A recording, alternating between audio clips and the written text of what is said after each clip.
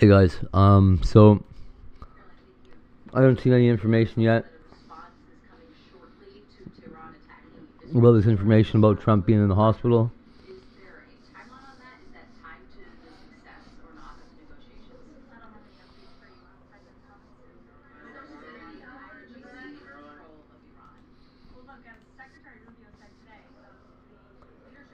The Easter proceedings at the Pope's house seem to be well underway.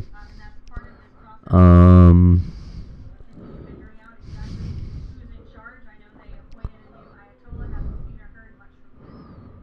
some kind of protest in LA.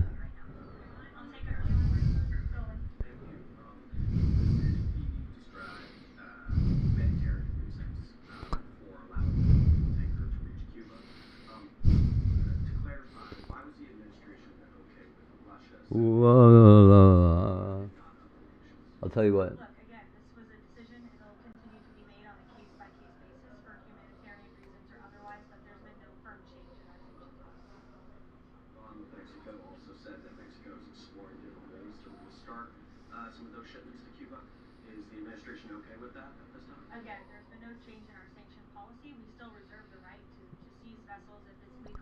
Seize them vessels. Oh yeah. Peanut. Peanut. He sounds so familiar.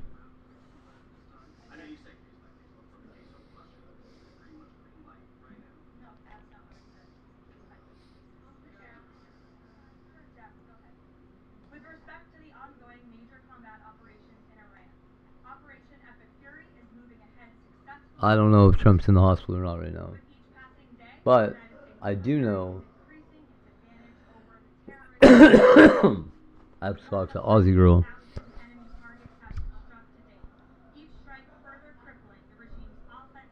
about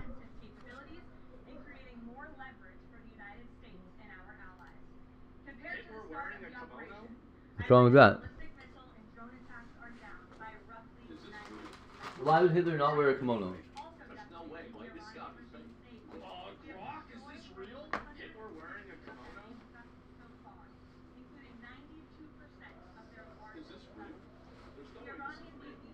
Why not?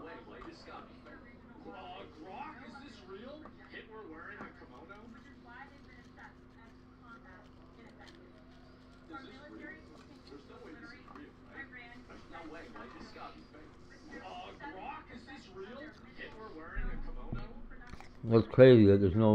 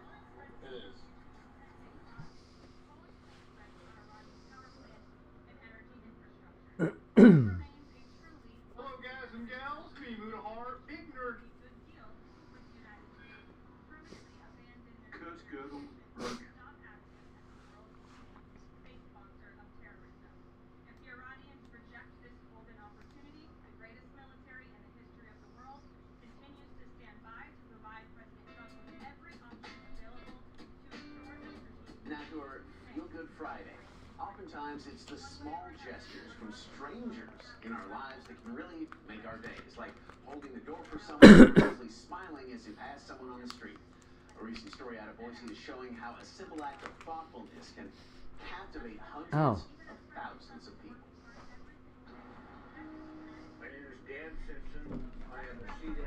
I heard a little bit about this, but I don't know what he did. We gave somebody some coke.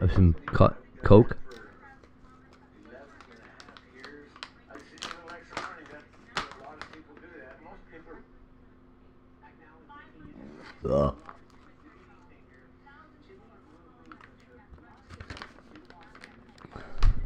Dude, this YouTuber fakes animal rescues?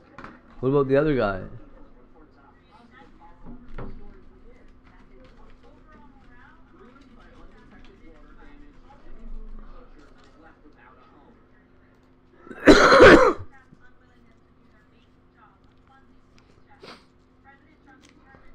There's one guy.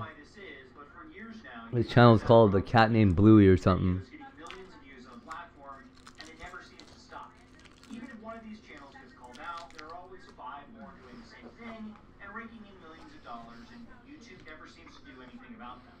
Today we're going to be focusing on one of the most successful animal channels that has been pumping out this content for over 6 years now. The channel is Bass Fishing Productions and has 3.5 million subscribers, with their videos regularly getting millions of views with each upload. They have Mr. Beast defined their thumbnail and title choices to perfectly market their animal content kids, all under the guise they are helping save animals, when in reality they are abusing and sometimes killing animals for views.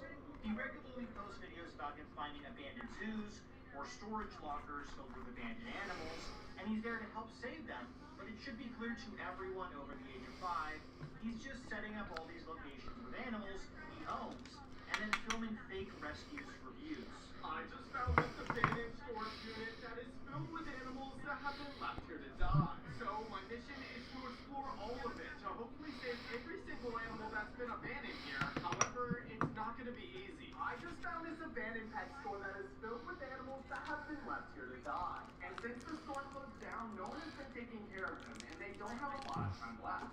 I just found this abandoned pool that is filled with monster fish. And well, my goal is to catch out every single one of them from this abandoned pool, because there's also a bunch of extremely rare and expensive fish in here that are gonna die if we don't hurry up.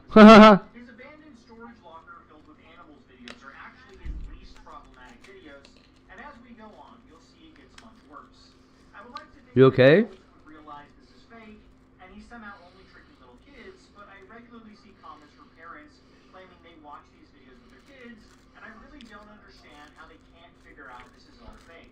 Now, his most popular series by far is his sewer fishing videos, where he regularly catches the most exotic fish and animals from around the world, all hanging out in tiny sewers. He regularly finds dolphins, alligators, axolotls, unidentified monsters, and whatever the hell this thing is as well. These videos regularly get millions of views, and he will often find several dozen aquatic animals, some of them predators, all peacefully living in one tiny storm drain. He always makes sure to mention that they would die if left there, and he's doing his part to save their lives. I like her outfit. He's the one placing the animals in these positions. Karen Leavitt. Didn't she get fired? No, the other one did. Pam Bondi, right? But unfortunately, whenever I make a video covering a dark topic like this, YouTube will often demonetize the video, despite leaving the actual user video with no ad issues. So for that reason, I want to thank today's sponsor for making this video possible. Managing multiple bank accounts and credit cards usually feels less like adulting and more like a high-stakes game of Tetris where the blocks are moving too fast. Want this detail, and suddenly you're paying for 3 different music apps and a gym membership you haven't used since 2022. That's where today's sponsor, Monarch Money, comes in. Think of it as the ultimate mission control for your net worth. Monarch pulls all those scattered accounts into one sleek, intuitive dashboard that's a breeze to use. My personal favorite tool is the cash flow section. Once you link your accounts, it gives you a brutal but necessary breakdown of what's coming in versus what's leaking out. It's an eye-opening reality check that could save some people a lot of money. It syncs with over 13,000 financial institutions, so your banks and cards are almost certainly covered. The recurring charges tracker is a total lifesaver too. If a service quietly hikes its price by $5, Monarch flags it immediately, so you aren't the last to know. Before this, I was drowning in 30 different fragmented alerts from 5 different banking apps every month. Now Monarch filters the noise, giving me only the updates that actually matter, and keeping my financial life running like a well-oiled machine. There's a reason they're sitting at a 4.9 star rating on the App Store. They take security seriously with bank-level encryption and read-only connections, so your data stays locked down while you stay in control. If you're ready to stop guessing where your money went, scan the QR code on screen or click the link in the description to get 50% off your first year. Huge thanks to Monarch Money for sponsoring the video. As I said before, his sewer fishing videos are his most viewed series, and he's made almost 100 of these videos where he claims to find dozens of exotic animals in sewers that he's saving from dying. All of these videos are fake, and they are all the same, but I wanted to do a deep dive into one of them just to show you how abusive and idiotic these videos really are. Specifically, I'm going to focus on the video titled, "I Found Dolphins in a Sewer," posted in January 2024, and currently has 11 million views. I'll let Bobby, the guy who runs the channel, explain what he wants you to think is going to happen. Today, I'm going to be exploring the sewer to see what mysterious creatures we can find inside of it. Now, we recently discovered axolotls in here, but we also caught a ton of fish I've never even seen before. So I thought it'd be a good idea to explore some more to see what else we can find. And we're going to try and catch all the rare fish that we can out of this sewer and this one. So let's get started and see what all we can catch. Now, I didn't know it while filming the intro, but in this video, I would end up catching one of the rarest fish in the world. But you're going to have to stay tuned to find out what it is. I should have had that one right off the start. What's wrong with me? Over the course of the half-hour video, Bobby claims that he pulls a total of 74 different fish and other animals out of two very tiny sewer Oh, wow. drains. I'm going to show every fish he claims he pulled out of the drain and tell you what he claims each of them are. If you don't want to see the full list, I'll show on the screen where to skip to. But first, Bobby pulls up a tilapia, then an Oscar fish, then another tilapia, then an unknown fish, then two gourami fish, then a prawn exoskeleton, then an unknown fish, then an African cichlid, then an Oscar fish, then a baby garfish, then another tilapia. That's a weird looking Oscar. I used to raise Oscars. Two more tilapia, then a cichlid fish, then a tilapia. That's a parrot cichlid, you fucking tard. Then a prawn, What a then another jerk. tilapia, then a blue crawfish walrus, Making the coffee, I'll be right back. then a ghost Love you, chat. Happy Easter to you. then an alligator jawbone, An alligator jawbone. another mystery fish, and then something called a Jack Dempsey fish. Jack As well Dempsey. as another Oscar fish, two cichlids, He doesn't know who Jack Dempsey is? Shit. an African cichlid, a catfish, Jack Dempsey's the meanest fighting fish you ever seen. an eel, two more cichlids, another tilapia, two knifefish, another cichlid, a clown eye fish, an Oscar fish, a catfish, a snakehead, which we'll talk about more later, a Texas cichlid, an unknown fish, an Oscar fish, a lungfish, an unknown fish he refers to as a dolphin. That's why the video is titled Dolphin in the Sewer when it's just a weird fish.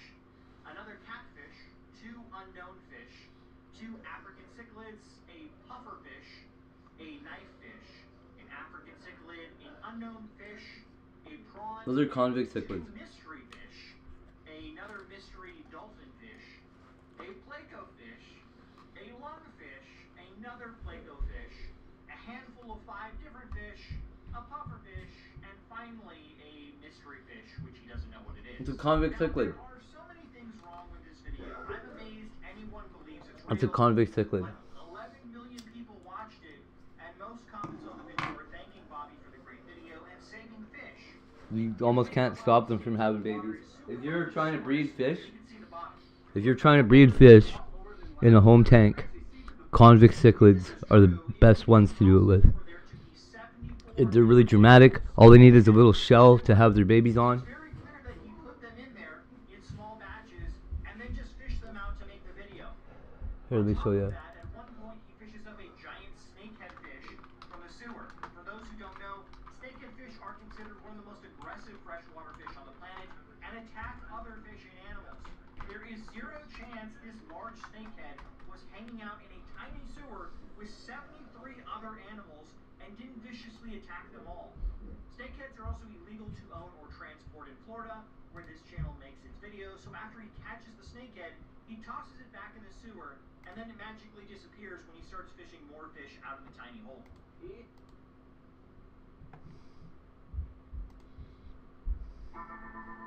Okay. Oh yeah. So if you give them a plant pot, See those little things in the bottom there? They'll clean it right out. And then they'll drop eggs in there. And then they'll live in there and kill anything that comes near it. Unless it's their hubby. That's the girl in there, and that's the boy one. The bigger one.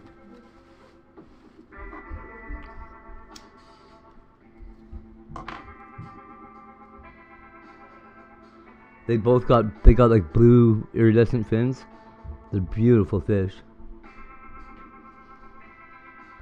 You can get them really black too. The happier they are, the healthier they are, the blacker they are. And then when they're upset, they go almost pink.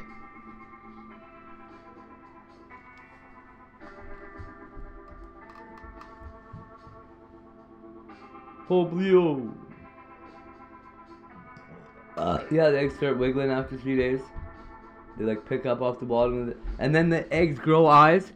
And then the eggs are fish.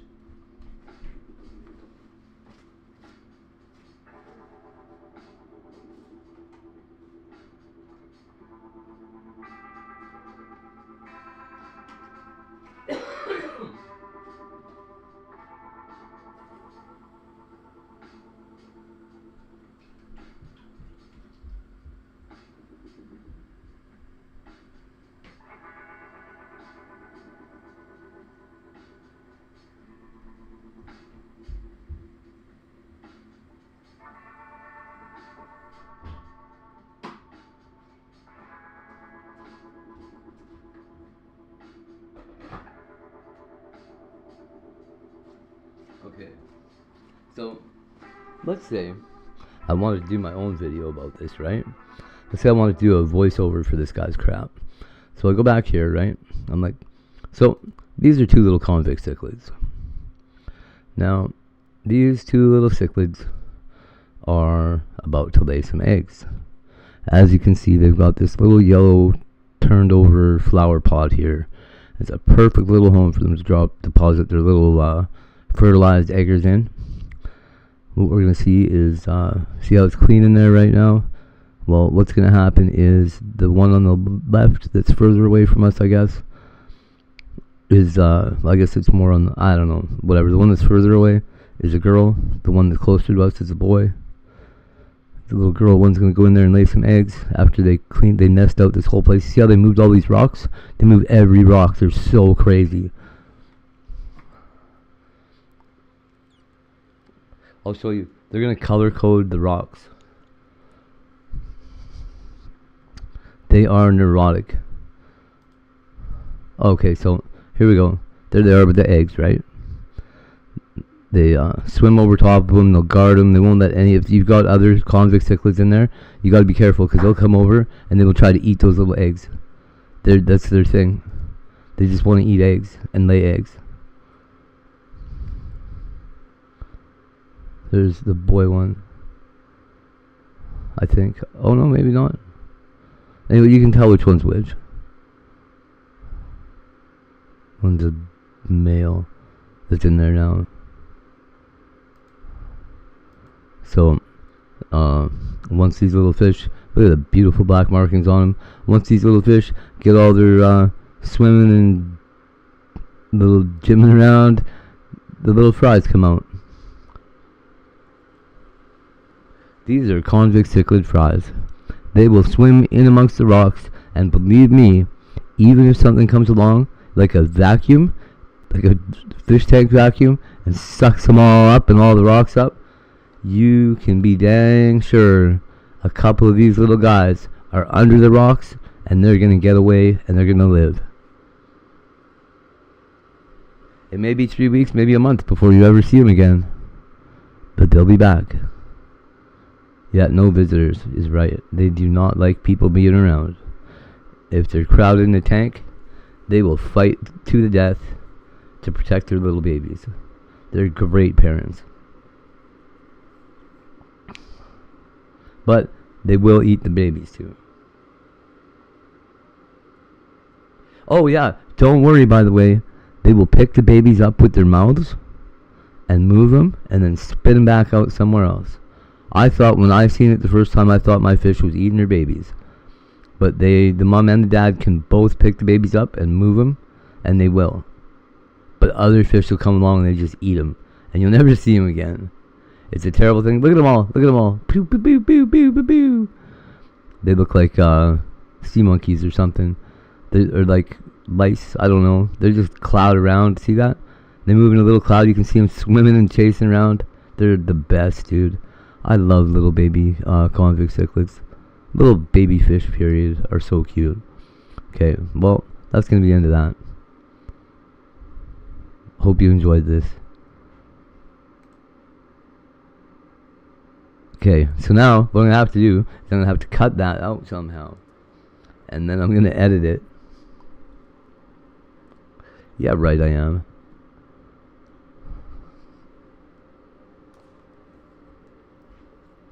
Oh yeah, I am.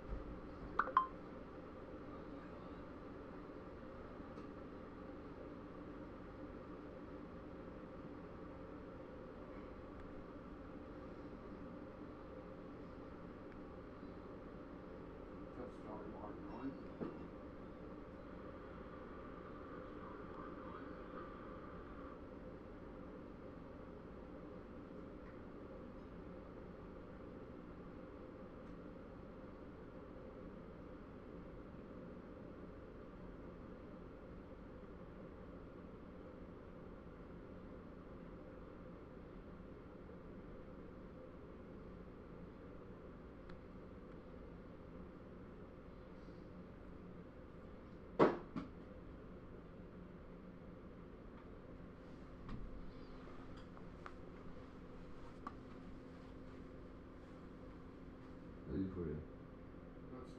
I know what you want.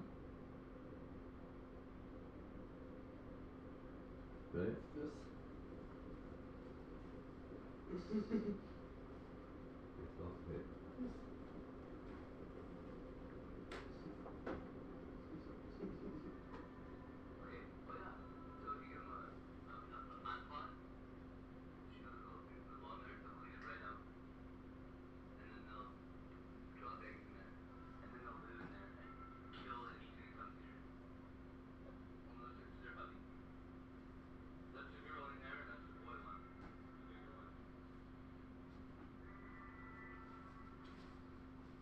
Damn it, it's too hard to do it. It's too hard. What? I don't know.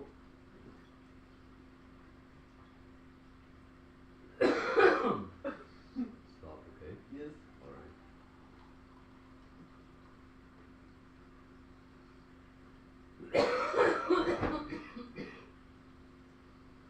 Suppose we go to sleep. Remember? Yes. What's up? I know. What's up? I don't know. You don't know? No.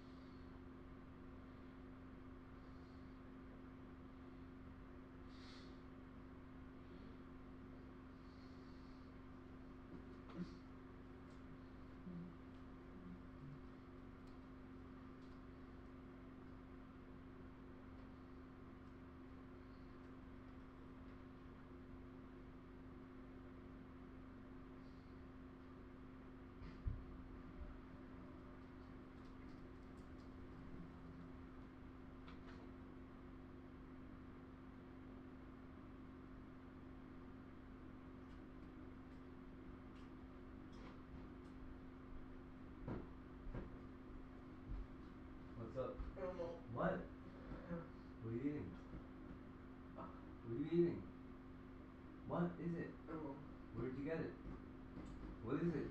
Burger. Oh, burger? Yes. Like some bun or something? Yes. Okay. You gotta come over here? Yes. That's gross. That's gross. Grody. You gross little guy. Gonna get kicked in the nose. No. Oh, yes. Oh, You are. no. Yep. I'm not. You are. I'm not. We're gonna make some peanut butter cookies. But we're not gonna make them right now. Karen. That girl's a Karen, I guess. Cannabis, they consider cannabis their Cannabis. I love cannabis. Cannabis. I'm smoking some cannabis right now.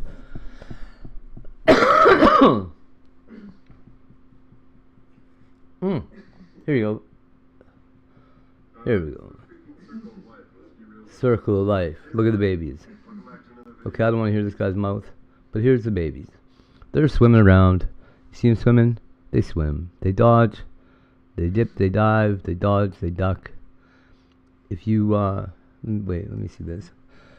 Convict cichlids nesting gravel.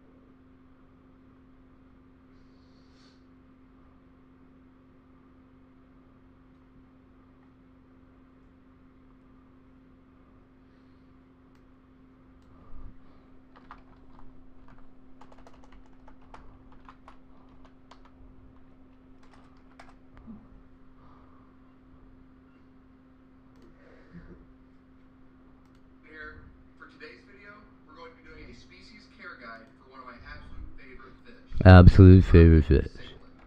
Before we get into it, I would ask you to please hit that subscribe button. We really appreciate your support. And let's dive right in. I'll do it. And she has done great in it.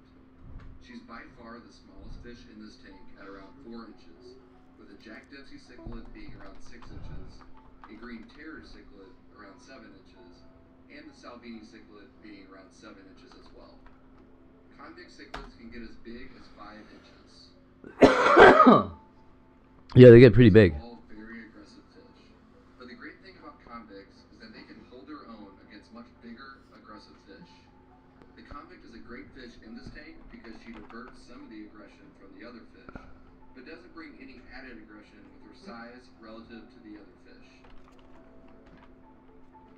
Convict cichlids come from Central America in countries such as Honduras, Guatemala, and El Salvador. Even though they are hardy fish and can withstand levels slightly outside these ranges, it's important to get them in Oh, that's Jack Dempsey right there. They're weird. They're dicks. Well, that's what my tank looked like. Oh, it was a nightmare. I felt so bad for them, man. They were going so rabid and shit. Or feral. They don't like it.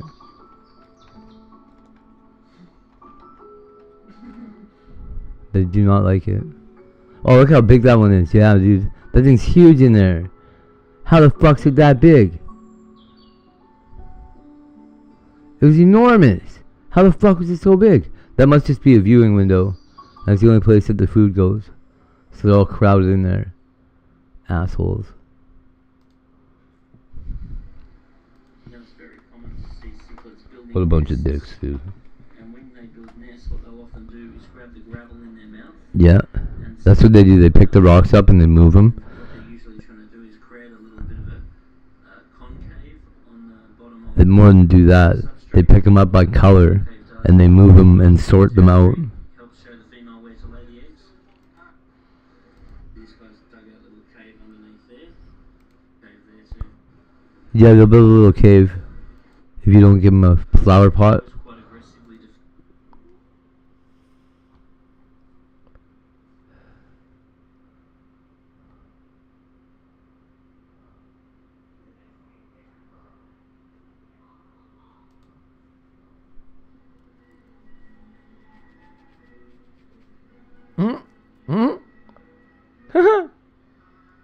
They're just picking up all the white rocks and moving them out of here.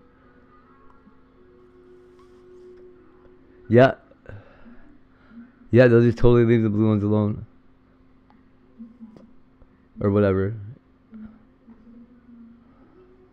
Oh, there's a tiger Oscar. That's with my babies. Look at that.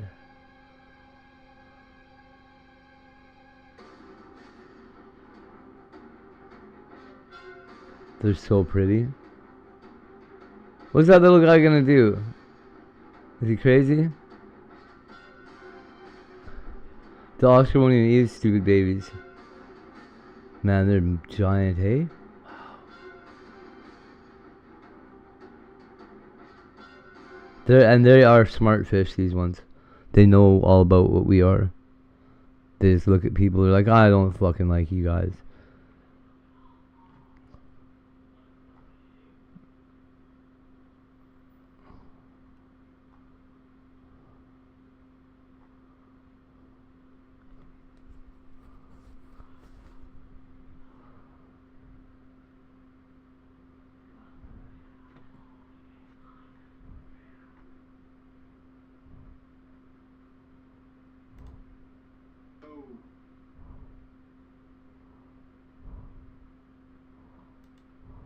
I said, Mel, you're all doom and gloom, no faith. And I don't agree with that because, while I said it doesn't look good, Yeah. I don't agree with the war, being categorized as a war, and I just people were like upset on X about that, the post that I made. Huh. I went down a list. I wonder what happened.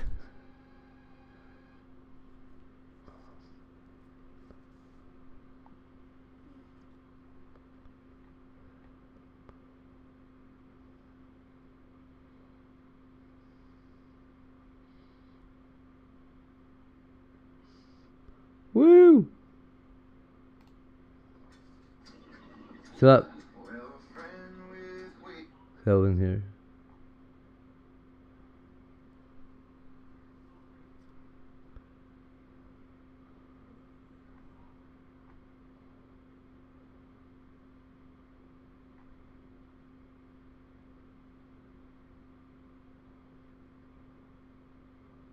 That's my necklace.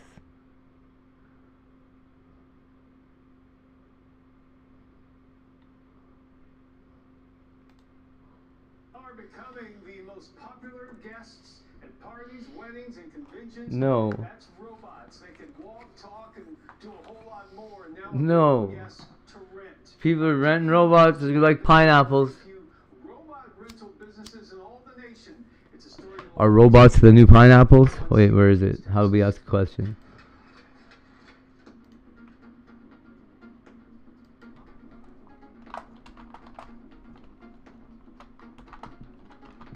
Benji has led a dance class, given keynote addresses at conferences, Hey, shout out to TAASA conference. been kicked out of a shopping mall, Suddenly, you had a bunch of security people. and used as a social media influencer with 5,000 followers. Are robots the next pineapple? I don't really know how this works exactly. How do we do this? You guys are the best. What does that do? The robots This question's business. didn't How do we see it? exist until last fall, Is it just in live chat?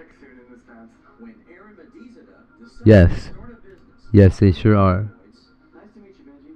For rent. What is that? It's not even a poll? It's just a question? Well, okay, yeah.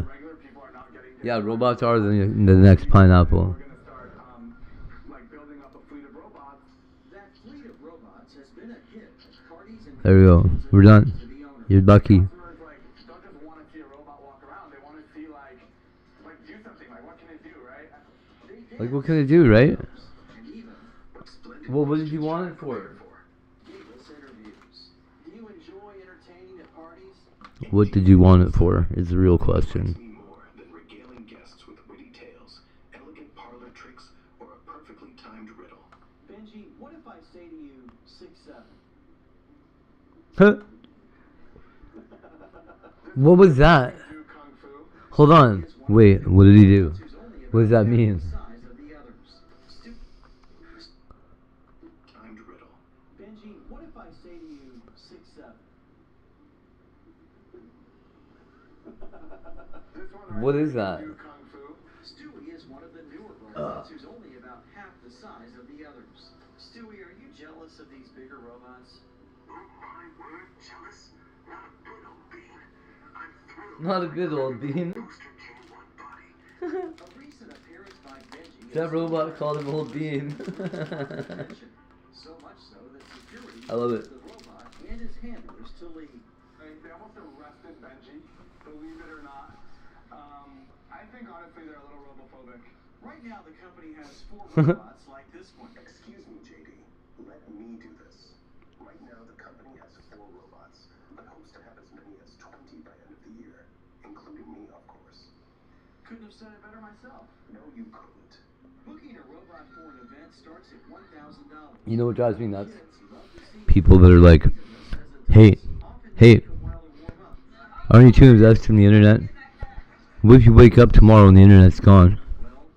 So if I wake up tomorrow and the fucking internet is gone, I'm gonna have a whole lot more things to worry about than the fact that the internet is gone. So don't fucking worry about it.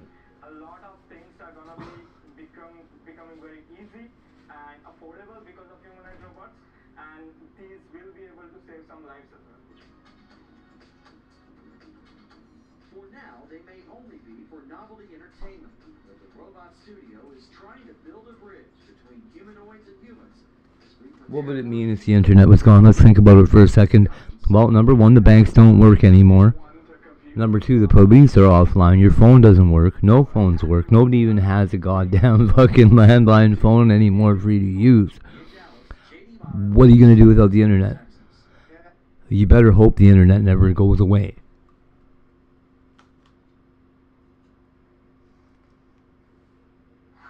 Because everybody's invested. I work in the fucking internet, bro. Let me tell you, for fucking 30 years or whatever it's been. How old am I? 47? It's been 30 years that I've been working on in information technology in the field or whatever you want to call it. At least. And then as a hobby before that. Man, that's a long time. So, what I'm saying anyways, is it like, I'm aware of how vulnerable the system is. Everybody thinks that like your local neighborhood just idiot can take down like half the internet or whatever. It's not true anymore. A lot of the upgrades to security that we've done on the internet over the years really changed exactly how vital infrastructure on the web could be attacked. And you're at the helm of the technology. What should people take away from that? I think it's a good thing to be aware of it, not a bad thing. Anything you build could be used for evil, could be used for good. Okay, that's right.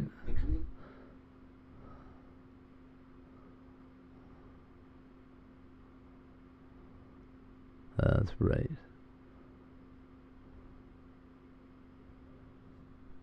Oh no. Look at all those people, dude. So this is the guy that I said I told you guys the other day went to the Vatican. He was invited to the Vatican to meet the Pope. It was for this Easter service that they're doing today. Well, it was years ago. But the same it was the Easter service or whatever.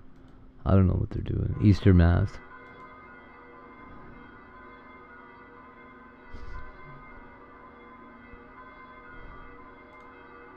This noise is so bad. Grandniece of a top Iranian general killed by the U.S. 6 years ago have been taken into custody. They were arrested at their home in Tahunga last night. Laura Posen reports they're now behind bars, accused of green card fraud. Oh. The neighborhood is just a couple blocks from where we are. I knocked on doors and talked to people there. They tell me they didn't know the women, but say when ICE agents rolled in, their street was blocked for hours. Furniture sits dumped outside this home, where neighbors say federal agents swarmed the residence of a mother and daughter related to a once powerful figure in Iran. ICE agents arrested Hamida Soleimani Afshar and her daughter Friday night. They're the niece and the grandniece of the late Iranian. Okay, is their daughter's name Friday Night? Qasem Soleimani, who was killed in a drone strike ordered by President Donald Trump in 2020. The Secretary of State Marco Rubio posted on X saying in part, Afshar is also an outspoken supporter of the Iranian regime who celebrated attacks on Americans and referred to our country as the Great Satan. CBS LA has not been able to verify those claims. The State Department also alleges Afshar promoted propaganda for Iran's regime while living a lavish lifestyle in Los Angeles, one she reportedly showcased on a now deleted Instagram account. Immigration attorney Jaime Barron. If somebody gives an opinion that is Okay, wait. Hold on. Now. We've seen that they are taking action, especially students and workers with visas. DHS says Afshar entered the U.S. on...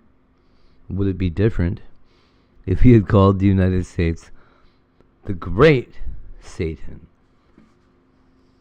Or like, the Great Satan, rather than the Great Satan? You know what I mean? What was he saying?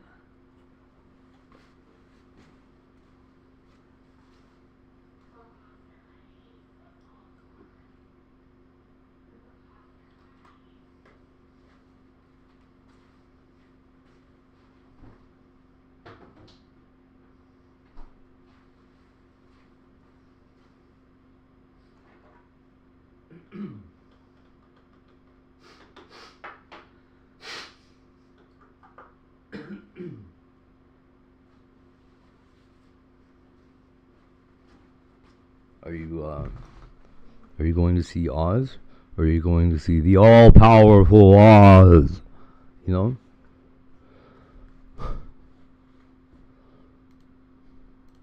On a tourist visa. Is it the Great Satan? Or like the Great Satan?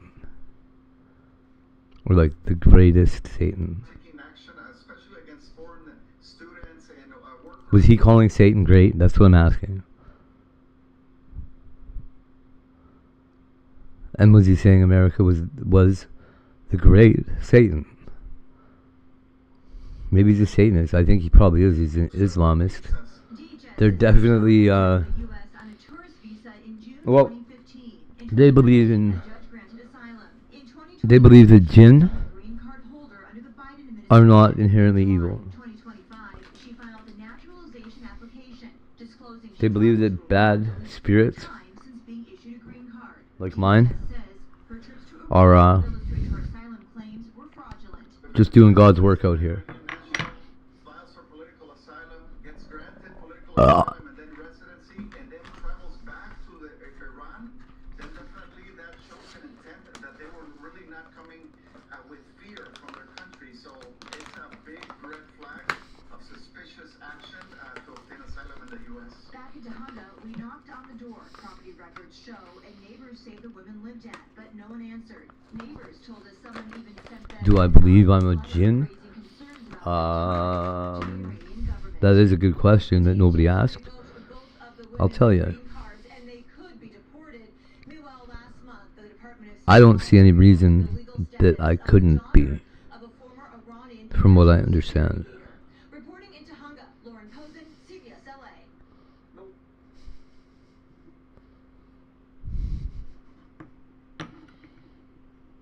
According to my Islam buddies, a jinn would have a strong belief in God and would be powerless to resist God's will.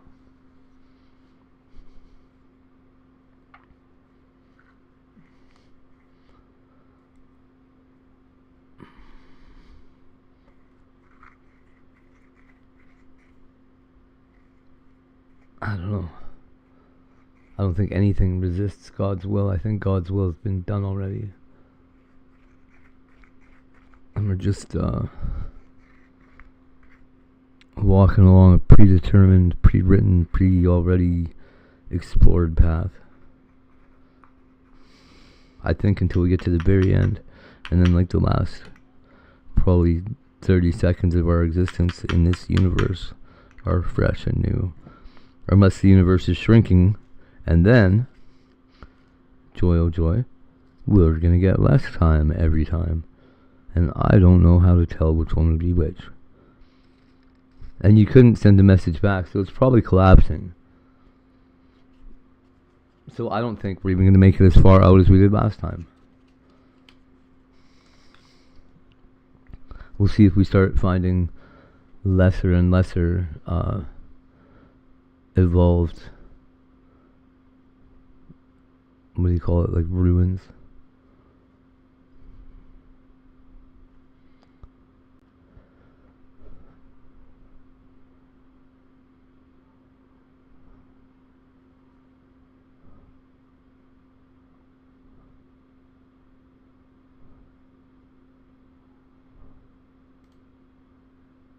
What do you mean?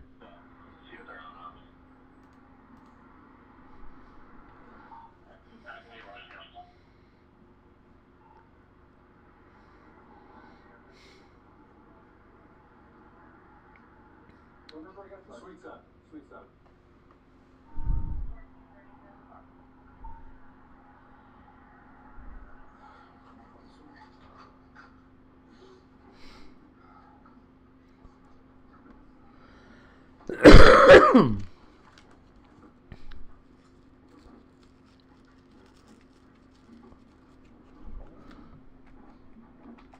Oops.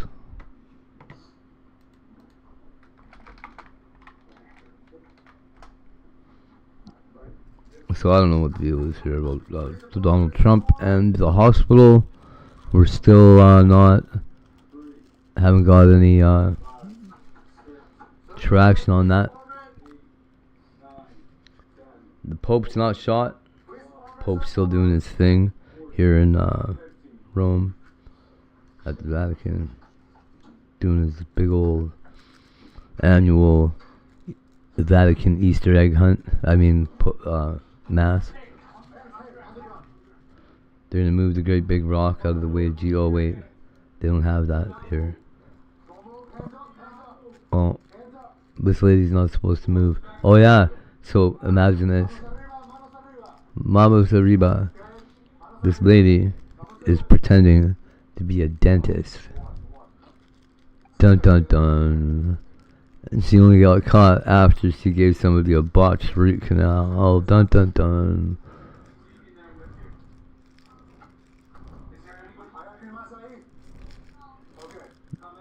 That guy works for ICE or something.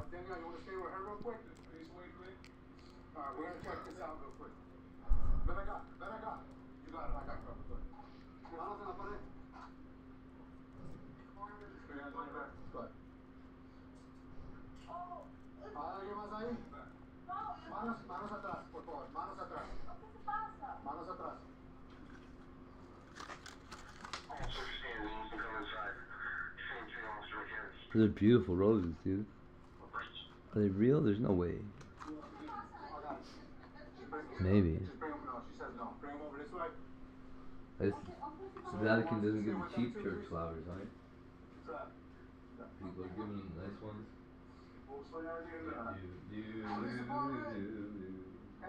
Who would rip off on roses?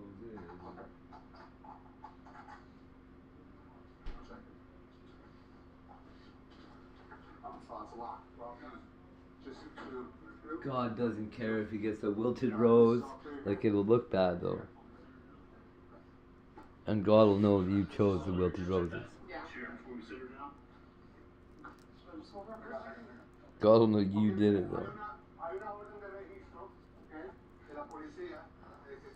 De la policía. Uh-oh. S-A...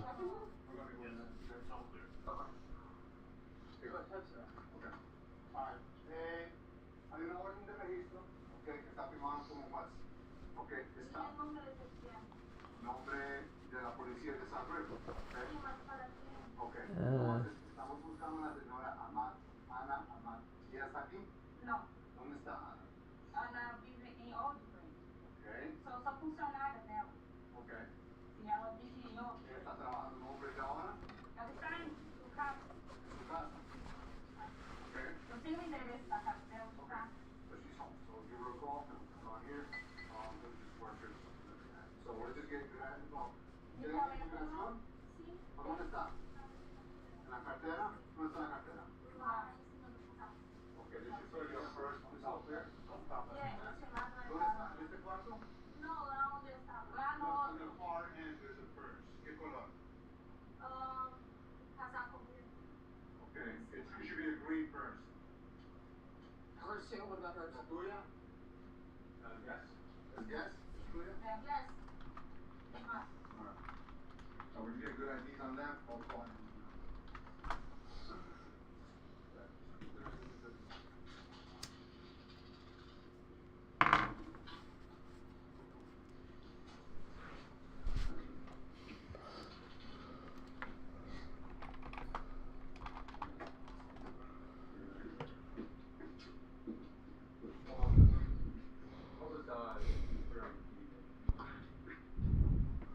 Do you not have drums and hops? Do you not? I don't think they do. Ela tem drum. Let's see if I can bring this thing up here.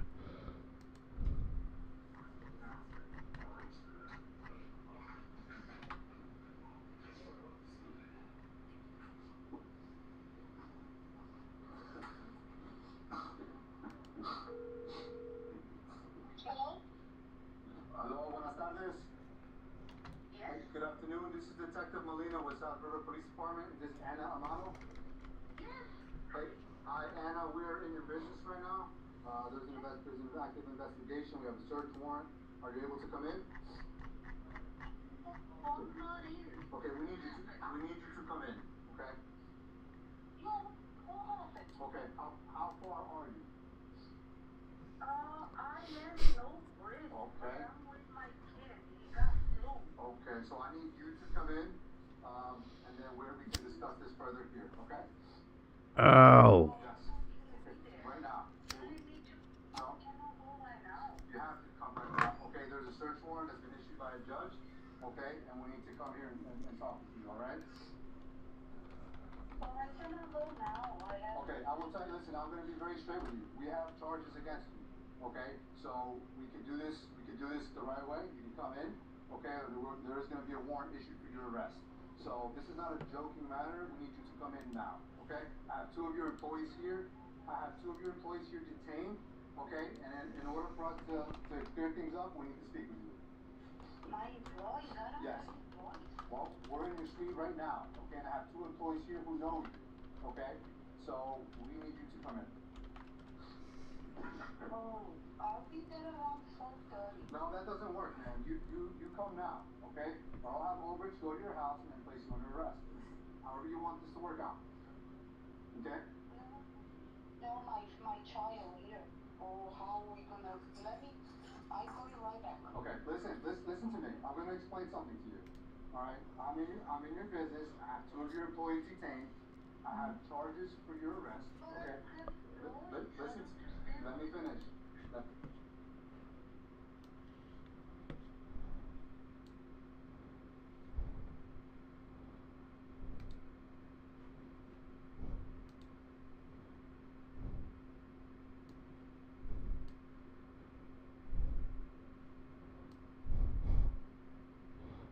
Fuck out of here.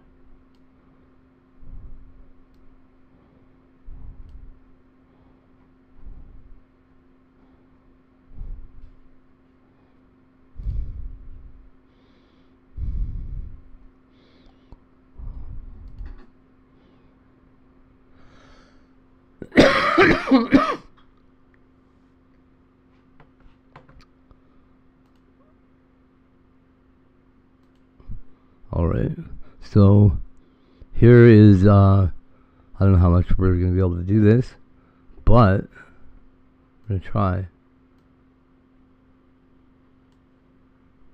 Give it a shot a little bit.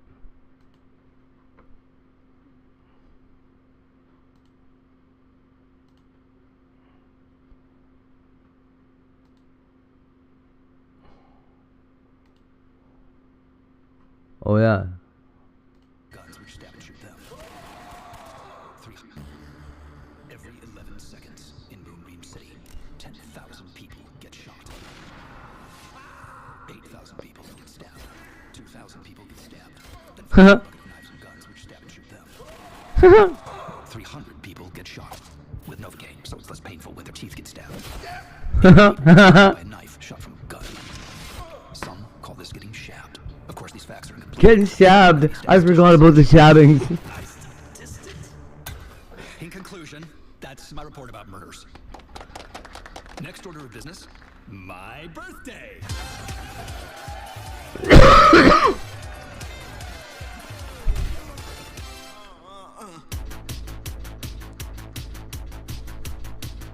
So, this is Moonbeam City.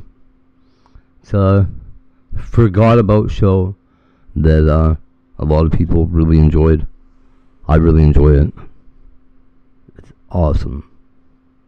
My throat hurts. Oh.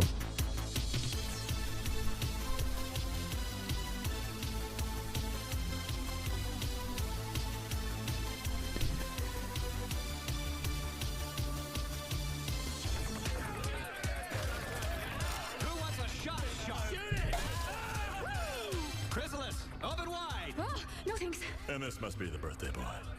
Chrysalis, yeah. You chose a terrible stripper. Actually, Dazzle, this is my dad. Commander Blade H. Take, 26 Quasar Battalion, Order of the Neon Opal Sequence DSV. He's a little out of it. Been through some traumatic stuff. Just be cool. Got it. So, I hear you've seen some gnarly Ugh. Yes, I have spent more time inside of explosions than out of them. My body is 90% torpedo shrapnel. Wow. At Vistaprint? Fuck Vistaprint, yo. Who cares? They owe me money. Actually, I hate Vistaprint. They really do owe me money. We print signs so people... Okay, so we're not going to have to worry about getting copy striked on that one. So, I don't know. So far,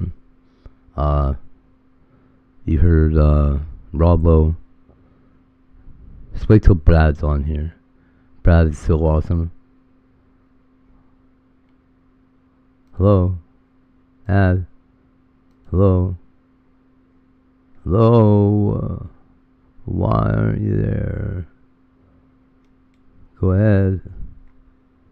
You fucking... Hello? Hello? No.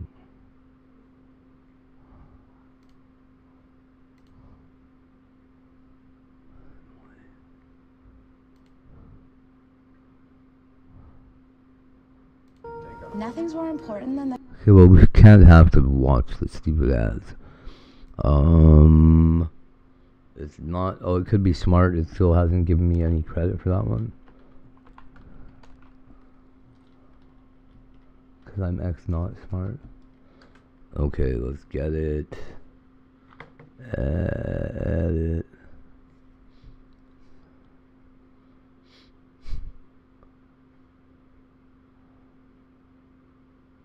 Seconds in Moonbeam City, 10,000 people get shot. 8,000 people get stabbed. 2,000 people get stabbed. Surrender. Hey, you know what? I'm gonna stop talking. There must be some sea crime I can investigate for a while. Murnapping. Wait, there must be some sea crime. There we go. This is so good. Watch this. Oh, that's what happens. He breaks and he runs away. Brad Cunningham, the unwanted third testicle on the dick of life. What brings you to the bay? That's Brad. Your pooped-in pants? Just cleaning up the mess you've made. Well, I'm afraid this case is closed. Female, mid-30s, drowned, suicide. What makes you so sure?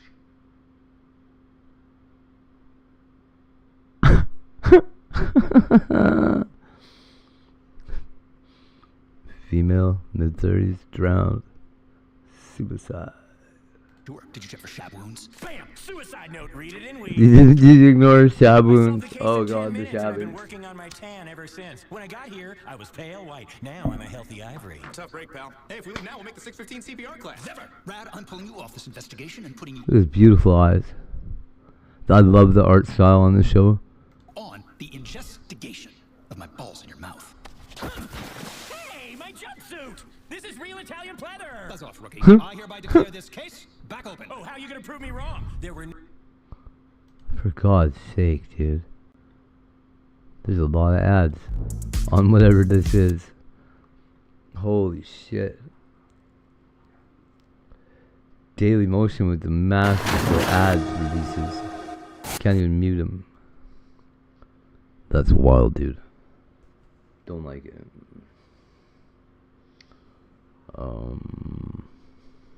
I really could use this coffee. My god, dude. Okay, anyways.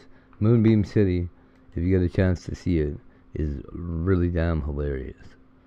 And I highly recommend it. I think it's only one season.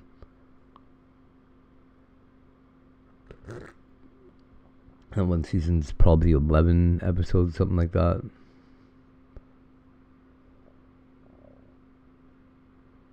Every drug I've done ranked by how much it ruined my life.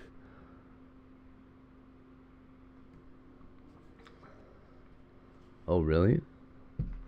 What's wrong with Deepak Chopra? I know there's a lot of people that...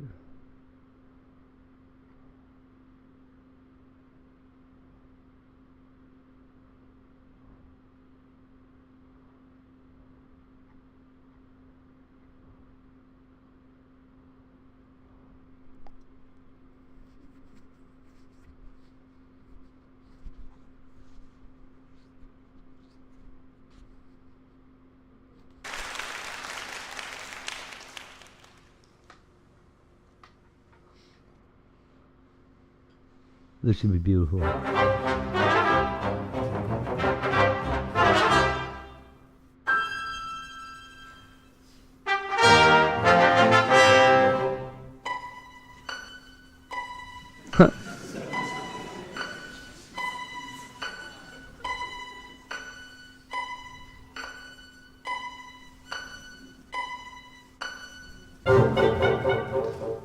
Lasers. Oh no, he died.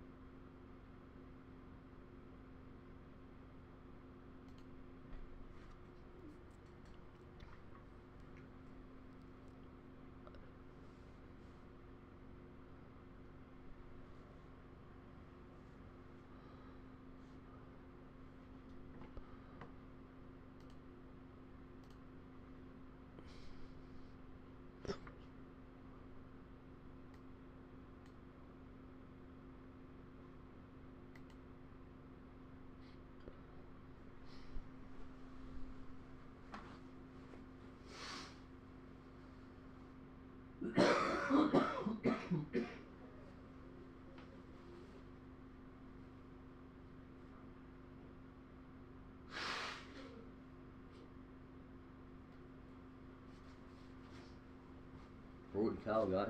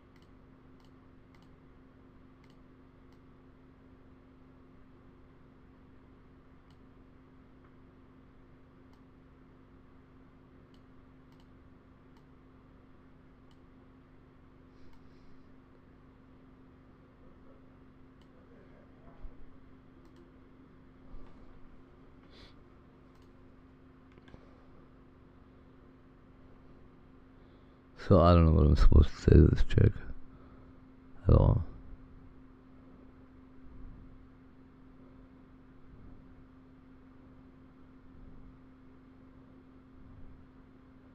If we're allowed to disagree, this would be crazy. It'd be awesome, dude. There's not a lot of that going on.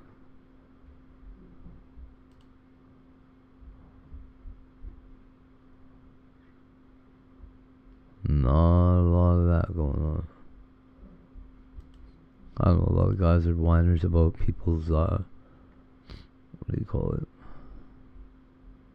Like body counts and shit. It's all kinds of dumb shit that they cry about, right? Wow. He should be in none. Trust me, if she was a nun, she would be dating you. Aha.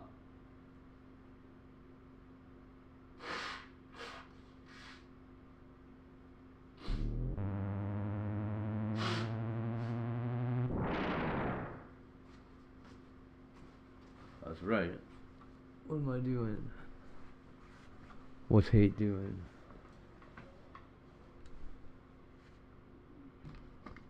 I'm playing Arkanoid, chat. Well, actually, it's Arkanoid Doa again. I don't know what this is.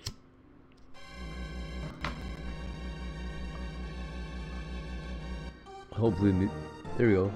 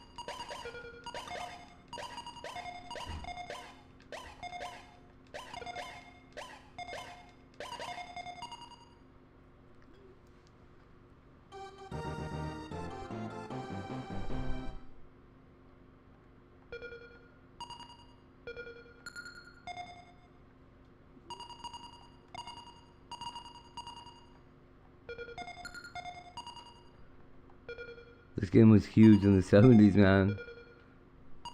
I didn't get much of it in the 70s. Maybe the 80s. I don't think so, though. Well, it was big in the 80s, too. But when it first came out, like, I don't know, everybody had a Coleco or an Atari or a Nintendo had this game. Every time. There's only so many games, but this was one of the ones you had to have. This and Breakout. Breakout's literally exactly the same game. I think even the story, which oddly, there's a story here. I think even the story is the same.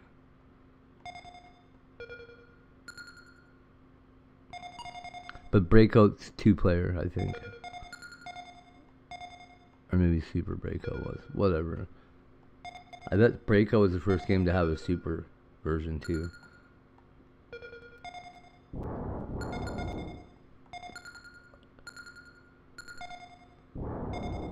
Dang. Not good. Come on, give it to me. Oh no! Ah. Come on, dude.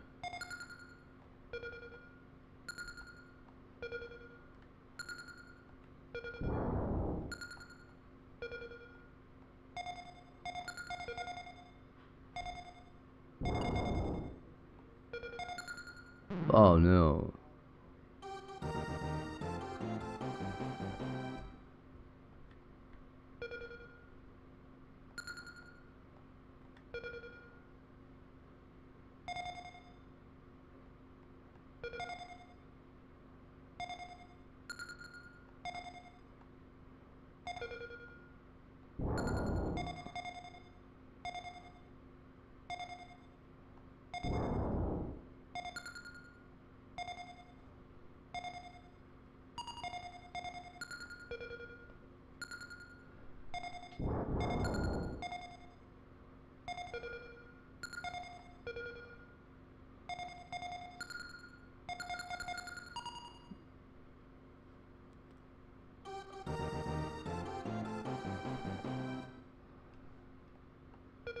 Oh no. Gay pride worldwide. Holy shit.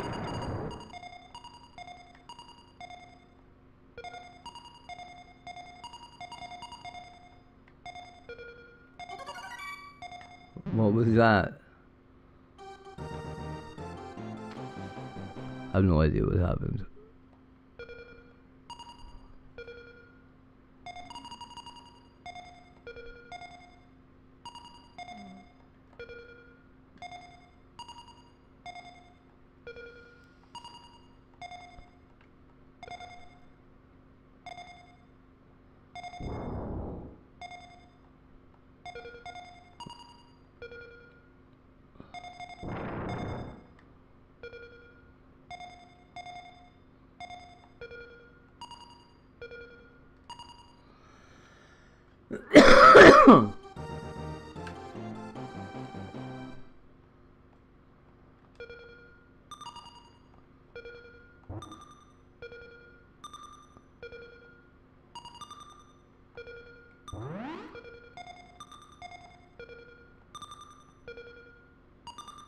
Oh my god, it's getting longer even.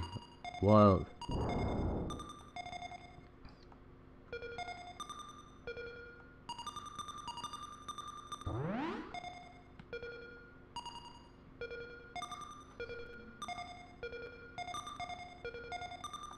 Oh no. Get it.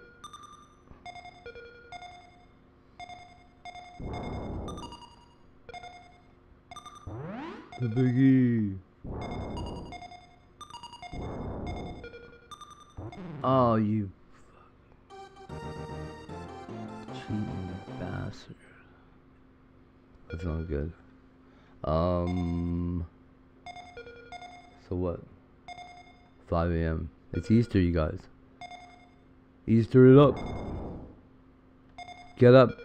Get your fucking stupid eggs. Your chocolate bunnies. Get your little magical rabbit poops. Or eggs as they're called. You ever see an egg laying rabbit? Tell you what they do lay. It's called poop. Oh. Okay. So we beat that. I'm gonna keep going. No, don't do that.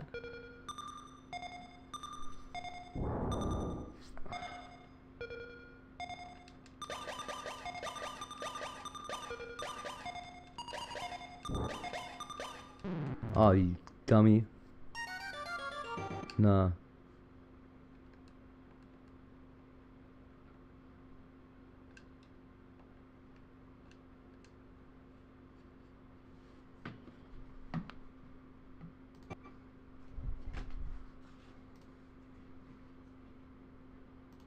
Go Pope. Whereas he had Oompa thinking we Loompa. understand the scripture that he must rise from the dead. It's not even real. The gospel of the Lord.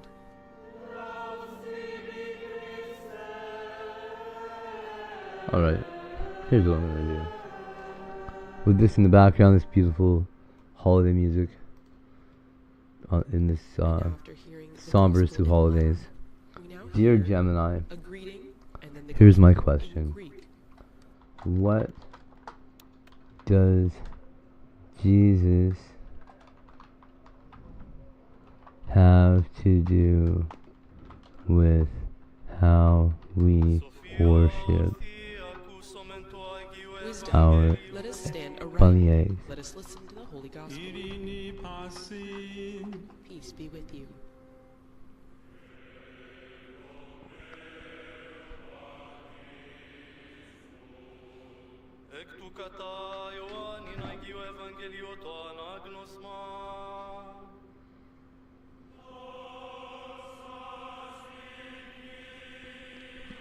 In Christian tradition, the egg is a symbol of the resurrection of Jesus. Is it?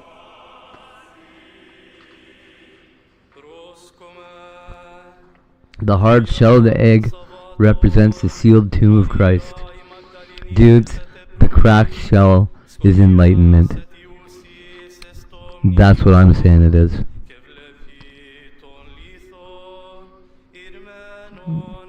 Emergence.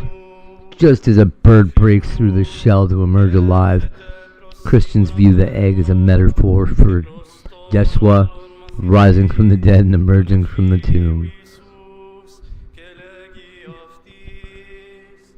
Red eggs. In Orthodox and Eastern Catholic traditions, eggs are often dyed deep red to symbolize the blood of Jesus shed on the cross. And the eggs that he clearly was. A bloody egg. Rabbits are symbols of fertility. Easter hare is the Osterhaar.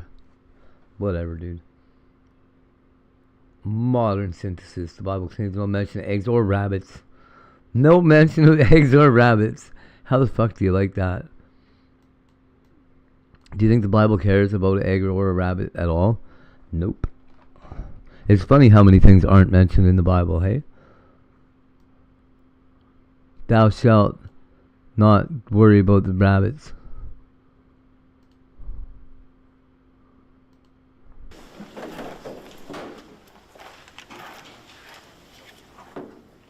The Bible does mention sheep.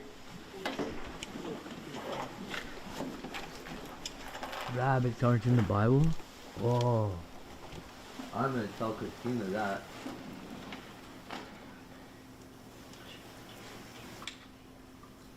Are cats in the Bible? All right, good afternoon. You are Kendra Aney. Is that the correct way to pronounce your name? Yes. All right, Ms. Aney is before the court on two separate files. They're both entitled People of the State of Michigan versus There's Kendra lions, Aney. right? Yeah, there's lions. Ooh, yeah, there's cats. 814 FY and 26247 852 FY. Mr. Matthew Roberts represents the state of Michigan on both matters. Ms. Sean Perry is appearing, I believe, on behalf of Ms. Aney in both matters. That's correct, Your Honor. And we are convened here for an arraignment on two felony complaints. In file 814 FY, the complaint alleges that Kendra Lee Aney, on or about March 28, 2026, in the city of Muskegon Heights, Muskegon County, Michigan, did in count one willfully and maliciously destroy or injure certain personal property, to wit, handcuffs belonging to or possessed by the Muskegon Heights Police Department. This is called malicious destruction of police or fire property. It's a felony. It's punishable by up to 4 years incarceration and or a $5,000 fine plus court costs and restitution. Count two alleges that the same defendant at the same time, date and place, did break or escape from lawful custody while under criminal process, to wit, climbing out a police cruiser window and running away. This is called escaping from lawful custody. This is a misdemeanor. It's punishable by up to 1 year in county jail and or a $1,000 fine plus court costs.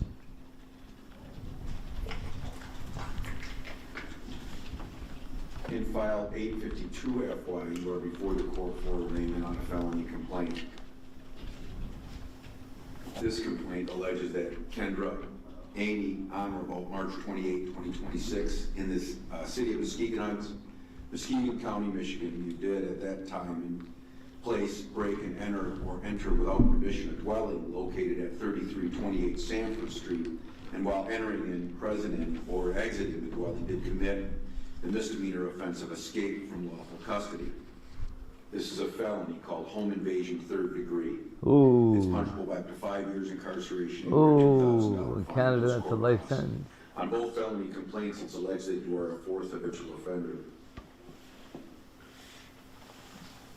In Fire 814, it's alleged that on or about October 10, 2016, February 27, 2017, and September 13, 2010, you had previously been convicted of these 3 felonies, respectively, operating intoxicated third offense, delivery or manufacture of less than 50 grams of a major controlled substance, and attempted larceny in the building.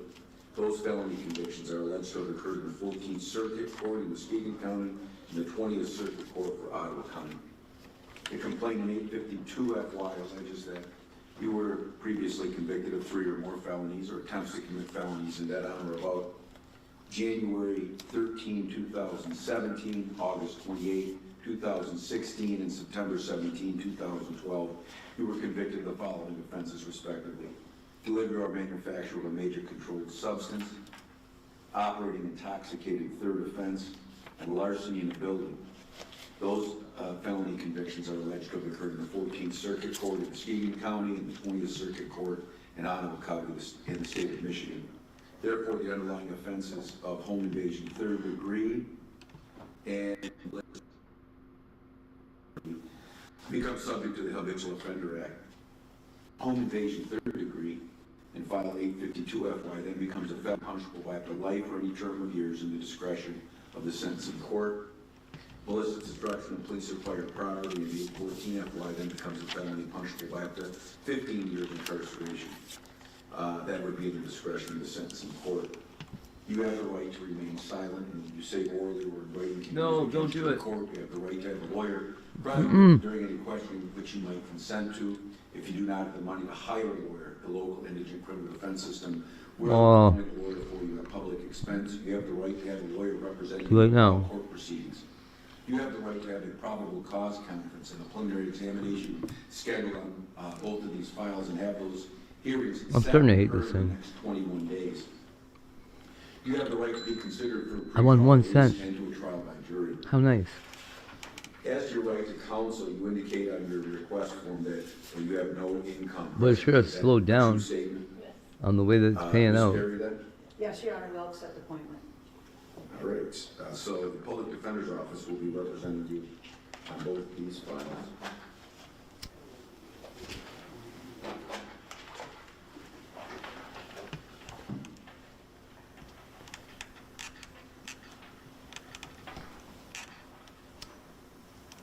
All right, in both files, we'll have the matter set for a probable cause conference and a preliminary examination. Your probable cause conference is scheduled for Wednesday, April 15, 2026 at 1:30 in the afternoon in this courtroom, on the second floor here in room 215, right across from courtroom 4 here. The preliminary examination is scheduled for the following Wednesday, April 22nd, 2026 at 9:30 Yeah. in the morning. Oh, look at those cuffs. They look really nice. Number 4. Mm-hmm. Ms. Perry. Let's wear them. Thank you, Your Honor. Your Honor, Miss Amy is a resident of Muskegon County and has been for all of her life. Come on, dude. Is suffering from drug addiction, Your Honor. And I mean, I bet she is. As a result of that, what I'm going to ask the court is as follows: you set a reasonable bond, but that you give us the opportunity that if she can get into inpatient She's suffering from drug counseling addiction. during this time, that she be able to be released to the inpatient and then returned to jail unless she's able to post a bond. Okay, thank you. Anything Mr. Roberts has to bond? Yes, Your Honor. I think at the outset, I think it's fair to say that this is not a situation where the court should be looking at whether or not Ms. Amy is entitled to a reasonable bond, or to a personal assurance or personal recognizance bond.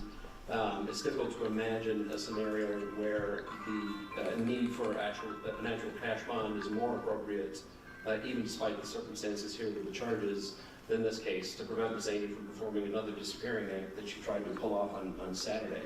I will say this, that in general, the court is well aware that our office's policy, and certainly my policy, is that whenever we're dealing with a person who is suffering from substance abuse issues, that generally release to inpatient treatment is something that we can go along with. Unfortunately, I would say that Ms. Aney, of any individual that we've come across, has forfeited her right to be granted that opportunity as much as she may need it. And I don't doubt that that might, in fact, be the reason that she's committed these offenses and that she needs that. But she's just demonstrated through her pattern of behavior here that she cannot be trusted to do that. And if the actions of Saturday and the actions of the fact that she was already on parole and had an abscond warrant for parole at the time this took place, have showed us anything, is that we could not trust her even in an inpatient setting. So as much as it pains me to say that I don't think she should be entitled to that benefit at this point, I don't think she has earned that benefit at this point. As the court is well aware, inescapably it has three options to look at here, or three factors that it should look at here under the court rule. There's a number of factors, but I think three really stand out to the court.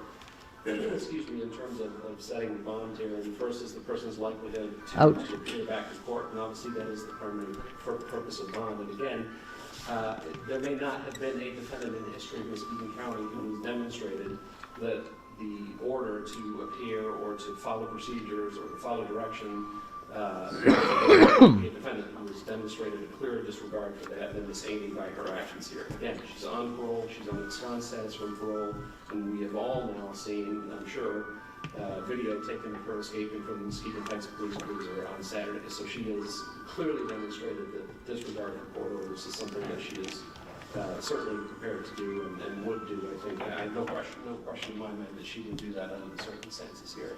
I know the temptation would be that because she is on parole and she will likely have a parole hold, to rely on that parole hold, but I think we've all encountered situations where for whatever reason that does not stay in place, or there's some mix-up, or that gets lifted for some reason at some point down the road. So I don't think we rely simply on the fact that there's a parole hold here that would transfer as well. I think that doesn't abrogate the court's responsibility here to set what I believe should be a high cash bond for this matter. The second factor the court can look at here is the likelihood of conviction, and I've alluded to it already.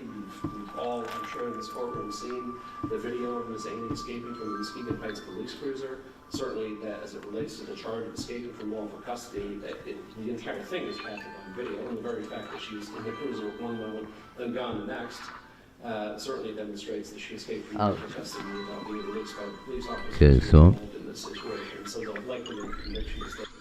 Happy Easter. How's it going?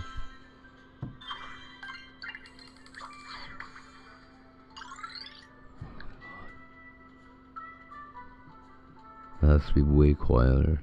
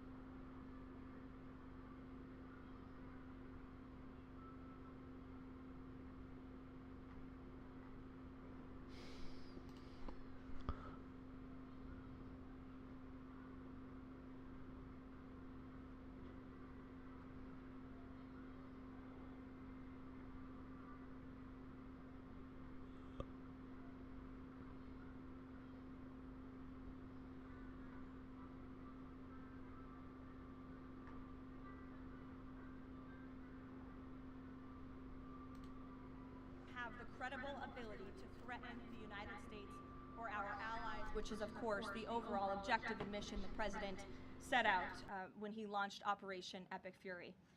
Unfortunately, even as President Trump is working hard every single day to protect the United States from foreign enemies, Democrats on Capitol Hill have failed to do the same here at home by keeping the Department of Homeland Security unfunded. Over the past 6 weeks, Democrats in Congress have pushed our air travel system to its breaking point and inflicted massive pain on Americans with their reckless political games. 500 TSA officers quit their jobs. Thousands more were calling out sick at record rates due to the lack of pay. This resulted in security wait times exceeding 3 hours at major airports across the country, creating nightmares for millions of Americans. Overall morale among TSA staff plummeted as well, all of this creating an unacceptable heightened security risk. Because of the Democrats' unwillingness to do their basic job of funding DHS, President Trump determined that these circumstances constituted an emergency, compromising American security. That's why last week he accordingly signed a presidential memorandum directing the Secretary of Homeland Security to work with the Director of the Office of Management and Budget here at the White House to use those funds with a reasonable and logical nexus to TSA operations to provide TSA employees with the compensation and benefits that would have accrued to them but for the Democrat-led DHS shutdown. This bold and necessary action by President Trump will ensure our TSA workers receive their hard-earned paychecks. It should not have come to this point, but President Trump will always do what's right by the American people, and he found a way to do that to get TSA paid. Ensuring that these federal workers who perform critical public safety responsibilities can feed their families, pay their rent, and show up to work is something the president was honored to do. But this moment should be an eye-opening one for the American people. Let's be clear about what is happening. Democrat members of Congress are more than happy to put your safety at risk because they oppose the president's and his administration's efforts to enforce our nation's immigration law. Democrats refuse to fund ICE because they want millions and millions of illegal aliens to pour into the country just like they were under the Biden administration. They want murderers and rapists and thugs to remain in your communities rather than be removed by ICE and Border Patrol agents. The Democrats created this mess. They are the reason for long lines at airports and tens of thousands of employees going without pay. Once again, President Trump is cleaning up their mess because he cares more about the American people than destructive, petty, partisan politics. With that, I will take your questions today. Here in our new media seat, we have Wid Lyman. Thank you for being here, and why don't you kick us off? Thank you. Happy Easter. Thank you. You as well. Two questions for you. Thank you. There are some concerns the administration is starting to change its position on deportations, border enforcement, possibly asylum policies. What would you say to Americans that are somewhat concerned that the shift has happened? Sure. Well, while there has, of course, been a change in leadership at the Department of Homeland Security with former Senator, now Secretary Mullen, joining the President's cabinet, I can assure the American people there has not been a change in policy. It has always been the policy of this President and this administration to deport the worst of the worst illegal alien criminals from our communities. That's something I know Secretary Mullen remains wholeheartedly committed to doing, and it's something that is overwhelmingly popular with the American people. And it's something that is necessary to protect our homeland and to prevent deaths of Americans in our country. Just last week, Sheridan Gorman, a young woman in Chicago, was shot and killed on the street walking with her friends outside of her university by an illegal alien from Venezuela who had no right to be here in the first place. And it's despicable that Democrats are currently defunding the department that's responsible for removing illegal aliens like that. And I would also add it's despicable that the lack of coverage of this young woman's case, of her life, and the way that it was tragically cut short. I saw a survey over the weekend that I'd like to bring to all of your attention. This is the media coverage of the case of Sheridan Gorman. You have ABC News has spent 1 minute and 19 seconds between 2 days when this case was first alerted. Woo. You have CBS, 2 minutes and 1 second. You have NBC, 23 seconds spent on the life of a young, beautiful American woman whose life was taken short by an illegal alien who should have never been here in the first place, when we are in the middle of a battle on Capitol Hill with a major political party, the Democrat Party, who wants to defund the agency that is responsible for protecting Americans. I think her life was worth more than 23 seconds on cable television, and I think the people in this room have a responsibility to report on cases like this because it just exemplifies why the president believes so strongly in deporting illegal aliens from our communities. And thank you for the question. Dasha, go ahead. Caroline, I have two questions, one on Iran and one on DHS funding. On Iran, the president has said that the administration is talking to a new and more reasonable regime. How confident are you that they are legitimate and have enough grip on power? Marco Rubio said earlier that he's not sure and it's not clear whether they will be in power. So are you also talking to other factions? As a president is trying to make a deal, how do you ensure that you're making a deal with the people who can actually implement it? Well, that's part of the ongoing process that's taking place and the ongoing negotiations. Of course, anything that they say to us privately will be tested, and we will ensure that they're being held accountable to their word. And if they are not, the president has laid out the military consequences that the Iranian regime will see if they don't hold true to the words that we are hearing privately behind the scenes. When the president says more reasonable, again, these folks are appearing more reasonable behind the scenes privately in these conversations than perhaps some of the previous leaders who are now no longer on planet Earth because they lied to the United States and they strung us along in negotiations, and that was unacceptable to the president, which is why many of the previous leaders were killed.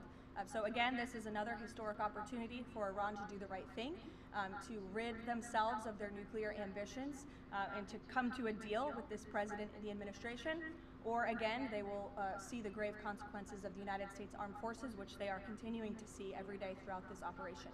DHS, how long can the administration keep paying TSA without action from Congress? And not to be hyperbolic, but given the airports were really the pain point that was pushing both sides to talk to each other.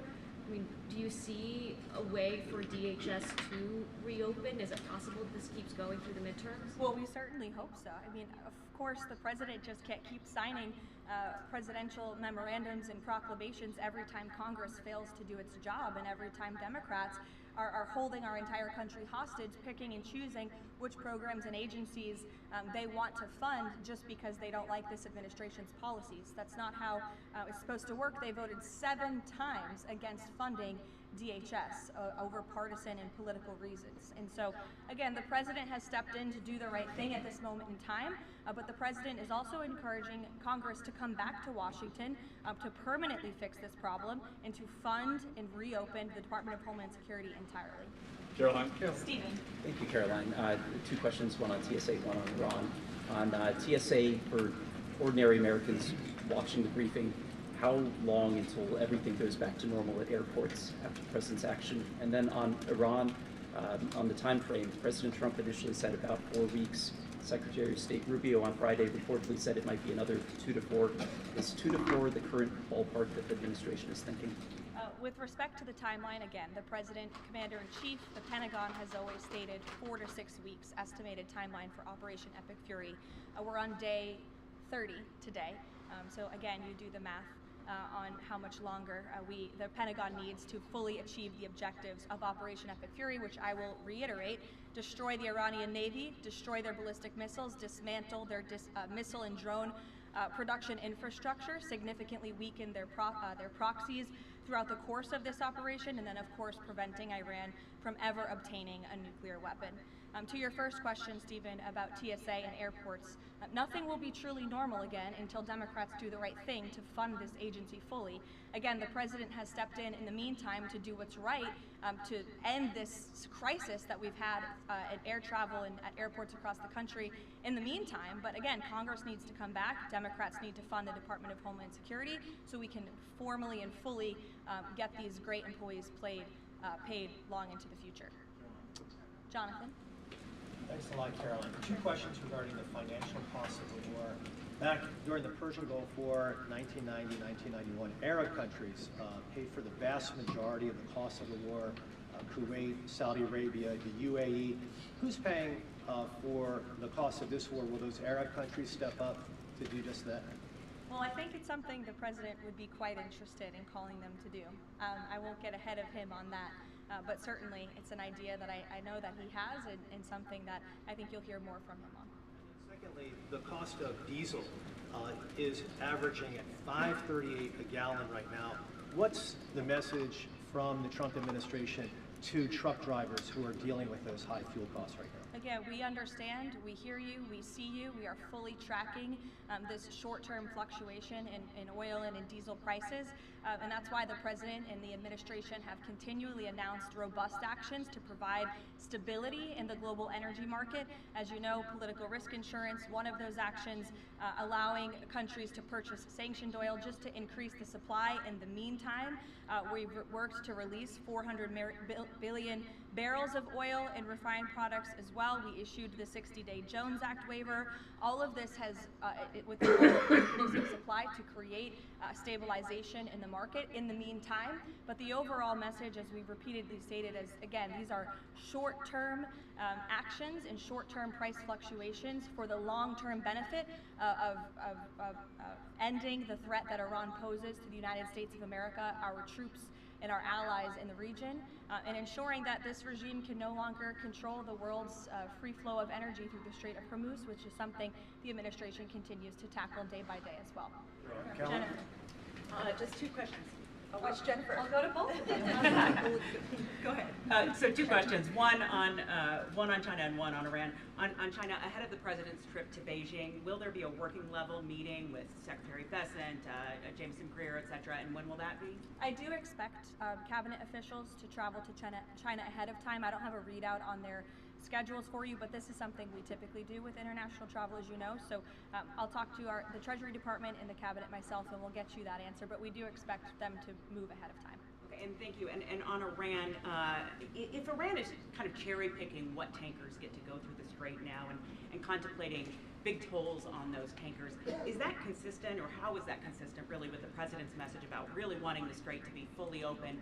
Does the administration support a regime or system where Iran is effectively charging tolls on these vessels to access? That's not something we support, and I would reject that they are cherry picking. In fact, as you know, these tankers that are moving through, the 10 that were previously announced and now the new 20, the announcement of 20 additional tankers, which we expect to see over the coming days, are a result of the direct and indirect talks that are taking place between the United States and Iran. So you wouldn't have seen those tankers if not for the president's diplomacy and his team engaging on this matter, which we expect that compliance moving forward. And it's, again, something that we're working on very closely.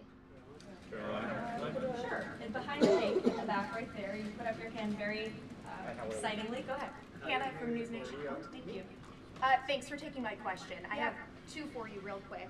There are reports that Republicans are weighing cuts to health care in order to make way for that $200 billion for the Pentagon and Operation Epic Fury. Is that a trade-off that President Trump supports?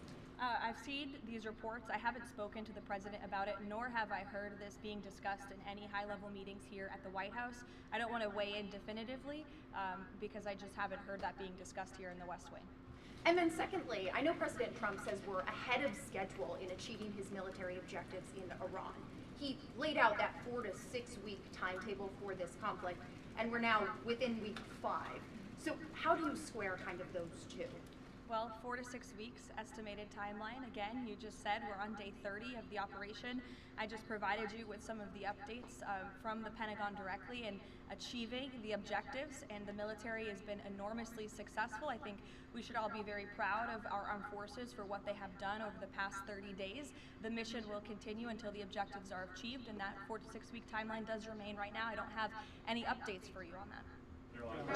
Yeah, like others, one on TSA, one on Iran. On Iran, I know it's tough to engage in hypotheticals, but I feel like this is one that you could engage in. If the president does Probably not. If the president does seek, or the United States seeks a ground war, does he intend to get congressional authorization of that march? Look, the president has been asked about boots on the ground or alleged ground operations various times. He's obviously declined to rule them out. It's the Pentagon's job to provide maximum optionality to the president. It does not mean he's made a decision, nor would he ever notify the media of such decision as not to tip off our enemy. With respect to abiding by Congress and the rule of law, that's something the administration will, of course, always do. And it's something that we have great respect for Congress. The president does with military operations. In fact, prior to the launch of Operation Epic Fury, as you know, the administration gave a courtesy notice to Congress in the Gang of Eight, and top-level administration officials and cabinet secretaries have gone to Congress multiple times over the past 30 days to provide those courtesy briefings to Congress when requested.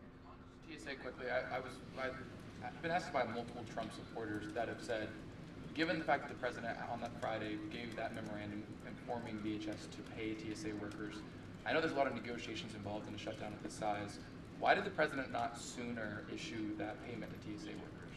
Well, it's because of the Democrats voting 7 times against reopening the Department of Homeland Security that we came to a place of an existential crisis. I mean, you saw the lines at various major airports across the country, American travelers really paying the price for Democrats' partisan games. And so the president worked with his legal team here at the White House and the Office of Management and Budget to find a solution to take care of the emergency that we were seeing in air travel across the country. And it's because of the president that TSA agents are being paid. But again, he's calling on Congress to do the right thing, to come back to Washington, and to fund and reopen the Department of Homeland Security fully. Sure. Hi, Lindsay Ellis from the Wall Street Journal. I'm trying to square the 4 objectives laid out by the administration with the goal of reopening fully the Strait of Hormuz. Would President Trump declare victory and wind down military operations if the 4 objectives are met, but still passage remains quite slow through the strait? Look, as I've said repeatedly and as the president has laid out, the objectives of Operation Epic Fury are as follows: destroying the Iranian Navy, destroying their ballistic missiles, dismantling their defense industrial infrastructure that produces those weapons that have long threatened the United States and our allies, and then of course preventing Iran from ever obtaining a nuclear weapon. The full reopening of the strait is something the administration is working towards, but the core objectives of the operation have been clearly defined for the American people by the Commander-in-Chief. The President posted this morning about his threat that on leaving Iran, he said we might be blowing up and completely obliterating all of their electric generating plants, oil wells, Harg Island, and possibly all desalinization plants. Under international law, striking civilian infrastructure like that is generally prohibited. Why is the president threatening what would amount to potentially a war crime with the U.S. military? And how do you square that with the administration repeatedly saying that the U.S. does not target civilians? Look, the president has made it quite clear to the Iranian regime at this moment in time, as evidenced by the statement that you just read, that their best move is to make a deal, or else the United States Armed Forces has capabilities beyond their wildest imagination, and the president is not afraid to use them. That's not what I said, Garrett, and you're saying the word potential for a reason, because I'm sure some experts are telling you that in your ear to try to ask me that question. Of course, this administration and the United States Armed Forces will always act within the confines of the law. But with respect to achieving the full objectives of Operation Epic Fury, President Trump is going to move forward unabated, and he expects the Iranian regime to make a deal with the administration. To that end, which of those objectives would destroying a desalinization plant most help? Haley, go ahead. Thanks, Caroline. I want to follow up on Iran. When you're describing that the Iranians you're in contact with are being more reasonable this time around in discussions, what specifically are you hearing that is leading you to that conclusion, and how are you defining what's reasonable versus unreasonable in that regard? I'm not going to detail the private and sensitive conversations that are taking place between the United States and Iran right now. But generally speaking. Generally speaking, the president gave you the answer. What we're hearing from them is more reasonable. They have agreed to some of the points the United States laid out, as the president said last night aboard Air Force One. But again, as for the specifics, as these negotiations are ongoing, we're not going to broadcast them to the world unless the president chooses to do so, which he has the full right to do as the leader of the free world. On Cuba, the president threatened to tariff any country that would send oil to Cuba, but now the U.S. is letting this Russian tanker to Cuba. Is this a policy change, or is he willing to let more tankers into Cuba now? This is not a policy change. There has not been a formal change in sanction policy. As the president said last night, we allowed this ship to reach Cuba in order to provide humanitarian needs to the Cuban people. These decisions are being made on a case-by-case basis.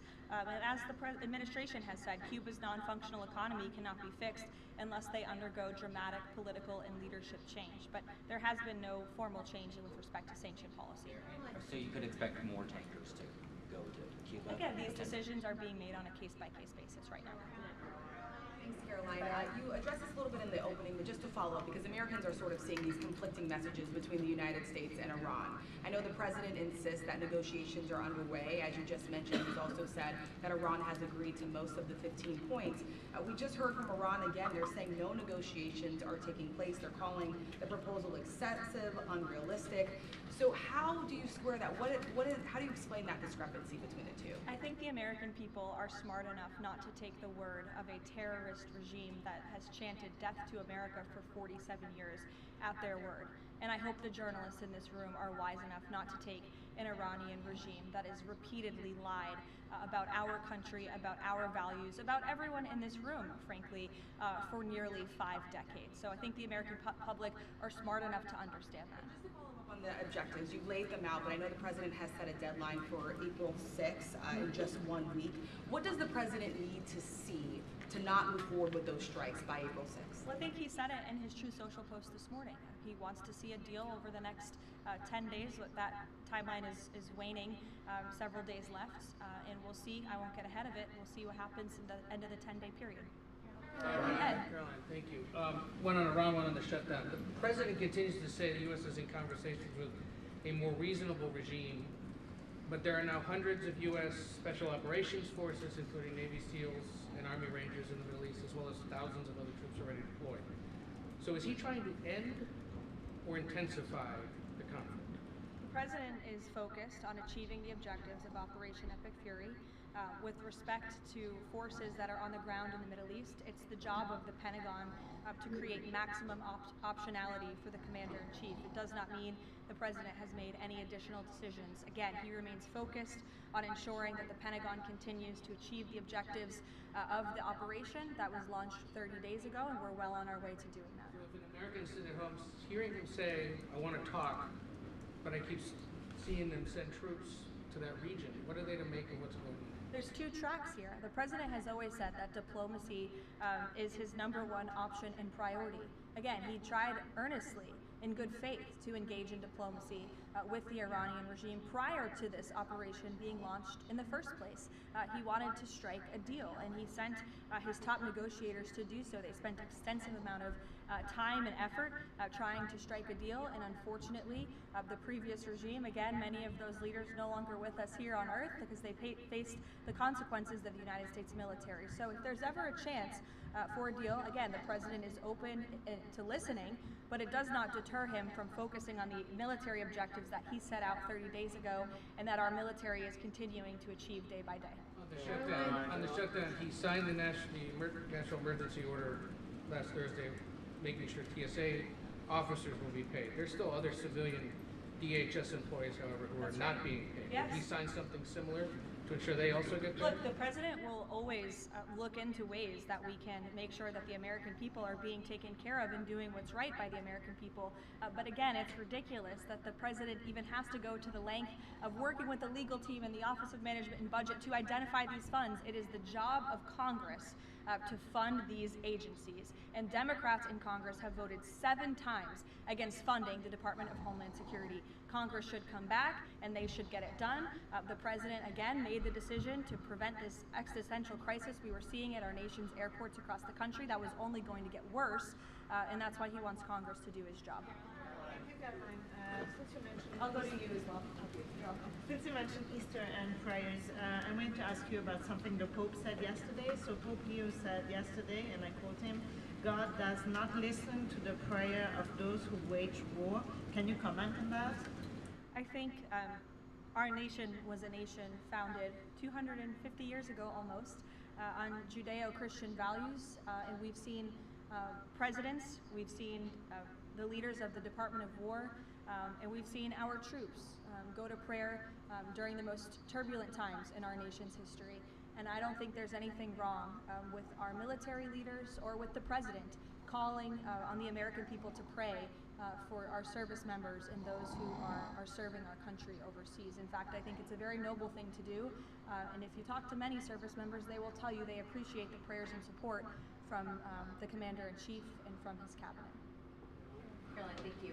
President Trump told the New York Post that a response is coming shortly to Tehran attacking Israel's largest oil refinery. Is there a timeline on that? Is that tied to the success or not of the negotiations? I don't have any updates for you on the president's comments. Does he consider the IRGC in control of Iran? Well, look, as Secretary Rubio said today, the leadership is very fragmented. We have really neutered their intercommunication systems, and that's part of this process of diplomacy to continue figuring out exactly who's in charge. I know they appointed a new Ayatollah, haven't seen or heard much from him, and so that's part of this diplomatic process that's underway right now.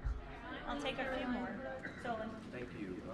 you listed the described humanitarian reasons for allowing that oil tanker to reach Cuba. Just to clarify, why was the administration okay with Russia sending that oil to Cuba and not other nations? Look, again, this was a decision. It'll continue to be made on a case-by-case basis for humanitarian reasons or otherwise, but there's been no firm change in our sanctions policy. Obama of Mexico also said that Mexico is exploring different ways to restart some of those shipments to Cuba. Is the administration okay with that at this time? Again, there's been no change in our sanction policy. We still reserve the right to seize vessels if it's legally applicable that are headed towards Cuba and that violate the United States sanction policy. But of course, the President and the administration also reserve the right to waive those seizures on a case-by-case basis. Clarify, just any more Russian oil tankers going to be allowed to reach Cuba at this time? I know you say case by case, but for the case of Russia, is it pretty much green light right now? No, that's not what I said. It's a case-by-case basis. Sure, Jeff, go ahead. With respect to the ongoing major combat operations in Iran, Operation Epic Fury is moving ahead successfully and according to plan. With each passing day, the United States military is increasing its advantage over the terrorist Iranian regime. More than 11,000 enemy targets have been struck to date, each strike further crippling the regime's offensive and defensive capabilities and creating more leverage for the United States and our allies.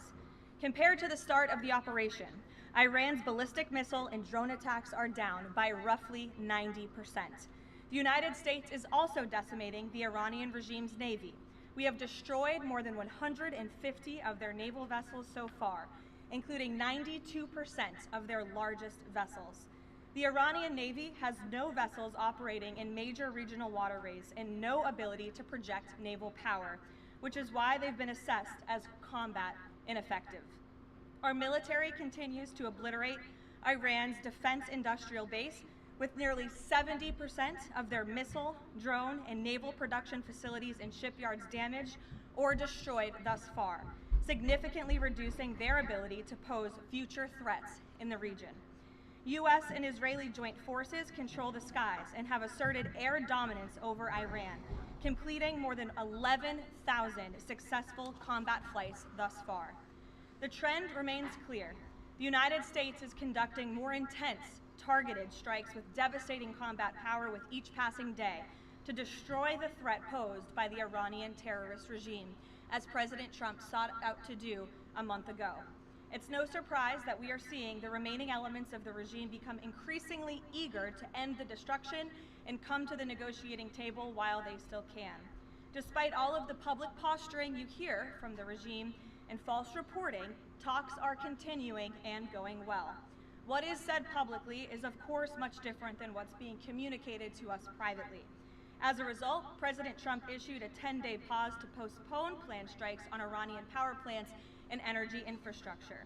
This remains a truly once-in-a-generation opportunity for the regime to make a good deal with the United States, permanently abandon their nuclear ambitions, and stop acting as the world's leading state sponsor of terrorism. If the Iranians reject this golden opportunity, the greatest military in the history of the world continues to stand by to provide President Trump with every option available to ensure this regime continues to pay a grave price. One way or another, Iran will no longer have the credible ability to threaten the United States or our allies, which is, of course, the overall objective and mission the President set out when he launched Operation Epic Fury.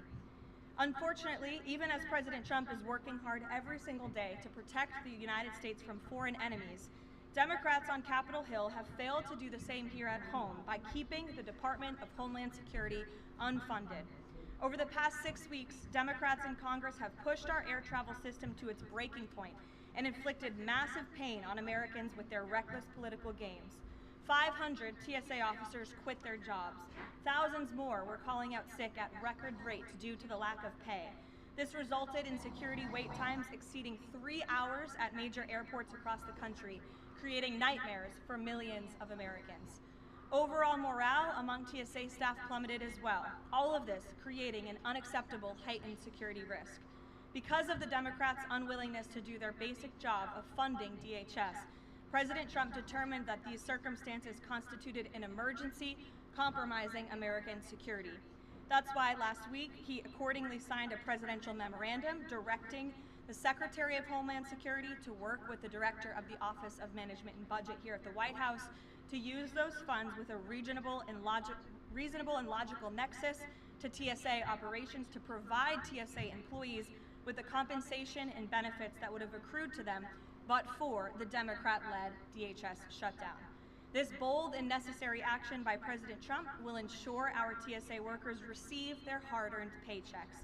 It should not have come to this point, but President Trump will always do what's right by the American people, and he found a way to do that to get TSA paid. Ensuring that these federal workers who perform critical public safety responsibilities can feed their families, pay their rent, and show up to work is something the president was honored to do. But this moment should be an eye-opening one for the American people. Let's be clear about what is happening. Democrat members of Congress are more than happy to put your safety at risk because they oppose the president's and his administration's efforts to enforce our nation's immigration law. Democrats refuse to fund ICE because they want millions and millions of illegal aliens to pour into the country just like they were under the Biden administration. They want murderers and rapists and thugs to remain in your communities rather than be removed by ICE and Border Patrol agents. The Democrats created this mess. They are the reason for long lines at airports and tens of thousands of employees going without pay. Once again, President Trump is cleaning up their mess because he cares more about the American people than destructive, petty, partisan politics. With that, I will take your questions today. Here in our new media seat, we have Wid Lyman. Thank you for being here. And why don't you kick us off? Thank you. Happy Easter. Thank you. You as well. Two questions for you. Thank you. There are some concerns the administration is starting to change its position on deportations, border enforcement, possibly asylum policies. What would you say to Americans that are somewhat concerned that the shift has happened? Sure. Well, while there has, of course, been a change in leadership at the Department of Homeland Security with former Senator, now Secretary Mullen, joining the President's cabinet, I can assure the American people there has not been a change in policy. It has always been the policy of this President and this administration to deport the worst of the worst illegal alien criminals from our communities. That's something I know Secretary Mullen remains wholeheartedly committed to doing, and it's something that is overwhelmingly popular with the American people. And it's something that is necessary to protect our homeland and to prevent deaths of Americans in our country. Just last week, Sheridan Gorman, a young woman in Chicago, was shot and killed on the street walking with her friends outside of her university by an illegal alien from Venezuela who had no right to be here in the first place. And it's despicable that Democrats are currently defunding the department that's responsible for removing illegal aliens like that. And I would also add it's despicable that the lack of coverage of this young woman's case, of her life, and the way that it was tragically cut short. I saw a survey over the weekend that I'd like to bring to all of your attention. This is the media coverage of the case of Sheridan Gorman. You have ABC News has spent 1 minute and 19 seconds between 2 days when this case was first alerted. You have CBS, 2 minutes and 1 second. You have NBC, 23 seconds spent on the life of a young, beautiful American woman whose life was taken short by an illegal alien who should have never been here in the first place, when we are in the middle of a battle on Capitol Hill with a major political party, the Democrat Party, who wants to defund the agency that is responsible for protecting Americans. I think her life was worth more than 23 seconds on cable television, and I think the people in this room have a responsibility to report on cases like this because it just exemplifies why the president believes so strongly in deporting illegal aliens from our communities. And thank you for the question. Josh, go ahead. Caroline, I have two questions, one on Iran and one on DHS funding. On Iran, the president has said that the administration is talking to a new and more reasonable regime. How confident are you that they are legitimate and have enough grip on power? Marco Rubio said earlier that he's not sure and it's not clear whether they will be in power. So are you also talking to other factions? As the president is trying to make a deal, how do you ensure that you're making a deal with the people who can actually implement it? Well, that's part of the ongoing process that's taking place and the ongoing negotiations. Of course, anything that they say to us privately will be tested, and we will ensure that they are being held accountable to their word. And if they are not, the president has laid out the military consequences that the Iranian regime will see if they don't hold true to the words that we are hearing privately behind the scenes. When the president says more reasonable, again, these folks are appearing more reasonable behind the scenes privately in these conversations than perhaps some of the previous leaders who are now no longer on planet Earth because they lied to the United States and they strung us along in negotiations, and that was unacceptable to the president, which is why many of the previous leaders were killed. So again, this is another historic opportunity for Iran to do the right thing, to rid themselves of their nuclear ambitions, and to come to a deal with this president and the administration, or again, they will see the grave consequences of the United States Armed Forces, which they are continuing to see every day throughout this operation. DHS, how long can the administration keep paying TSA without action from Congress? And not to be hyperbolic, but given the airports were really the pain point that was pushing both sides to talk to each other. I mean, do you see a way for DHS to reopen? Is it possible this keeps going through the midterms? Well, we certainly hope so. I mean, of course, the president just can't keep signing presidential memorandums and proclamations every time Congress fails to do its job, and every time Democrats are holding our entire country hostage, picking and choosing which programs and agencies they want to fund just because they don't like this administration's policies. That's not how it's supposed to work. They voted 7 times against funding DHS over partisan and political reasons. And so, again, the president has stepped in to do the right thing at this moment in time, but the president is also encouraging Congress to come back to Washington to permanently fix this problem and to fund and reopen the Department of Homeland Security entirely. Caroline. Stephen. Thank you, Caroline.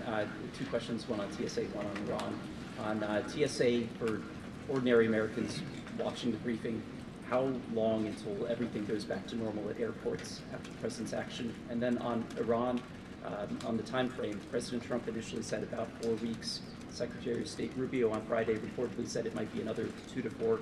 Is 2 to 4 the current ballpark that the administration is thinking? With respect to the timeline, again, the President, Commander-in-Chief, the Pentagon has always stated 4 to 6 weeks estimated timeline for Operation Epic Fury. We're on day 30 today, so again, you do the math on how much longer the Pentagon needs to fully achieve the objectives of Operation Epic Fury, which I will reiterate: destroy the Iranian Navy, destroy their ballistic missiles, dismantle their missile and drone production infrastructure, significantly weaken their proxies throughout the course of this operation, and then, of course, preventing Iran from ever obtaining a nuclear weapon. To your first question, Stephen, about TSA and airports, nothing will be truly normal again until Democrats do the right thing to fund this agency fully. Again, the president has stepped in the meantime to do what's right to end this crisis that we've had at air travel and at airports across the country in the meantime. But again, Congress needs to come back. Democrats need to fund the Department of Homeland Security so we can formally and fully get these great employees paid long into the future. Jonathan? Thanks a lot, Caroline. 2 questions regarding the financial costs of the war. Back during the Persian Gulf War, 1990-1991, Arab countries paid for the vast majority of the cost of the war. Kuwait, Saudi Arabia, the UAE. Who's paying for the cost of this war? Will those Arab countries step up to do just that? Well, I think it's something the president would be quite interested in calling them to do. I won't get ahead of him on that. But certainly, it's an idea that I know that he has, and something that I think you'll hear more from him on. Secondly, the cost of diesel is averaging at $5.38 a gallon right now. What's the message from the Trump administration to truck drivers who are dealing with those high fuel costs right now? Again, we understand, we hear you, we see you. We are fully tracking this short-term fluctuation in oil and in diesel prices. And that's why the president and the administration have continually announced robust actions to provide stability in the global energy market.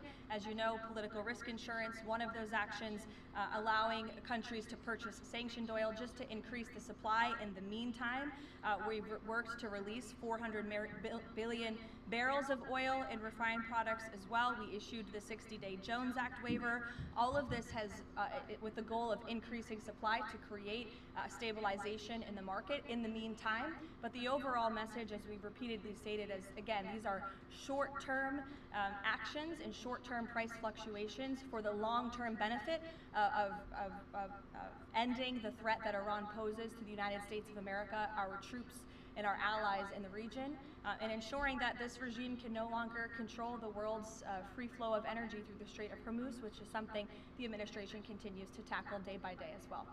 Jennifer. Just two questions. Oh, which Jennifer? I'll go to both of them. Go ahead. So two questions, one on China and one on Iran. On China, ahead of the president's trip to Beijing, will there be a working level meeting with Secretary Bessent, Jameson Greer, et cetera, and when will that be? I do expect cabinet officials to travel to China ahead of time. I don't have a readout on their schedules for you, but this is something we typically do with international travel, as you know. So I'll talk to the Treasury Department and the cabinet myself, and we'll get you that answer. But we do expect them to move ahead of time. Okay, and thank you. And on Iran, if Iran is kind of cherry picking what tankers get to go through the Strait now and contemplating big tolls on those tankers, is that consistent, or how is that consistent really with the president's message about really wanting the Strait to be fully open? Does the administration support a regime or system where Iran is effectively charging tolls on these vessels to access? That's not something we support, and I would reject that they are cherry picking. In fact, as you know, these tankers that are moving through, the 10 that were previously announced and now the new 20, the announcement of 20 additional tankers, which we expect to see over the coming days, are a result of the direct and indirect talks that are taking place between the United States and Iran. So you wouldn't have seen those tankers if not for the president's diplomacy and his team engaging on this matter, which we expect that compliance moving forward. And it's, again, something that we're working on very closely. Sure. And behind the mic in the back right there, you put up your hand very excitingly. Go ahead. Hannah from News Nation. Thank you. Thanks for taking my question. I have two for you real quick. There are reports that Republicans are weighing cuts to health care in order to make way for that $200 billion for the Pentagon and Operation Epic Fury. Is that a trade-off that President Trump supports? I've seen these reports. I haven't spoken to the president about it, nor have I heard this being discussed in any high-level meetings here at the White House. I don't want to weigh in definitively because I just haven't heard that being discussed here in the West Wing. And then secondly, I know President Trump says we're ahead of schedule in achieving his military objectives in Iran. He laid out that 4 to 6 week timetable for this conflict, and we're now within week 5. So how do you square kind of those two? Well, 4 to 6 weeks estimated timeline. Again, you just said we're on day 30 of the operation. I just provided you with some of the updates from the Pentagon directly in achieving the objectives, and the military has been enormously successful. I think we should all be very proud of our armed forces for what they have done over the past 30 days. The mission will continue until the objectives are achieved, and that 4 to 6 week timeline does remain right now. I don't have any updates for you on that. Yeah, like others, one on TSA, one on Iran. On Iran, I know it's tough to engage in hypotheticals, but I feel like this is one that you could engage in. If the president does seek, Probably not. if the president does seek, or the United States seeks a ground war, does he intend to get congressional authorization of that march? Look, the president has been asked about boots on the ground or alleged ground operations various times. He's obviously declined to rule them out. It's the Pentagon's job to provide maximum optionality to the president. It does not mean he's made a decision, nor would he ever notify the media of such decision as not to tip off our enemy. With respect to abiding by Congress and the rule of law, that's something the administration will, of course, always do. And it's something that we have great respect for Congress. The president does with military operations. In fact, prior to the launch of Operation Epic Fury, as you know, the administration gave a courtesy notice to Congress in the Gang of Eight, and top-level administration officials and cabinet secretaries have gone to Congress multiple times over the past 30 days to provide those courtesy briefings to Congress when requested. TSA quickly, I've been asked by multiple Trump supporters that have said, given the fact that the president on that Friday gave that memorandum informing DHS to pay TSA workers, I know there's a lot of negotiations involved in a shutdown of this size. Why did the president not sooner issue that payment to TSA workers? Well, it's because of the Democrats voting 7 times against reopening the Department of Homeland Security that we came to a place of an existential crisis. I mean, you saw the lines at various major airports across the country, American travelers really paying the price for Democrats' partisan games. And so the president worked with his legal team here at the White House and the Office of Management and Budget to find a solution to take care of the emergency that we were seeing in air travel across the country. And it's because of the president that TSA agents are being paid. But again, he's calling on Congress to do the right thing, to come back to Washington, and to fund and reopen the Department of Homeland Security fully. Sure. Hi, Lindsay Ellis from the Wall Street Journal. I'm trying to square the 4 objectives laid out by the administration with the goal of reopening fully the Strait of Hormuz. Would President Trump declare victory and wind down military operations if the 4 objectives are met, but still passage remains quite slow through the strait? Look, as I've said repeatedly and as the president has laid out, the objectives of Operation Epic Fury are as follows: destroying the Iranian Navy, destroying their ballistic missiles, dismantling their defense industrial infrastructure that produces those weapons that have long threatened the United States and our allies, and then of course preventing Iran from ever obtaining a nuclear weapon. The full reopening of the strait is something the administration is working towards, but the core objectives of the operation have been clearly defined for the American people by the Commander-in-Chief. The president posted this morning about his threat that on leaving Iran, he said we might be blowing up and completely obliterating all of their electric generating plants, oil wells, Harg Island, and possibly all desalinization plants. Under international law, striking civilian infrastructure like that is generally prohibited. Why is the president threatening what would amount to potentially a war crime with the U.S. military? And how do you square that with the administration repeatedly saying that the U.S. does not target civilians? Look, the president has made it quite clear to the Iranian regime at this moment in time, as evidenced by the statement that you just read, that their best move is to make a deal, or else the United States Armed Forces has capabilities beyond their wildest imagination, and the president is not afraid to use them. That's not what I said, Garrett, and you're saying the word potential for a reason, because I'm sure some experts are telling you that in your ear to try to ask me that question. Of course, this administration and the United States Armed Forces will always act within the confines of the law. But with respect to achieving the full objectives of Operation Epic Fury, President Trump is going to move forward unabated, and he expects the Iranian regime to make a deal with the administration. To that end, which of those objectives would destroying the desalinization plant most help? Haley, go ahead. Thanks, Caroline. I want to follow up on Iran.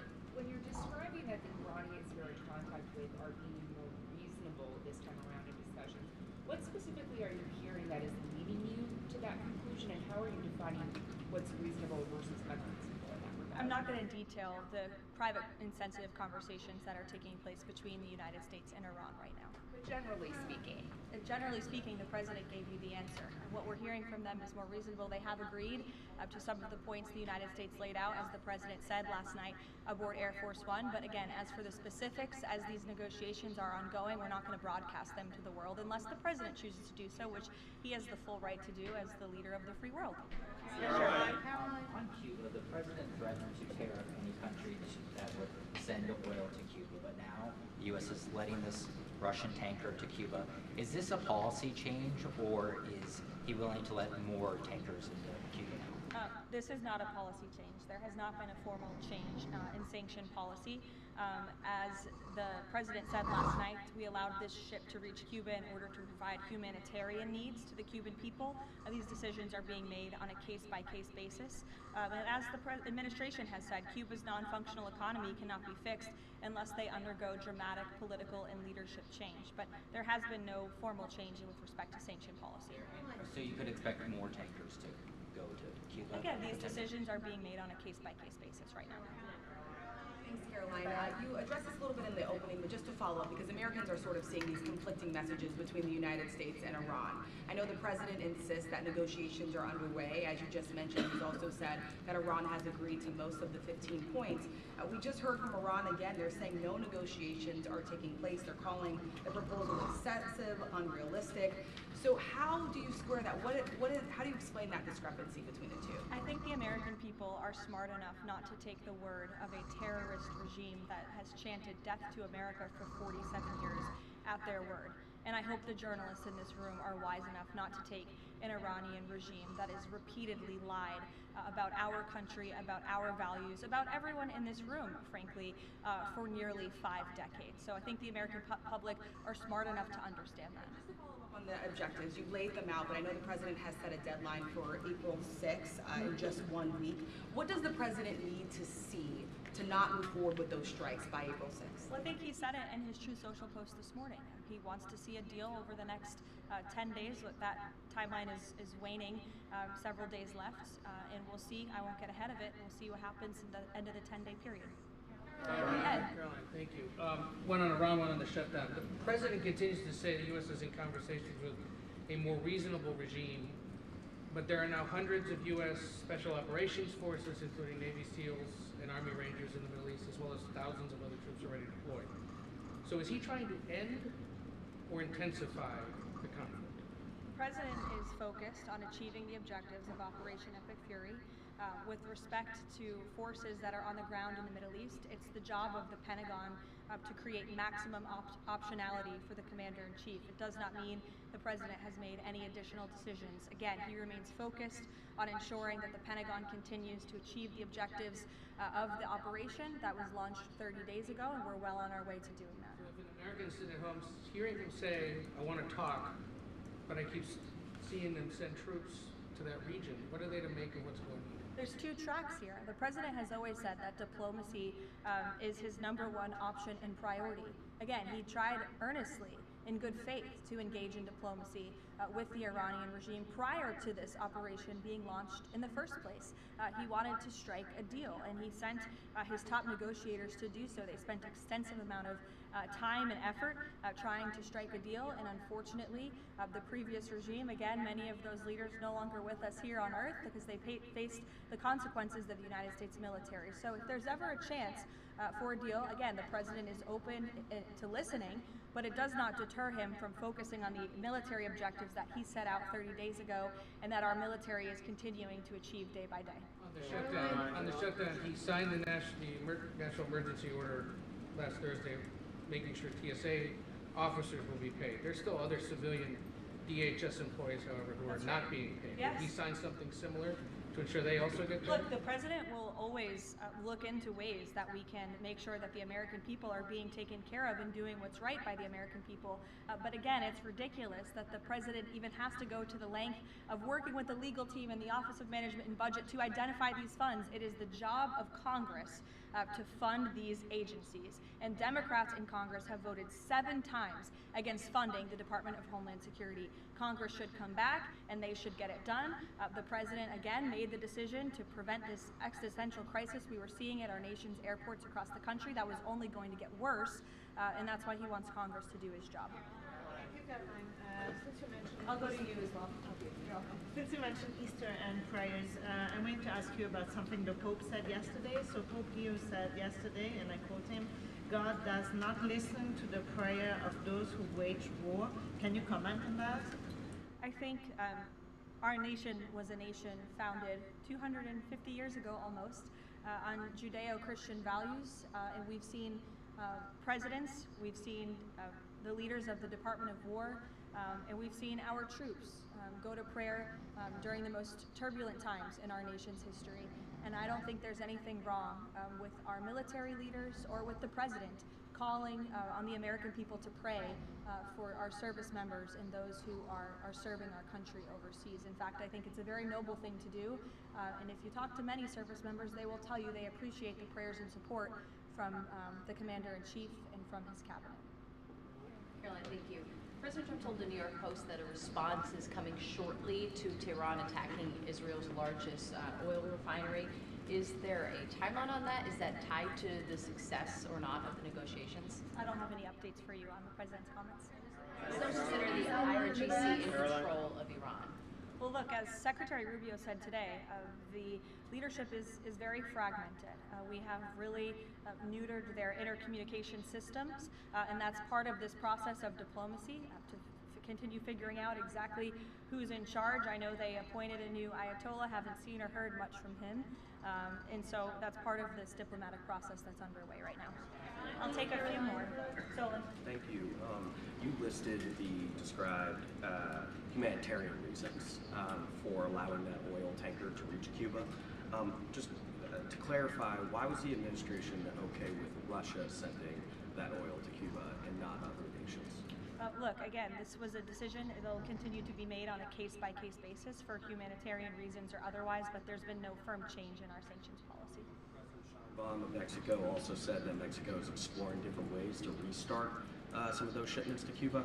Is the administration okay with that at this time? Again, there's been no change in our sanction policy. We still reserve the right to seize vessels if it's legally applicable that are headed towards Cuba and that violate the United States sanction policy. But of course, the President and the administration also reserve the right to waive those seizures on a case-by-case basis. Clarify, just any more Russian oil tankers going to be allowed to reach Cuba at this time? I know you say case by case, but for the case of Russia, is it pretty much green light right now? No, that's not what I said. It's a case-by-case basis. Sure, Jeff, go ahead. With respect to the ongoing major combat operations in Iran, Operation Epic Fury is moving ahead successfully and according to plan. With each passing day, the United States military is increasing its advantage over the terrorist Iranian regime. More than 11,000 enemy targets have been struck to date, each strike further crippling the regime's offensive and defensive capabilities and creating more leverage for the United States and our allies. Compared to the start of the operation, Iran's ballistic missile and drone attacks are down by roughly 90%. The United States is also decimating the Iranian regime's navy. We have destroyed more than 150 of their naval vessels so far, including 92% of their largest vessels. The Iranian Navy has no vessels operating in major regional waterways and no ability to project naval power, which is why they've been assessed as combat ineffective. Our military continues to obliterate Iran's defense industrial base, with nearly 70% of their missile, drone, and naval production facilities and shipyards damaged or destroyed thus far, significantly reducing their ability to pose future threats in the region. U.S. and Israeli joint forces control the skies and have asserted air dominance over Iran, completing more than 11,000 successful combat flights thus far. The trend remains clear. The United States is conducting more intense, targeted strikes with devastating combat power with each passing day to destroy the threat posed by the Iranian terrorist regime, as President Trump sought out to do a month ago. It's no surprise that we are seeing the remaining elements of the regime become increasingly eager to end the destruction and come to the negotiating table while they still can. Despite all of the public posturing you hear from the regime and false reporting, talks are continuing and going well. What is said publicly is of course much different than what's being communicated to us privately. As a result, President Trump issued a 10-day pause to postpone planned strikes on Iranian power plants and energy infrastructure.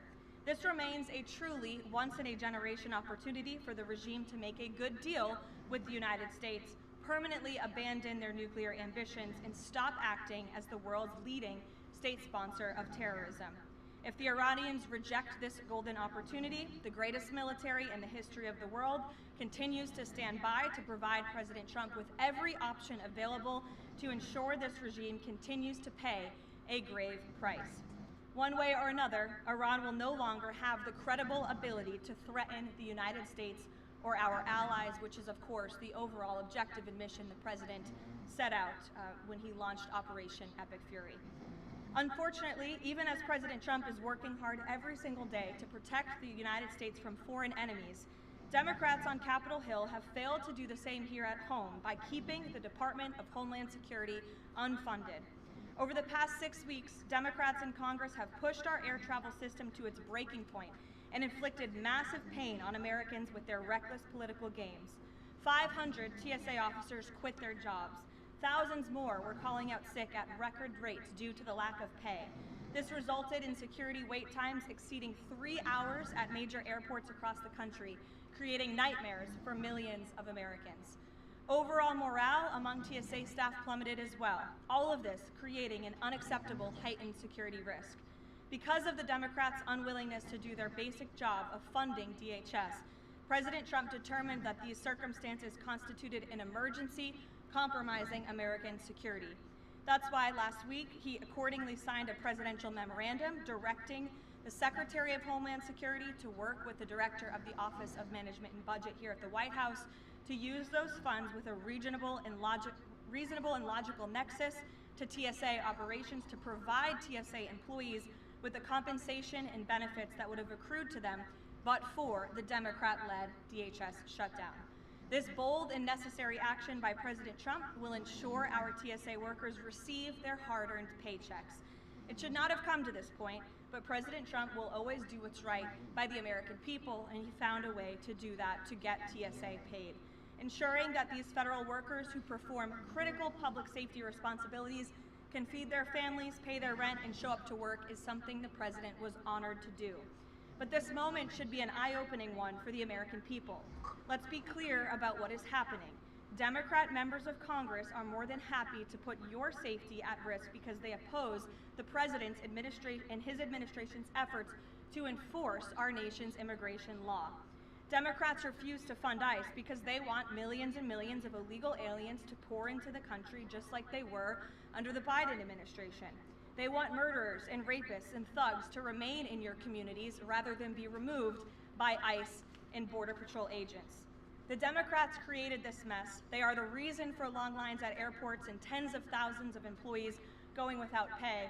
Once again, President Trump is cleaning up their mess because he cares more about the American people than destructive, petty, partisan politics. With that, I will take your questions today. Here in our new media seat, we have Wid Lyman. Thank you for being here, and why don't you kick us off? Thank you. Happy Easter. Thank you. You as well. Two questions for you. Thank you. There are some concerns the administration is starting to change its position on deportations, border enforcement, possibly asylum policies. What would you say to Americans that are somewhat concerned that the shift has happened? Sure. Well, while there has, of course, been a change in leadership at the Department of Homeland Security with former Senator, now Secretary Mullen, joining the President's cabinet, I can assure the American people there has not been a change in policy. It has always been the policy of this President and this administration to deport the worst of the worst illegal alien criminals from our communities. That's something I know Secretary Mullen remains wholeheartedly committed to doing. And it's something that is overwhelmingly popular with the American people. And it's something that is necessary to protect our homeland and to prevent deaths of Americans in our country. Just last week, Sheridan Gorman, a young woman in Chicago, was shot and killed on the street walking with her friends outside of her university by an illegal alien from Venezuela who had no right to be here in the first place. And it's despicable that Democrats are currently defunding the department that's responsible for removing illegal aliens like that. And I would also add it's despicable that the lack of coverage of this young woman's case, of her life, and the way that it was tragically cut short. I saw a survey over the weekend that I'd like to bring to all of your attention. This is the media coverage of the case of Sheridan Gorman. You have ABC News has spent 1 minute and 19 seconds between 2 days when this case was first alerted. You have CBS, 2 minutes and 1 second.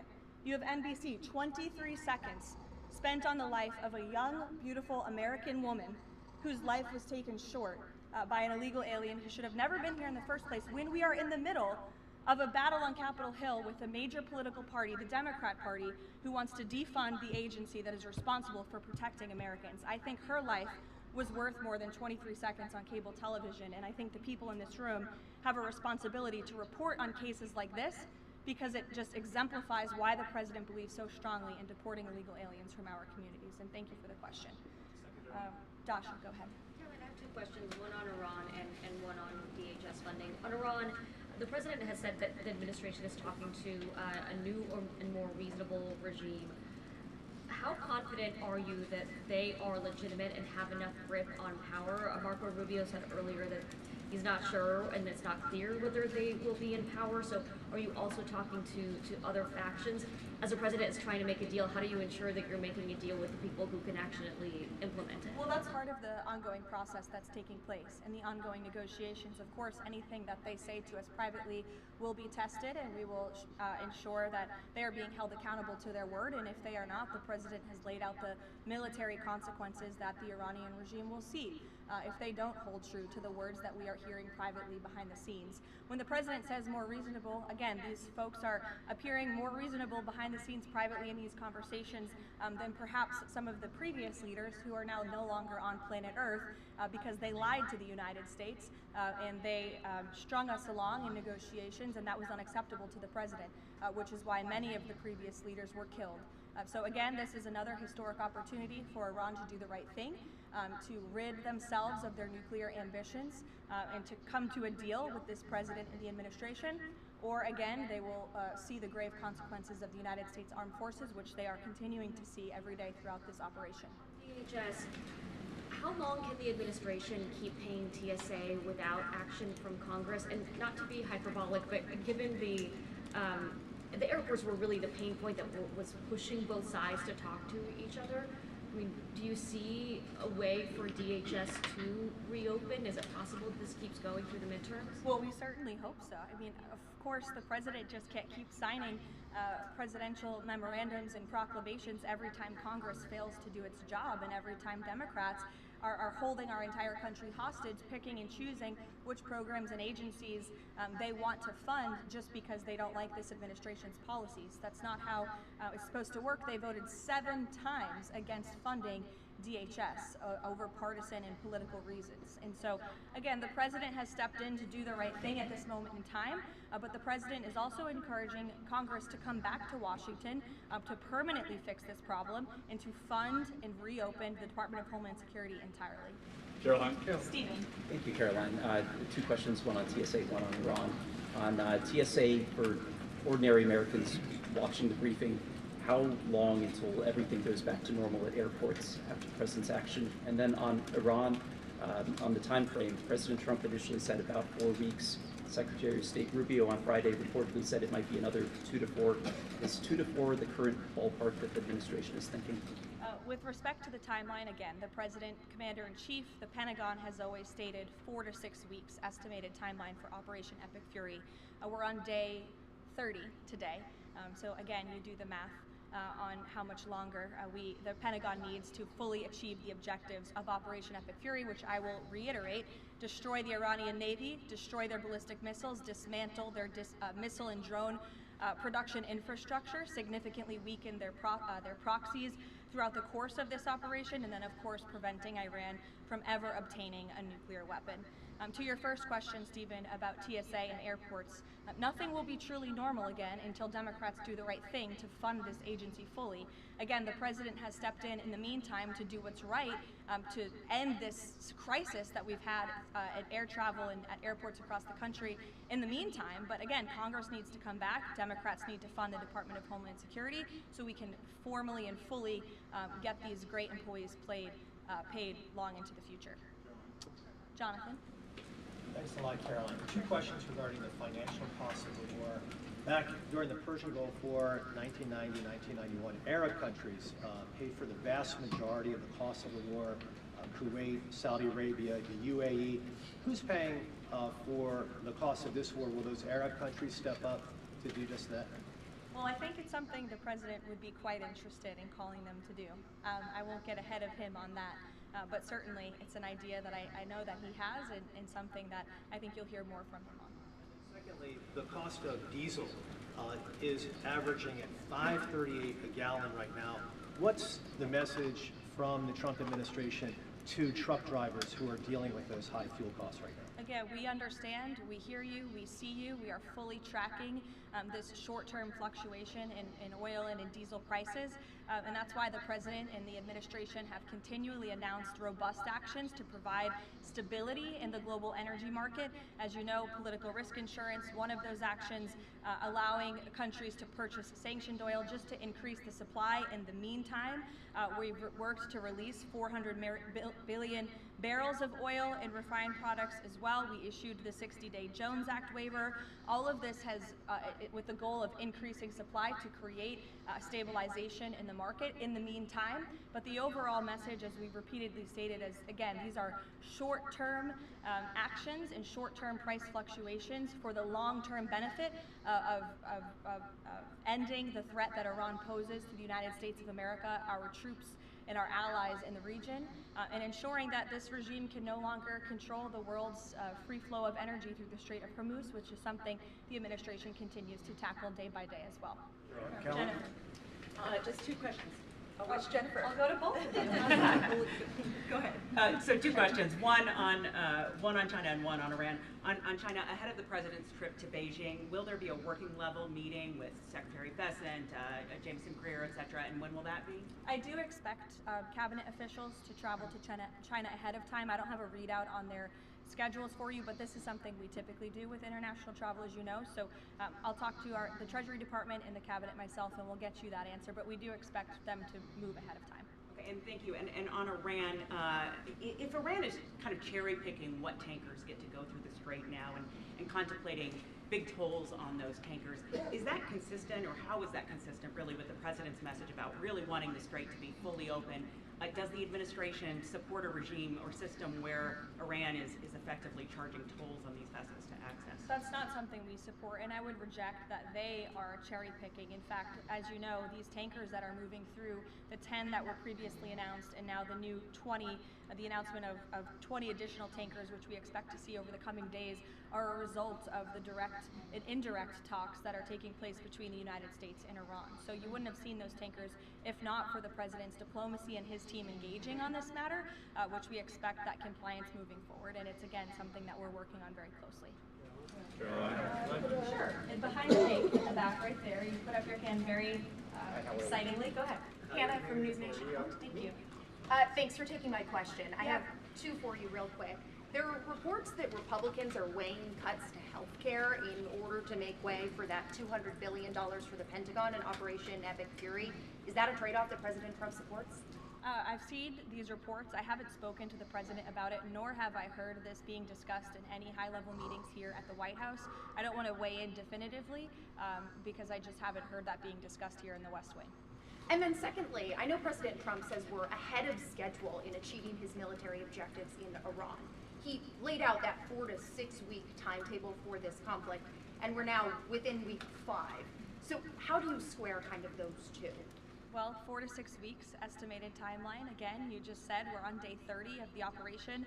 I just provided you with some of the updates from the Pentagon directly in achieving the objectives, and the military has been enormously successful. I think we should all be very proud of our armed forces for what they have done over the past 30 days. The mission will continue until the objectives are achieved, and that 4 to 6 week timeline does remain right now. I don't have any updates for you on that. Yeah, like others, one on TSA, one on Iran. On Iran, I know it's tough to engage in hypotheticals, but I feel like this is one that you could engage in. If the president does Probably not. If the president does seek, or the United States seeks a ground war, does he intend to get congressional authorization of that march? Look, the president has been asked about boots on the ground or alleged ground operations various times. He's obviously declined to rule them out. It's the Pentagon's job to provide maximum optionality to the president. It does not mean he's made a decision, nor would he ever notify the media of such decision as not to tip off our enemy. With respect to abiding by Congress and the rule of law, that's something the administration will, of course, always do. And it's something that we have great respect for Congress. The president does with military operations. In fact, prior to the launch of Operation Epic Fury, as you know, the administration gave a courtesy notice to Congress in the Gang of Eight, and top-level administration officials and cabinet secretaries have gone to Congress multiple times over the past 30 days to provide those courtesy briefings to Congress when requested. TSA quickly, I've been asked by multiple Trump supporters that have said, given the fact that the president on that Friday gave that memorandum informing DHS to pay TSA workers, I know there's a lot of negotiations involved in a shutdown of this size. Why did the president not sooner issue that payment to TSA workers? Well, it's because of the Democrats voting 7 times against reopening the Department of Homeland Security that we came to a place of an existential crisis. I mean, you saw the lines at various major airports across the country, American travelers really paying the price for Democrats' partisan games. And so the president worked with his legal team here at the White House and the Office of Management and Budget to find a solution to take care of the emergency that we were seeing in air travel across the country. And it's because of the president that TSA agents are being paid. But again, he's calling on Congress to do the right thing, to come back to Washington, and to fund and reopen the Department of Homeland Security fully. Sure. Hi, Lindsay Ellis from the Wall Street Journal. I'm trying to square the 4 objectives laid out by the administration with the goal of reopening fully the Strait of Hormuz. Would President Trump declare victory and wind down military operations if the 4 objectives are met, but still passage remains quite slow through the strait? Look, as I've said repeatedly and as the president has laid out, the objectives of Operation Epic Fury are as follows: destroying the Iranian Navy, destroying their ballistic missiles, dismantling their defense industrial infrastructure that produces those weapons that have long threatened the United States and our allies, and then of course preventing Iran from ever obtaining a nuclear weapon. The full reopening of the strait is something the administration is working towards, but the core objectives of the operation have been clearly defined for the American people by the Commander-in-Chief. The President posted this morning about, his threat that on leaving Iran, he said we might be blowing up and completely obliterating all of their electric generating plants, oil wells, Harg Island, and possibly all desalinization plants. Under international law, striking civilian infrastructure like that is generally prohibited. Why is the president threatening what would amount to potentially a war crime with the U.S. military? And how do you square that with the administration repeatedly saying that the U.S. does not target civilians? Look, the president has made it quite clear to the Iranian regime at this moment in time, as evidenced by the statement that you just read, that their best move is to make a deal, or else the United States Armed Forces has capabilities beyond their wildest imagination, and the president is not afraid to use them. That's not what I said, Garrett, and you're saying the word potential for a reason, because I'm sure some experts are telling you that in your ear to try to ask me that question. Of course, this administration and the United States Armed Forces will always act within the confines of the law. But with respect to achieving the full objectives of Operation Epic Fury, President Trump is going to move forward unabated, and he expects the Iranian regime to make a deal with the administration. To that end, which of those objectives would destroying a desalinization plant most help? Haley, go ahead. Thanks, Caroline. I want to follow up on Iran. When you're describing that the Iranians you're in contact with are being more reasonable this time around in discussions, what specifically are you hearing that is leading you to that conclusion, and how are you defining what's reasonable versus unreasonable in that regard? I'm not going to detail the private and sensitive conversations that are taking place between the United States and Iran right now. But generally speaking, the president gave you the answer. What we're hearing from them is more reasonable. They have agreed to some of the points the United States laid out, as the president said last night aboard Air Force One. But again, as for the specifics, as these negotiations are ongoing, we're not going to broadcast them to the world unless the president chooses to do so, which he has the full right to do as the leader of the free world.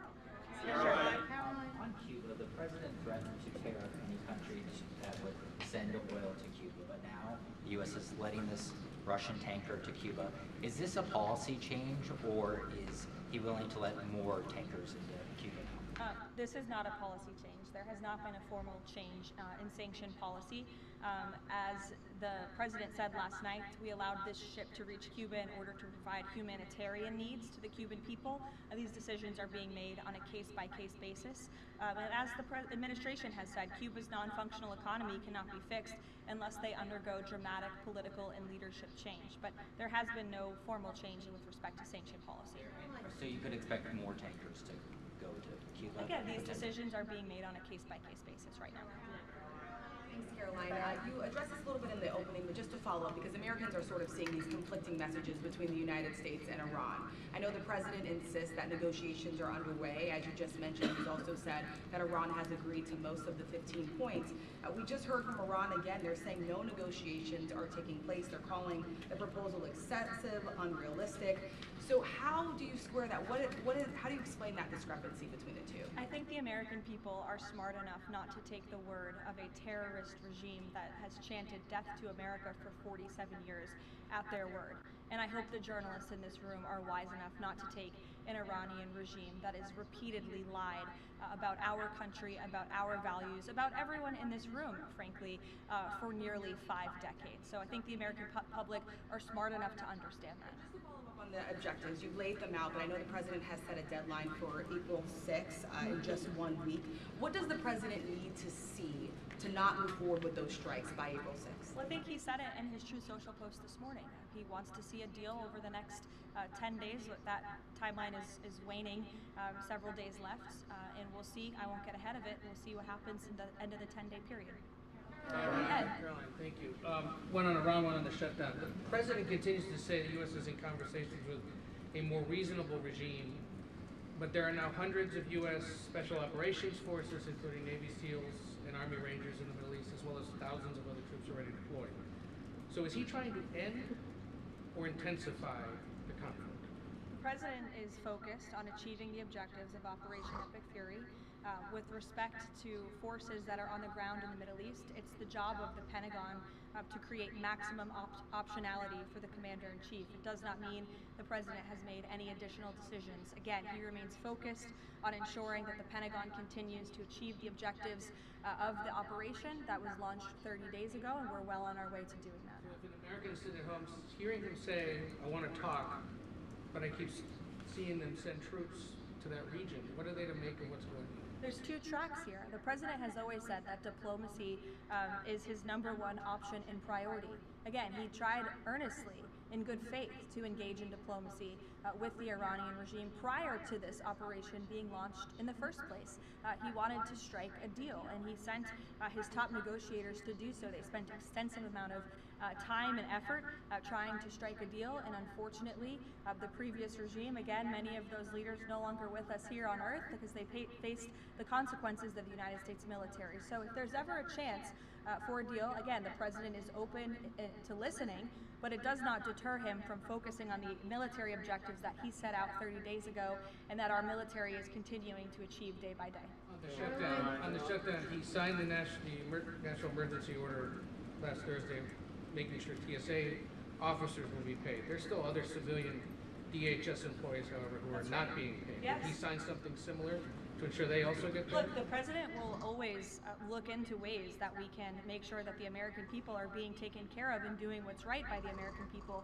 But again, it's ridiculous that the President even has to go to the length of working with the legal team and the Office of Management and Budget to identify these funds. It is the job of Congress to fund these agencies. And Democrats in Congress have voted 7 times against funding the Department of Homeland Security. Congress should come back and they should get it done.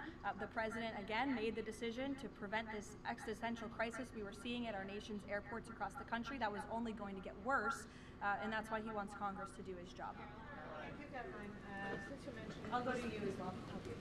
Since you mentioned Easter and prayers, I wanted to ask you about something the Pope said yesterday. So Pope Leo said yesterday, and I quote him, God does not listen to the prayer of those who wage war. Can you comment on that? I think our nation was a nation founded 250 years ago almost on Judeo-Christian values, and we've seen presidents, we've seen the leaders of the Department of War, and we've seen our troops go to prayer during the most turbulent times in our nation's history. And I don't think there's anything wrong with our military leaders or with the President calling on the American people to pray for our service members and those who are serving our country overseas. In fact, I think it's a very noble thing to do. And if you talk to many service members, they will tell you they appreciate the prayers and support from the Commander-in-Chief and from his cabinet. Caroline, thank you. President Trump told the New York Post that a response is coming shortly to Tehran attacking Israel's largest oil refinery. Is there a timeline on that? Is that tied to the success or not of the negotiations? I don't have any updates for you on the President's comments. Some consider the IRGC in control of Iran. Well, look, as Secretary Rubio said today, the leadership is very fragmented. We have really neutered their intercommunication systems, and that's part of this process of diplomacy to continue figuring out exactly who's in charge. I know they appointed a new Ayatollah, haven't seen or heard much from him, and so that's part of this diplomatic process that's underway right now. I'll take a few more. Solon. Thank you. You listed the described humanitarian reasons for allowing that oil tanker to reach Cuba. Just to clarify, why was the administration okay with Russia sending that oil to Cuba and not other nations?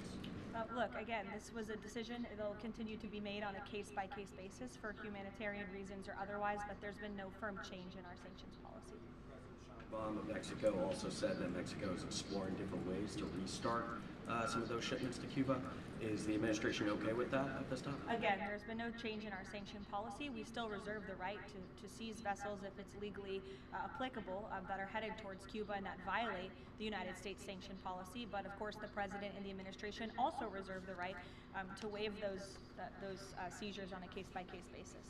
Clarify, just any more Russian oil tankers going to be allowed to reach Cuba at this time? I know you say case by case, but for the case of Russia, is it pretty much green light right now? No, that's not what I said. It's a case-by-case basis. Sure, Jeff, go ahead. With respect to the ongoing major combat operations in Iran, Operation Epic Fury is moving ahead successfully and according to plan. With each passing day, the United States military is increasing its advantage over the terrorist Iranian regime. More than 11,000 enemy targets have been struck to date, each strike further crippling the regime's offensive and defensive capabilities and creating more leverage for the United States and our allies. Compared to the start of the operation, Iran's ballistic missile and drone attacks are down by roughly 90%. The United States is also decimating the Iranian regime's navy.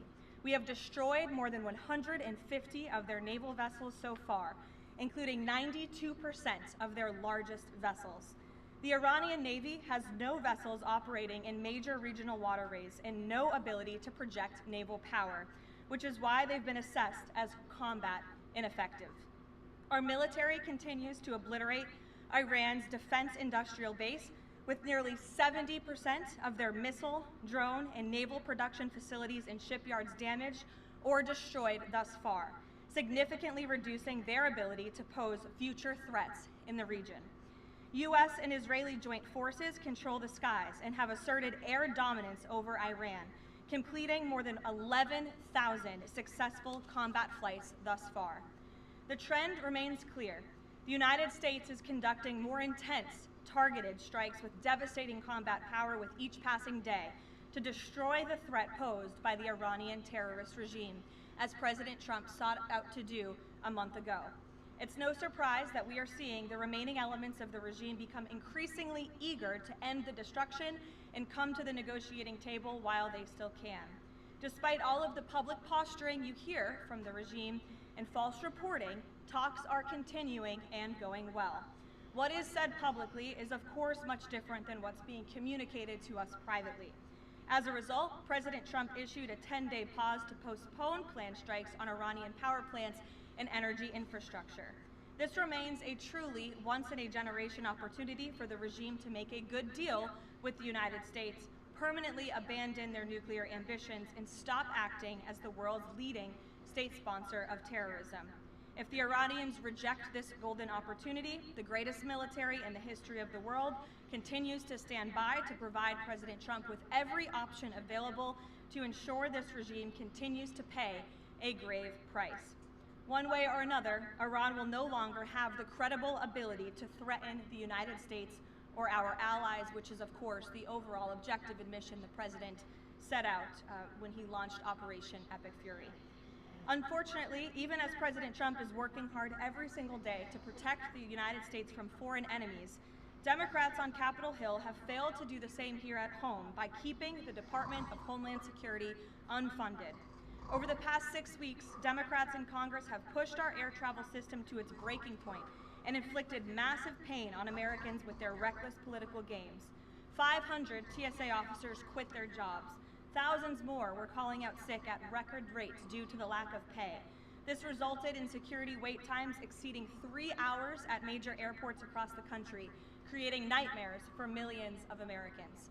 Overall morale among TSA staff plummeted as well, all of this creating an unacceptable heightened security risk. Because of the Democrats' unwillingness to do their basic job of funding DHS, President Trump determined that these circumstances constituted an emergency, compromising American security. That's why last week he accordingly signed a presidential memorandum directing the Secretary of Homeland Security to work with the Director of the Office of Management and Budget here at the White House to use those funds with a reasonable and logical nexus to TSA operations to provide TSA employees with the compensation and benefits that would have accrued to them but for the Democrat-led DHS shutdown. This bold and necessary action by President Trump will ensure our TSA workers receive their hard-earned paychecks. It should not have come to this point, but President Trump will always do what's right by the American people, and he found a way to do that, to get TSA paid. Ensuring that these federal workers who perform critical public safety responsibilities can feed their families, pay their rent, and show up to work is something the president was honored to do. But this moment should be an eye-opening one for the American people. Let's be clear about what is happening. Democrat members of Congress are more than happy to put your safety at risk because they oppose the president's and his administration's efforts to enforce our nation's immigration law. Democrats refuse to fund ICE because they want millions and millions of illegal aliens to pour into the country just like they were under the Biden administration. They want murderers and rapists and thugs to remain in your communities rather than be removed by ICE and Border Patrol agents. The Democrats created this mess. They are the reason for long lines at airports and tens of thousands of employees going without pay. Once again, President Trump is cleaning up their mess because he cares more about the American people than destructive, petty, partisan politics. With that, I will take your questions today. Here in our new media seat, we have Wid Lyman. Thank you for being here, and why don't you kick us off? Thank you. Happy Easter. Thank you. You as well. Two questions for you. Thank you. There are some concerns the administration is starting to change its position on deportations, border enforcement, possibly asylum policies. What would you say to Americans that are somewhat concerned that the shift has happened? Sure. Well, while there has, of course, been a change in leadership at the Department of Homeland Security with former Senator, now Secretary Mullen, joining the President's cabinet, I can assure the American people there has not been a change in policy. It has always been the policy of this President and this administration to deport the worst of the worst illegal alien criminals from our communities. That's something I know Secretary Mullen remains wholeheartedly committed to doing, and it's something that is overwhelmingly popular with the American people. And it's something that is necessary to protect our homeland and to prevent deaths of Americans in our country. Just last week, Sheridan Gorman, a young woman in Chicago, was shot and killed on the street walking with her friends outside of her university by an illegal alien from Venezuela who had no right to be here in the first place. And it's despicable that Democrats are currently defunding the department that's responsible for removing illegal aliens like that. And I would also add it's despicable that the lack of coverage of this young woman's case, of her life, and the way that it was tragically cut short.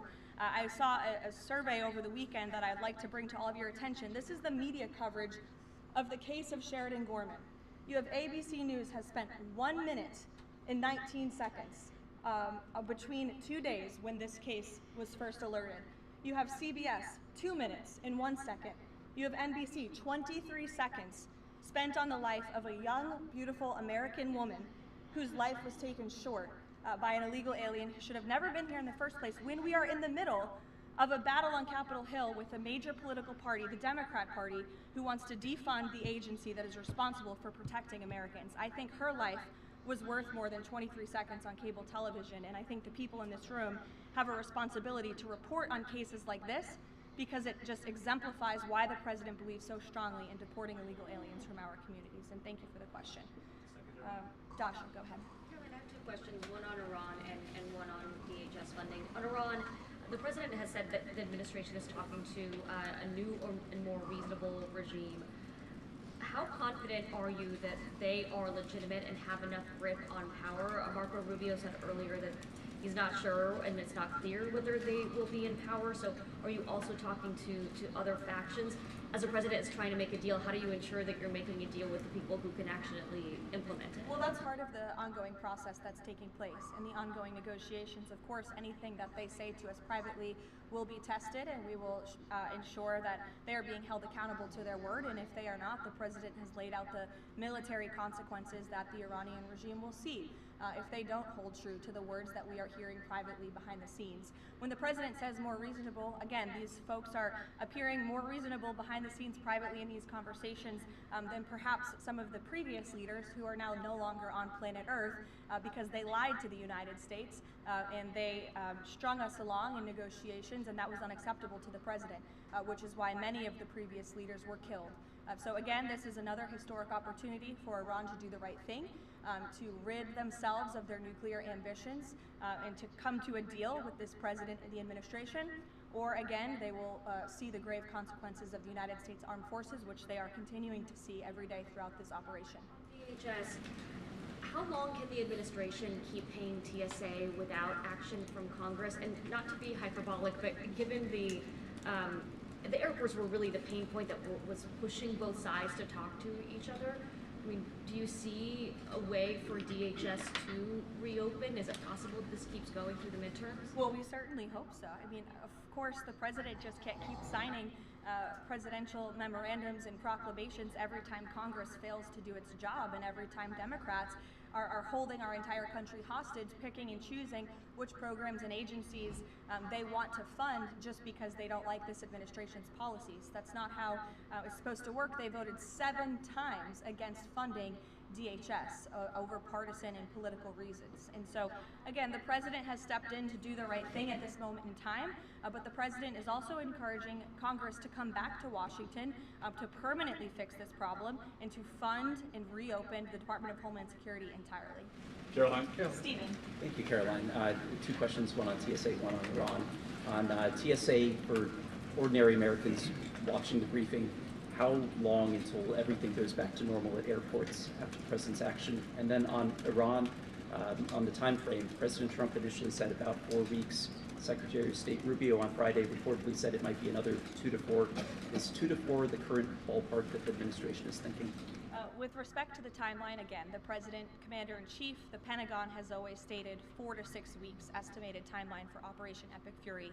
We're on day 30 today, so again, you do the math on how much longer the Pentagon needs to fully achieve the objectives of Operation Epic Fury, which I will reiterate: destroy the Iranian Navy, destroy their ballistic missiles, dismantle their missile and drone production infrastructure, significantly weaken their proxies throughout the course of this operation, and then, of course, preventing Iran from ever obtaining a nuclear weapon.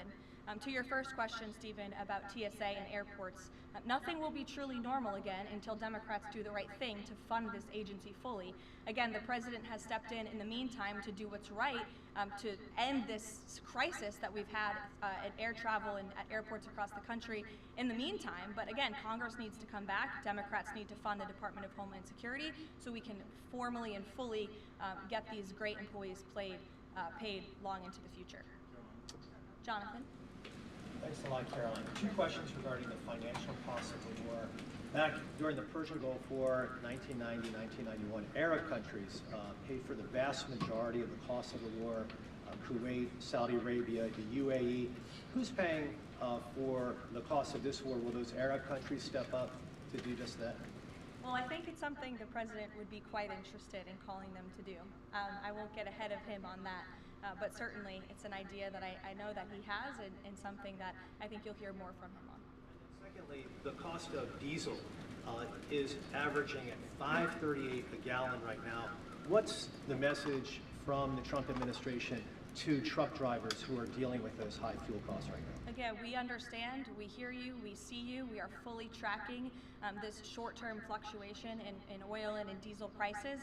And that's why the president and the administration have continually announced robust actions to provide stability in the global energy market. As you know, political risk insurance, one of those actions, allowing countries to purchase sanctioned oil just to increase the supply. In the meantime, we've worked to release 400 billion barrels of oil and refined products as well. We issued the 60-day Jones Act waiver.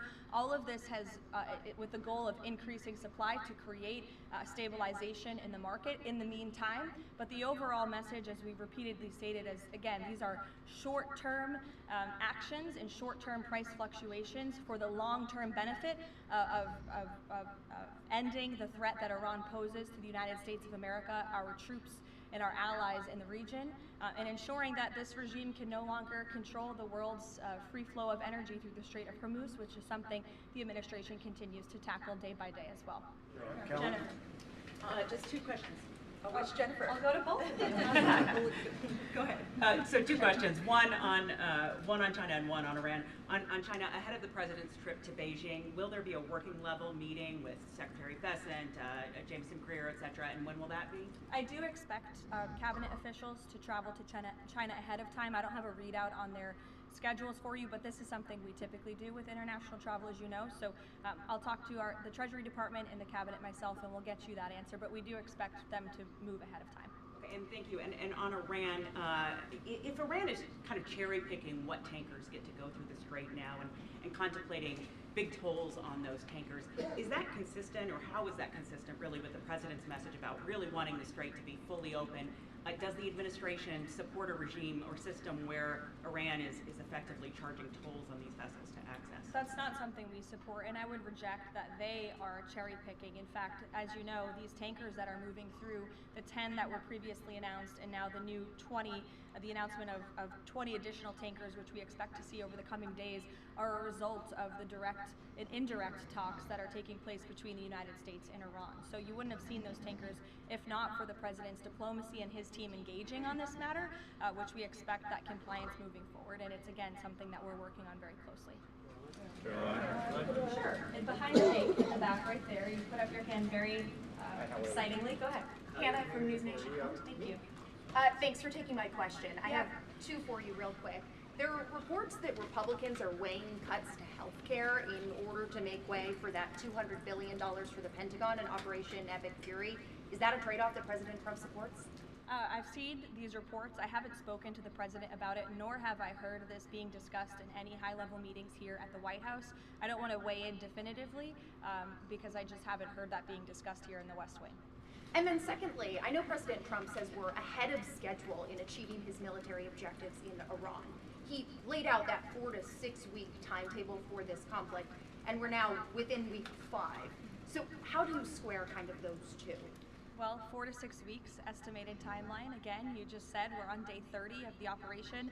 I just provided you with some of the updates from the Pentagon directly in achieving the objectives, and the military has been enormously successful. I think we should all be very proud of our armed forces for what they have done over the past 30 days. The mission will continue until the objectives are achieved, and that 4 to 6 week timeline does remain right now. I don't have any updates for you on that.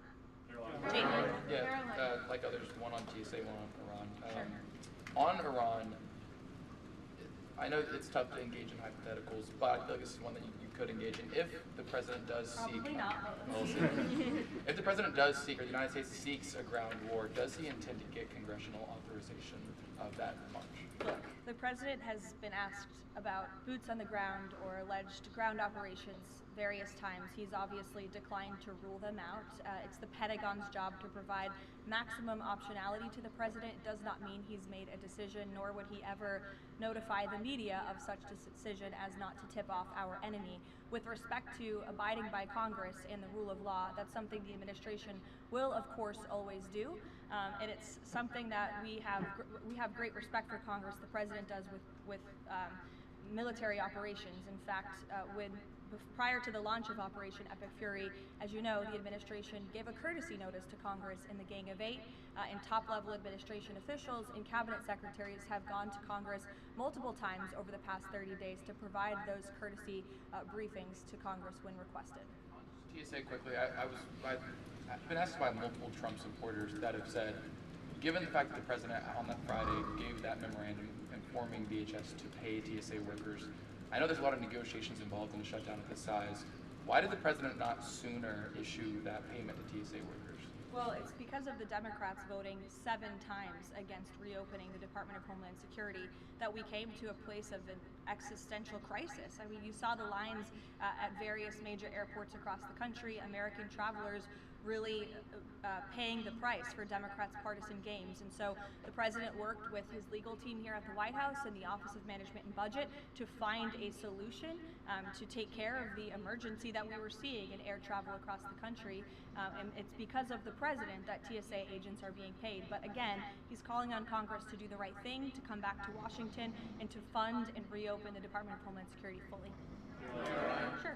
Hi, Lindsay Ellis from the Wall Street Journal. I'm trying to square the 4 objectives laid out by the administration with the goal of reopening fully the Strait of Hormuz. Would President Trump declare victory and wind down military operations if the 4 objectives are met, but still passage remains quite slow through the strait? Look, as I've said repeatedly and as the president has laid out, the objectives of Operation Epic Fury are as follows: destroying the Iranian Navy, destroying their ballistic missiles, dismantling their defense industrial infrastructure that produces those weapons that have long threatened the United States and our allies, and then of course preventing Iran from ever obtaining a nuclear weapon.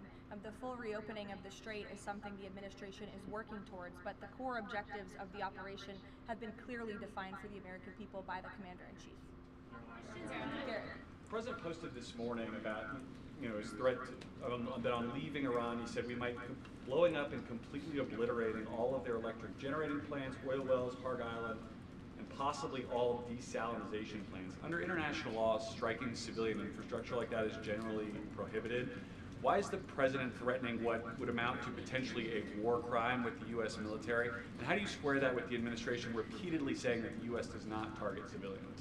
Look, the President has made it quite clear to the Iranian regime at this moment in time, as evidenced by the statement that you just read, that their best move is to make a deal, or else the United States Armed Forces has capabilities beyond their wildest imagination, and the President is not afraid to use them.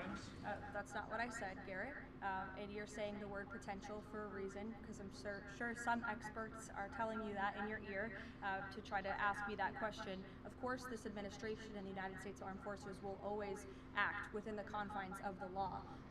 But with respect to achieving the full objectives of Operation Epic Fury, President Trump is going to move forward unabated, and he expects the Iranian regime to make a deal with the administration. To that end, which of those objectives would destroying a desalinization plant most help? Haley, go ahead. Thanks, Caroline. I want to follow up on Iran. When you're describing that the Iranians you're in contact with are being more reasonable this time around in discussions, what specifically are you hearing that is leading you to that conclusion, and how are you defining what's reasonable versus unreasonable in that regard? I'm not going to detail the private and sensitive conversations that are taking place between the United States and Iran right now. But generally speaking, the President gave you the answer. What we're hearing from them is more reasonable. They have agreed to some of the points the United States laid out, as the President said last night aboard Air Force One. But again, as for the specifics, as these negotiations are ongoing, we're not going to broadcast them to the world unless the President chooses to do so, which he has the full right to do as the leader of the free world. On Cuba, the President threatened to tariff any country that would send oil to Cuba, but now the U.S. is letting this Russian tanker to Cuba. Is this a policy change, or is he willing to let more tankers into Cuba now? This is not a policy change. There has not been a formal change in sanction policy. As the President said last night, we allowed this ship to reach Cuba in order to provide humanitarian needs to the Cuban people. These decisions are being made on a case-by-case basis. And as the administration has said, Cuba's non-functional economy cannot be fixed unless they undergo dramatic political and leadership change. But there has been no formal change with respect to sanction policy. So you could expect more tankers to go to Cuba? Yeah, these decisions are being made on a case-by-case basis right now. Thanks, Caroline. You addressed this a little bit in the opening, but just to follow up, because Americans are sort of seeing these conflicting messages between the United States and Iran. I know the President insists that negotiations are underway. As you just mentioned, he's also said that Iran has agreed to most of the 15 points. We just heard from Iran again. They're saying no negotiations are taking place. They're calling the proposal excessive, unrealistic. So how do you square that? How do you explain that discrepancy between the two? I think the American people are smart enough not to take the word of a terrorist regime that has chanted death to America for 47 years at their word. And I hope the journalists in this room are wise enough not to take an Iranian regime that has repeatedly lied about our country, about our values, about everyone in this room, frankly, for nearly 5 decades. So I think the American public are smart enough to understand that. On the objectives, you've laid them out, but I know the President has set a deadline for April 6th in just 1 week. What does the President need to see to not move forward with those strikes by April 6th? Well, I think he said it in his Truth Social post this morning.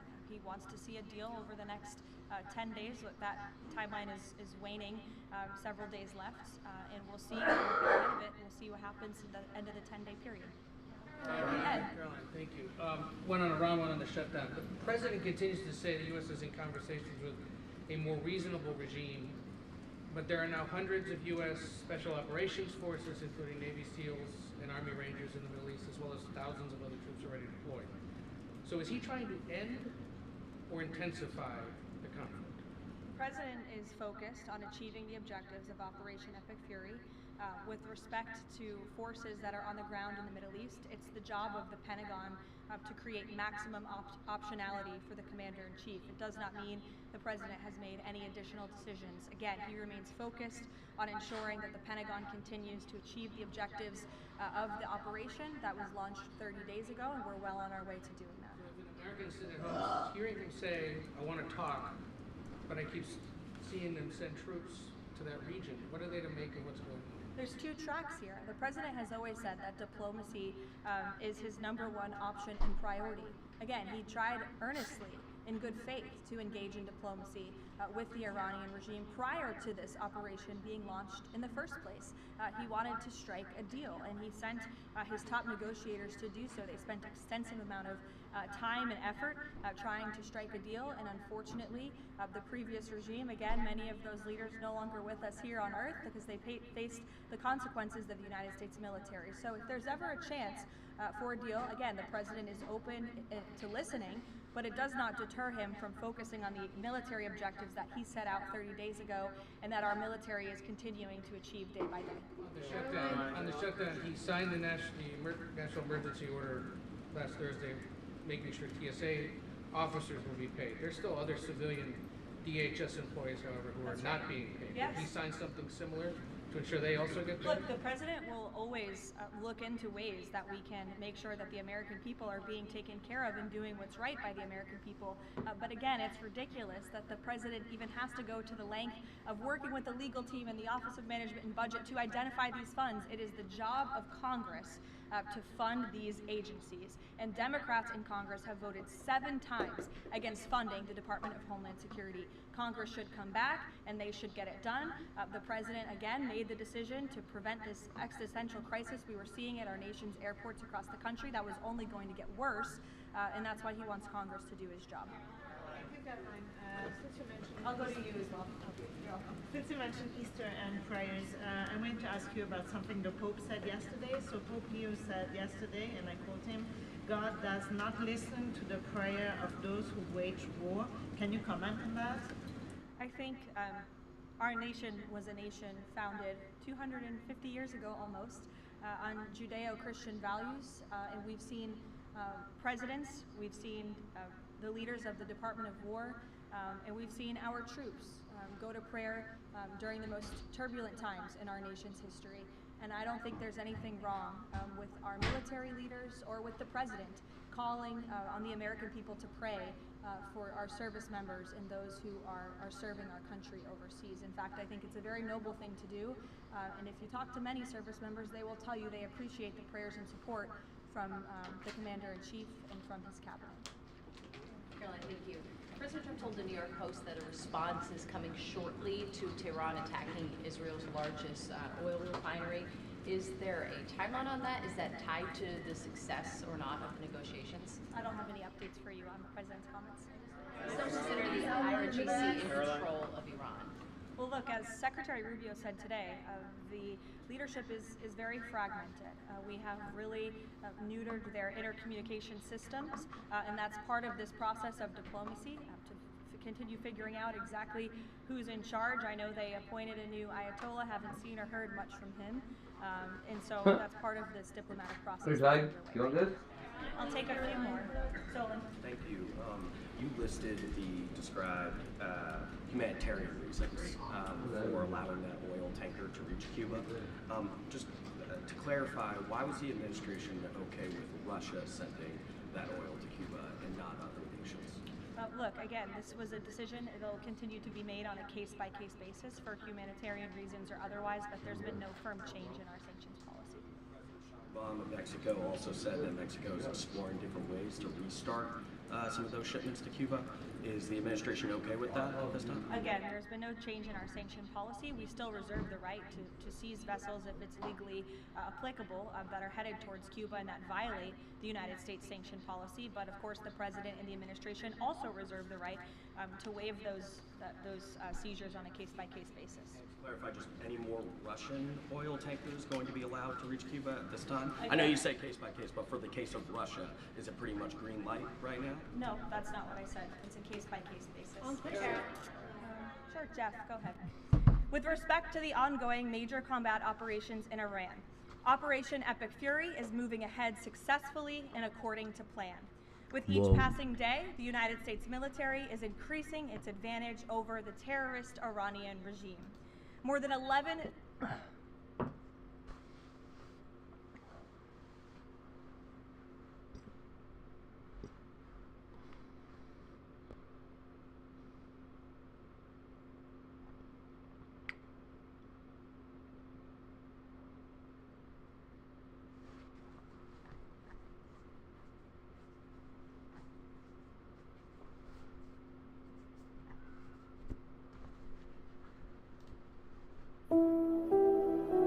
At its peak, Bally Manufacturing didn't just make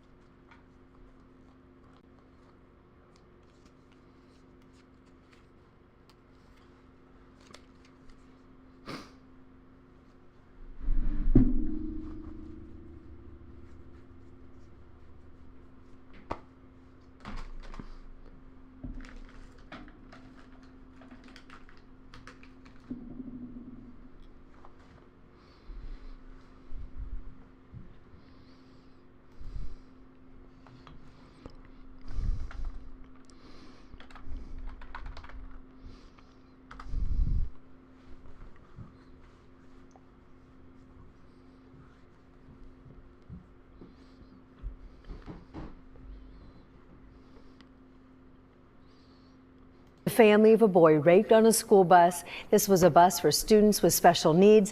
That family now is suing the Jennings County School Corporation. And the lawsuit was filed in federal court just a day after a jury convicted Landon Doty of sexually assaulting the nonverbal 7-year-old boy with autism.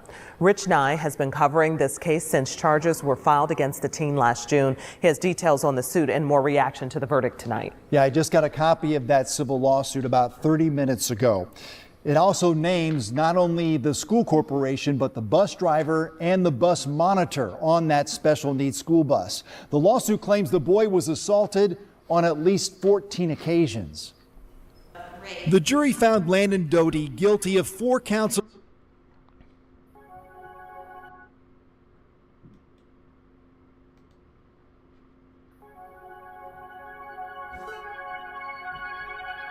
Remember when Japanese companies used to make the coolest stuff in the world?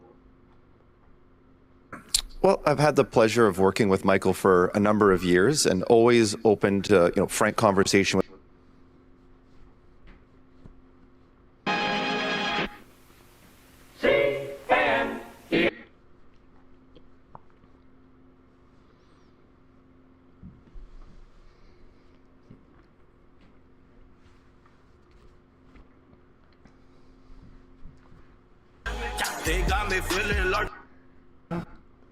So 3 months ago, I built the tank you can see here after living in this house for 2 years and no aquarium. I mean, that...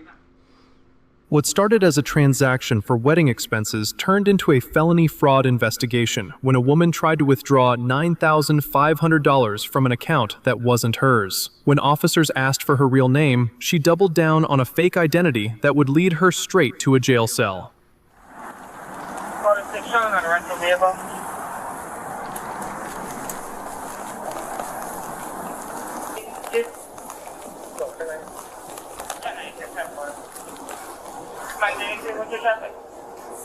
You changed my location to Walmart on Thursday. Yeah, there you go. Good. Hi, how you doing, man? I'm good, how are you? Good, you got ID on you? That's your What's going on? Can I talk to you outside real quick? Here's her ID. If you want to talk to her, let me talk to you. Tell her. Okay. So what's going on? She was due a total of $9,500 last week. Okay. And this name here, is this name on her ID or is this name on the account? Okay. But that's not the name on the account? Yes, it is. Okay. But it's not her? Okay. So on the 12th, Friday, she came in and took 95 to deposit $9,500 out of this account. Okay. Apparently later that day, the real person went to their branch in Illinois and said, "Hey, this is fraud." And so there's a fraud claim. And she comes back in, and now she's trying to, under the same name, trying to make a deposit in a different account. The same account under the same name. And we're saying she's probably not trying to deposit this, and then make a separate withdrawal. Because you're trying to deposit the money into a different. Yeah, but she was due $9,500. Now she's just going to make a small deposit, $45. So that's what I'm trying to get like a claim number for the fraud claim that happened on the 12th in Chicago. But that's what we have right now. And I guess they have a picture there too with them. Yeah, picture of the actual person? Yeah. They made it sound like yes, but do you have a picture of the actual person whose account it is? No. So you don't know how she got here today. But she walked from the north. But you definitely saw her walk from the north? I want to get a rapid ID if that's a fake ID. It might be. Yes. Yeah. Because it matches the name, right? Yeah. You got ID on you, man?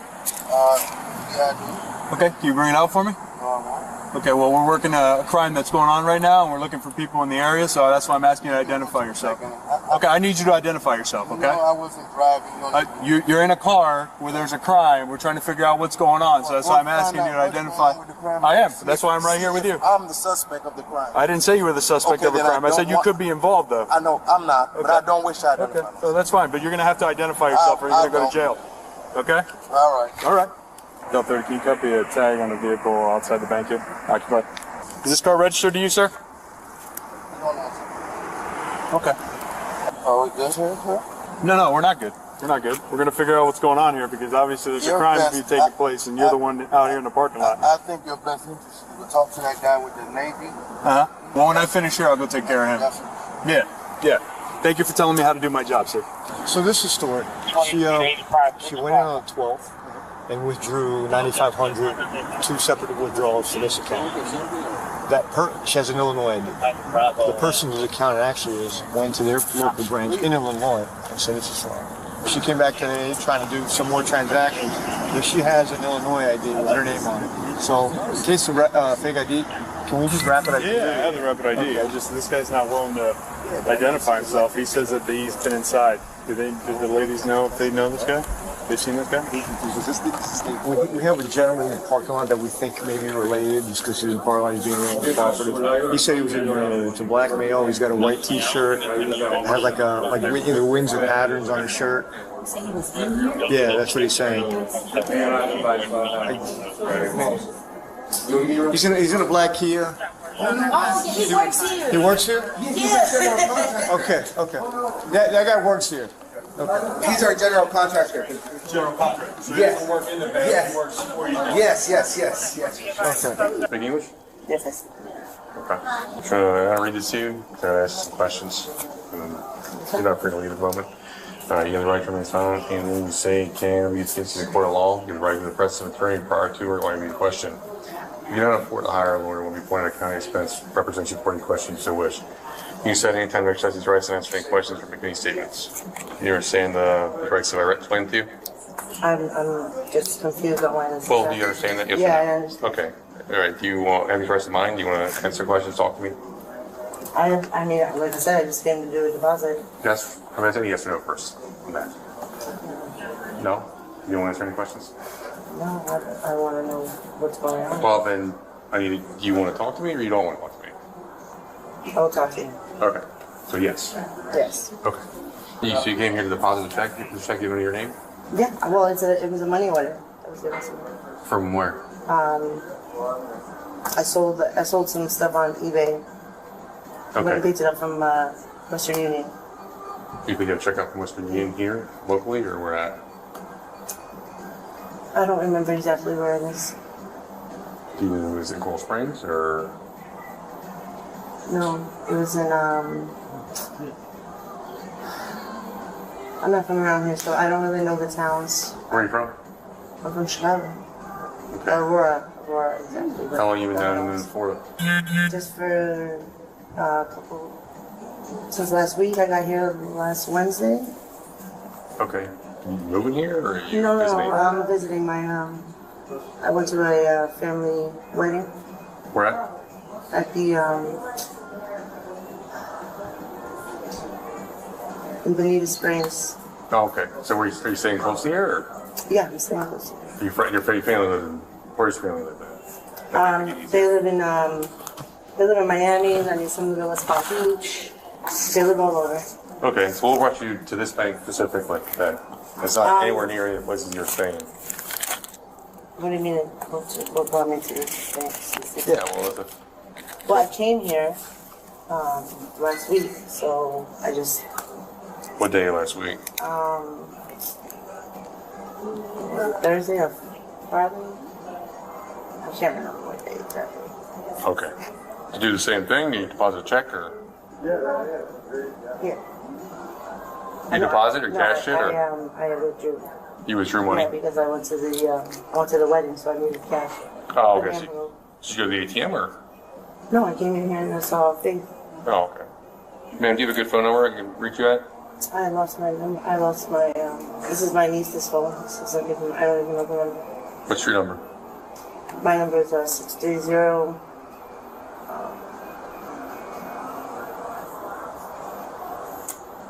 I don't know because I never called myself. I can't remember. 29 check one time through Illinois. Okay. So I just want to verify that's what he said. So on January 12th, she came in, withdrew money from Oliver Ramirez's account of basically $9,500. And then the real Alma supposedly went to her account, realized that she would have that money withdrawn from down here, flagged the account, and now she's back today. Alma opened a new account? Or she did? Opened up another account. Okay, but canceled this one. And then she came in and deposited money into the old account. No, that's a separate Okay. Oh, was that your real name? Okay, because we're going to fingerprint you. And if it comes back to somebody else, you're going to be additionally charged. Okay, it's to be. If this is not really who you are, we're going to charge you for obstruction because you're giving me a false name. So I need to know if it's actually you. Ma'am, okay, answer me. Is this your real name? But sir, answer me. Where is there something wrong with depositing? We'll get into that. I need to know if this. I know there's. Okay, well, you're not free to go, so we're going to fingerprint you and find out who you really are. You can't fingerprint me unless I'm under arrest. You're detained. You are detained. Before what? Because you have suspicious activity on this count, and we're trying to figure out what's going on with it. Okay, so you're not free to go. So do you want? Okay, well, do you want to give me your real name or not? I'm not condoning it to anything. It doesn't matter. You don't have to. Okay. Or because. He works. That gentleman works for the bank. I'm gonna call my lawyer. Okay, you're not gonna call anybody. I have. Wait. Oh wait, hold on. No, too late. Hold on. Ma'am. Wait. Hello. Okay, come on. You want to be this way? Okay, do not resist. Do not resist. Okay. Do not resist me. Please. When you pull away, yes, that's what this is. Well, hold on. Let me loosen this up because you just way you twist your wrist. You tighten it up on yourself. So. Listen, I don't want to go this route. Well, you decided to go that route when I asked you what your real name is, and then you're like, "Well, I don't want to consent to any of this." Well, you don't have a say so in whether you consent to anything because let me loosen this up so you can fix your wrist on this So one. I'm not You twist that or entitled to not? a lawyer though? I'm confused. Lawyer does not happen right now, man. Yeah. When you go to court is when an attorney. All right, twist your hand. Twist your hand. There you go, like that. Hey there. Good morning. You get weed on you? Do you have a medical marijuana card? I don't have weed on me. Do you have a medical marijuana card? I don't have any weed on me. But do you have a medical marijuana card? That's what we asked. I don't smoke marijuana. I smell it. I don't know why. Okay. Sounds like cigarettes, you know, when we small this.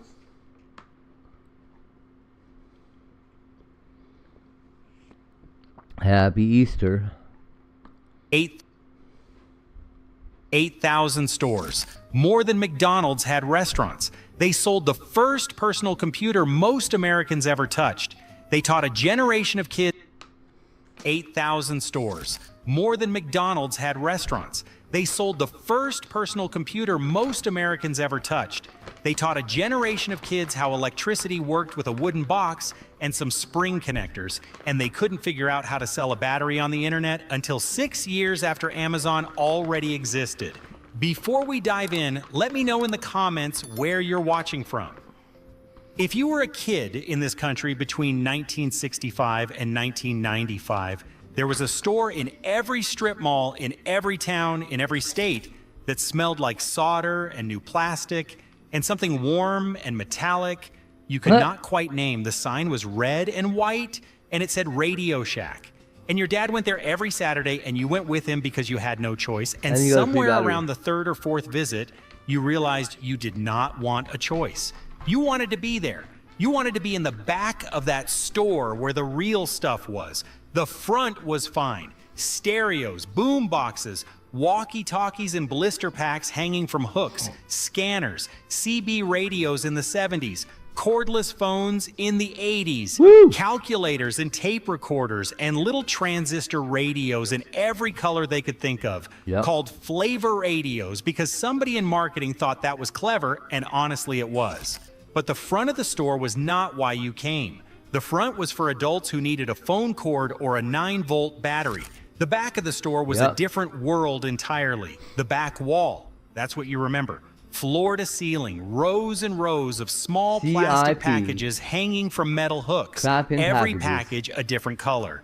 Every package containing one tiny electronic component that did one specific thing. That's where they made all their money. Resistors in little tan packages, capacitors, diodes, transistors, toggle switches, LED bulbs in red and green and yellow, potentiometers, relays, fuses, breadboards, wire in every gauge, alligator clips, soldering iron tips, heat shrink tubing. Every single thing you needed to build something from nothing was hanging on that wall for 49 cents or $1.29 or $2.99. And the guy behind the counter knew what all of it did. That's the part people forget. The guy at Radio Shack in 1978 was not a teenager selling cell phone plans. He was a retired engineer. Or a ham radio operator, or a guy who had been building amplifiers in his garage since the Kennedy administration. You would walk in with a dead circuit board from your dad's stereo, and he would look at it for 10 seconds and point at the wall and say, "You need a 470 ohm resistor and a 100 microfarad capacitor," and he was right every single time. He did not look it up. He did not check a computer. He just knew. Because that is who worked at Radio Shack. People who understood how things worked. And then there were the kits. The science fair electronic project kits were the single greatest educational toy ever made in this country. Full stop. A wooden board with metal spring connectors, a paper manual with diagrams, and enough components to build 30 or 65 or 100 or 150 or 200 or 300 different projects. You would clip wires into the springs and follow the diagram, and suddenly you had a working AM radio, or a lie detector, or a burglar alarm, or a siren, or a light that blinked in a pattern you programmed yourself, or a crystal radio that pulled voices out of thin air with no batteries at all. That crystal radio moment. That was the one.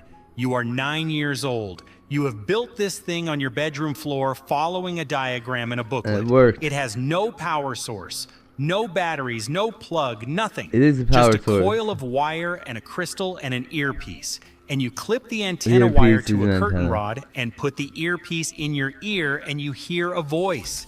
An actual human voice coming from a device you built yourself from parts that have no power. That was the moment a kid understood that the invisible Yeah. world was real. That radio waves were actually there floating through the room, Don't tell through anybody. the walls, through everything all the time. And you just caught one with wire and a crystal and your own hands. Yeah. More American engineers That's a and neat feeling. scientists started at that moment than in any classroom in this country. The people who built the internet, the people who designed the circuits in your phone, the people Yeah. who put rovers on Mars, Yeah. a lot of them will tell you the same story.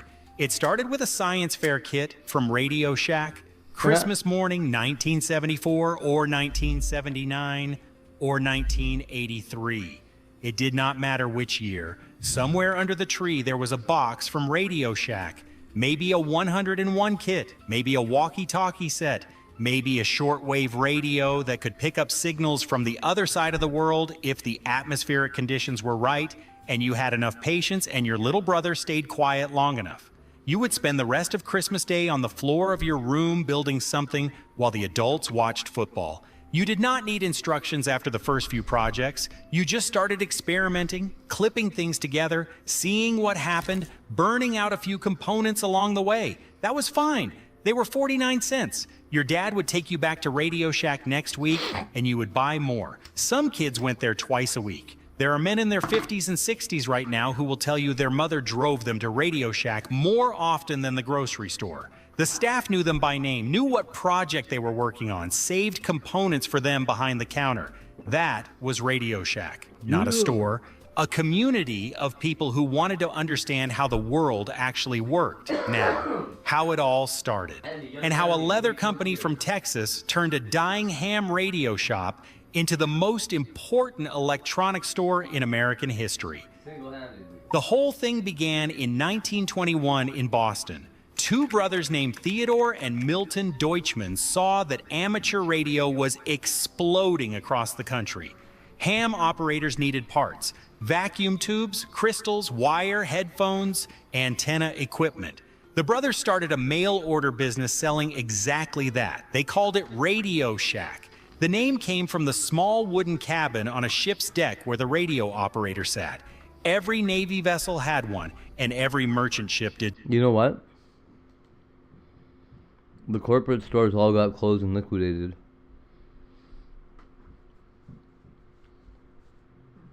There's people that own private Radio Shacks, though. I wonder if, like franchises, right? I wonder if I can find, Since he's gaslighting me? what was this? Since he's gaslighting me? He who doesn't want to pay for my flight. Crystal just wants to fucking start drama every day. Every day is like drama. Like I think Cappy don't have. Is that Ice beside you I on the think phone? Minette is starting shit. Since he's gaslighting me? He who doesn't want to pay for my flight. Crystal just wants to fucking start drama every day. Every day is like drama. Like I think Cappy don't have. I think Minette is starting shit. I think Trish is against me. It's beat on my friend. It's Gamble coming after me. Then My ex-boyfriend. shut up. You're so fucking annoying. You know Devin Cunt. Becker. He fucking died. He's using me for donuts? Yeah. Yeah, Captain likes his cash cows. This is true. Yeah, but I'm taking so much shit. Since she got here, I have to just walk around eggshells just to please her fucking sorry ass. But he's like trying to like ruin my reputation. All she does. Did you buy the fish flakes? Captain, did you buy the fish flakes? Yeah, that hoodie makes you look like a goldfish, by the way. Huh? You've probably never heard of a company called Arden Professional Client Care, but since 2018, this company has accepted more than $184 million from the Nova Scotia government.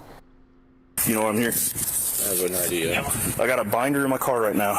Every time you guys went in and out, I got everything, dude. How long have you two been together? Like 2 weeks. Why are you not going to jail? I've been doing good though. Let's just say chainsaws.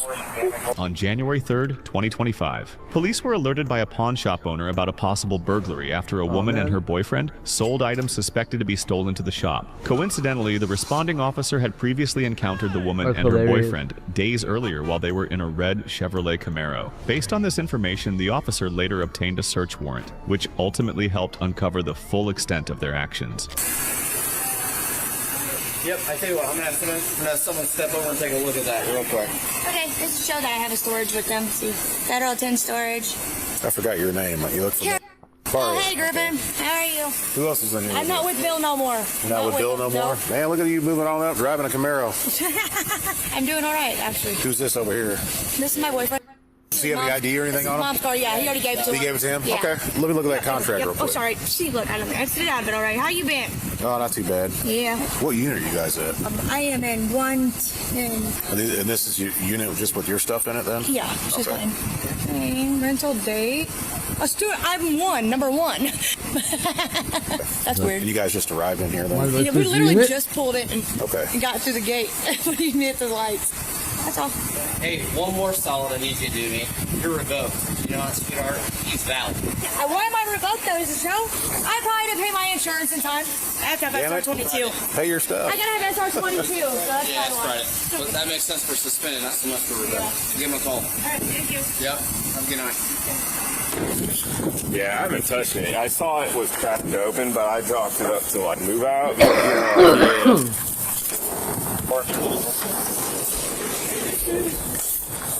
I just spent 5 hours writing the search warrant up and there's nothing in there. Okay, she's delinquent. Who got it stolen? She claims her stuff was stolen? No, Unit 28 had like $6,000 worth of chainsaw stolen. But you can see that in the back of the photos I showed you. She's taking it out. So that was only like 3 of the 10 items though. So the U-Haul. Yeah, I just got the license plate on that. I'm gonna run next door, see if that's under her name. I think she's banned from using U-Haul or his name. But there's the tan truck, the red Camaro, and the U-Haul. I know where she's at, so I'm just gonna go Yeah, mad. there's been a U-Haul involved in like a lot of vehicle theft complaint. You got the picture with the license plate, right? Yeah, the tan truck, the U-Haul matches the one that's in that driveway right now. So these cameras work at all? Would these point to 28? Well, that's off. That's off there. So what they did, they parked right here because I saw the lights from my 360 camera. See, I thought they came here, stole stuff from 28, put it in Unit 1, and when they left in that TMG&C truck, they just grabbed what they wanted to try to sell, and the remaining items were going to still be in Unit 1. They were here the 27th at 3 a.m. I know, because Officer Griffin... So this is last night. Add all those 28s onto the ticket.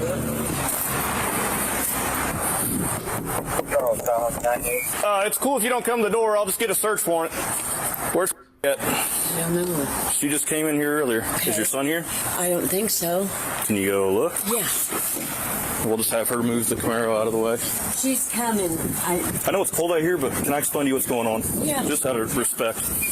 U-Haul's past due. They keep extending it. It's due back at 4 p.m. So could you move your Camaro out of the way so they can come tow the U-Haul? And then you're going to go to jail today. Oh, okay. Is there a bunch of like chainsaws or anything in your house that don't belong here? Climbing ropes, anything like that? I don't think so. I was out at my mom's earlier. So I like I just said, got home. I'm just telling you out of respect because I don't want you drugged in the middle of this when obviously you have nothing to do with it. Basically, her and your son have been involved in some bad things. I don't want to get your son wrapped into this, okay? I saw he's got a pretty clean record, and I want to keep it that way, okay? Hey, thank you for working with us because I was going to go down to State's Attorney and get a search warrant and come kick the door in. So. I'm so sorry. I was sleeping. I'm not sorry. So I don't know if you know this, but your car on the 27th, 3 a.m. they had it out at the storage units. You got them on video. Their names are added to a dispatch ticket. So I don't know if they're stealing your car at night without you knowing or what. Said that they were moving stuff out of her storage, and that's all I know. So it wasn't her storage. Some of it might have been, but a lot of it wasn't. Okay. Jesus. I know. How's it going?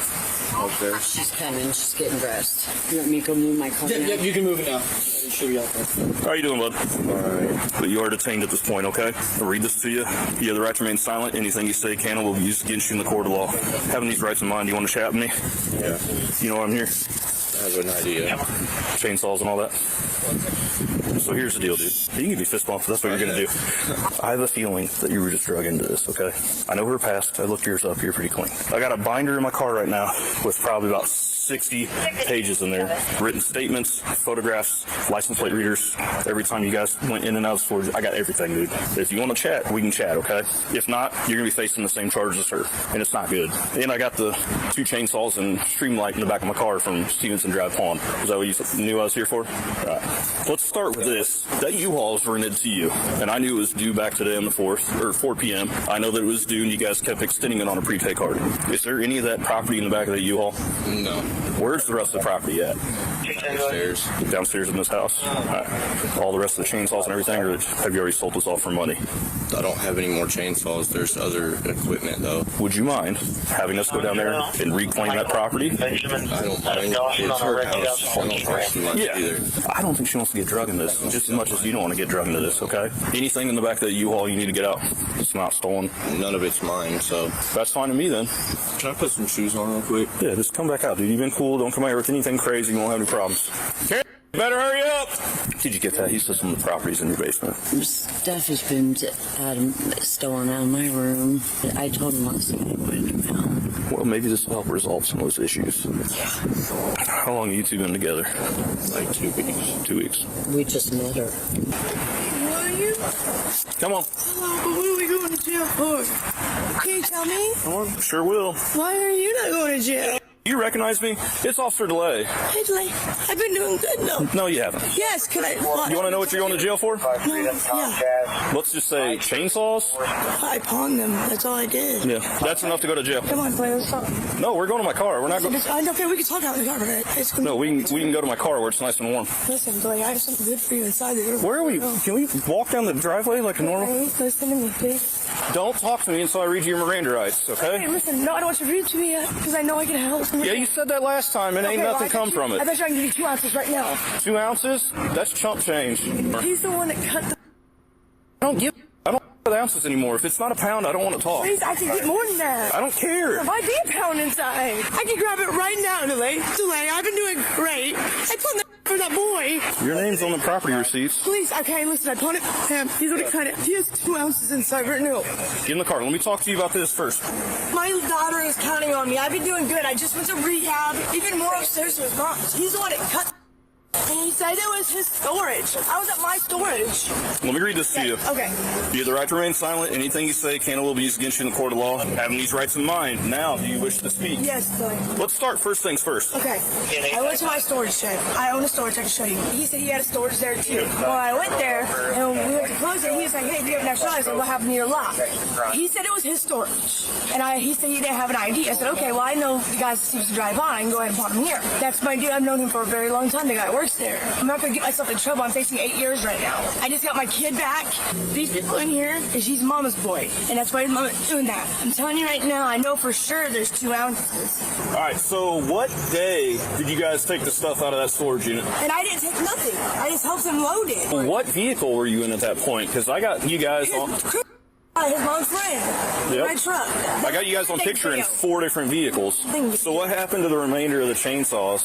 I don't know. He sold them to some guy. So the 2 of them went to Stevenson Pawn with the Streamlight. Yeah, the other ones. And there's 3 other chainsaws. Where's all the climbing ropes, the harnesses? They're all in his basement. They're all in the basement. And this Not mine. And this was all his idea? Yeah, I don't think storage. This is not my MO. So then he told you that was his storage unit. Yes, sir. But there's no lock on it. And when I got over there, I wasn't over there. If you guys look at the video, I wasn't there when the whole thing happened. So I was at my storage when it opened. So you were led to believe that the items in that storage unit, itself was storage. Yes, sir. I'm doing great. So then you guys loaded it all up in a vehicle and then took all that stuff where? To here? Yes. Now on the morning of the 30th, you guys returned back to the storage unit in a tan Chevrolet. Why would you guys return on the 30th? He said that he had to get the rest of the stuff out and it was already locked. He said there's already a lock on it and they must have locked me out already. I still have my storage. That is not true. No, that's what he said. He said there's a lock on it already. The morning of the 30th, there was no lock on it. The 30th? Yeah, because I was there at 8:18 in the morning and there was we went in the afternoon. I'm telling you, Delay. This is exactly what happened. This is not my MO. This is not what I do. Listen, I'm facing 8 years. I haven't, on the straight and narrow, I haven't stolen from You're lying to me. No, I'm not, sir. You did not go there in the afternoon. You were there in the morning. No, it wasn't. Hold on. Let me show you something. Okay, I'm trying to tell you everything. Yeah, you might be too high to understand what's going on right now. I know, I'm so bad. No, I'm just scared. Please. You know what day that was? That's the 30th in the morning, isn't it? Because that is right. Go back to my store. We went back to my storage shed. So you were there in the morning on the 30th. I had to go to my storage. I had to get extension cords and stuff out of my storage for his room. So my question to you is, if you're saying that he's the one that's responsible for all this, right? Yes, sir. How would he have known that those were in that storage unit? Answer me that. He did it now, I guess. So he just ran Maybe he did. But that was the only storage unit that was broken into. It's the only storage unit that has high dollar items He in just it. got another lock yesterday. At 10 Federal? Yes, he did. What number? 30, I think. Number 30. So if I go look at number 30 right now, lock's gonna be cut on it. Yes, sir. You got anything else you want to tell me about this? Delay, I can't finish. Listen, you're only going to get the theft and the possession of stolen property. I can't get no charges. They said they're giving me 8 years if I get any more. I'm facing 13. I have 2 ounces inside. I'll get you pounds. I don't care. I'll work. Whose is it inside? His is mom's. 2 ounces. Yes. Where's it at? No, one of them's in his little table, and she's probably hiding upstairs in her little clothes thing. Right now? Yes. I can go get it. I will walk in and get it in my... That's illegal. We can't do that because you'd be acting on behalf of me and you're not signed up as a confidential informant, and I'm not doing that. Get your feet in. Yeah, he's not going to... You're going to jail. You're only catching the 2 petty charges. I can't get no charges. If I can prove what you're telling me, then okay. Can we go over there now? No. No, to the storage so you can prove it. That's going to be something completely different. I'm telling you, Delay, I can't. Then stop doing this goof. I haven't. I wasn't doing good. I just went to a rehab. I got my own place. I'm supposed to move in 2 days and just got my kid back. I swear to you, Delay, I got away from Bill. All right, well, let me go talk to him. See if I can corroborate any of the stuff he told me. He's not. It's us again. Yeah. Can we come in or? Yeah. Jared, where you at, bud? You lead the way. These boxes right here, and then there's more in. All right, perfect. You just want to put it all in a big pile.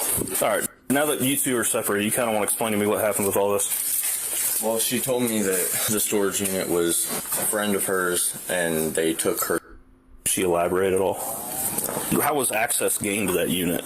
I cut the lock. You cut the lock? Because she told you that her friend had taken her stuff, and it was in that specific unit? Yeah. Did she say at all what was taken?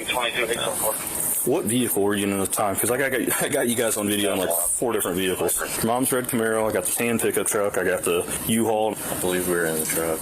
The tan truck? I think so. Did she explain to you what items were hers? Or, I mean, after the lock was cut, what happened then? We just started loading the truck. And then those items came back here? Yeah. And then obviously the 2 new chainsaws, the bars, the Streamlight, all got pawned off at Stevenson Drive under her ID. Yeah. Is there any reason for that? No. Do you have an ID? She took the stuff in. Yeah. I went in and out. I got you on video, man. Yeah. Pretty sure you're wearing the same coat. And yeah, probably. The other chainsaws, because there was like 5 total, 2 new, 3 used, and then all the climbing harnesses and everything else like that. Where did the other 3 chainsaws go? She got a hold of a friend. She did? Yeah. Not you, right? No. So the transactions for those 3 other saws were made by her? Yeah. Through text, Facebook, or do you know it all? I think Facebook Messenger. The 3 chainsaws, is everything else still here? Yeah. So right now the only items I have missing are the 3 chainsaws that she brokered the deal on, right? Can you go grab that physical ID or driver's license, bring it down here? Yeah. And I'll explain to you in a minute, okay? We got a lot to carry out, though. I'll help you, Gary. I'm gonna hop out and wait on you. Yeah, you're good. No, I'm good in here, man. All right. So she told me that you're the one that wanted to pawn them off, but you didn't have a driver's license. So guess what this is? A license. See why I asked for it? Yeah. Anything else you want to tell me about this? No. Okay. That's what happened. I feel like I should have known. You remember what date it was that lock was cut off? Probably right around a week ago. And just to be 100% honest with you, I don't care if there's a pound of down here. I'm just here for that.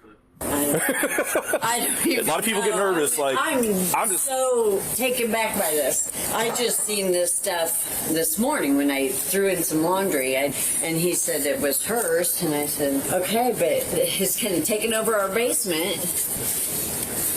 So So when I write this report, I'm going to have to put in there you cut the lock, okay? But I'm also going to put that you cooperated with us. The stories that she told me didn't match up to what is obviously what happened. You two went above and beyond and cooperated with me to help get this company stuff back, okay? I don't know what the state's attorney's going to do, but I'm going to ask them not to charge you with anything, okay? I appreciate that. But that's out of my hands, okay? But this definitely helps. I'm not going to burn you guys, like I said, okay? You guys are letting us come in here and get the property back, and he's telling me his side of the story without putting him in handcuffs, taking him to jail. Now, let that be a lesson to you, okay? Can't trust everybody. No, man. I was easily manipulated in my last relationship. Let me figure out a plan to get all this stuff out of here. I'll be right back. Okay. Hey. Did you need anything out of here? No. Can you do me a huge favor? Could you possibly bring a pickup truck over here and help drive the truck to get all the back to our PD? It's all in the basement. I can bring it out to the driveway. No problem. Perfect. I can do that. Let me explain to you that. I appreciate it. All right, so this is all stuff here. I'm gonna go take her to jail. He's gonna hang out with you guys, help carry this stuff out to the driveway, and we're gonna have U-Haul come back with the pickup truck, and we'll take it back to our PD. Okay? Any questions for me or anything? Okay. Well, like I said, I appreciate the honesty. Made it a lot easier for us. All right. What? You're going to jail? No.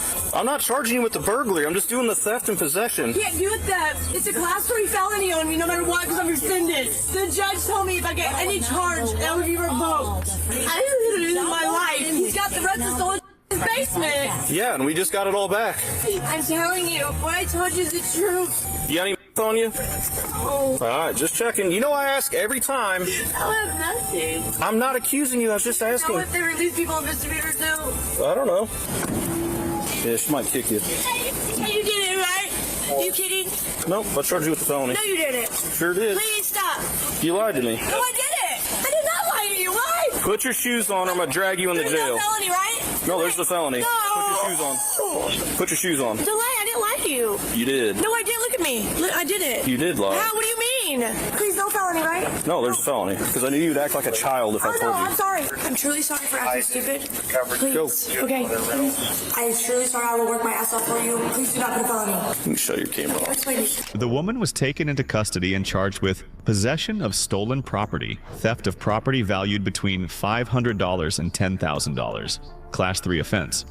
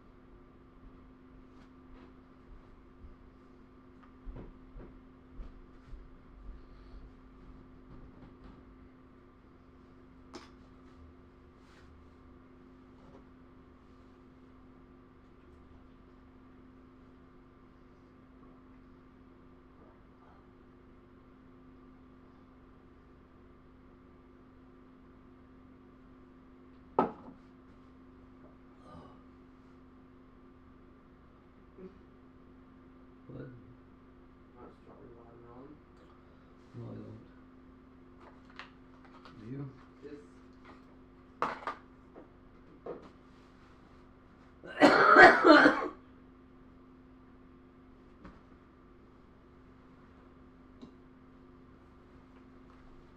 Why do you always say it that way? See, the way that I told you was the right way to say it. You don't know? You don't know? No. It's okay.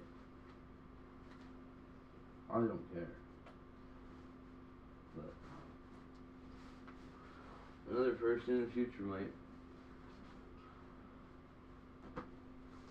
Oh dear God, buddy. What's the temperature today? 2? Oh, it's gonna be warm.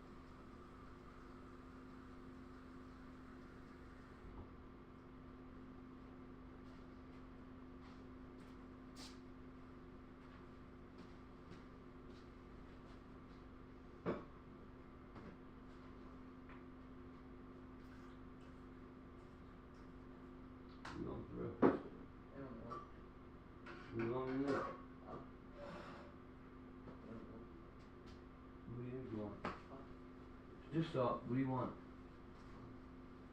I'm not playing a game. It's not some kind of dance. What do you want? Just what? Nothing.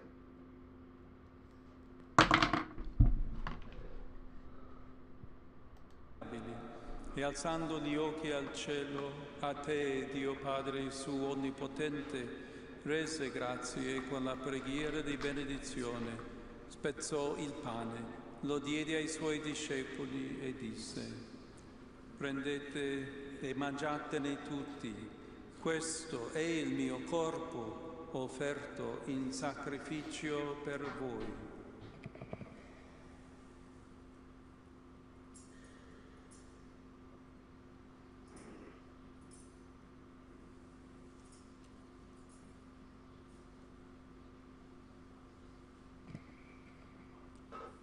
Allo stesso modo, dopo aver cenato, prese nelle sue mani sante e venerabili questo glorioso calice, rese grazie con la preghiera di benedizione, lo diede ai suoi discepoli e disse: prendete e bevetene tutti, questo è il calice del mio sangue, per la nuova ed eterna alleanza, versato per voi e per tutti in remissione dei peccati. Fate questo in memoria di me.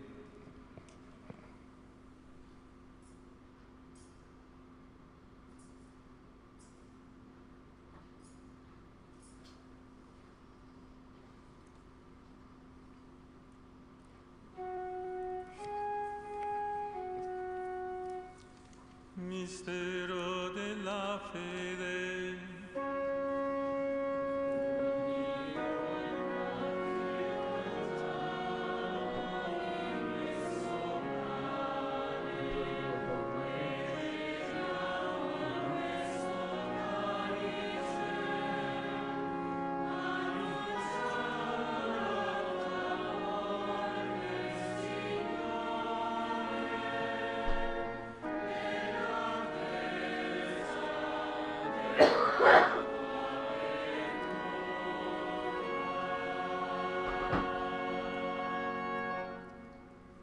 questo sacrificio, Padre, It's like they're torturing these people. il tuo popolo santo, celebriamo il memoriale della Beata. Probably Ave, Jimmy. You know I'm here. Blah blah blah blah. Miggy Wiggy. Hey. Welcome back. Welcome back. What's up, y'all? Welcome back. Welcome back. What's up, y'all? Here we go with an update. Get that third one a little bit more. Update on our girls and how they doing. Here y'all go.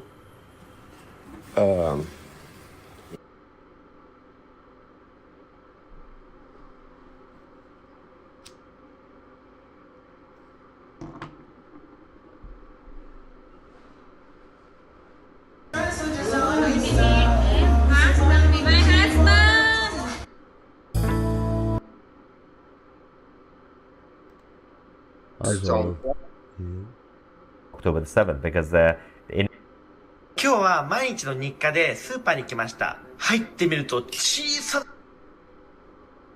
今日は毎日の日課でスーパーに来ました。入ってみると小さなメスのオオズワイガニが売ってました。可愛すぎて運命を感じたので、彼女にするためにお持ち帰りします。早速持って帰ってきました。大丈夫かお前。どうだ生きてる？あ、今回買ってきたこのカニちゃんはオオズワイガニのメ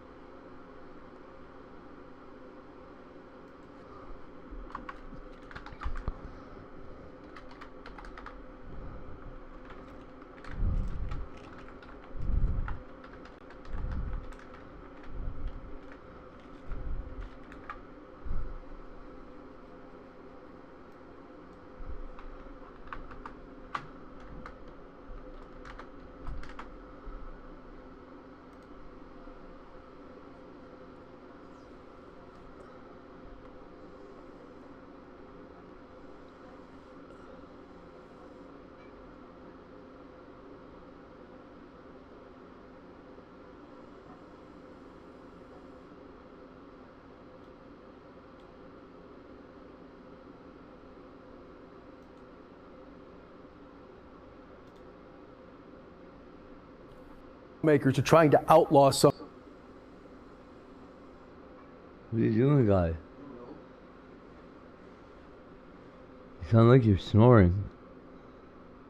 Gas prices are high enough already, but imagine you go to fill up your tank, pay all that money, only to have your car stall just minutes after you pulled away from the pump. And this happened to several. At one specific gas station. Trying to rule them out. It's the Pedic.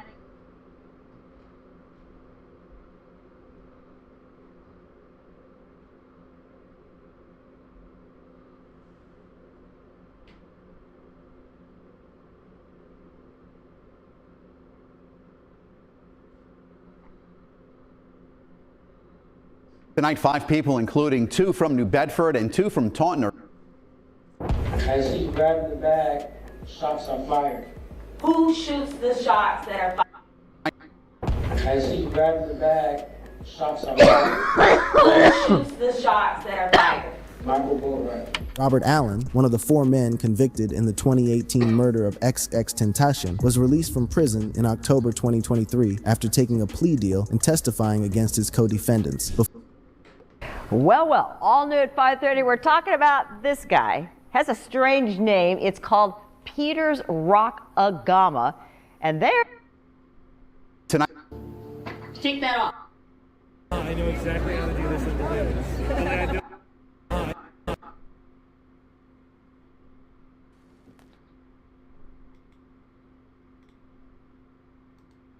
Tonight, 5 people, including.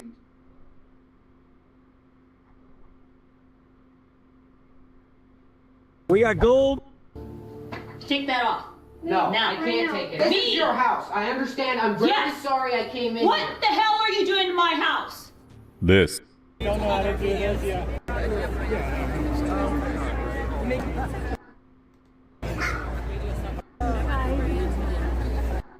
Well, all new at 5:30. We're talking about this guy. Has a strange name.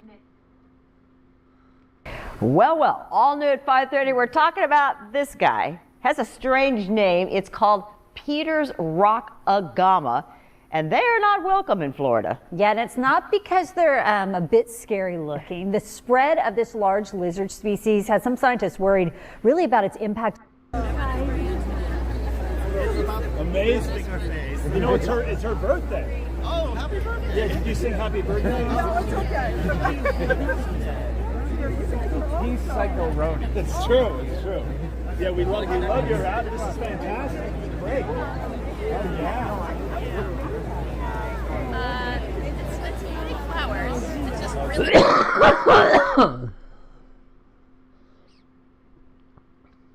really big fake flowers. Yeah, don't touch it. Impact on public health. So our Zach Wilcox saw one in person. He actually took this picture. We don't know anything about him, but it's funny that the Greek word is didymus. Inmate 228240. Anytime your name is brought up, I am forced to think about you, to inquire about you. I've always heard the same things. How you brag about killing a 17-year-old kid, and you have no remorse. Whatever the cause of the disagreement, you left and returned with a weapon for a 17-year-old kid. You guys at church yet? This is.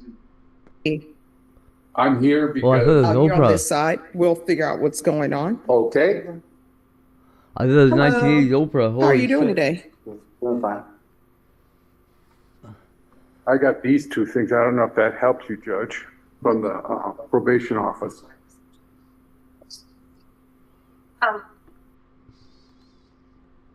On July 15th, 2024, officers responded to a bank after a woman attempted to wire $37,000 into her account using a stolen identity. That looks like a lady.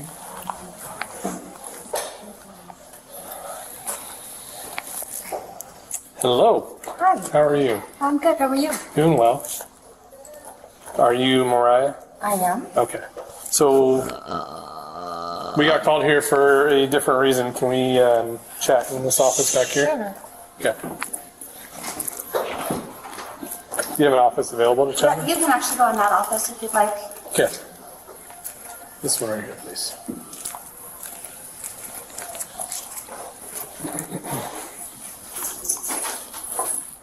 Mariah, why would you think I was being called here today? I don't know. Okay. I'm gonna wait for another officer who's actually in charge of this. Okay. Go ahead and have a seat for me.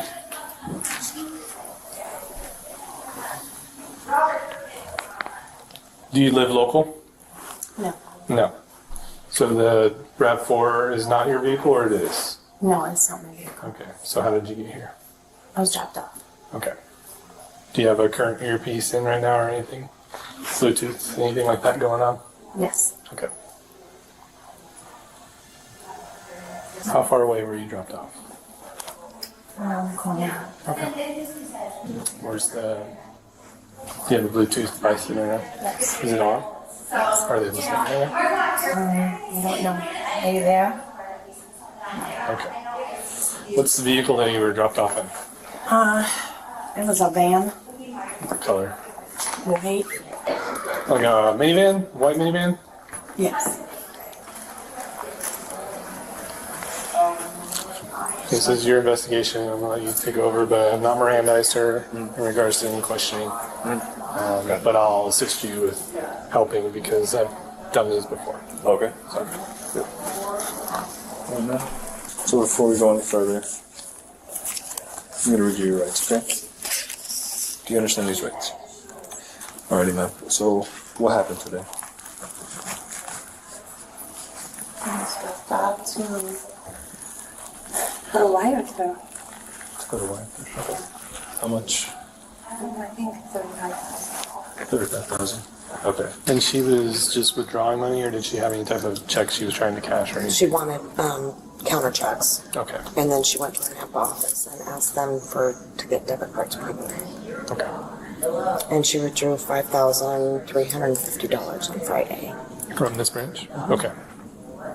So I know my partner got your name, but can I also get it real quick? Your first name, please. Patricia. Patricia. And what's the name of your other partner that you were working with? No. You don't know his name? He just goes by Pete. Okay, gotcha. How'd you know Pete? Whatever they're called.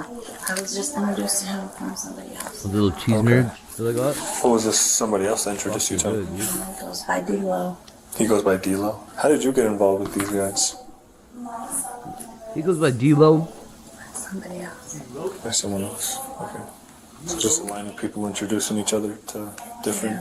All right. So you said you were trying to wire 3,500. 35,000. Oh, 35,000. Yeah. What did Pete look like? Maybe 6 foot. Maybe 6 foot. White, Hispanic, black. Is he? Yeah. Black. Black and hair. What kind of hair? Bald. How about D-Lo? How does he look like? 5'11". Is he black, white, Hispanic? He's black. Numbers on the driver's license don't match what we have in the system. Okay. Oh, I didn't even look at that. She's emailing me right now. Perfect. She didn't feel comfortable I texting think she it. already gave the officer another name, so we'll see if that's her. So. When did you meet these guys? A couple weeks ago. Weeks ago. Okay. Gotcha. And then from there, you guys just started talking about trying to get money, and eventually came to the conclusion to Yeah, I do was this. offered some money just to come into a bank and sell them right now. Okay. That was your only part in it to wire the money That and Damien then Darling get picked guy up and posted go back home, or so where would you have gone him with after? his mom and his wife. To And the then my real airport. flex To the taking airport. care of my From mom what I and my wife. understand, Patricia, you came from I Texas applied to it to and I said, Idaho real flex to be with taking care of my kid. Pete and D-Lo, and your part in this was to wire $35,000 to who? Someone named Tavares. Someone named Tavares? Tavares. Okay. Once you wired the money, your plan was to get back in the van with them and then So if I'm gonna flex transfer on him in yourself this to life, he's the gonna flex airport. on me. Hang tight for one moment, okay? She did not retrieve any money today because she had already taken $5,300 out on fraud He's a driving on comedian. I Friday. hope he enjoys the Who does the account belong giggle. An actual Mariah phone. But that's one. Okay, do we know who Mariah is? Yeah, was he just on the verified a picture of her. She was on the phone. And here's the wire he tried to send. It was for $37,000. And once it's gone, we can't recover it. So it's huge with fraud. So the first amount was already sent. That one's Well, that was done. That was a cash withdrawal. Cash withdrawal. For $5,350. Okay. And can we get a receipt of that? I can grab it. Yeah. So I don't know if you overheard our conversation here. Put in that. Financial crimes are serious Attach it. and most likely be going to jail today. Okay, so do you have anything illegal in your purse or on your person? No, sir. Okay, all right. Have you been to jail in Idaho before? No, sir. Okay. Have you been to jail anywhere before? No, yes. In Texas? In Ohio. Ohio? For the same thing? No. No? Okay. No. I've never done this before. Okay. You will have to go before a judge, and the judge will set your bail. Okay. Seeing as how you're not local to the area, it'll probably be fairly high due to risk of flight, right? Okay.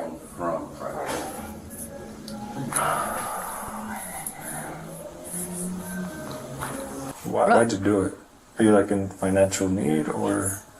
Okay. What's going on at home? My car was totaled and I need a new one and I can't run my business without a car and so this was just supposed to be a quick little thing and I would have done no effect. Right. You're a business owner then? I'm trying to start a business but I need my car. Okay. My car was totaled and I need a new car. My insurance didn't cover. I still owe. I'm upside down basically in my car loan. Okay. Gotcha.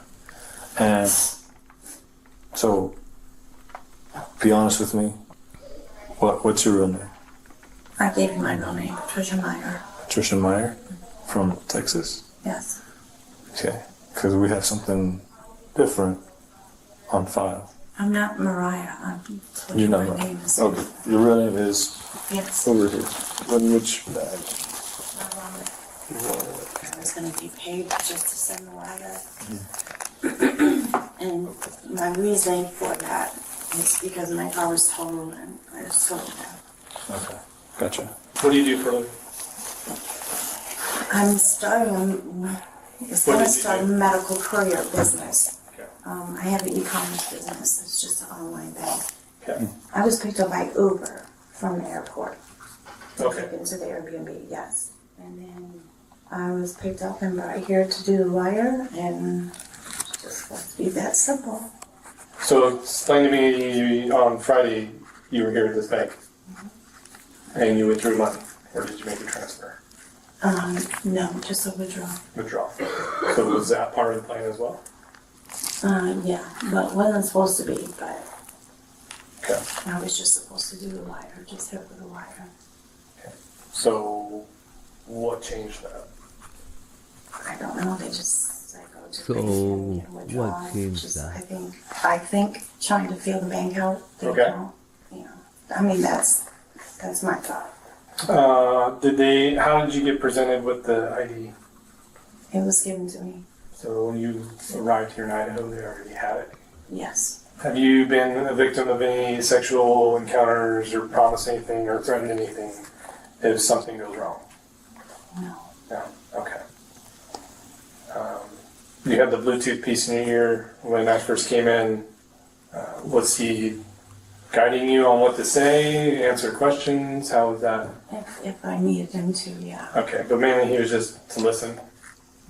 Okay. Did he advise you that if the police were called, he was going to do anything particular? No. That conversation never came up at all about if you got caught? No. No, and so I'm probably going to be stuck here just on my own. That's usually is what happens. Yeah, because they're using you to get funds. It's just supposed to be so easy. Just post in the wire. Right. But they're also giving you a fake ID. So that should be like, I know it's easy money, and it's also a criminal offense. So you gotta weigh your morals and values there. I know. Do you have any questions for me or Officer Rosales? How long do you think I'll be in jail? Overnight tonight for sure. And then we'll see a judge tomorrow. And that will be determined on between you and the public defender's office and the judge on how, if you're going to stay, if you're going to be released on bond, if you're going to have electronic monitoring. I mean, there's So a lot of seriousness to this, right? I'll have to stay in Idaho. That will be up to the judge. So I've seen it either way. Can I call someone? Who are you going to call? My friend that I could probably, I don't know, would help me with an attorney or what have you. Not anyone that's in the circle. I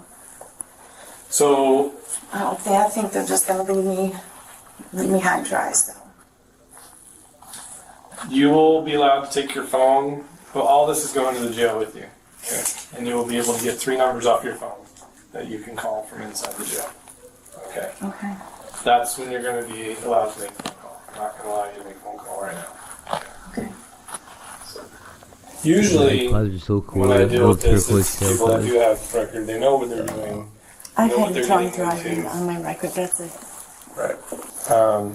Also, what I deal with is these crews, like the guy who picked you up, will target people who are homeless and desperate and get a portion of the deposit that they get. So, Well, the money that we took, I gave to the driver, and I was supposed to get my cut at the end of everything. right, it's like 10%, maybe 5,000, something like that. 10%. 10%. Okay. This was from today. Yes. And was the driver with you today and you went to Starbucks? Yes. Okay. Did you guys go through the drive-thru? No. Both of you went inside?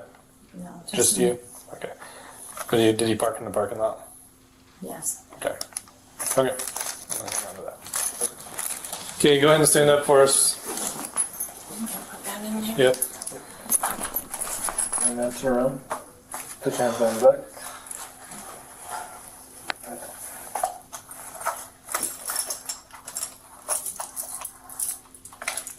You want to do the rest of this time, man?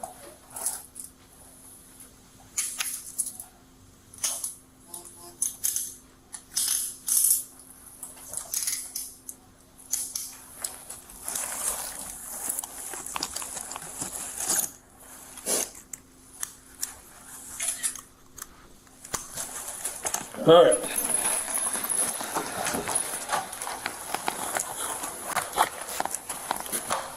Good.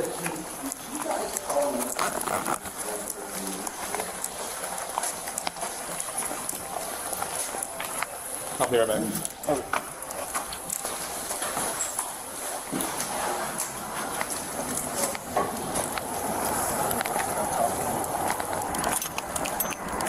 Look at a man like that.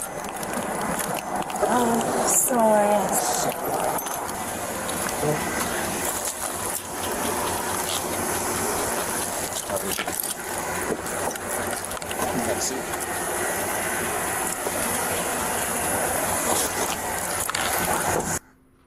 The suspect was charged with burglary, grand theft, forgery, conspiracy to commit identity theft, and possession of a fraudulent identification card.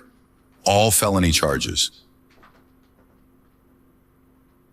Thanks for watching the video. Hit the subscribe button and check out another video below.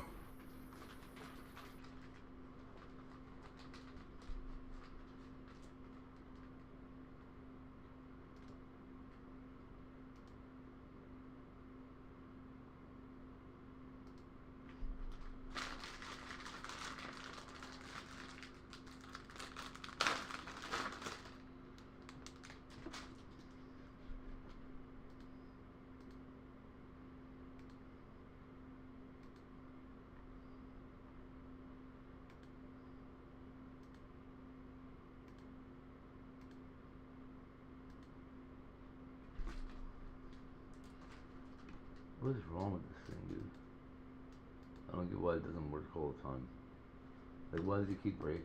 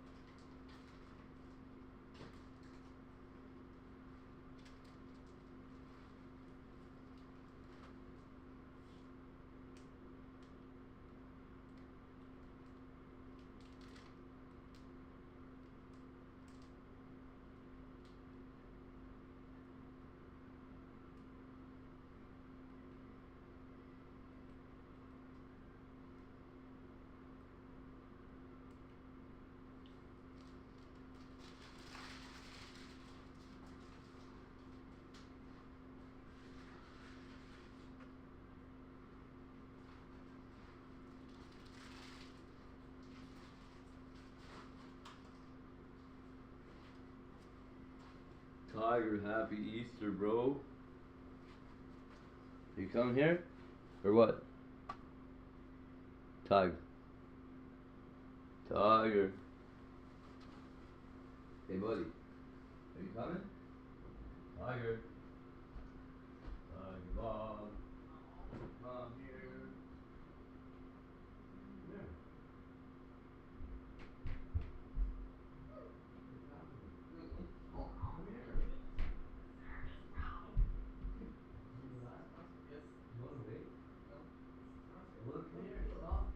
Okay, I'm gonna put it away. Are you hopping like a bunny?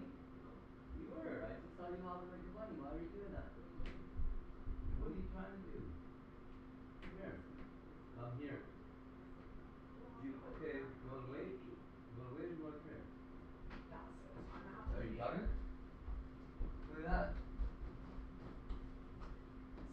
yes. Thanks for lighting up your laptop. What is all this? What is that? What do you think it is? What's in there? Sandy cake, yes. What is it? Lighting up your lap. What is it? Tell chat what it is. Almost like it should be Hey, covered into. what's this singing song? Hey, what is he singing song here? What? What is this? Wait, What? a bun. What kind of button? A chocolate bun. A chocolate bunny? What's he covered in? I don't know. Covered in foil? He's all painted up to look like a bunny? Wow. I'll get it. No one lives with you behind this photo. Hey, I'm yo. unfortunately late. You don't want to keep all this foil? No. Okay, I'll get it. There you go. Are you just gonna eat the whole thing? Just eat a little piece of it and then leave it, okay? I don't want you to like eat all the chocolate. Oh my goodness. How's it taste? It's okay? Okay. It doesn't matter. You can eat the whole thing. I just don't. You're like gobbling them down like a crazy guy. You know?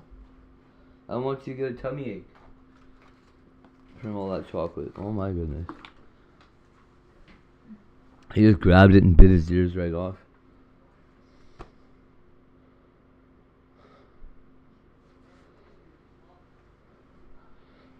Ever since I was a G, I was a kid.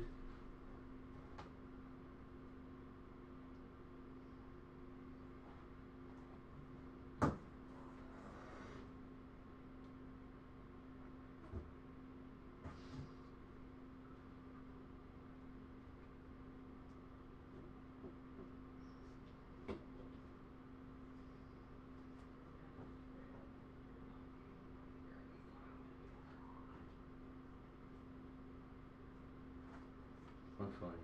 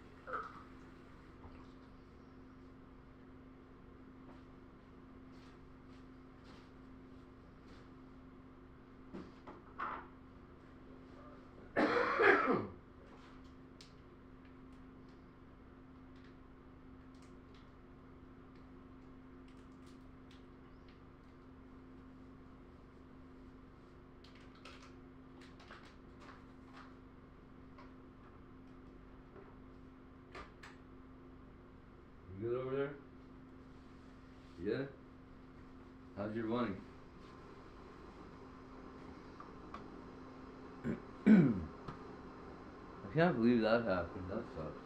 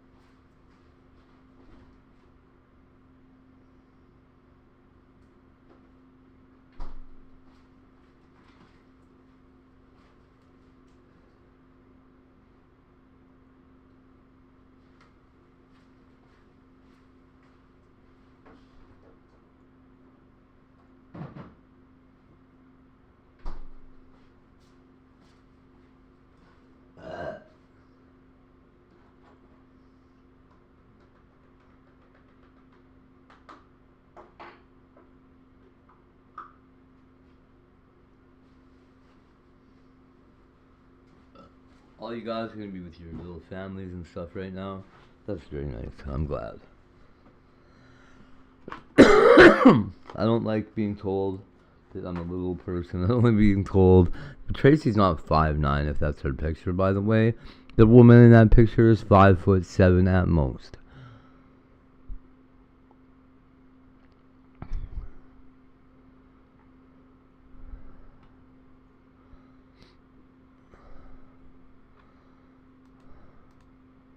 What? Skeletal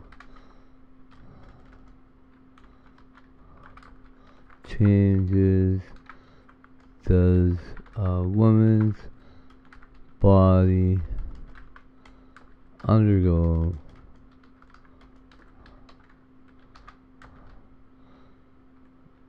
at 5'10"?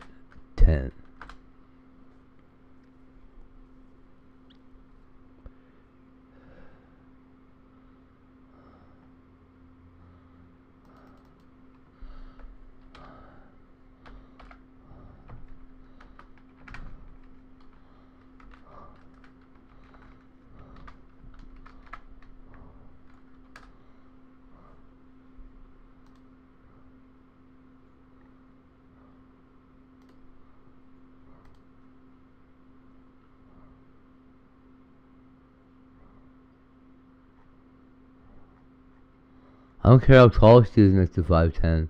I care what she looks like in the face compared to the 5'10" girl.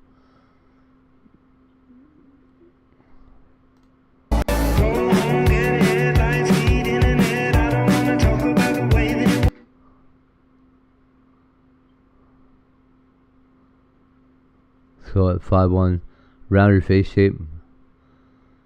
5'10", your head starts to look like more of an oval. I don't know, dude. When you pay attention and you deal with fucking what people look like all day, like practicing doing, what do they call those fucking things? Hey, what's going on here? Why am I not on? I'm real upset. This is the Hate Goes Here show, not fucking Let's Stare at Something Else show. Fuck you guys.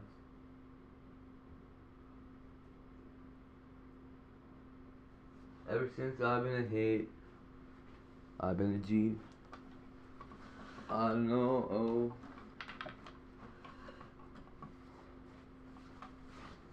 I don't know, dude. I can't even see me in this fucking shit right over here. So I don't know. I don't even care, dude.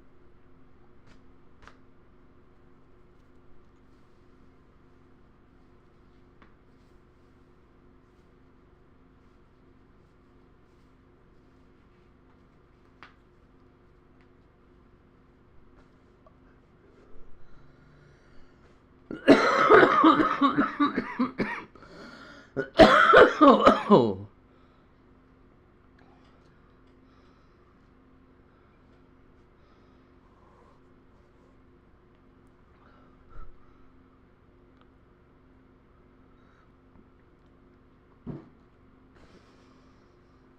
I didn't even notice that thing fell over.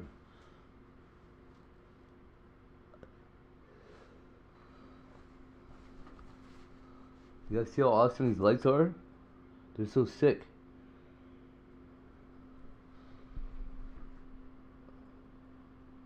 I love flashing like this. Oh yeah. It's like Halloween all over. You know what it does that's better, though? Let me show you. Does this. Right? Ooh, big deal, eggs. Look at this. So I'm getting electrocuted. And I'm getting electrocuted fast. So this must be the one that lasts the longest, right? It looks like it's malfunctioning.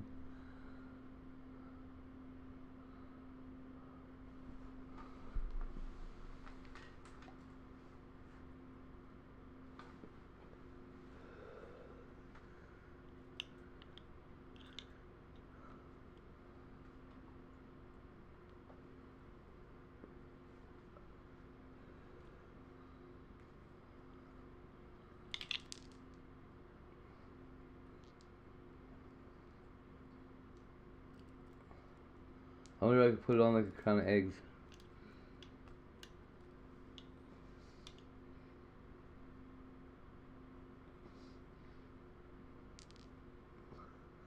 It's like an electronic crown of thorns. There, I'm doing the Jesus thing now. It hurts.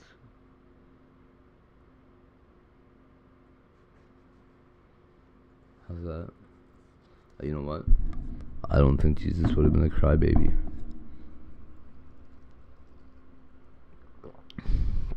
I think Jesus would have been like, go ahead, hit me with a stick and some whips and shit, bitch. You fucking think you're tough? Bitch, my dad was a carpenter.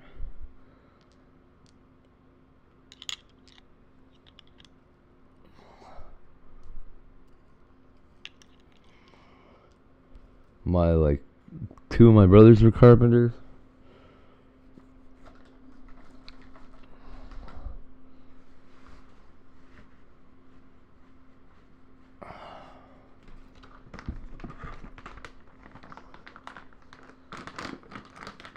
And 1,000 of his closest followers are probably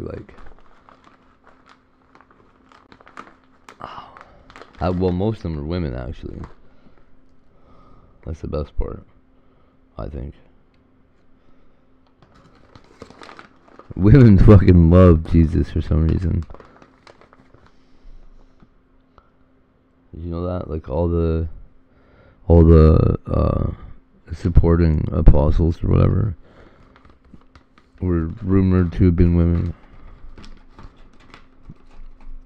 That's even the church told me that he was an artist, basically, and the people that supported him were his patrons, which is if today Jesus would use Patreon. Which reminds me, do you guys have Patreon?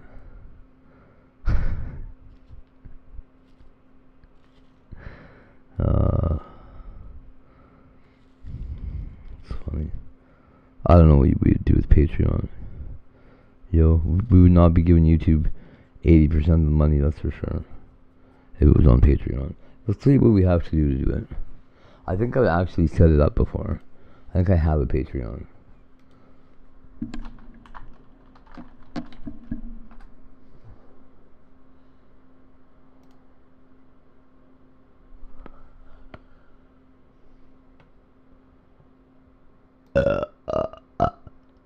Excuse me.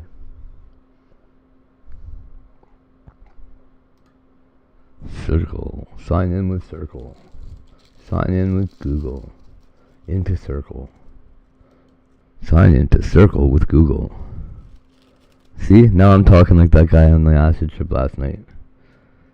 That's what he was doing. He's like, sign in. Sign in with Google. Sign in with Microsoft. Sign in with Trello. Sign in with PayPal. Use your email. Use someone else's email. Oops, there was an error. Do you suspect a bug? Submit a report. Do you want to submit a report? Submit your report. Sign in with Google. Pick my name. Pick another name.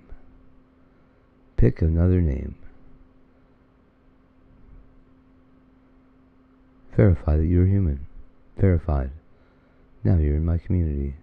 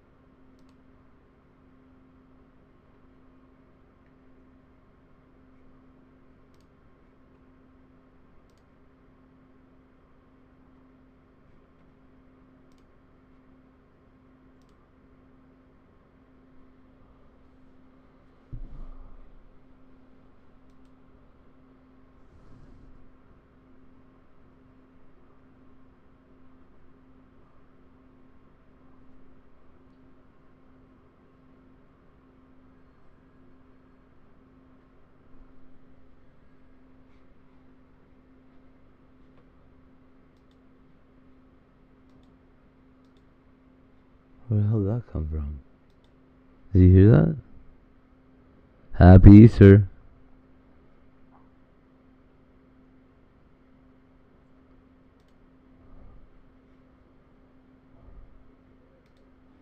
Oh, the Muslim Tigers thing up there.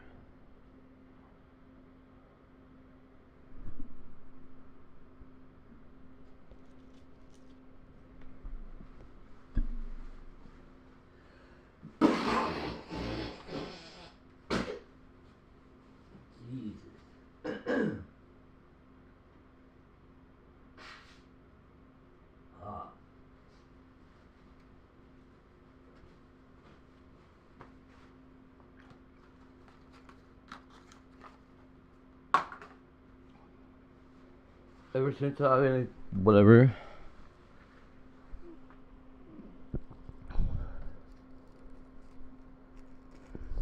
Somebody please? Did you? Let's roll this shit. Damien Darling still hasn't responded. Big surprise. Wagging all his money around like a big shot.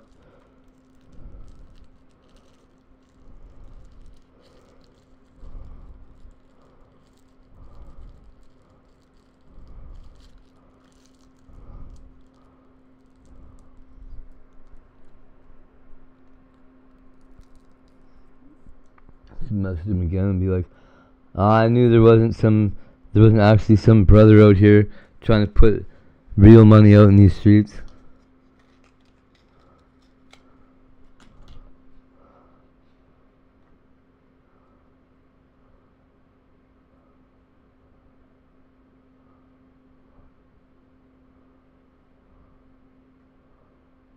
$54 million in debt in that area. What are you doing? To improve this area east of downtown called the Quarters. It's a special tax program where the city borrows money from future property taxes for this area to invest into this area, building things like new roads and new sidewalks. Today, you can't let them borrow money.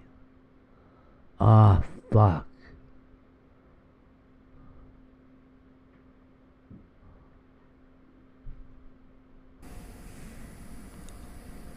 In the late 1970s, Tandem Computers exploded onto the scene with a remarkable product. Computers designed...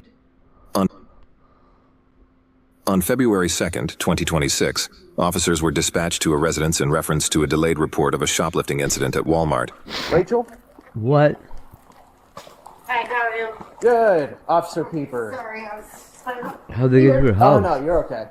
I'm Officer Peeper, just so you know our body cams are on, okay? Okay. So, I'm here... Actually. Well, while she's I just creeped gotta out. read you something, okay? I just have to let you know what your rights are, okay? Before I start asking you questions. Okay. You have the right to remain silent. Anything you say can or will be used against you in a court of law. You have the right to talk to a lawyer and have him present with you while you are being questioned. If you cannot afford to hire a lawyer, one will be appointed to represent you before any questioning if you wish. Do you understand? I mean, yeah. Okay. So, I'm here to talk to you about some incidents that you had at Walmart a few weeks ago. What?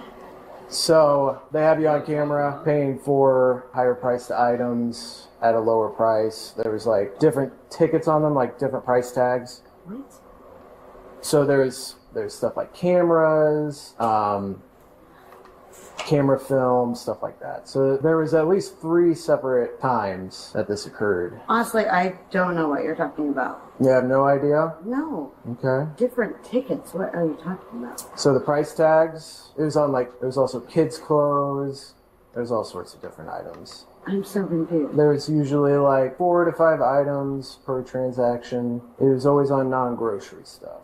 Grocery stuff, you pay full price. I mean, I feel like I pay full price for everything. I spent a ton of money at the moment. Okay. Well, the video and the receipt shows otherwise. Just trying to save a buck? I mean, I get it. Times are hard. No, honestly, I don't even know what you're talking about. Well, like one of the things specifically, there was like a $75 camera that had and it's one of those like little kids cameras that had, Sorry. is it motion? That had a sticker for like a 70-cent Starburst. This can't be real. Like, what is going on? I get people make mistakes. I gotta honestly, know why. I really honestly do not know what you're talking about. I pay full price for all my items. Okay. My friend gave my daughter a camera for her birthday, but I didn't buy it.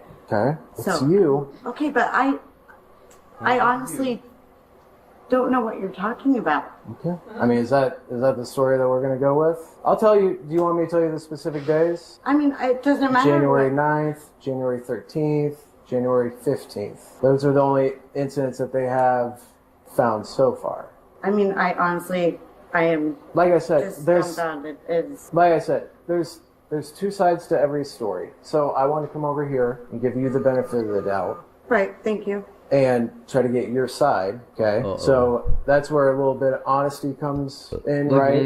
Right. I mean, I always have my kids with me. They're Yep. always like crazy. Yeah, like, I saw that. You know, like Yep. I don't try. I mean, That helps you is feel, lady. just- I don't know. I don't have. So I'll put it this way: if it happened one time, and you know there was one item, maybe two. I'll even give you two items that were switched. You know, that was significantly less. That I could understand. Is as she a switching mistake. prices? When it happened 3 times in a matter of a week, that's I mean, why wouldn't That's someone not- like I say used to do it something to too. you, like and like correct it? Like I would definitely. well, they probably didn't I see don't it at the honestly time. like. I don't like. I just scan and I pay Mhm. for it. You know what I mean? Sure. Like I don't like inspect every item unless I'm looking for stuff in my cart. Sure. Just making sure I ring it in. Mhm. But other than that, like I honestly, I'm not perfect. I've done stupid stuff before, but Sure. I don't want to put my kids through that, and I honestly don't Mhm. feel like I've done anything of what you're talking about. Okay. I don't switch tickets or whatever. I don't know. I And you know that you were previously banned from Walmart as well, right? the East Peoria one, You were banned from Walmart. Walmart's. Mm-hmm. They just told me East Peoria because I was trying to pay for my items. I left them with my cart, Mhm. and me and my kids went out to charge my phone because I was trying to scan and go, Right. and my phone died. So then I left them with my cart. They said I went past the threshold, which not like past the doors, Mhm. but I was looking for help. And hey, buddy, it's okay. Mom's okay. I was just looking for. We're just help. talking to her. I was just looking for help, and then they obviously weren't like crazy about that. And then the cops came. They're like, we don't even feel comfortable with giving her a trespass Mhm. because they looked at the cameras, and I honestly didn't try to take anything. I was just trying to pay for it and charge my phone. So that was the deal with that. Sure. Like I never. Well, they must have felt comfortable enough because you were arrested for that one, right? In East Peoria. No. You know? No, I was. No, I wasn't For arrested, retail but theft? That was Washington for one, but it was Washington. Okay. Well, either way. But there is No, that was also Washington. someone who used my name and got a theft charge, and my stepdad's the ex-warden of On the July correctional 15th, facility in 2020. Eastern River. And he even had sent me the emails and whatever, and it's some other girl's picture with my name on it in East Whatever. Peoria. Okay. Well, at least the one in Washington, that was you. Yeah. Yeah. And like So- I said, I'm not perfect. You were right, and people make mistakes, and I get that. That's not And what I'm I'm just- trying to. I what I'm honestly- trying to say is, I've you owned were up to everything you I've were done. barred from all Walmarts. They made it seem that it was just that Walmart. No, it's all. And did you read the agreement when you signed it? And I even asked the cops. I was like, hey, so is it just this one and whatever? Yeah, it was just the East Peoria one, I thought. Yeah, no, it's on. It's So I shouldn't go to Walmart at all? anywhere in the whole okay. U.S. See, Yes. honestly, that was a misunderstanding because I had no idea. Yeah, so I wouldn't go there. It's okay. Um, But I honestly, like I said, I've made mistakes in the past. Mm-hmm. Stupid idea. Sure. Just times are hard, but I Do you at least owned up re- to that. I Do you at least remember being at Walmart on the I mean, I go to Walmart. I get groceries. Right. I get stuff like that. Yeah. like sometimes 8 o'clock at night, 10 o'clock, whenever you whenever can. I can. Yeah. It's not like a strategic plan. It's just honestly when I can. Well, that's get funny out. if you get there exactly So at closing it's time. just when I can. Okay. So. All right. Well, so you don't have anything else to say about it? I mean, honestly, I don't. I honestly don't know where this is all coming from, and I feel like I have paid full price for all of my items. Like, I It's honestly against don't self-incrimination, sir. get how this is even about. Like, I don't try to, like, Oh my swap God, out she's such a anything bad or liar. whatever you're saying. Like, I don't know. That seems very tedious and very something that someone with 2 screaming kids probably would do. But sure. I wish someone would have corrected it then, and I wouldn't be in this position. Sure. Like, I'm really not about that, and I don't know. Like I said, I've made mistakes in the past, but sure. I feel like I've kind of I like grown how from she's that and learned. made mistakes in the past, You know, I Ronnie. don't really have a bad record. No, I don't do make have that mistakes on my record, now. but I don't make I them just, anymore. like I said, I made a stupid decision, and definitely don't try to make it again. Okay, so can you turn around and I have to say, he gave you the right to remain silent already. That's crazy. You know, She's talking. I mean, I wish I had more to tell you, and I wish, that this could get, whatever. But I honestly, I can't sit here and say that I've done that. Okay. All right. Well, so you're going to get notices to appear for them, okay? So you're going to get charged for retail theft and for criminal trespass, okay? They both have the same court date, so you don't have to make multiple multiple trips. So like I said, retail theft and criminal trespass. Just don't go to Walmart again, okay? And it's any of the Walmarts. You can always call and ask permission to come back. I get it, there's not a ton of places to shop around here, but... What was that? I don't have to go to Walmart, but Sure. yeah, But the prices are really good. this is fair. No, what do you mean? I really honestly. You know what's wish funny? someone would've just People aren't thinking stopped this it lady right just then, has to like, put I on a have no COVID mask and she can walk right back into I don't think Walmart. they're aware of it at the time. Put on a fucking baseball hat and a COVID mask. Or anything like that. If somebody's checking out and self-checkout and something isn't right, something that's just Oh, see, I feel like I thought it was like all weighed and stuff like that. That's why you put it on there or whatever. No, a lot of times, especially if it looks like it's a legitimate item, because it's a legitimate barcode, but when they review, they get alerted to it through whatever way. So they have different reporting, but when they see there's, this is supposed to be a Starburst, but it's a $70 camera. What do you mean you don't know how it happens? So those are your copies. I mean, like, I just don't understand how this is happening. Like, I don't understand. Well, like I said, if it were one time, I'd say that that's probably. I don't understand. If Like, it's you're going to several times court with for several stealing. items totaling like $400. That's not a mistake. This is crazy. Mom's okay. We're just talking. She's okay. Well, if you have anything else to add or you have, any questions, feel free to give me a call, okay? I mean, there's nothing I can really add or do. I feel like I'm getting punished for something I didn't even do. I am not Shut like up. a freaking criminal, whatever, but I just. No one's calling you a criminal. We're just dealing Calling with you what thief. we got to deal with. Right, and I understand it's your job. It sucks. I already had a charge, but I don't feel like I've done anything wrong now. I have Okay, to bye. face this, but I just don't understand. She's like, okay, I'm done. Well, ticket switching. That's what it's called. Ticket switching. Paying less I for. don't even know I've never even heard of that. I didn't even know you could do that. It's not uncommon. What? Because I figured everything was weighed. That's why they make you put it on that. Like, well, I wouldn't even have the time to think about that. Well. But I won't go to Walmart again. But I honestly didn't know that it was every Walmart either. Yeah, like I said, it wasn't a mistake. Okay.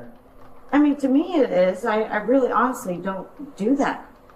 I've never even heard of it before. Stuff like that doesn't happen 3 different times in a matter of a week with almost $400 worth of items. So it didn't just happen to you.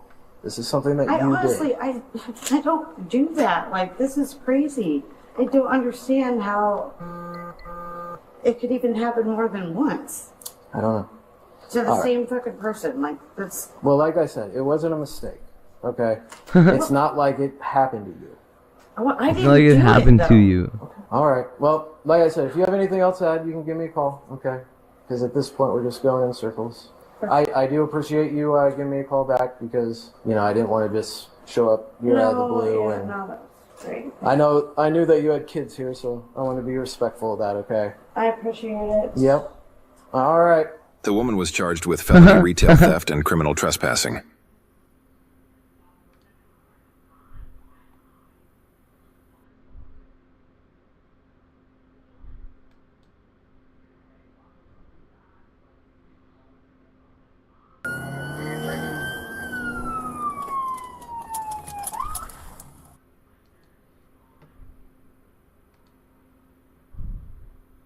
Oh, thank you very much. Happy Easter. Good morning. What's up, man? I'm Officer Holliger, Good to police see department. ya. You got your driver's license on you? Oh my god, that's loud. Hold on. That's really loud. Sorry about that. Who are you?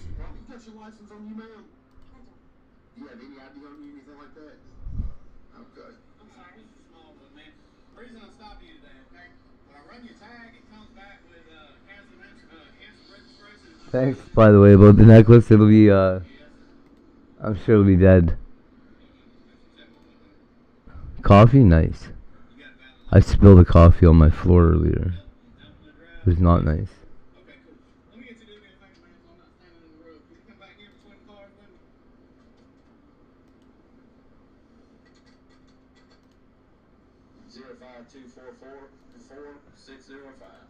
Step right there for me.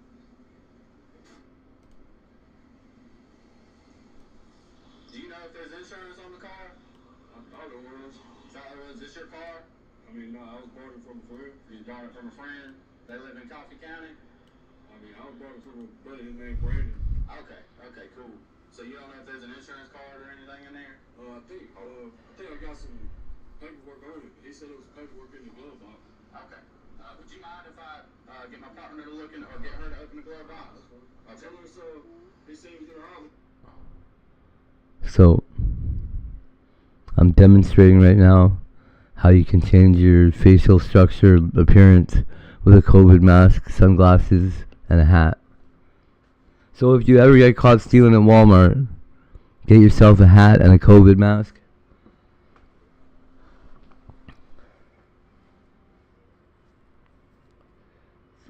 Styling, hey, there's some bling. It's like next level bling. But. Seizuring bling. Yeah, you see, look at that little penguin. His face totally changed. Like, he was a penguin. Now he's not the penguin. Penguin. Nope.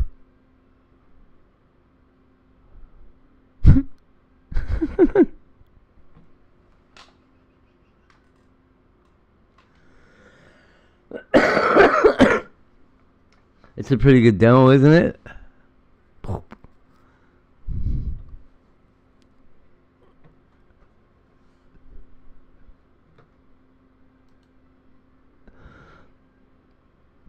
Yeah.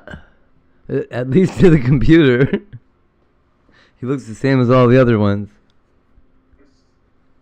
What's going on, guys? Yeah. New babe. I'm gonna get her. Oh wow, she's walking crazy.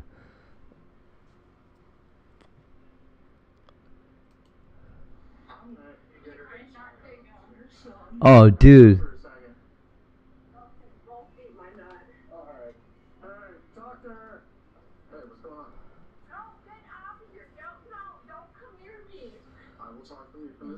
No, I'm just chilling. Yeah, Michael Jackson had it right.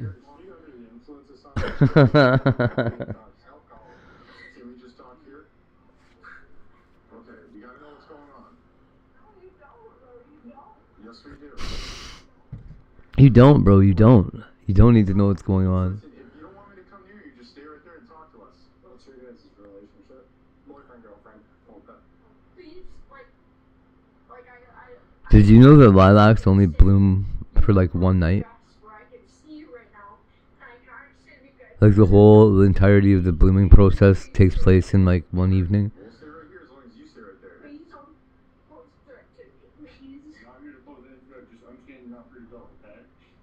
It's right about Easter too when it happens, if I remember correctly.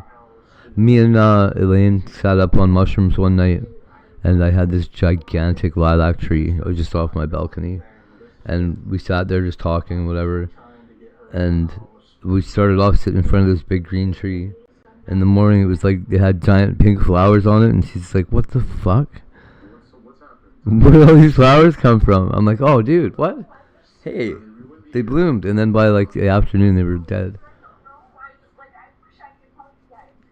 They're like they were wilting and shit, starting to go bad.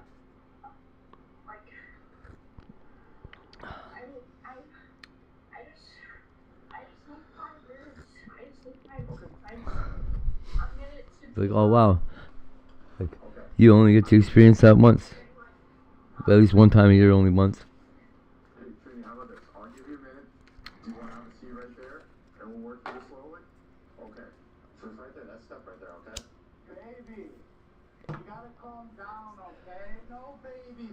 Oh, do they really? Cool.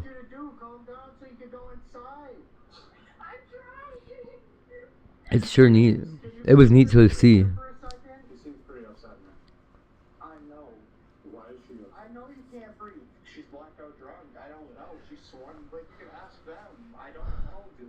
Man, she was around the last time the police were trying to kill me too. Well, okay, they weren't trying. The last time they were threatening to kill me. She's blacked out. Should ever get physical between you two? Not in like that type of way, to where it's like I need to like call her in or anything. Like it's not like that. It's not like that. This is a pretty regular occurrence with me and Bethany here. She just likes to get wild. This guy's a fucking weirdo. He must be trying to stay straight or something. He's like, when I talk like a weird gentleman, nobody thinks I'm drunk. You're right, I don't know. I don't understand what's going on. That's fine. You know what I like? When the people like this walk up to you out of nowhere, and they like just include you suddenly in like the middle of a crazy conversation that you belong in no part of. I had a lady that was trying to buy me coffee or something, and then she couldn't find her change, and then she walked up to the till and tried to buy some, I don't know what the fuck. A lady at Tim Hortons looked over at me and she's like, "Oh, she's gonna be doing this for another 5 minutes. Don't worry about it. What can I get for you?" And just like ignored her. I was like, "Oh no, it's alright." And she's like, "No, she's been doing this all night. She keeps coming back every 10 minutes and ordering something and then walks away." It's like, oh man, what the fuck? I want to get out of here with the best outcome. If you don't want me here, that's fine. Like, at the end of the day, I want to give you your space, but we got to figure out what's going on, okay? So, I'll be honest. Somebody called and they described you two and What? saying that you had, in some manner, grabbed her and pulled her. Yeah, I've been trying to get her in the house. Like, I really, like, yes, and I'm not gonna lie, yeah, I grabbed her to get her in the house, but nothing like how you're thinking. You could even ask her. Like, I'd never lay a hand on her like that. Is it your boyfriend? It's mine. I live here. Oh goodness. Oh man. Is he your boyfriend though? No. Is that? Okay. I just wanted to calm down. He ain't shit. So this is your apartment? Yes. Okay. Does he live with you at all? Has he ever lived with you? No. This is. Okay. So how did you guys end up here? Like I wanted to go. Okay. You. I'm your friend. Can I come sit Oh my god. No. Do you need help? No. No. I'm Matthew, by the way. I'm sorry. Don't shake hands? Alright, that's fine. Oh my god. So we figure this out? And I'll get out of your hair, I promise, okay? I'm not trying to be in your way. No, that's fine. So, who's he to you? He doesn't matter. He doesn't matter to me. Wow, he is hyped up. This little boy you should have seen when he got his bunny. I was like, what is that? And he just looked at me and he started ripping the foil off it. And I was like, what is it? And he tore it all open. I was like, oh, what do you think it is? And he bit the ear off. He just like grabbed the whole thing and he like, ugh. Didn't bust a piece off or anything, just the whole hollow bunny in his mouth. Well, his ears. It was big. We could definitely try and make that our outcome tonight. You know, I want to, at the end of the day, I want to do what you want, right? Like, if you want him to He probably ate the whole thing by now. I'm sure. Perfect. I'll make that my goal, I promise. But I just They didn't have any, like, remember when they used to have like 4-foot bunnies and shit? Do you remember Mr. Crispy?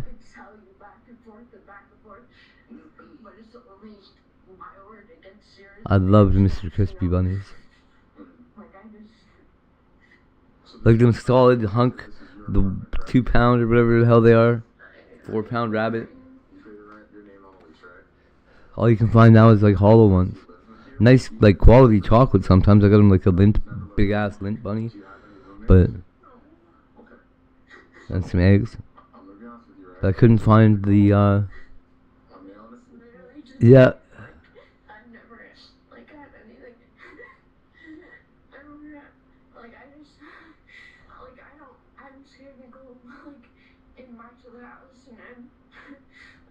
I guess I'm just scared to have like anything.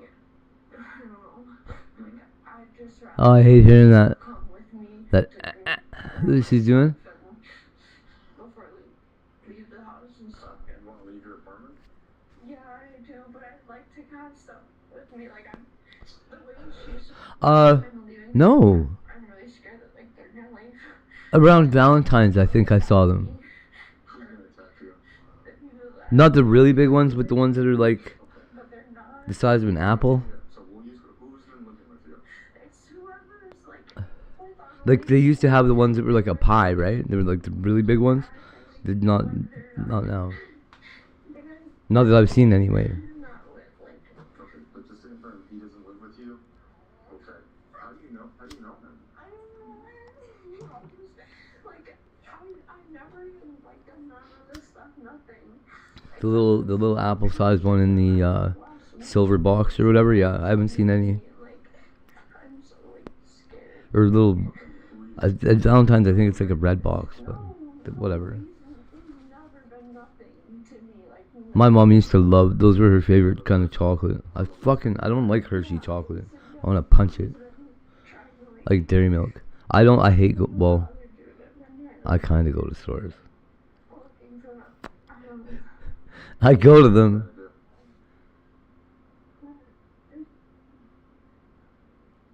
Oh, I'd probably go out with this girl a couple times. I'm gonna go talk with my partner. Are you gonna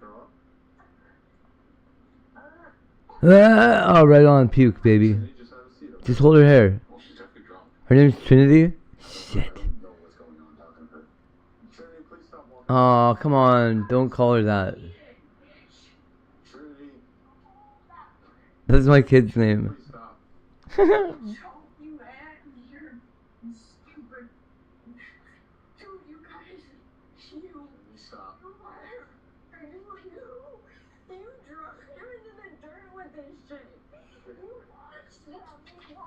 Oh no.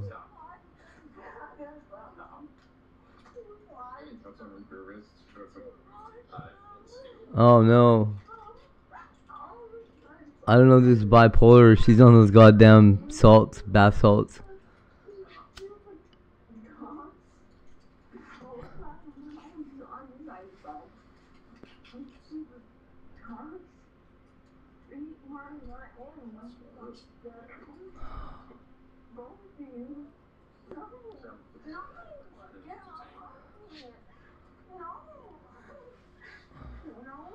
I'm never gonna be able to convince this lady that she should just stop bothering with learning.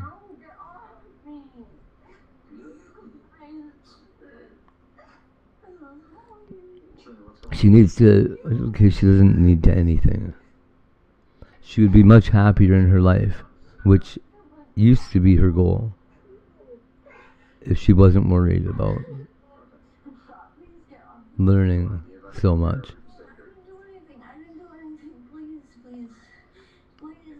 She's driven by like this desire to decode the universe.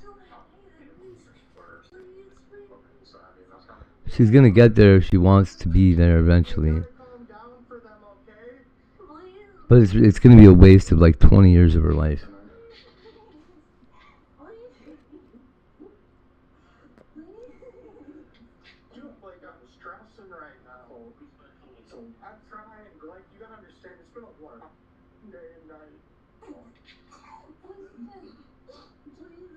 She's gonna get to the end of what she's trying to figure out. It's not worth it.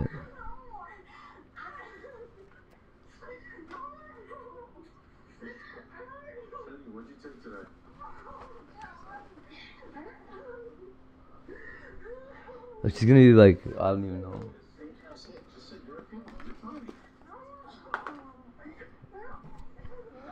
But okay, the thing is, she's gonna be depressed when she gets to the end of the path that she's on, right? And she's gonna look back, she's gonna see how much of her life she threw away because of what she was doing in like endless pursuit of knowledge that was never gonna matter. And she's gonna realize that if she had stepped back and wondered why she was looking for knowledge so much, that she would stop looking for it right then. But you can't make somebody do that. It's a thing. It's a point you have to get to where you're like, wait. But it's nice to see that she's getting there. Yeah.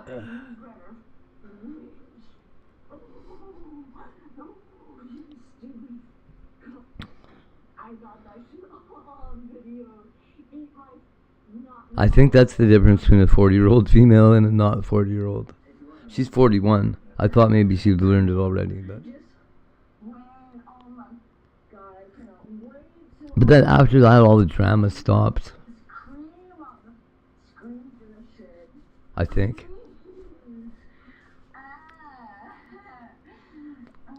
You got booted. Oh, bubble booted?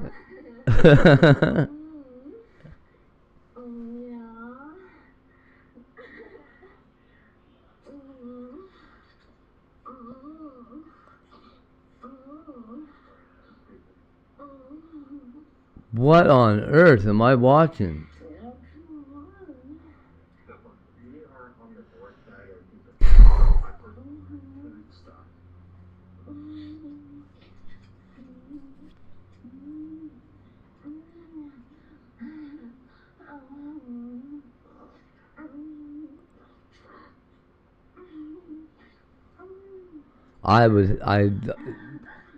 Guys, I can't do my job anymore here.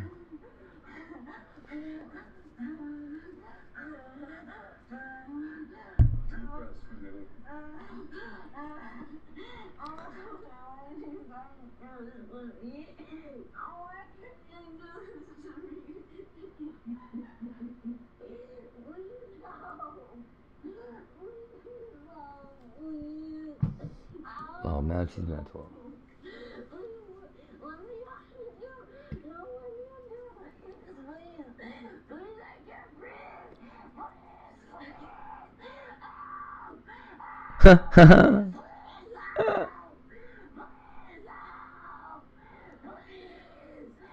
You know, me neither, buddy.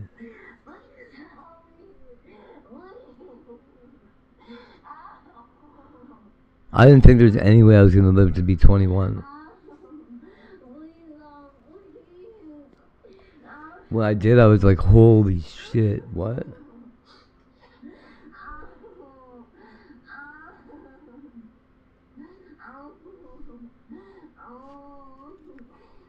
And then I lived like I was on borrowed time.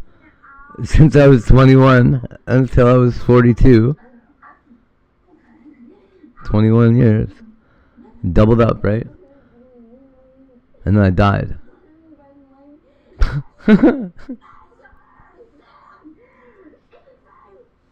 Now we're on stage 3. If I'm lucky, I'll make it to 63, and we'll have already solved all the medical problems in the world, and I'll get to live longer. Which is probably what's going to happen. So, we're going to be here forever, Bubble Boots. How do you feel about that? You know what would be the shittiest thing in the whole fucking world? If we were stuck here forever. And this was just the start. So far, we've only been here not even 60 years. You and I. Imagine 300 years from now how awesome everything's gonna feel like it is. I can't wait.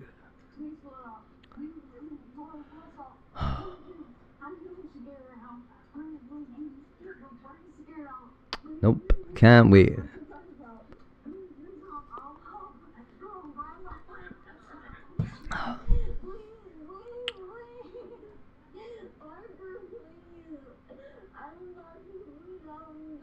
I think the best Christians are people that don't want to be here anymore, to be honest. Please, God. Please, God, just exist. That's all. I don't even want you to do anything. Just be there.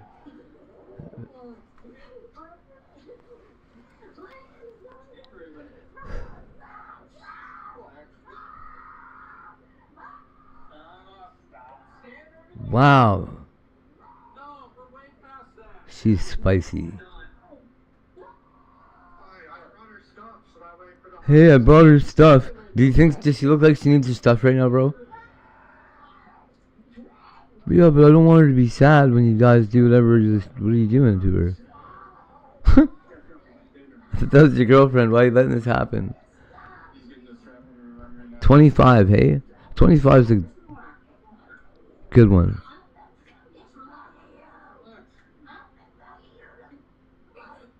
I wonder if maybe one day, 38 years in the future, you're going to, 25 years in the future, you're going to have like a life-changing event take place. Like when you hit 50. I only wonder because it seems like it's like cycles and like they're timed or whatever. You know what else I did? Fuck. I'm supposed to have 2 other earring holes. Oh, I have to go get both my ears pierced. Fuck. That's some bullshit.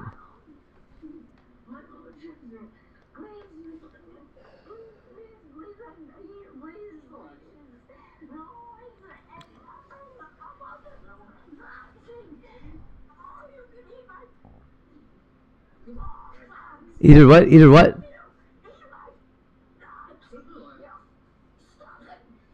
She's like a crazy witch or something.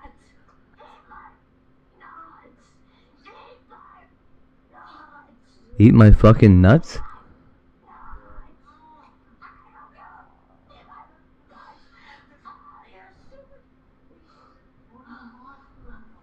She might be like, I don't know if I believe in demonic possession, but she might got a little bit.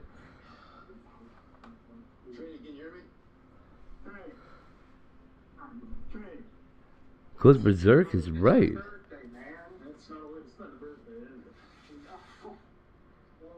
It's not her birthday, man.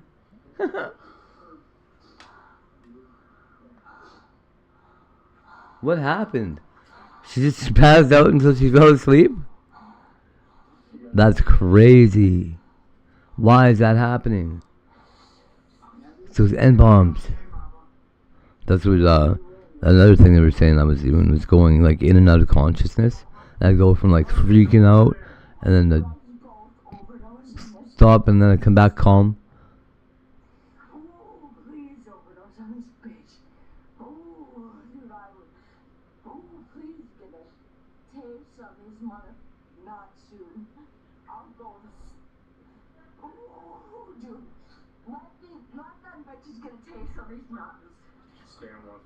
What on earth?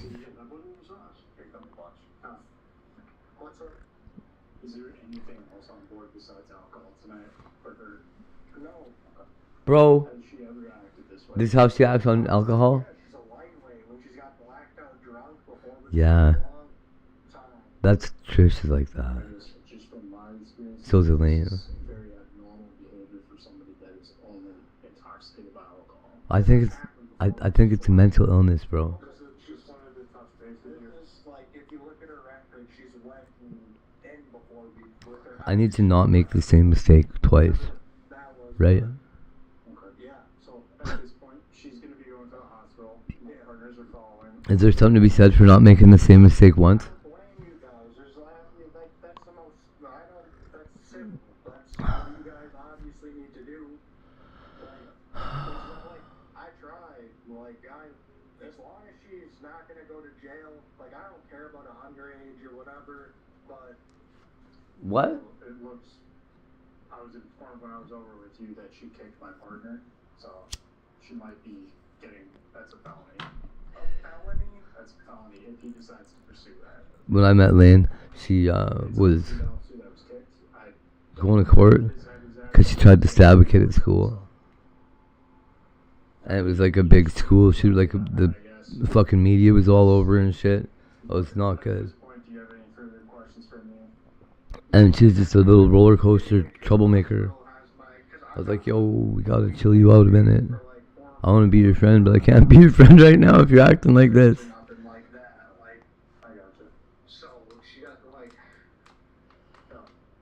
I'll make sure the hospital's got it. Alright? Sounds good. Take care, Parker. So I was like, look, I can do you a favor. I can hook you up with a whole bunch of fucking connections in life here that you're going to be able to use. And I'll teach you how to do all kinds of shit. But you got to drop this crazy drunken in public bullshit.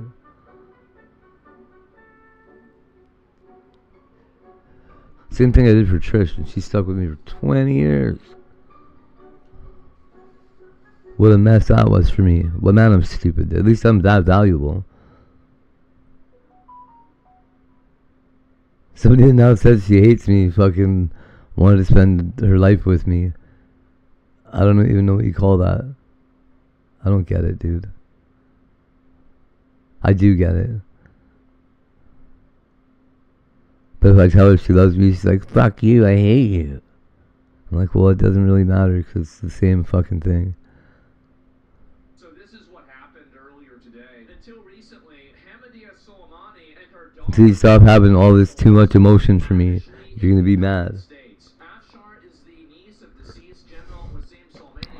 He died like a dog. He died like a coward, running and crying. Wait, sorry. Wrong. She's also an outspoken supporter of the Iranian regime who celebrated attacks on Americans and referred to our country as the Great Satan. This week, I terminated her and her daughter legal status, and they are now in ICE custody pending removal from the United States. The girl there, the niece of this guy, she's dressing like an OnlyFans girl. She is. And this is what I really, really hate. These are women who are literally dressing up like OnlyFans girls. I'm kind of trying to start a Patreon. Fans girls that are celebrating and gassing up a regime that would beat you to death for dressing like that. So what do I Damn think it. the solution is? I'm a big fan of the Dante's Inferno Contrapasso. I think we send them back over there. You like this regime so much? You like dressing like this so much? It's time to go back. It's time to go back and we'll see what they do with you. And this is the funniest thing that I saw. Look at all of these comments. These are all translated from Arabic, okay? Keep this in mind. Are you crazy? God forbid. Is this Haza's sister and Soleimani's niece? In the slogans, Death to America, in reality, the good life and blissful living in the heart of America, and give my regards to honor. Dear brother Mohammed, can you please post the news without these images? They are not having it. They sell slogans to the people, but don't apply them to themselves. You guys are totally right. It is a fate worse than death to send this woman back to Iran. Oh, this is this blow-up doll from Temu. Man, she says she's very Iranians are not being able to communicate through the internet. Isn't it crazy that these hosts That's run nuts. wild in the West while they're celebrating a country that would kill them? We need to have like one super strict Islamic extremist country that we have a good relationship with. Everybody that thinks that they're We do. It's called. send them over there. It's like, oh, you think What are you talking about? over there? Yeah, we'll do that to the UK. The UAE, bro.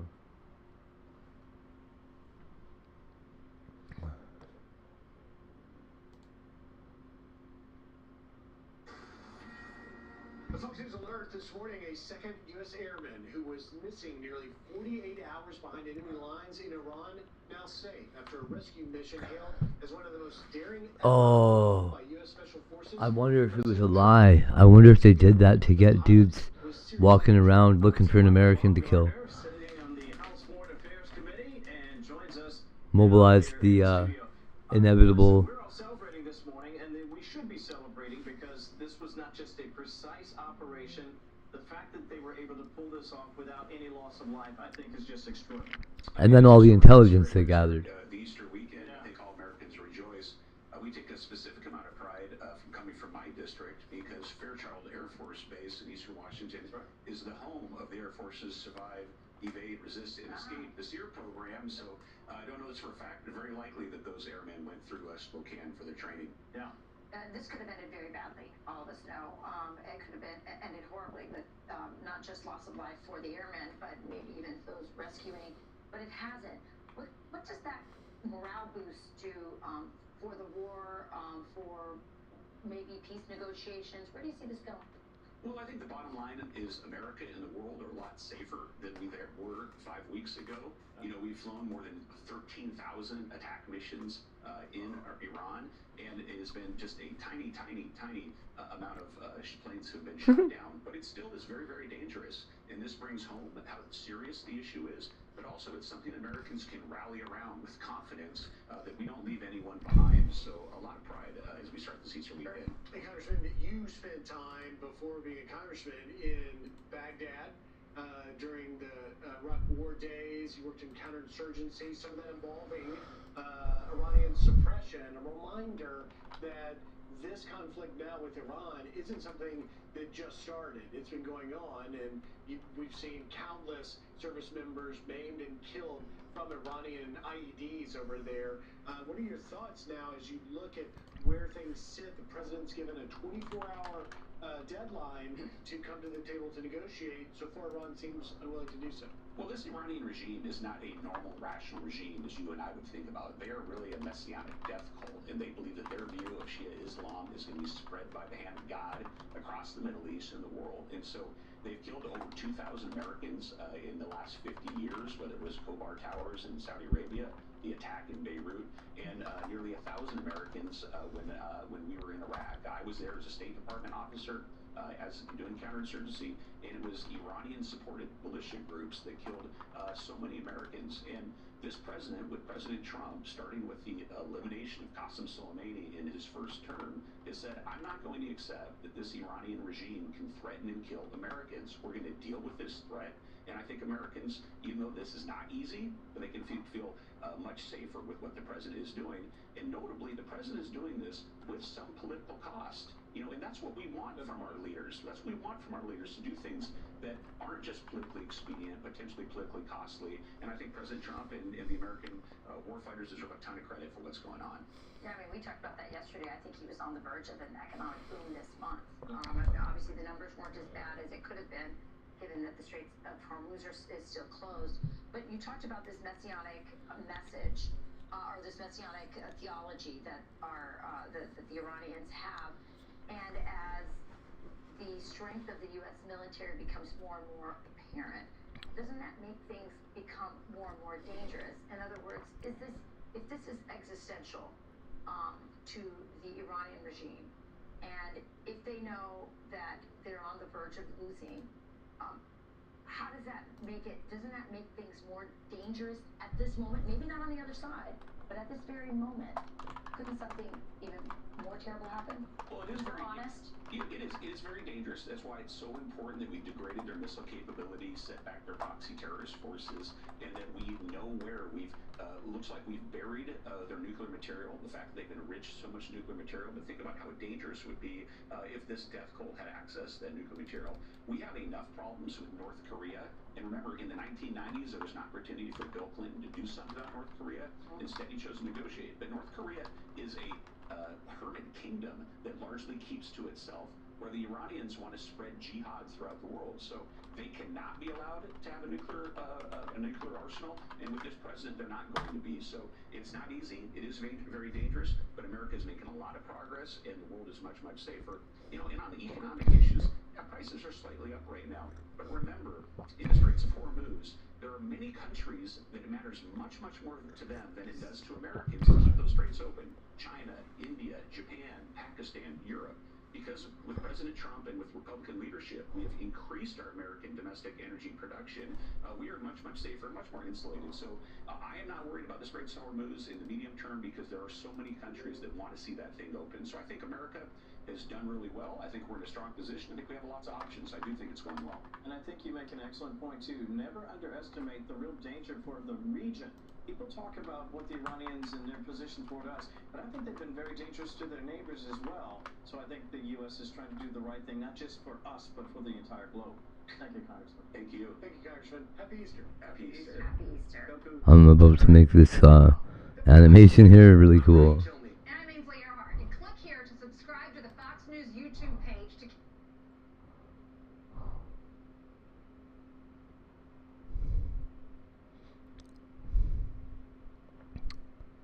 Oh man, LinkedIn. Oh, December 20th, 2024, officers responded to a Best Buy for a call of a repeat scam. On December 20th, 2024, I need to find a bunch of skilled laborers. I have this plan for a condo development that I just need a bunch of tradespeople in on.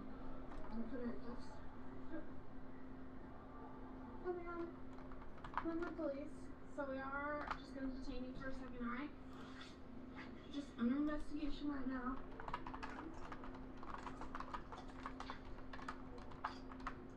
Appreciate your ongoing cooperation. And we'll explain a little bit more once we go outside so we don't have to blast your information. Is this your credit card? Or is that your... And then this product, so just so you know, you're not under arrest, you're just detained right now. We're just investigating the fraud concern. So we'll ask you some questions and then try to get you. So they're calling in because they're saying you're trying to do a fraudulent return.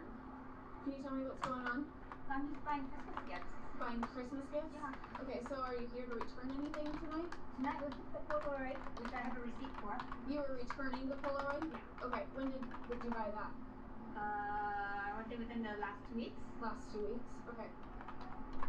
And I bought the tablet, which I don't know if he charged my card. The tablet? Yeah. From tonight or? Tonight. Okay. I have to check my credit card statement because I can't remember if he processed it. Okay.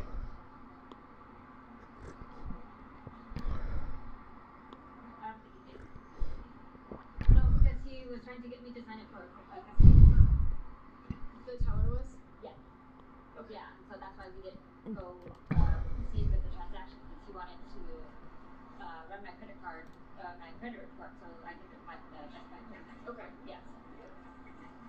So why do you think they're saying it's fraudulent? Did they say?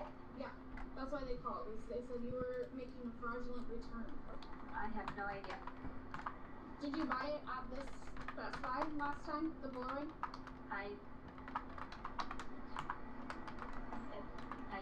We might have been. Yeah. Did they have a receipt? No, Polaroid? Yeah. Yeah, this says it. Yeah. I mean, I have a receipt for it. Any more questions about that, Oscar? Yeah, no problem. I got it. So, did you bring in the vacuum and the Polaroid? Okay. So when we review camera footage, it's going to show you entering the store with those two items. Okay. Did you go anywhere else within the store, or did you just go straight to the customer service to meet that person? No, I didn't go out there. I didn't have the switch and stuff. Okay. Did you select anything else? No, only the tablet. Tablet? What kind of tablet? The Lenovo? The Lenovo. Okay. They didn't have it on the counter, so I don't think they charged you anything like that. Yeah. So yeah, when we review the camera footage, it's going to show you coming in with nothing. Or it's going to show you coming in with the vacuum and that Polaroid camera. Yeah. This coffee's nice. On the cart. The cart. That beauty shopping cart right there? Yeah, the one I have. Okay. So we'll show those two items in there. Oh, cappuccino, yumma. Yummy. You're the best. I fucking love cappuccino. Have you opened up before? No. Have you done anything like this in the past? No. Why would they say that you No. have done this before? I have no. I don't know. Why would they say that? Case number. You haven't gotten that far yet. Why don't you grab that case number from them? Can you give me the lowdown on this gal, just all together? I seen her today. We have this. Mary still also has case number on her for doing it over there. I think that's all. Stevie takes a really good notes. When is this from? Do you know? Oh dang. It was. Let me see. Here's her notes on her. Oh, we got time on that day. 12:06. 10:09. This is like everything that she's done, like in the store and stuff. Did you guys complete the refund? Do you know, did she get money from you guys or any kind of goods? No, she didn't. Okay, so not tonight. Okay, yeah, we know the previous ones. I know she's. Just go ahead. I got myself involved this one. I'm like, we already lost enough. I don't know what to do. Perfect. And you guys recognized her from the previous one? Yeah, we were prepared. Perfect. So what do we have? Oh boy. What do we have? Attempted theft tonight? Tonight, but well, she was listed as a suspect as well. So you recognize her from that. So we have theft for the evidence. Is this the same for today? For today. Yeah, could you include in there that you recognize her from the previous theft, the exact case number, and just write it in there? If you already did that, you may have. I don't think it's perfect. Will you put the case number? She doesn't. No? No, well, you already gave it to us. Yeah, I give it to you. I'm gonna take photos of this real quick.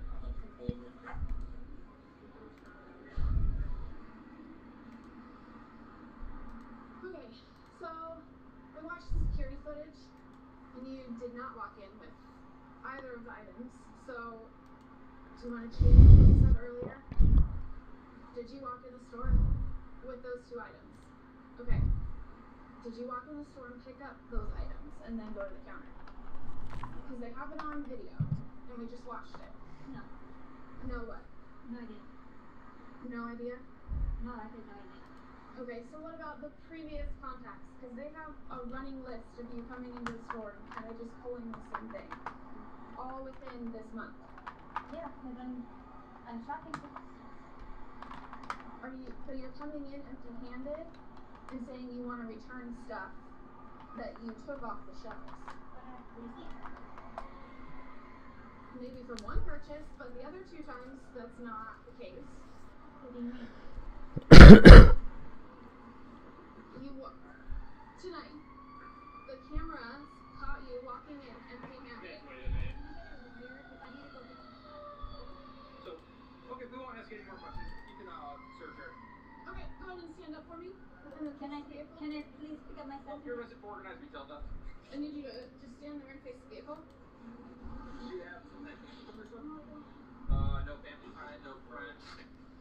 Just stay facing the car and widen your stance. Don't face the car and widen your stance. Face the vehicle and widen your stance.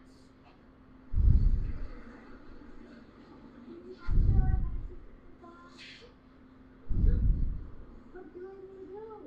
I need to pick up my son.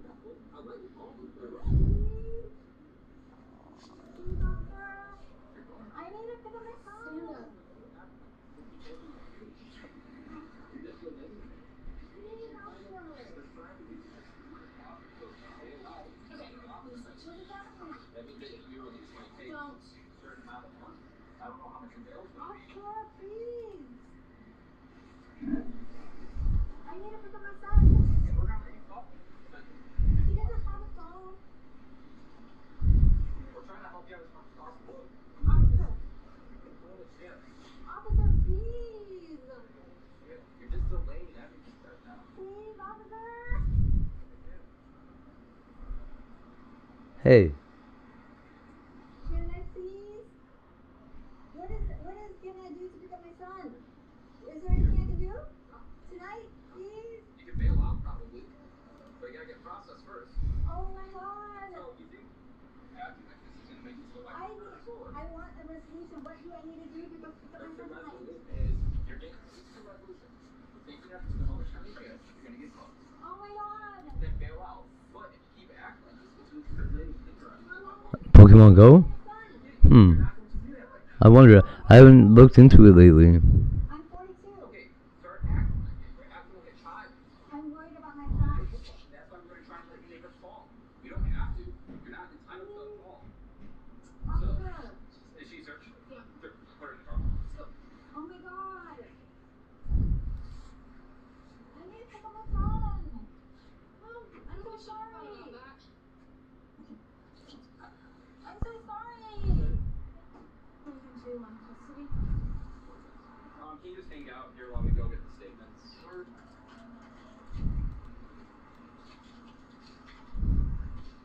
do the same thing at Lowe's too? Probably. A woman who's charged with organized retail theft. Thanks for watching today's video.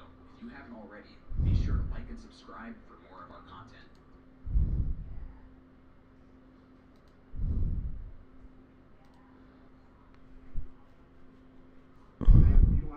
Here, let's see.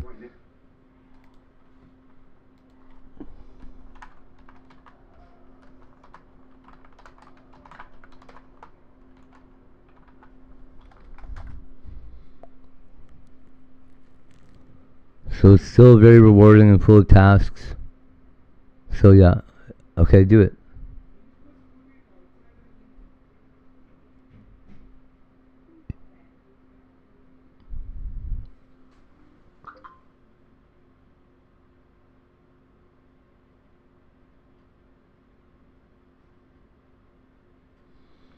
That's weird. Let's go plus. Oh, there's my coffee I spilled.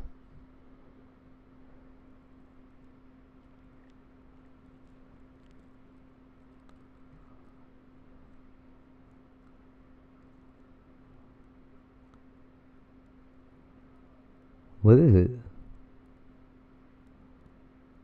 Oh, it's the automatic Pokemon catcher? That's stupid as shit.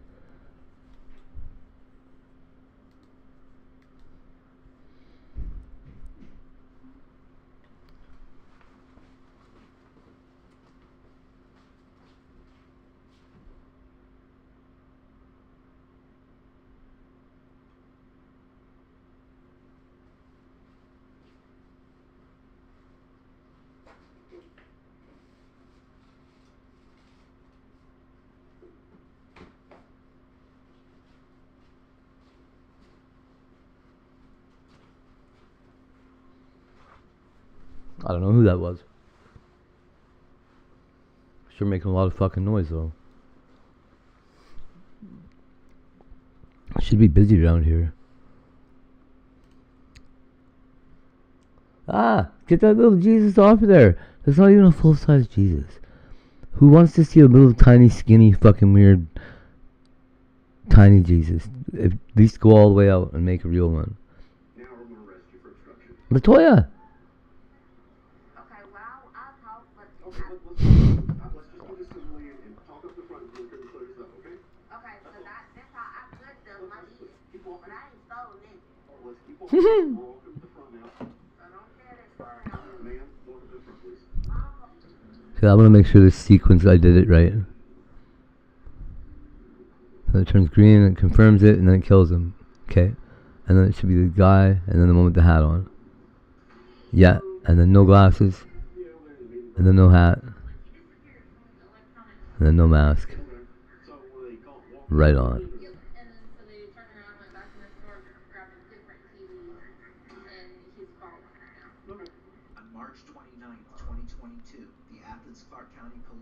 called to the scene of a local Walmart where a woman was trying to exchange TVs that she hadn't bought for money and store credit. Here's what happens. This necklace is driving me crazy. Do you see the other speeds? Like, there's no point in having it on if it's not blinking, right? Where's this thing?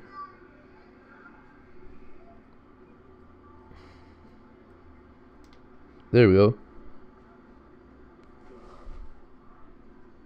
That's better, hey? Oh, that's way more nice and not annoying. Or we can do this. That's less annoying, but it's gonna cut into that 24 hour that we know it has limited battery life. Leaving it on all the time in the middle of the day. So I'll just turn it off for now.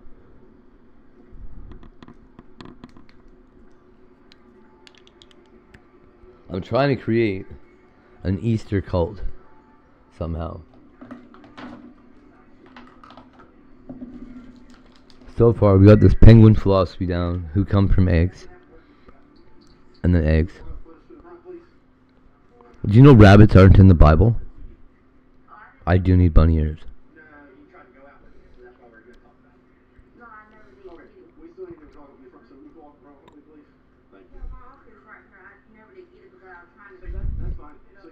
Whole Bible, not one bunny hops up and... Kind of weird.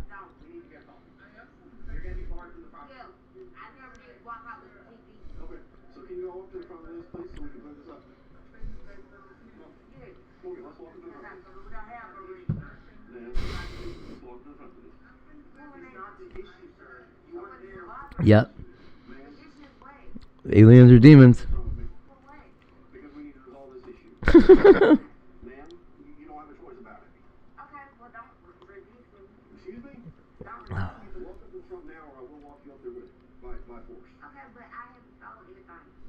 I'm not asking you to have. I've got to figure that out. But you still need to come up with me. Okay, thank you. That's what it was. I'm sorry for cutting. Okay, so we'll walk to the front and clear this up.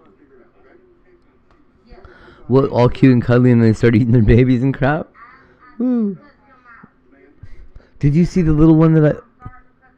Oh man, there was a Easter stream that I had to change it off of. Not just you at all.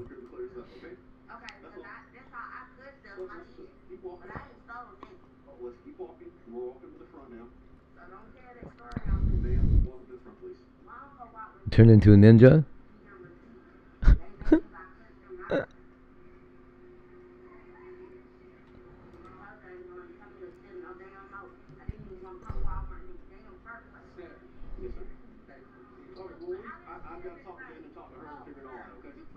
So, there's this time me and my brother went, he went and stole like a $50 hat. It was like a Miami Dolphins hat. Last time my brother ever wore a hat. He stole this Miami Dolphins hat from this mall. It was a nice hat. And it was like right when these Pro Fit or something came out. He had to hide it before we went home. So we put it in a bush.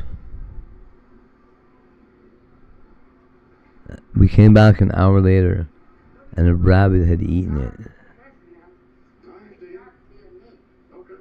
He was kind of still there eating it. My brother was like, what?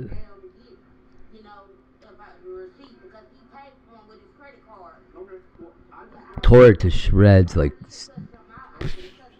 There's no point trying to get it back.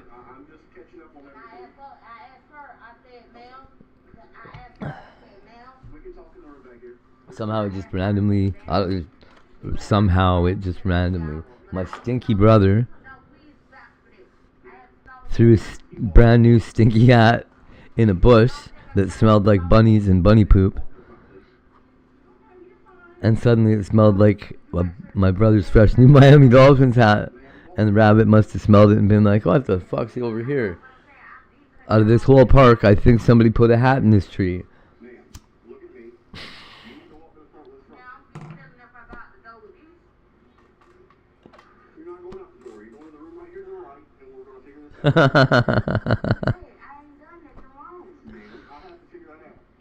He was so upset too. He's like, the rabbit destroyed my hat. I'm like, what? He's like, they're vicious.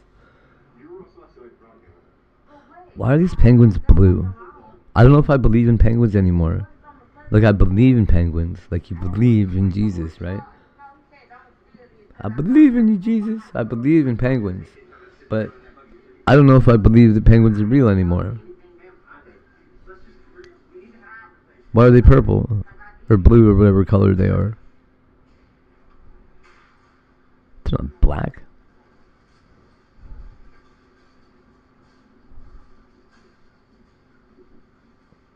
You think it's just the light? Maybe? It was like this yesterday too. It's the same place. Of course the light's the same. Hey.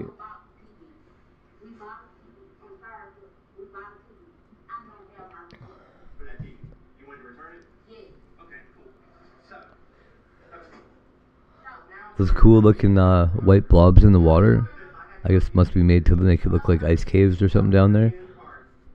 Woo, look at them go! Holy crap!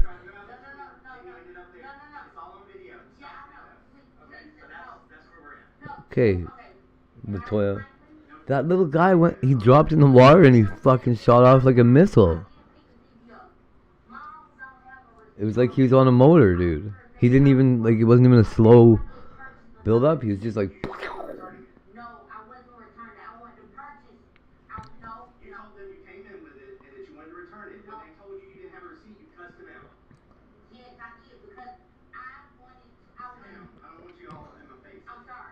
I clicked the button that said no receipt.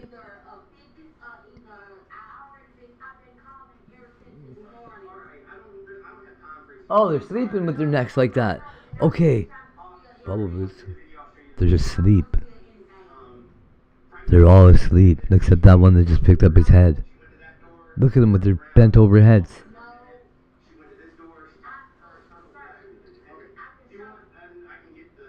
Like,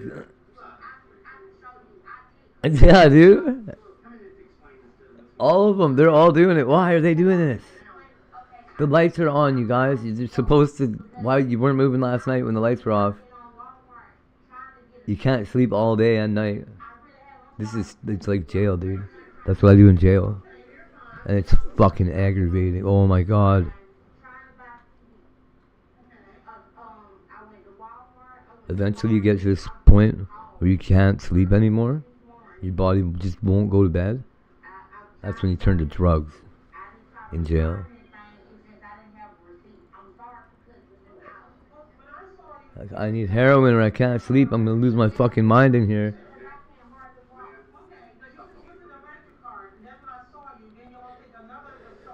Oh, dude, because it's like a 5-minute nap, and it feels like you feel like, okay, good. At least I slept for an hour. 10 fucking seconds. No joke, 10 seconds. The clock hasn't even switched off the last minute that you had looked at. Oh, fuck. But it felt like forever. Why wasn't I asleep?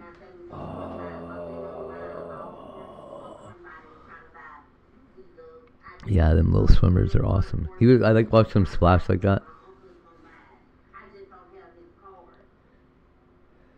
I wonder how often they get eaten by other birds, though. Just flopping there, floating along. They kind of look like fish, you know?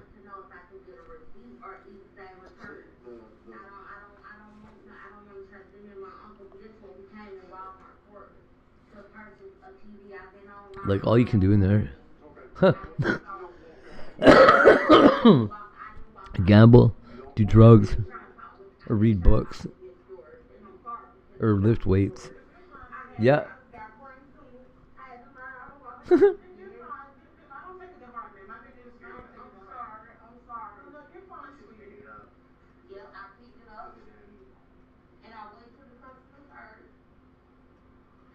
What a crazy way to swim. He's just playing, hey? I love when they're playing, they'll like chase each other around and stuff, and you'll see like 2 little penguins running.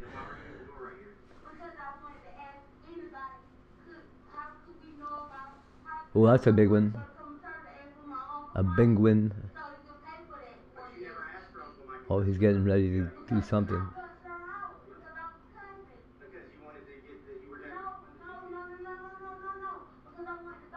Oh, he's doing like a corkscrew.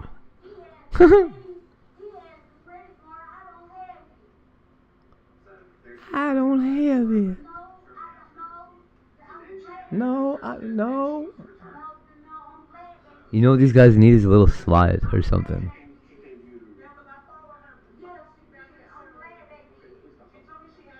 Or like a staircase. And maybe like some little ball bearings between their feet.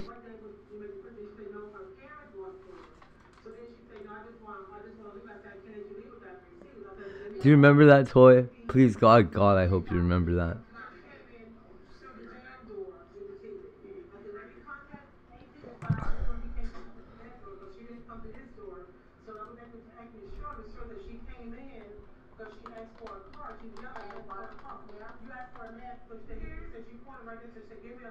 There it is. I knew it.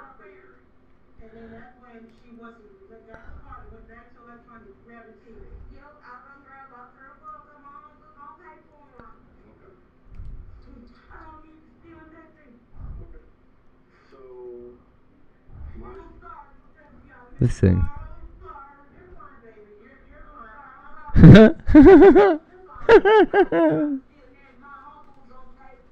Man, I used to love that thing. I was like, why won't they just speed up and catch each other? Come on. They always bump into each other at the bottom. I'm like, what is going on? And I figured like gravity and stuff.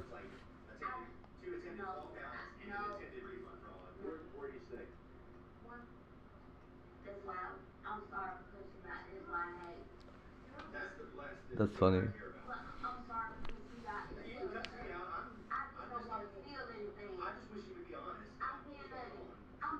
For being such a simple toy, it's like, I don't know.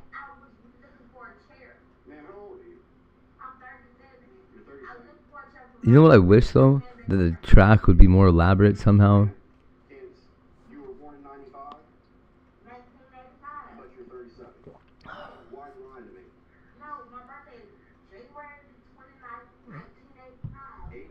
'85, lady, you're 6 years younger than me.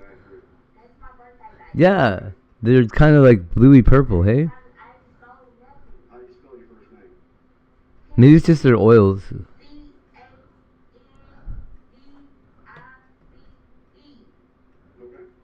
CANDYSUGAR. Oh yeah, haha. Fuck that hoe. Okay, I won't do it. Here, I'm gonna roll a joint though. White cupcake looking penguins. You know what I was thinking last night?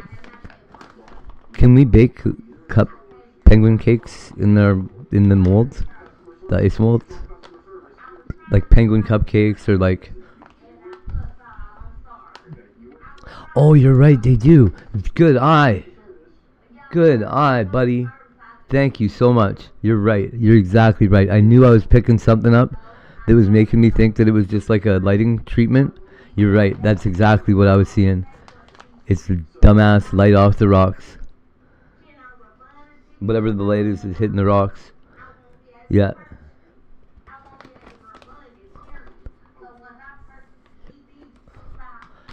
I guess they're more interesting when they're in ultraviolet light. I don't know. I guess it makes them glow a little bit.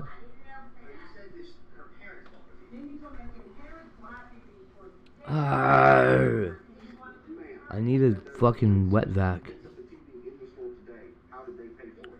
All I've got is a tornado vac. And I'm scared to suck water up with it because I know I can't. I'm not stupid. I didn't even read the box to see if I could. Because there's no way I can, right? There's no way this vacuum's wet, dry.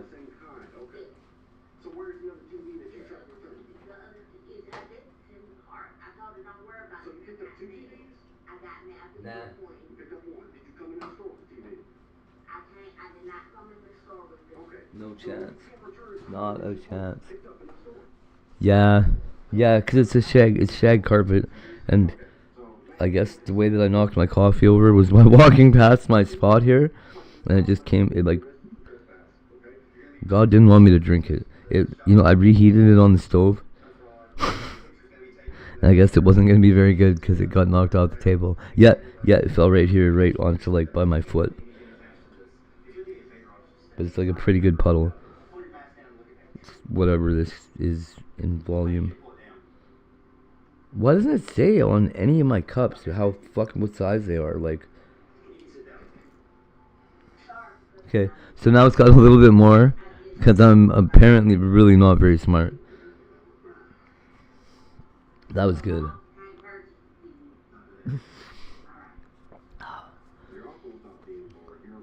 I topped it up a little bit. It dried out a little too much, so I added a bit. I could grab a towel and put it there and suck it all into my towel like my mom would have told me to.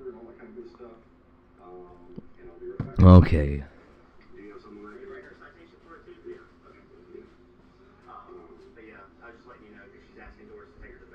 Okay, as long as she doesn't try to run out or anything. Well, let me. She's texting me 1 minute, apologizing to me. Yeah.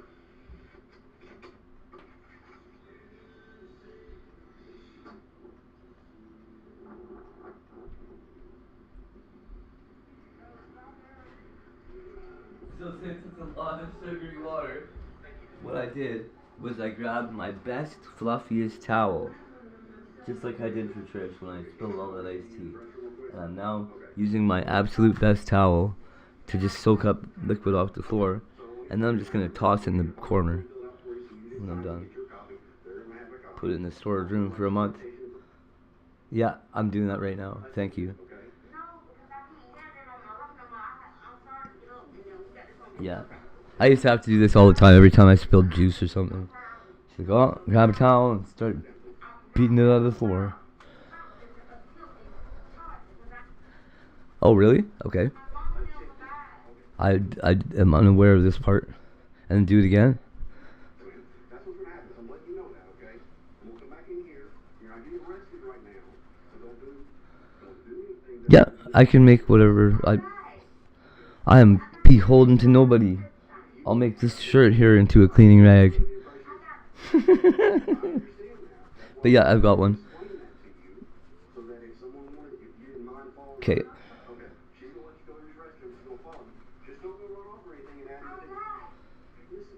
You're getting upset. I understand why, but I don't want you to do anything that's going to add to your troubles right now, okay? It's real simple. I just got to fill this stuff out, and we'll let you sign it, and you can walk out the door, okay? And then when we're done here, you just can't come back, all right? All right. She will call you, okay? Woo!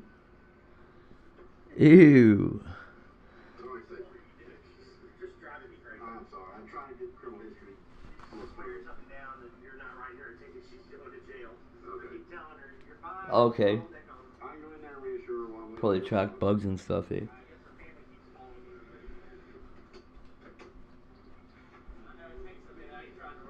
you're good, man. I know. It's one of those things. She's already a little bit frantic. Yeah.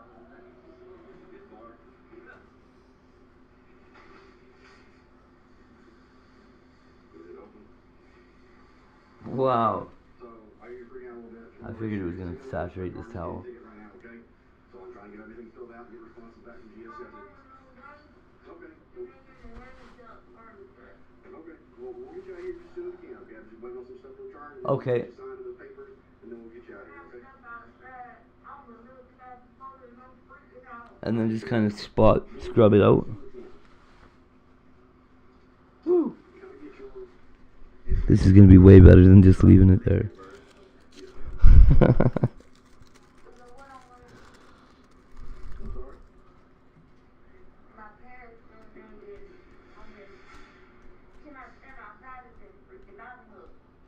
Not right now. No, ma'am, it just takes a minute for some things to return with ECIC, okay? I'll get you out here as soon as I can. Yes, sir. Hey, what's the report? municipal court dates for the court only. There's something, I thought I remember something about it being on Fridays only or something like that. Or is that something else I'm thinking of? Okay. I've got some. Should I use Resolve on it? I totally forgot that I had that stuff. Probably not, eh? You can't see it. Look, this floor is coffee brown. Okay.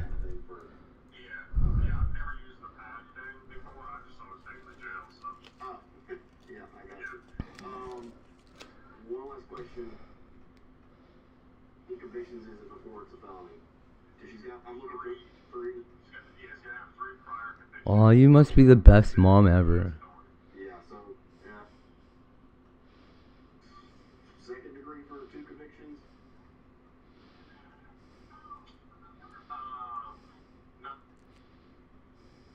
Yeah, just shot. 3 more, and you're good. Okay, yeah, so I'm just looking through the criminal history right now. You just take him to jail. Yeah. That's up to you. If you do it that way, you know, business. Okay. You're at Walmart, right? I'm sorry. Yeah. Holy. Extra making sure, hey? No, yeah, that is true. Okay. Yeah, I got you. All right, appreciate it. Yes, sir. All right, bye.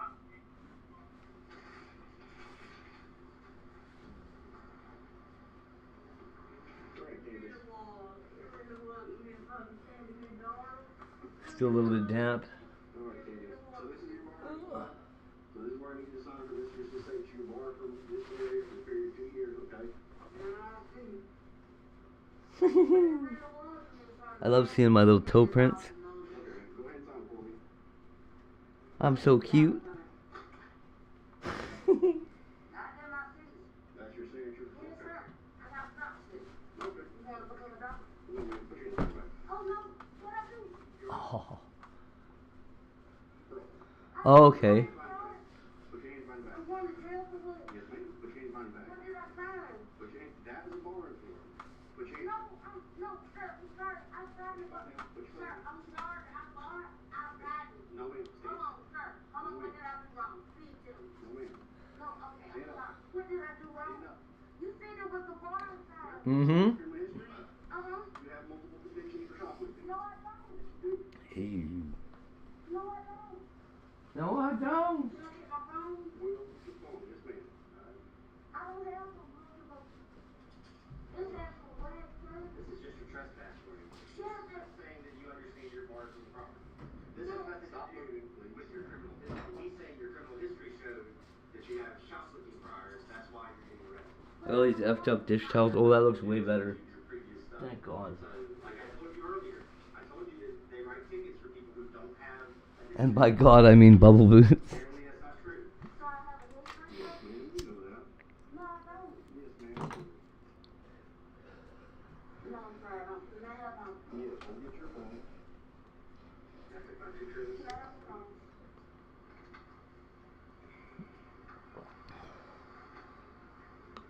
So where did the bar from? 2 years. Okay.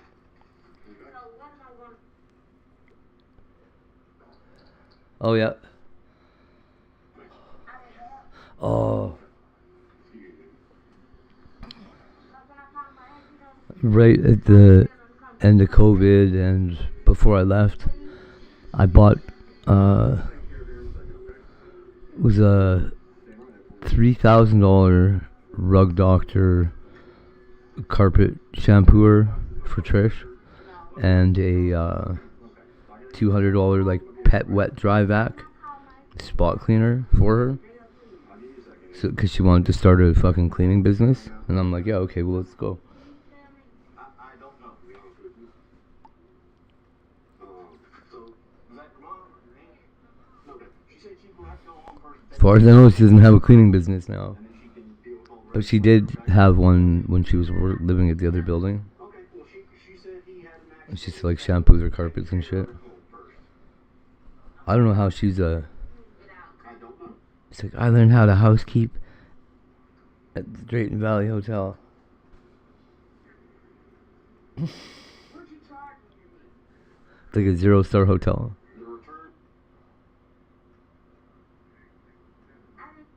Pretty sure we used to give people bed bugs there. Probably. Reminds me, I had a dream about there was a bed bug.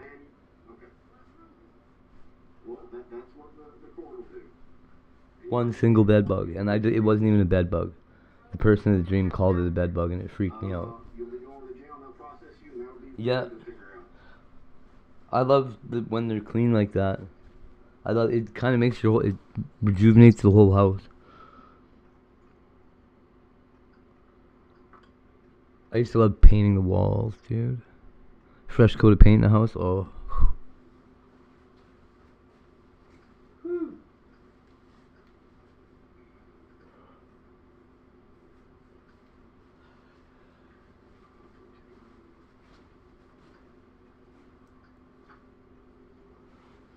So okay, it's Easter. Did Jesus see his shadow or whatever?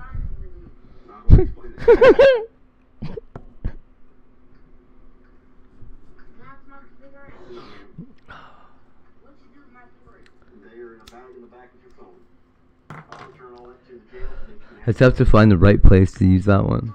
It's gonna be great.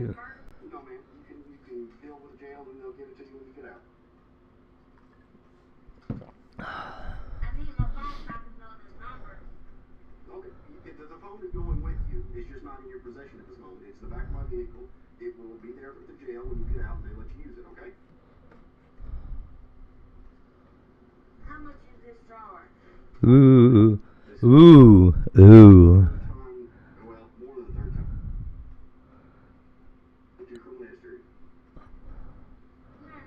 A parasite, huh? That's funny. I know exactly what that's referring to.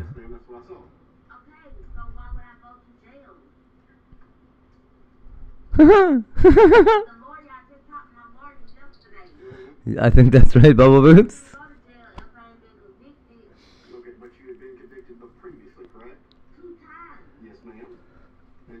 I don't think it could be much more correct, honestly. That's crazy.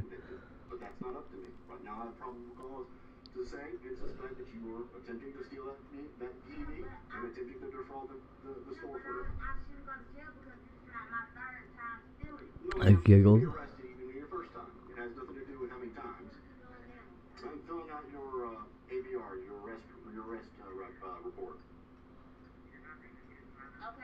I thought that radio in the background was... Oh, you probably can't hear it.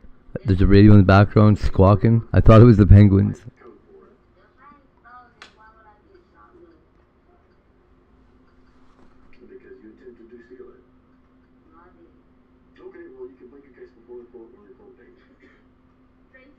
Or maybe they're just all preening and not sleeping. Yes, ma'am, you have been convicted twice. Yes, ma'am, you said that. You've admitted as much. You've already admitted What now? to convictions while I've been talking to you. Yes, ma'am. Convictions. You have been convicted of shoplifting. Okay, so what that means? What that means?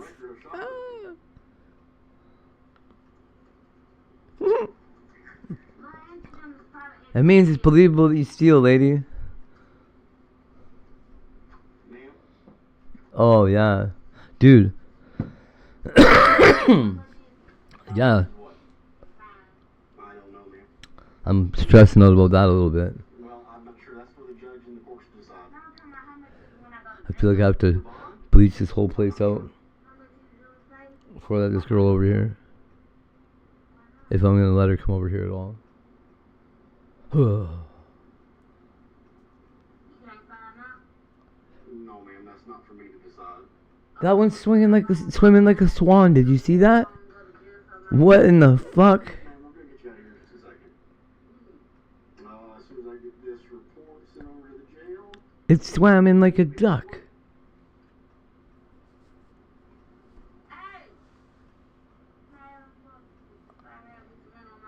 These are the best birds ever. They're so versatile. I had no idea they could do that. What on earth?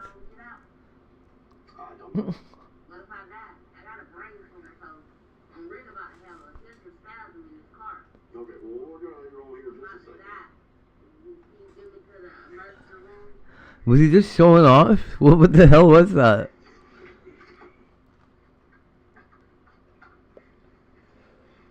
There's a little Pingu over there just playing dead. Or Pablo.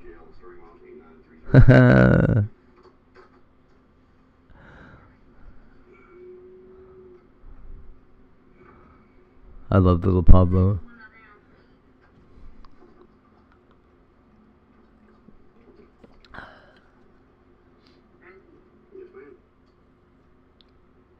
It's crazy. It looks so cute.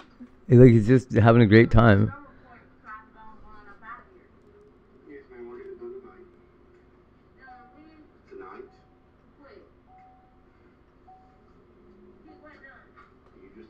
That little sideways dolphin swim they do is cute too.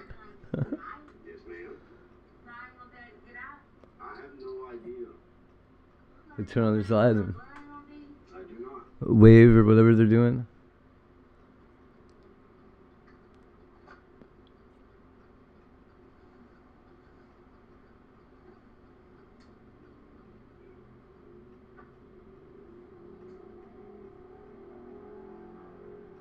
Whoa, we're going fast.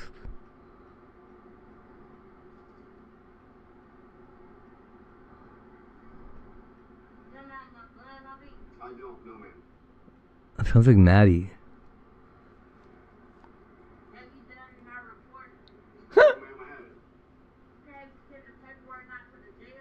ma'am, I got your arrest report done. What they need to book you in.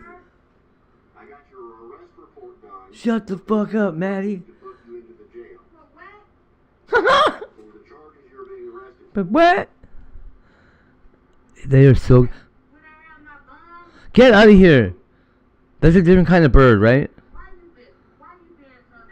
It's not a different kind of bird. What in the hell is this bird doing?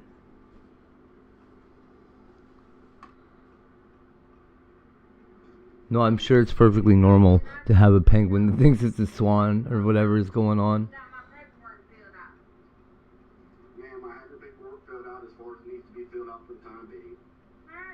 I have your paperwork Sir. filled out as far as it needs to be Hey. filled out for the time being. You'll be processed at the jail, and from there they'll take over. I do not know how much your bond is. No, I thought she said something about her bunions.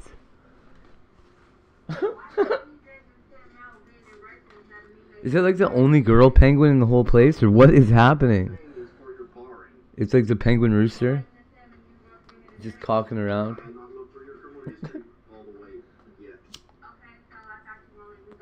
Strutting.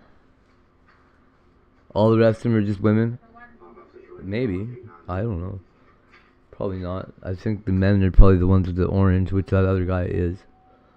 But his colors look crazy too. Come back, roll in here again, do that, penguin. Come bug Pingu. This guy just loves floating on his little face. Yeah, he's not doing this weird swan ass shit. Maybe he's trying to figure it out. He's like, one of these days my neck is gonna...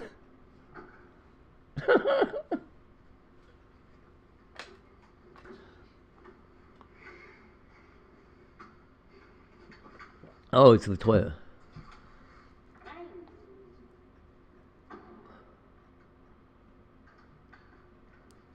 His little feet? They're so...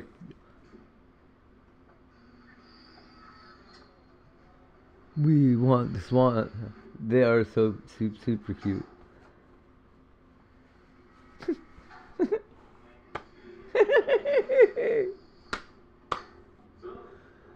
Okay, his little feet are awesome.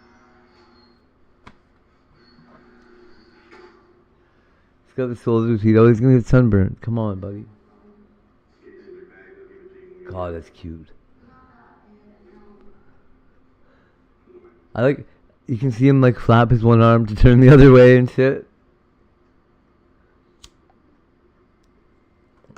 All their little motions are pretty deliberate.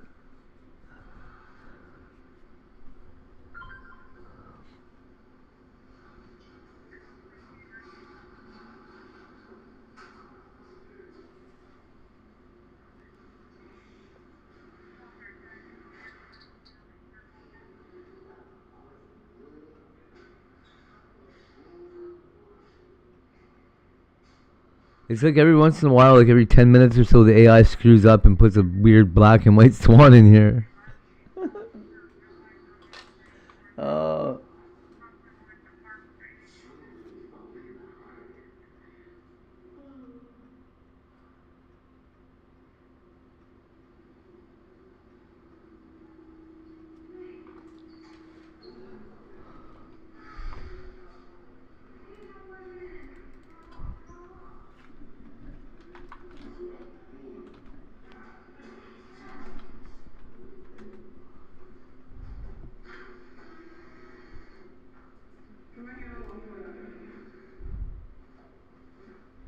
My favorite penguin is this guy right here. He's a huge dork. Oh man, I love that show. God, I love that show.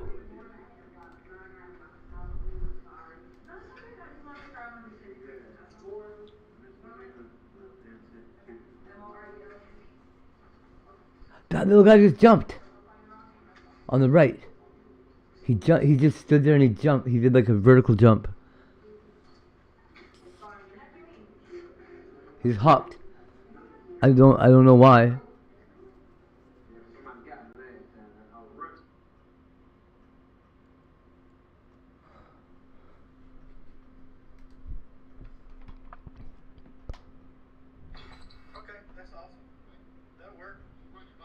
Here we go. See that? Here he goes. Hop. Nice work, buddy. So cute.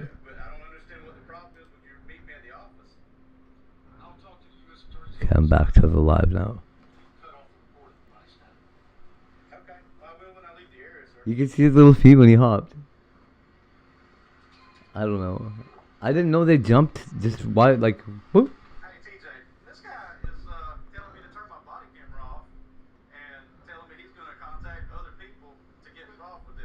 Hey, buddy. Turn off your body cam for a minute.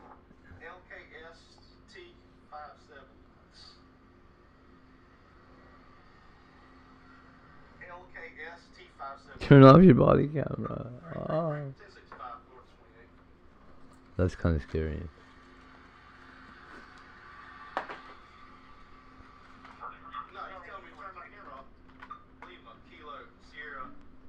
Oh, what am I doing?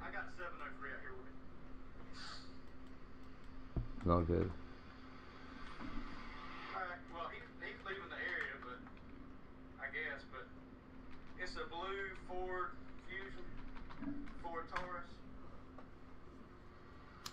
So, he says he does not give out business cards. Huh?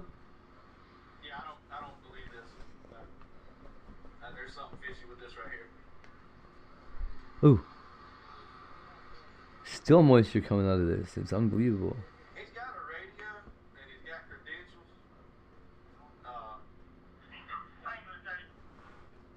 33, go ahead.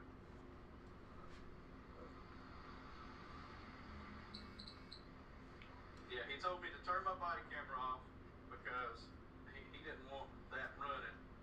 And so now he's still here. He's looking at me. Franklin 33, that's 428, Lincoln, Kilo, Sierra, Tango, 57, Stuart is playing on 2015. Absolutely not. Four-door, still Now he's dark blue in color. Now he's saying I'm trying to detain you. I've never told you I was detaining you. That's on camera that you are staying here with me, sir. 630 of 20, 51, 29 on that vehicle. Like, does that come back to any government agency? This is easy to come by. It just advises Advanced Wiring Company. Do you work for a wiring company? Further. Okay.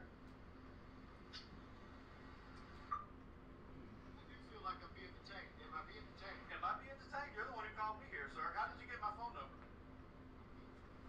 Ooh. I said he can't tell me how he got my information. Bro, what is wrong with you?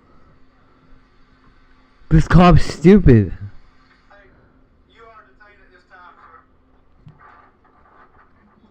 33 Franklin. I got one whiskey Mike detained at this time. 17's on the way. Hey, I don't think this guy's legit, man.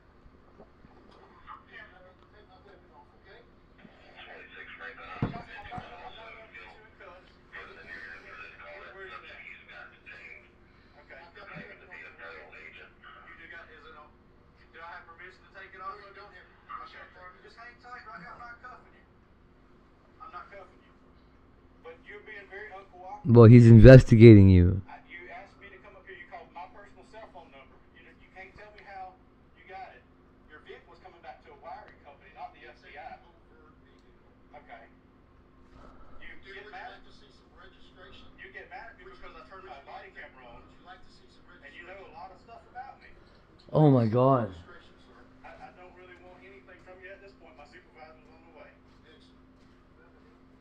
I surely do. I showed it to you. Would you like to see it, sir? You don't have to keep your hands up. I'm just trying to figure out what's going on out here. I don't want to be shot either. Yes, sir. Jacksonville, this special can happen.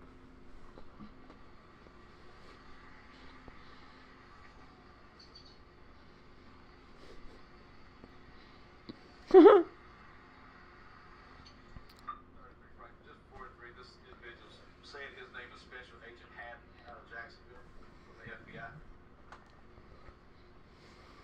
He keeps getting on his radio, but I do not hear any traffic coming back from him. That's because he's on your channel, idiot.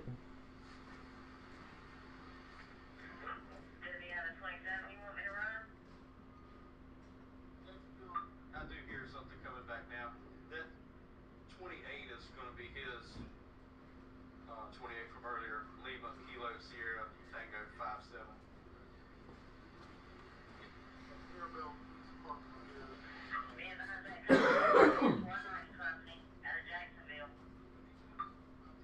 He's saying that this is coming back to that because it's a covert vehicle.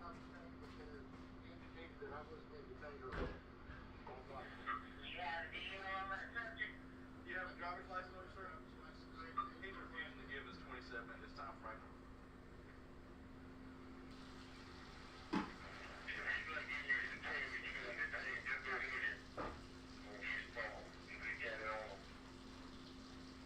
So you're forcing me to give you my driver's license? That's what my captain just asked me to get it from him.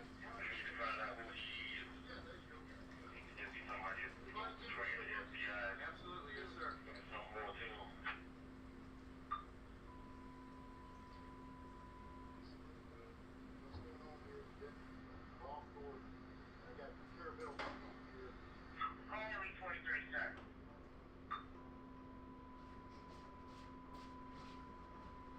Okay, so I'm getting my water ready right now.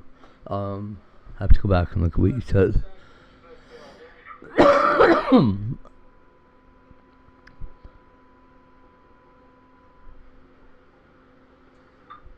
Oh, she's got to paint her eggs. I thought you were saying she had to find them.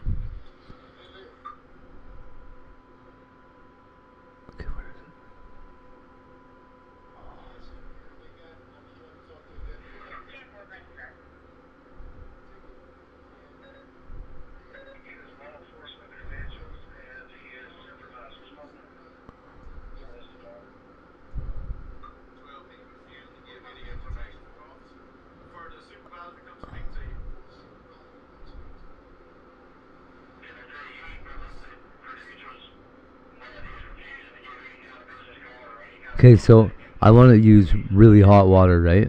So that the fibers of the carpet open up and release any like dirt or whatever that's in there still. It's the same idea as like fighting a stain, right? Kind of. Man, I burnt my couch.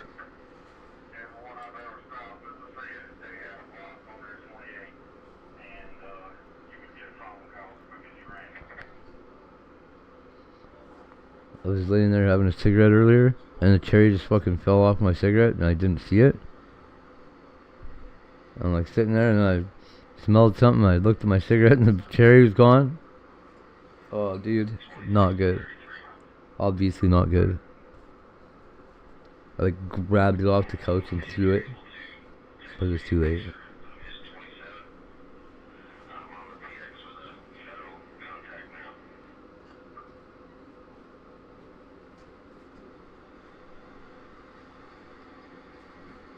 I wonder if I have a book with a glossy cover I can stand on to like get a nice even pressure here.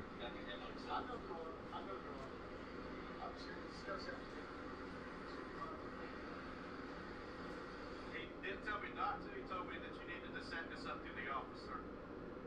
And you refused to do that and acted like it was a problem. Right.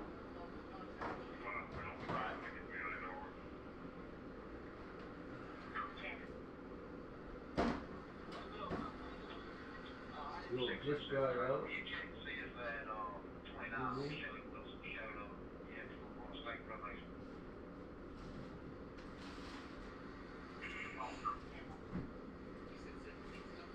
Yeah. Indubitably.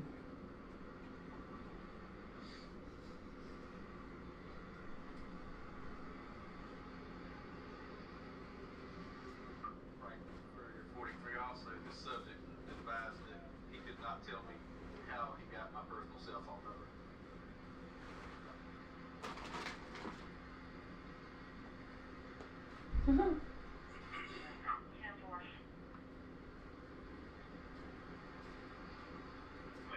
Franklin 607.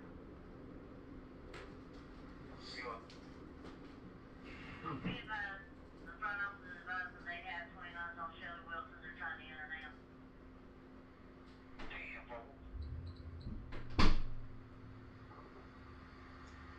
Franklin, for 43, my body camera was not on at the entire time of this call.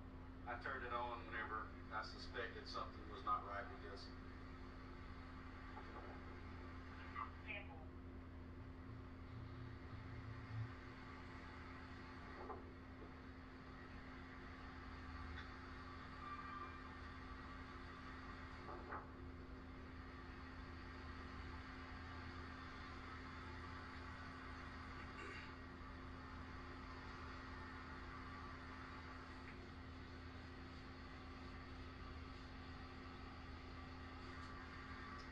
Just for 43, he's not placed in handcuffs, Franklin. I just told him he's not free to leave.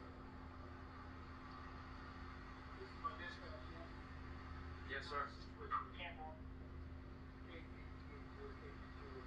still being held here, waiting for a supervisor to arrive in Franklin County. So I'm still here with Deputy Rolf Ford and a paramedic officer in KP County.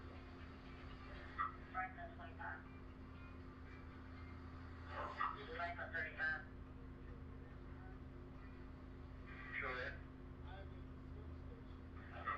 Continue to go to 18th Street, 18th Street. Reference to, privilege check.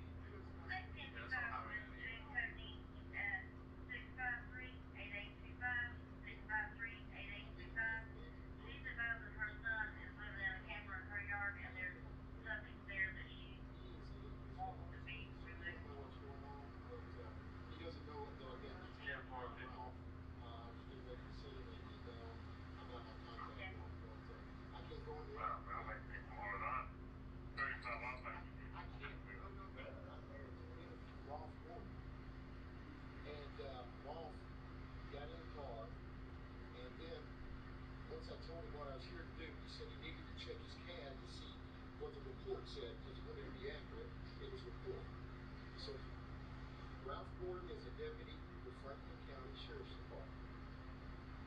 And so we got out of the car. He's standing here listening to this all, by the way. So he's got his body camera running. I'm outside the car because they wanted to know if I was armed. He wanted to take my weapon. So anyway, I never asked for your weapon, sir. You told me you had one on you. You said you wanted to take it off of me, didn't you, sir? I asked you for permission once you said that you had one. I never asked you. Right. So anyway, so the deputy gets out of the car, goes to the car, gets in, and I guess he calls his supervisor. His supervisor says that this is not the place to interview him, that I have to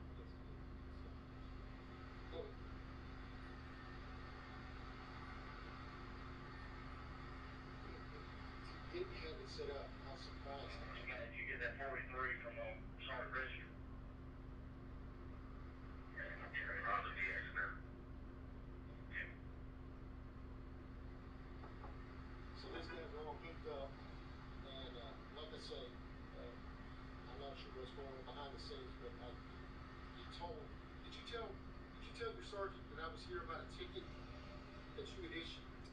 I told him that you were here to investigate me about an issue, and he said this needed to be handled through the office, not on the side of the road.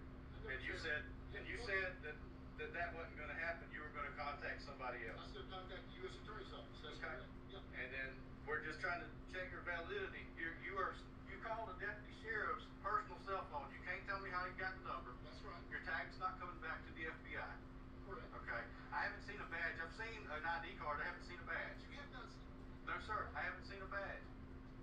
I've seen an ID card. I'll get this to you. That you grab it. Take it out of my hand. Do you not see a badge? I see a badge now. That's the first time I saw the badge, sir. You don't need to be a deputy. I saw this. He kept opening this. Yeah. That's part of my badge and my credential. That's very professional. You just say that statement. But anyway, that I was very observant to be a deputy because you never showed me that. You showed me the inside of it, but not the badge. Are you hearing all this, sir? Oh, everybody's going to hear all this, sir. Larry, you still there? 3317. What's your charge? Okay, I am.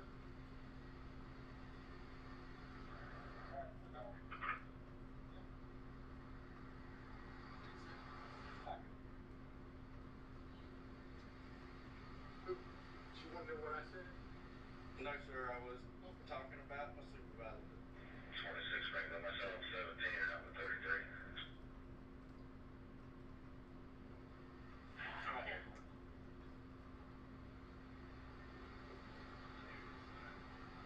Comes AJ?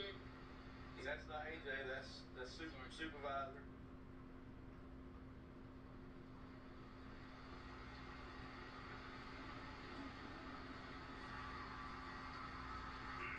They're going to turn around and get those vehicles for them as they're coming up? I'm not going to turn around right now.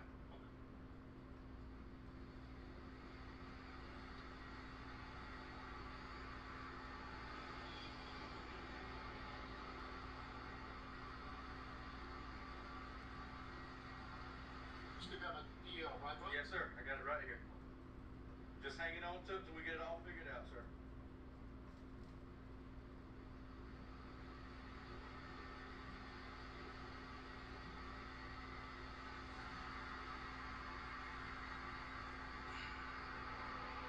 Let me go see what TJ.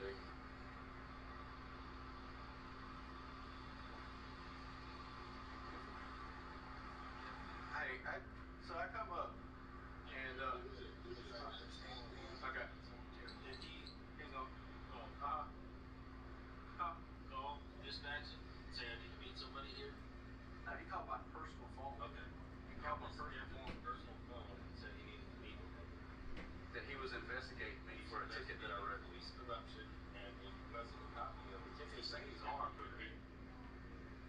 Tag. I haven't seen him doing yet. He said he's armed. He's got a little badge. He's got that says FBI on it. He's got a credential on it. He opens it up. This is his license. Seriously? I swear to Lord Jesus. So he's on the phone. He's got a radio with it. No, he refused to show him now. Yeah, he's very uncooperative. And he previously ordered me to get criminal fraud. Yeah. I didn't have it on to begin with because I thought this was a legitimate thing. I can't answer. I got a picture of Guy's DM and I got a picture of the code that pops up on watch list. Did he call the deputy's personal cell phone? Yes. Yes. 1326.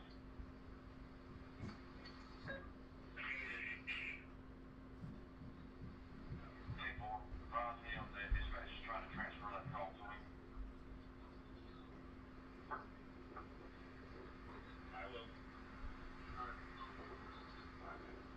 When I called you, I was printing out the original report. There's a V on your TJ. There's a V on it. Hey. Hey, transfer and move control to you. Order control. That's what it, that's bottom of that number says. Okay. Maybe on the call. Alright. What's he doing? You don't know? He's over here in Texas or what? No,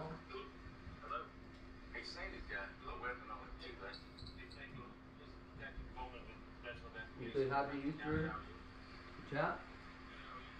Hello? Happy Easter, chat? Okay, your dispatch just sent me through here. I think I might have got the guy name wrong. His name was yes. This fucking smoke alarm's gonna go off.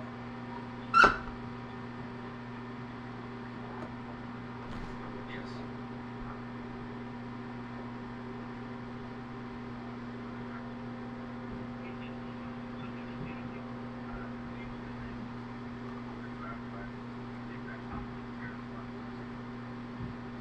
There's somebody talking back to him on that radio. But that's correct.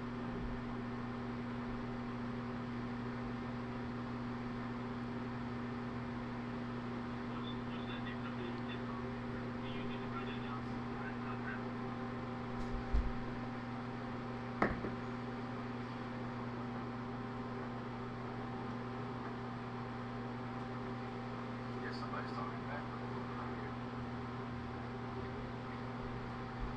But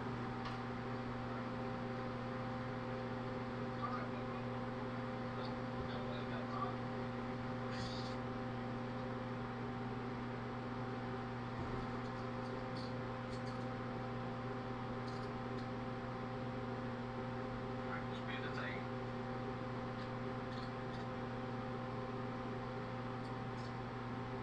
No problem.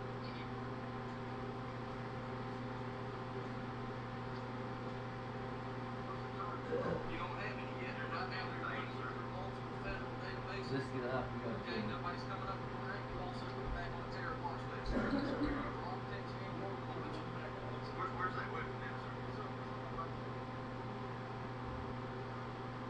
You got any other weapon for him, sir? No, just my phone. All right, just go patch it down, sir. When somebody pulls your name off, brother, we'll get that. Yeah, we're just trying to verify it. Since you don't want to give us no info for nobody to contact, that's just the wallet that you showed me a while ago. I don't want to ask this lady because I know her limitations.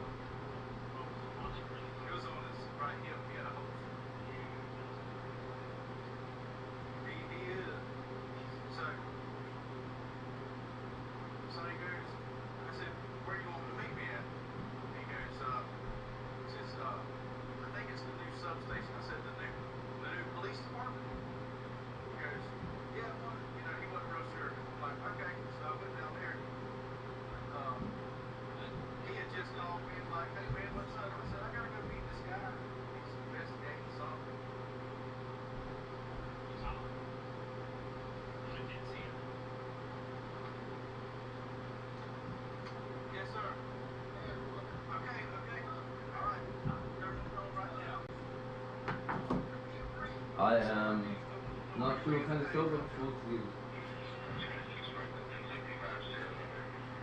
I'm not sure what kind of soap I'm gonna use here. Dish soap or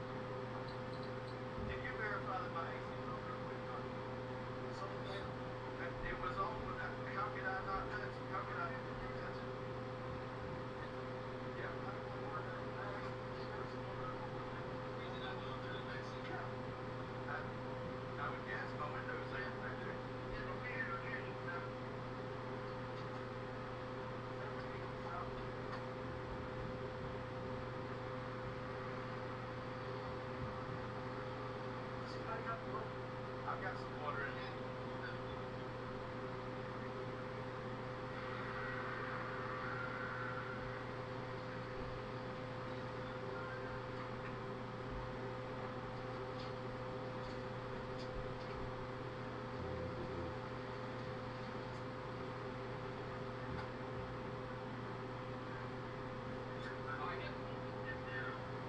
That's a sealed water, sir.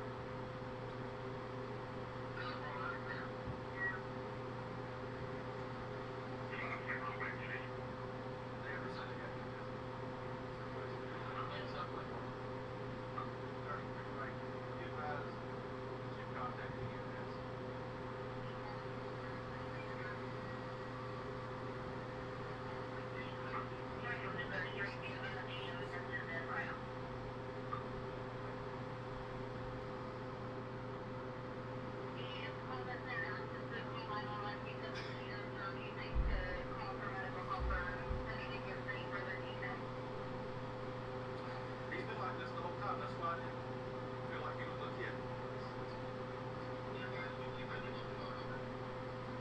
It's like we call this one a step. Yeah. Yeah, they're on the heard me call them right here.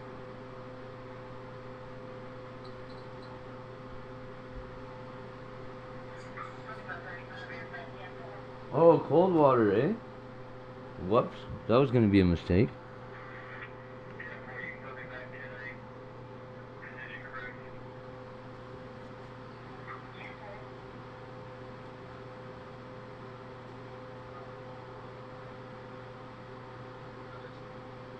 He's been like this the whole time. He's been like double talking.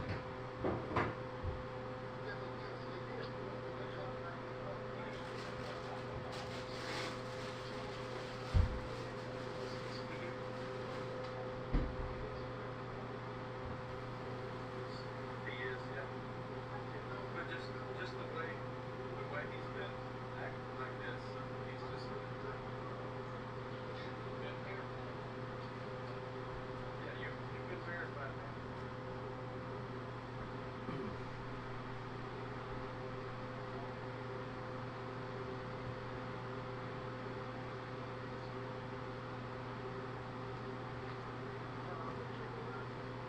Yikes.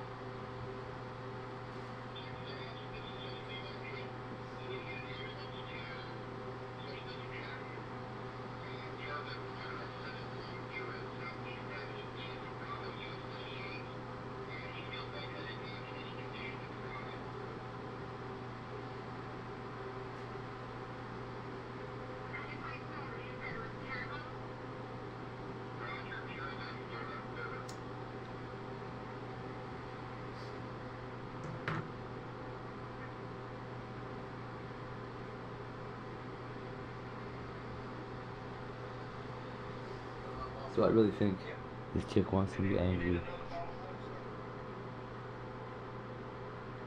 I'm just gonna have to wait till she's here.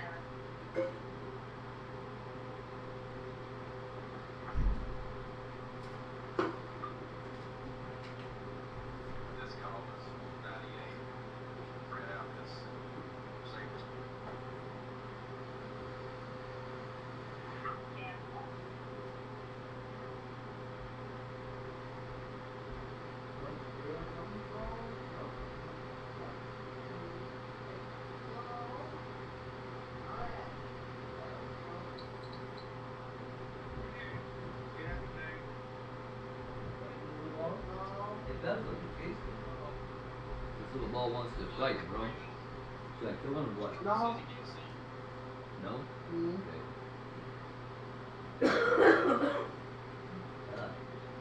Cool, dude. So, Did you see him before we get into his car? He asked me to come into his car. I do remember you doing that. So I go in there better, eh? because I need to discuss this I ticket. love that little octopus guy. So you wrote a ticket for CIA. You like him? So I have. Who gave you that? I don't know. Who gave you that guy? So I said, We'll give you the other I'll one. print it out so I can, Come on, you know. so I can recall it. Who was it? Sure. So I go ahead and print it It out was and one. call supervisor. I said, hey, I I was said, looking Bradford at MVP Your interviewed mom, me on the side of the road. your Or mom she does need to make do stuff for somewhere me else. He goes, no. sometimes. He used to schedule When she actually does something for you, it's nice. And who said that? Yeah. T-Shop. She messaged me this morning, she's like, oh, we'll see. You know, I was like, can you just, Yeah, it's a long try story. not to be the biggest piece of crap you ever tried to be in your life before you message On me? my phone to meet with me about a matter. And to explain to me on a ticket that I wrote, said he worked for another agency, which turns out to be legit, but at the time, we didn't know. That's really what I said to her though. So, I said, do you think the next time you message me, you could try not to be the biggest piece of crap you've ever been? And to try to make some fucking sense? while we were checking his legitimacy, We'll see. and we put him She in the won't. bag, and after that, started complaining of Oh my gosh. shortness of breath, vision loss, and whatever else he got going on. That's and he claims I had the heat on in the car. But I don't. Where are you going to? Over. Tallahassee. There's Camarillo, there's Tallahassee Memorial. Tallahassee Memorial, or Catholic Creek. It's still running, right? Yeah. Oh, yeah. Can I get a copy of that too? Because they're present. My stocking stuff. What, you want to go to Tallahassee Memorial, Catholic Legion? It's your choice, you don't have to tell me. There's two hospitals in Tallahassee.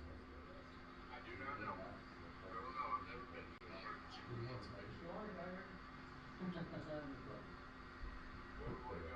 You got two choices, man. You want Tallahassee Memorial or Catholic Legion? Sounds good, or let's do it. No, it's official. I just don't know he's acting like this for because he's being so uncooperative. That's why There you go. There. I opened the door to the possibility of me having a visitor today now. Now it's up to her though.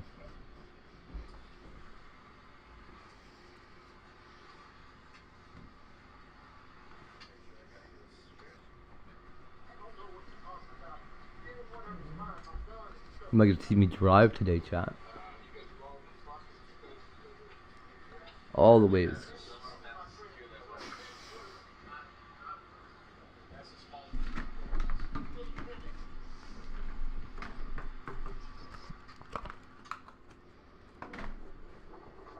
Never had an accident go here.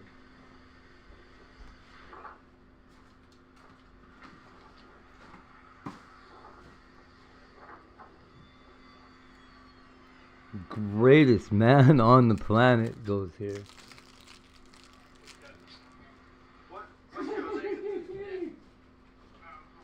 What's y'all's unit number? Rescue 3. And where y'all going to? Little bit of a runaway egos here.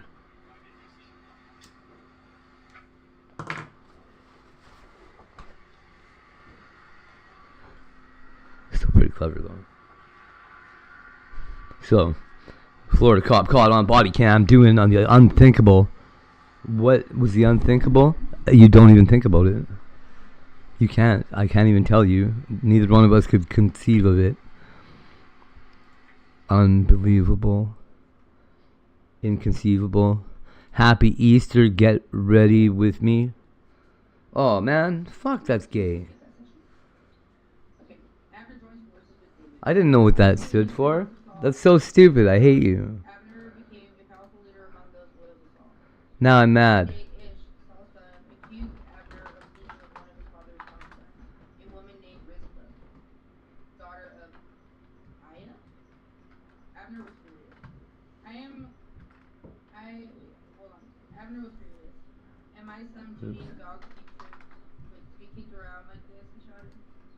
After all that I've done for your father Saul and his family and his friends by not handing you over to David, this is my reward. That you find fault with me about this woman. May God strike me even kill me if I don't do anything I can to help David get what the Lord has promised him. Sorry. I'm going to take Saul's kingdom and give it to David. I will establish the throne of David over Israel as well as Judah, all the way from Dan in the north to Beersheba in the south. Ish didn't dare say another word because he was afraid of what Abner might do. Yo!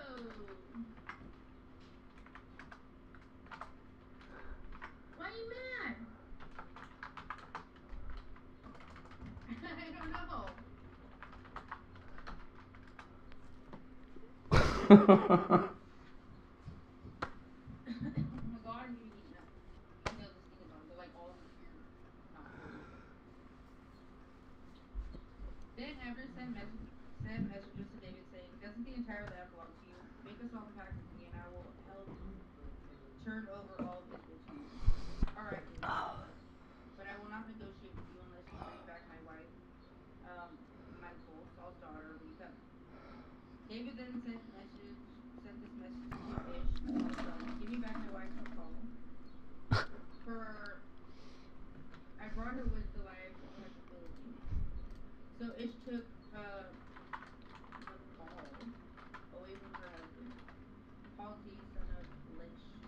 Palti followed along behind her as far as Bahur,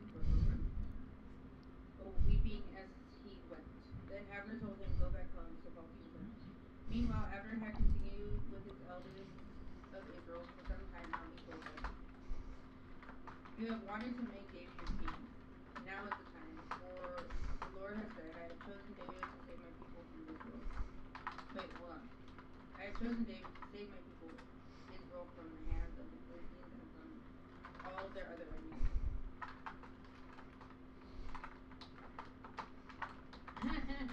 Foreskins! Yeah, right? Remember that?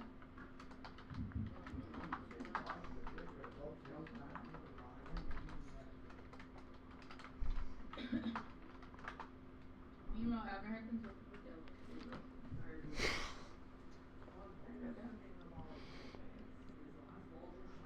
Okay. Abner also spoke with the men of Benjamin, and he went to Hebron to tell David that all the people of Israel and Benjamin had agreed to support him. When Abner and 20 of his men came to Hebron, David and his men was in great haste. Then Abner said to David, let me go and call an assembly of all of the forces before my Lord the king. They will make a covenant with you to make you their king, and who will rule over everything you have there. So David sent Abner safely on his way. Job murders Abner.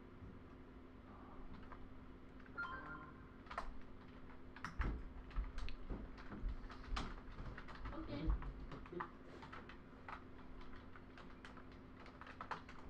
Sorry.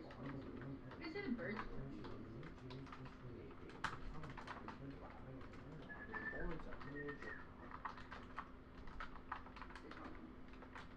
Okay.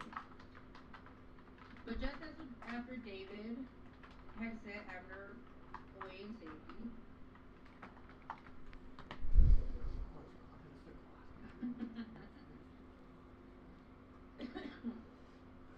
Job and some of David's troops returned from a raid, bringing much plunder with them. When Job arrived, he was told that Abner had just been there visiting the king and had been sent away in safety. Job rushed to the king and demanded, Wink, wink. What do you mean by letting Abner get away? You know perfectly well that Okay. we spy on you and find out everything you're doing. Job then left David and sent messengers to catch up with Abner, asking him for I mean, always though. him at the well of Sirah and brought him back. Though David knew nothing about it, when Abner arrived back at Hebron, Job took him aside at the gateway as if to speak with him privately. But then he stabbed Abner in the stomach and killed him in revenge for killing his brother Asahel. When David heard about it, he declared, I vow by the Lord that I and my kingdom are forever innocent of this crime against Abner, son of Ner. Job and his family are the guilty ones. May the family of Job be cursed in every generation with a man who has open sores or leprosy. who walked on crutches or dragged by the sword or bent to speak. So Joab and his brother Abishai killed Abner because Abner had killed their brother Asahel at the battle of Gibeon. David mourns Abner's death. Then David said to Joab and all those who were with him. That bird's very talkative. Cute. It's really cute. Okay, David mourns Abner's death. Then David said to Joab and all those who were with him, "Tear your clothes and put on your girdle, mourn for Abner." And King David and Joab walked behind the procession to the grave. They buried Abner in Hebron, and the king and all the people wept at his graveside. Then the king sang his funeral song for Abner. Should Abner have died as fools die, your hands were not bound, your feet were not chained. No, you were murdered, the victim of a wicked thought. All the people wept again for Abner. David had refused to eat anything on the day of his funeral, and now everyone begged him to eat. But David had made a vow, saying, "May God strike me and even kill me if I eat anything before sunrise." This pleased the people very much. In fact, everything the king did pleased them. So everyone in Judah and all of Israel understood that David was not responsible for Abner's murder. Then King David said to his officials, "Don't you realize that a great commander has fallen today in Israel? And even though I am the anointed king, these two sons of Zuru, Joab and Abishai, And I gotta bleach my whole house. Ah! may the Lord repay these evil men for their evil deeds."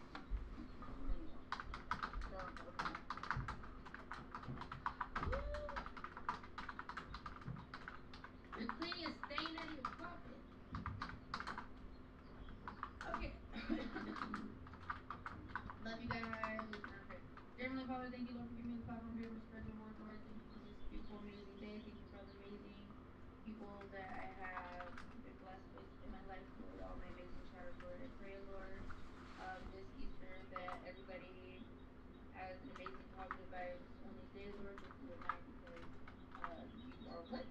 You are risen. In Jesus' name we pray. Amen. Amen. Love you guys. Let's go. Spirit finger.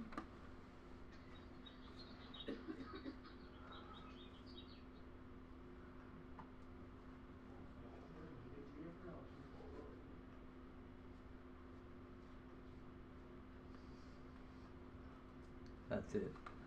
Bubble Boots tricked me into putting 1,000,000 pounds of water into my carpet.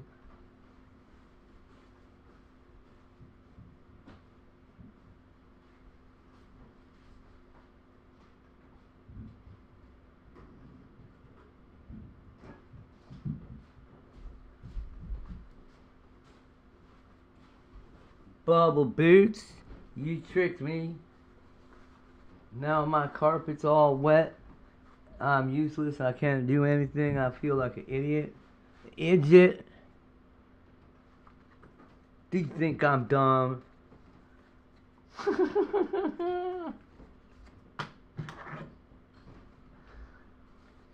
Shut the fuck up, RD. He's funny.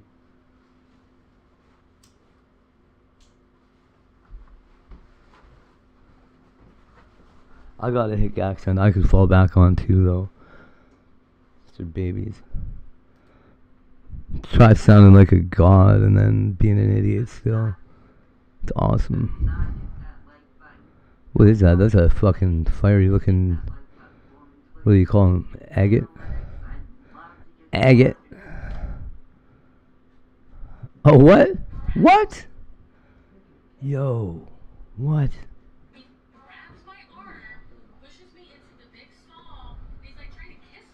What?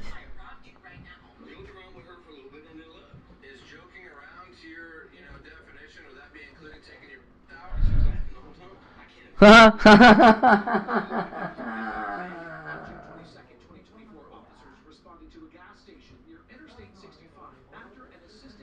She was laughing the whole time. Ah.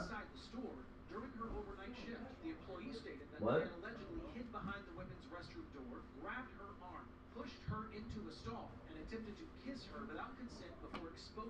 himself at the counter. Hey there. How are you doing? I'm doing well. So I got a call from somebody about an assault that happened overnight. Yes, that was me. That was you? Okay. Yes. I didn't really know what to do. Okay. I worked the overnight by myself, and Yeah. I'm the assistant manager running the store right now, so I didn't know who to call. And what? He's staying at the hotel. Some Have you guys. seen him before, or okay? He was staying there months ago. Yeah. And he used to come in here. I used to be the full-time overnight before I became the assistant manager, and he would like hit on me and whatever, try to add me on Facebook. I wish we had some vinegar around He here. did You know last that? night, the first time, bought something, said, hey, what's up, left, rang him up, he left, nothing happened. Second time, I was cleaning the bathrooms. I heard the bell ring. I was in this bathroom right here. Okay. I heard the bell ring and come out, and I didn't see anybody. And I was like, okay, so I went to the women's bathroom. That's when I was cleaning, and I see. I was like, okay, somebody's in there. I finished cleaning the family bathroom, the women's bathroom. And I came out, and I looked around, and like, I didn't hear the bell. He's still in here. There's somebody still in here. Yeah. And I went back to the bathroom, and I see that the door was open to the family bathroom, so they were somewhere in here. So I like went to the women's bathroom, and I couldn't open the door. I had to stop with the dustpan. Okay. And I went to open the door all the way so I could step back in to get all the cleaning stuff out. When I looked, he was hiding behind the door. And The ladies' bathroom? yes. And I was like, what the f are you doing? And he grabs my arm, pushes me into the big stall. He's like trying to kiss me. And I'm like, what the f are you doing? Get off me. And he's like pushing me, and I'm like up against the wall, and like, off me. And he finally was like, you need to be more aware of your surroundings. I'm like, what the f are you talking about? And he was like, I've been in here, and you didn't see I was in here. I go, I heard the bell ring. And he comes out here, and he's just like, what if I robbed you right now? I'm like, I didn't even know what to say. Like, I'm panicking. I'm like, it's like 3 a.m. Yeah. Am I gonna fall? And I'm like, what the? And he bought something, and he comes up here, and his zipper was down, so I saw he had no underwear on. He was trying to come on me, and That's crazy. I texted her. I said, you came here, you called cops. He's over at that hotel. Okay. Do you know his name? James Sturgeon. James Sturgeon. Do you heard any by chance? And then he tried to guide me, like, said, oh, by the way, actually, she didn't take me. Tried to me in the bathroom. Yeah, that doesn't work. She was like, why didn't you call me? And I did. How old is he? Probably Like 30s, 40s, something like that. 30s, I would say. You know James Sturgeon? White guy, black guy. When he was pushing you into the stall, was he just kind of like grabbing your shoulders, or just kind of like holding your arm? And he was pushing me, and my hand was on his chest going like this, and he was pushing me down. Okay. So, And did he kiss you, or is just trying? no, he was trying to kiss me. Okay, so he's just coming in. Let's you get interrogated by our new boyfriend. And do you have cameras in here at all? I do, but they don't go to bathrooms. The closest Okay. you can see is just right there. Okay. Like, they don't go back there to all the way. And you said it was like 3 a.m.-ish, Yeah. give or take? Yeah. Do you have a copy of his transaction when he was in here, by chance? Did he use cash? Oh yeah, I have to make that video with the And Sarah did he line. say anything when he was trying to kiss you? I Did do. he? No. It was just all It was all me. just you. Yes. Was he intoxicated, do you think, or no? No. No. When you're the first time, he was perfectly fine. Like, Okay. nothing occurred. Okay. Nothing like that's ever happened before. You guys have never been in any sort of relationship. This is all just his imagination or whatever you want to say. Yeah, That's it there. yeah. All right. Well, I think I've got what I need from you. He's at the hotel. Yeah. I don't want him to come back in here. No, that's what I was just gonna ask. That's his. You're the assistant manager. She's the manager. No, I'm running the store right now. Okay, you're running right now. All right. Okay. Well, trespassing from the property line. Did you tell him to leave and that you don't want him back? No, he just left. He just I left. didn't know what to say. Like, I've never had anybody try to touch me like that, so I Yeah, was no. really shocked. That can put you in Yeah. a weird state for sure. We're not really thinking clearly. So we will articulate that to him, and then I would assume you want charges for the battery. I do. Okay. Yeah.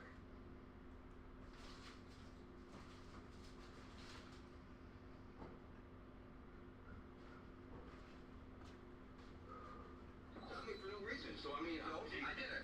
Okay, I didn't Yeah. stop you for no reason. We don't do that. You see all these other people? Okay, I'm not just stopping people for no reason. Okay, you know it's for no reason because you know what you've been up to for the last couple hours. Okay, so I'm gonna read you something. I'm gonna ask you a couple questions. Do you understand those rights? Yep. Okay. Do you want want to talk to me knowing those rights? Well, am I under arrest? Right now you're being detained. Okay, course. Yeah, you're in handcuffs. So right now you're being detained. I'm wondering if you want to answer my questions, because I got some questions for you. What's your question? Okay, so you want to answer some questions? What's your questions? You were out at the Marathon gas station at 65 last night? No, I wasn't. Okay, so if you're not going to answer truthfully, we're going to be done. All right, You're on the Marathon gas station. You said you didn't want... The Marathon gas station is the one by Taco Bell, right? No, There's a marathon out by I-65 by the Economy Inn. Okay? It's called Good to Go. Here's the deal. Listen to me. Okay? I have probable cause just to arrest you right now. I'd like to talk to you, get your side of the story. Okay? But if you're not going to cooperate and you're going to lie to me, I don't have no patience for it. Because I do not need your side of the story, because I have video evidence of what occurred. All right? So if you want to talk to me, that's why I'm giving you this opportunity. If you don't and you want to lie to me, I'll just take you to jail. I'd like to get your side of the story. We can skip it. Well, obviously you're arresting me for no matter what. That's why the handcuffs are on. Well, no. You're being detained for our safety because you're known to carry firearms and you're involved in potentially some crimes, okay, that occur over the last number of hours, and that's why you're being detained for our safety. So if I answer your question, am I free to go? We don't know. What's going on? That's what I'm trying to figure out. I have one side of the story. I'd like to get yours. So let me ask you again. Were you out the gas station at I-65? Yeah, out the gas station. Okay. So what occurred when you went inside? I went to the bathroom and a friend of mine that used to work there was joking around. Who's your friend?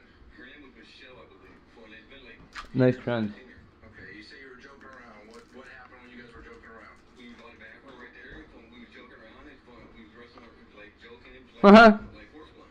And then we went out. Like tickling each other, or what are you doing? Yeah, just stuff like that, you know. Like then I went and bought something and I left.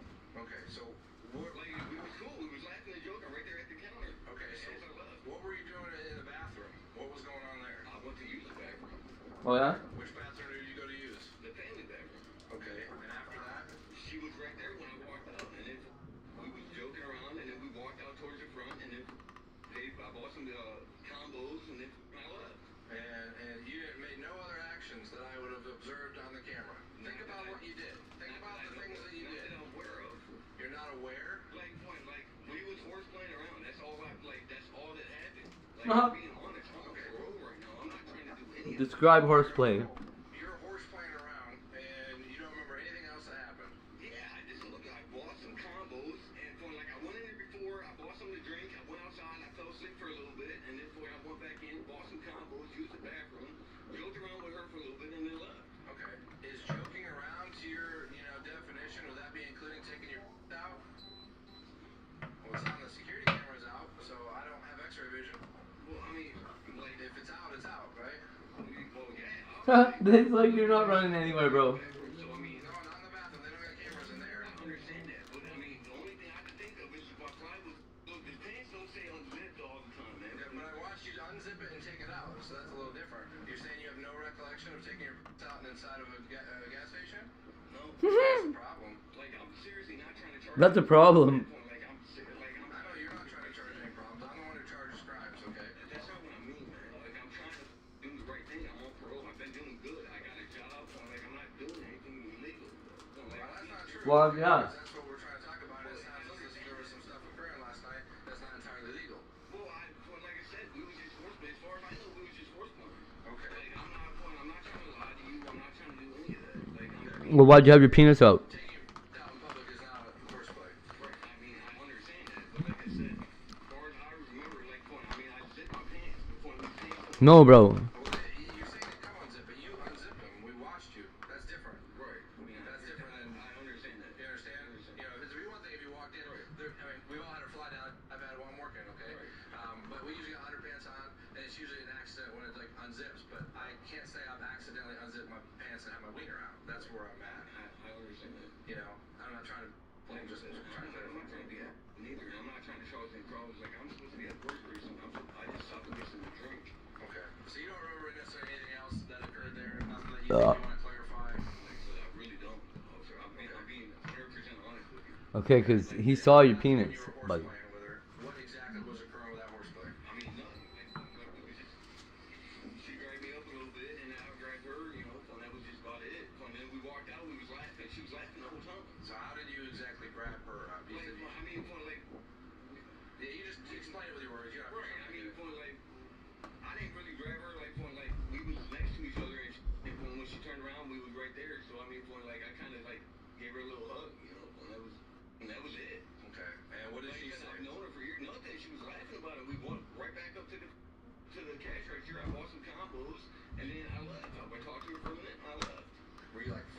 I like how the combos are his alibi. Okay.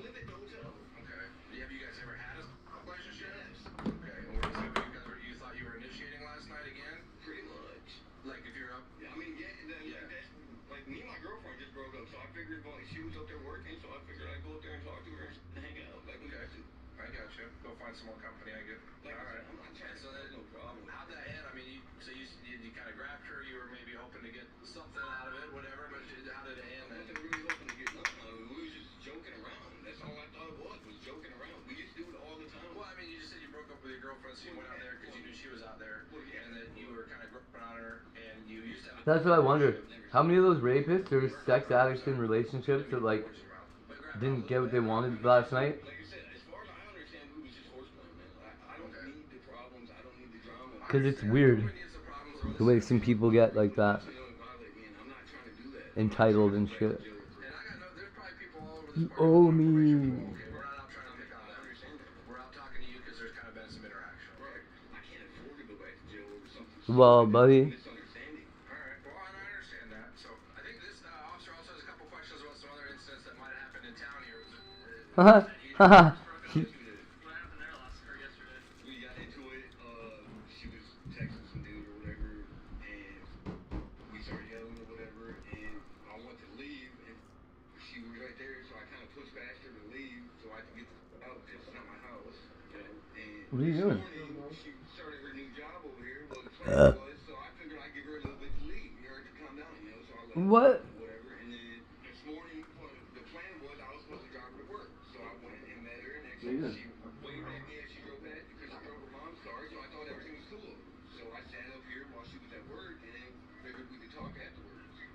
Well, when she got off work, she went home, so I just assumed that she wanted me to follow her over there. So I went over there, and when we started talking, I guess her new supervisor or whatever followed her there too. So I mean, like, I'm done with all that. Like, I don't need that.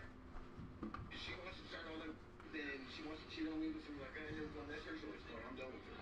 I'm not trying to, I'm just trying to go home and go to work. So nothing physical happened other than you trying to push past her, leaving the house? That's it. Okay. So there's no reason for her to think that you strangled her? Definitely did not. Her son witnessed it? Definitely did not. No? When we was leaving arguing, her son was in her room, in his room. Well, he came out because he heard you. No, he came out as I was walking out because he was right there in the kitchen from when I had to walk past him to go out the back door. So there'd be no reason I asked him for to any redness or anything on her neck? No. Not for me, anyway. Like, I mean, I understand when you guys gonna look at my criminal record and obviously think that, you know, but like I said, I'm not trying to do all that. I'm 36 years old. I'm getting way too old for it. So you guys have been in a full relationship, dating, and you've been staying with her for multiple days? She's been staying in I live in Kentland. She stays there for like 2-3 days a week or whatever because her daughter lives in Kentland, and then I come here and we stay here for a couple days a week. Okay, so you've been here since Thursday. Right. Wednesday. So she told me that you called her yesterday to come over. No. Well, like, I called my roommate right now, and he could tell you she was with me. She went with me from her house to my house to take a shower and change my clothes, and then we came back. So you never were separated from each other yesterday? So Not at all. And she shows me her phone. You guys wouldn't have a phone conversation? No. Like I said, I could call my roommate right now, and he could tell you. That's not what I'm asking. If you're with her at all times of the day, there'd be no reason for you to call her, correct? Right. So there would be no call history on her. Unless I was in the bathroom or something. I call her all the time when I'm in the bathroom putting dirty toilet paper in. So that would take, what, 10 seconds? Okay. There'd be no reason for a call log to be longer than that. Right. So if I go back to her house now and she shows me her Go phone, ahead. she shows me that you Go called ahead. her. I had video evidence showing that she was with me all day yesterday. She said you were there yesterday. But she said that you called her to come over. She didn't say you've been living there for 2 days. So I'm just asking. And I could show you video that she left her house with me, or well, I could show you at least her showing up at my house in Kentland, us leaving, coming back here because her son wanted her home. So it's not what I'm asking. I'm asking. I've been with her all day. Okay. All day. So the call log. I don't know about no car. I have no idea. I don't know what you're talking about. Okay. I was with her all day. And she's not denying that. I don't know what you're saying, man. Do you understand what he's saying? Can you He's saying, did you guys talk on the phone yesterday because you weren't together? If I'm hanging with you all day. I mean, my phone's in my pocket. Right now, you can look. But I'm not going to call you if I'm staying right next to you. Do you understand that reasoning? He's just saying. The only time I might have called her is when I left after we got in an argument. Okay. And do you know what time that would have been? Again, I said around 8:30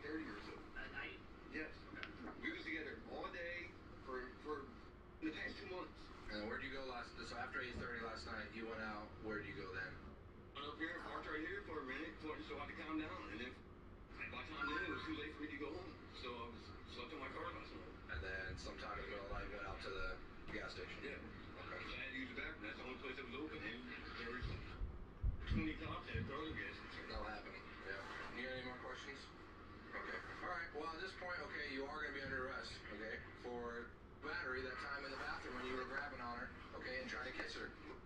Well, it is what it is right now, okay, as well as indecent exposure. So, I just found a place, a guy with an e-bike for $50.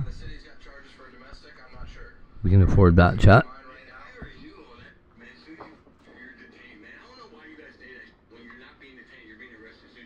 No, right now you're under arrest, because I just let you know. Initially, you're being detained. There are two different things. It's an okay. Ha. Ha. You can listen or not. I don't care, but I'm just letting you know. So, you got any questions for me at all? I was gonna go with some. No person, no weapons, no drugs, no nothing's gonna stick us, poke us, nothing like that? Nope. Okay. You get your wallet on you? Nope. No? Okay. Where's it at? Glenn, up right here? I don't have it on me. You don't have it on you? Is it in your vehicle? Nope. Do you want your wallet to come with you? Nope. No? Like I said, you were not going in my truck, bro. Did I ask to go in your truck? Well, like, obviously you keep asking for my wallet, so you're not going in my truck. So listen here, I'm trying to help you out. Some people want their stuff to go with them, okay? I'm not a... So I'm just making sure you don't want your wallet to come with you. Stop being so smart with me. Did I ask you to search your truck once? No, I did not. Sit your in the car. Yeah. You're everyone's perception. I'm trying to be smart, okay? You are misinformed, my friend. The windows are eyes to the floor. You'll see. Battery, public indecency with a prior unrelated So much conviction, better driving than while anything. suspended with a prior suspension within 10 years, probation, It's just better than violation, anything and I've- battery. The truth is so much better than anything. What? Anything. It feels. It is what it is, right? Hey, Jeremy. Man, it's like a power struggle for them. Jeremy? Alright. Hey, you come out here and chat with me real quick? Police confront a high school and middle school principal with evidence of a shocking crime. Very, very obvious, you know? Any idea why we're here today? Yeah. Okay. I'm gonna be real upfront with you. You are under arrest right now. Interested in that, I'm you about know? to show you not only Like I how said, I this don't want to date principal people responded like my when father deputies anymore. sat My father outside his Yeah, house, word, bro. his family standing He nearby, does. He only but sees the also world from how he his approached perspective. a more rigorous That's it. conversation He's not- with That's detectives sad. in the interrogation room. Knowledge is We're on the power. case presented by Law and Crime. I'm Chris Stewart. Okay.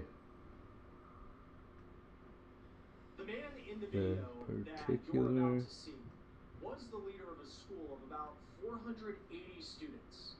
And let's be clear, anybody calling child sex abuse material or CSAM, it's disgusting, it's hard to fathom, unforgivable. But a principal? That makes it even more disturbing. Me too. Now this is body camera video of deputies with the Cowlitz County Sheriff approaching the home of Principal Jeremy Williams. He's the head man at a school just over the border in Oregon. And this is about to get serious and frankly uncomfortable real fast.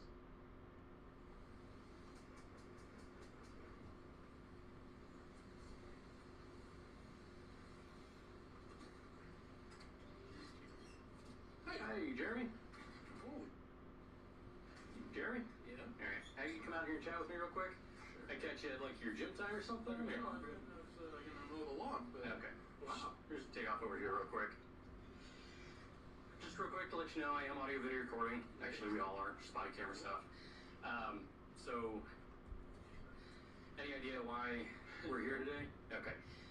I'm gonna be real upfront with you. Okay. You are under arrest right now. Oh. There's one of two things we can do. Either we can just go ahead and run you down to jail and go about our business. I have a search warrant to go through the house as well. Okay.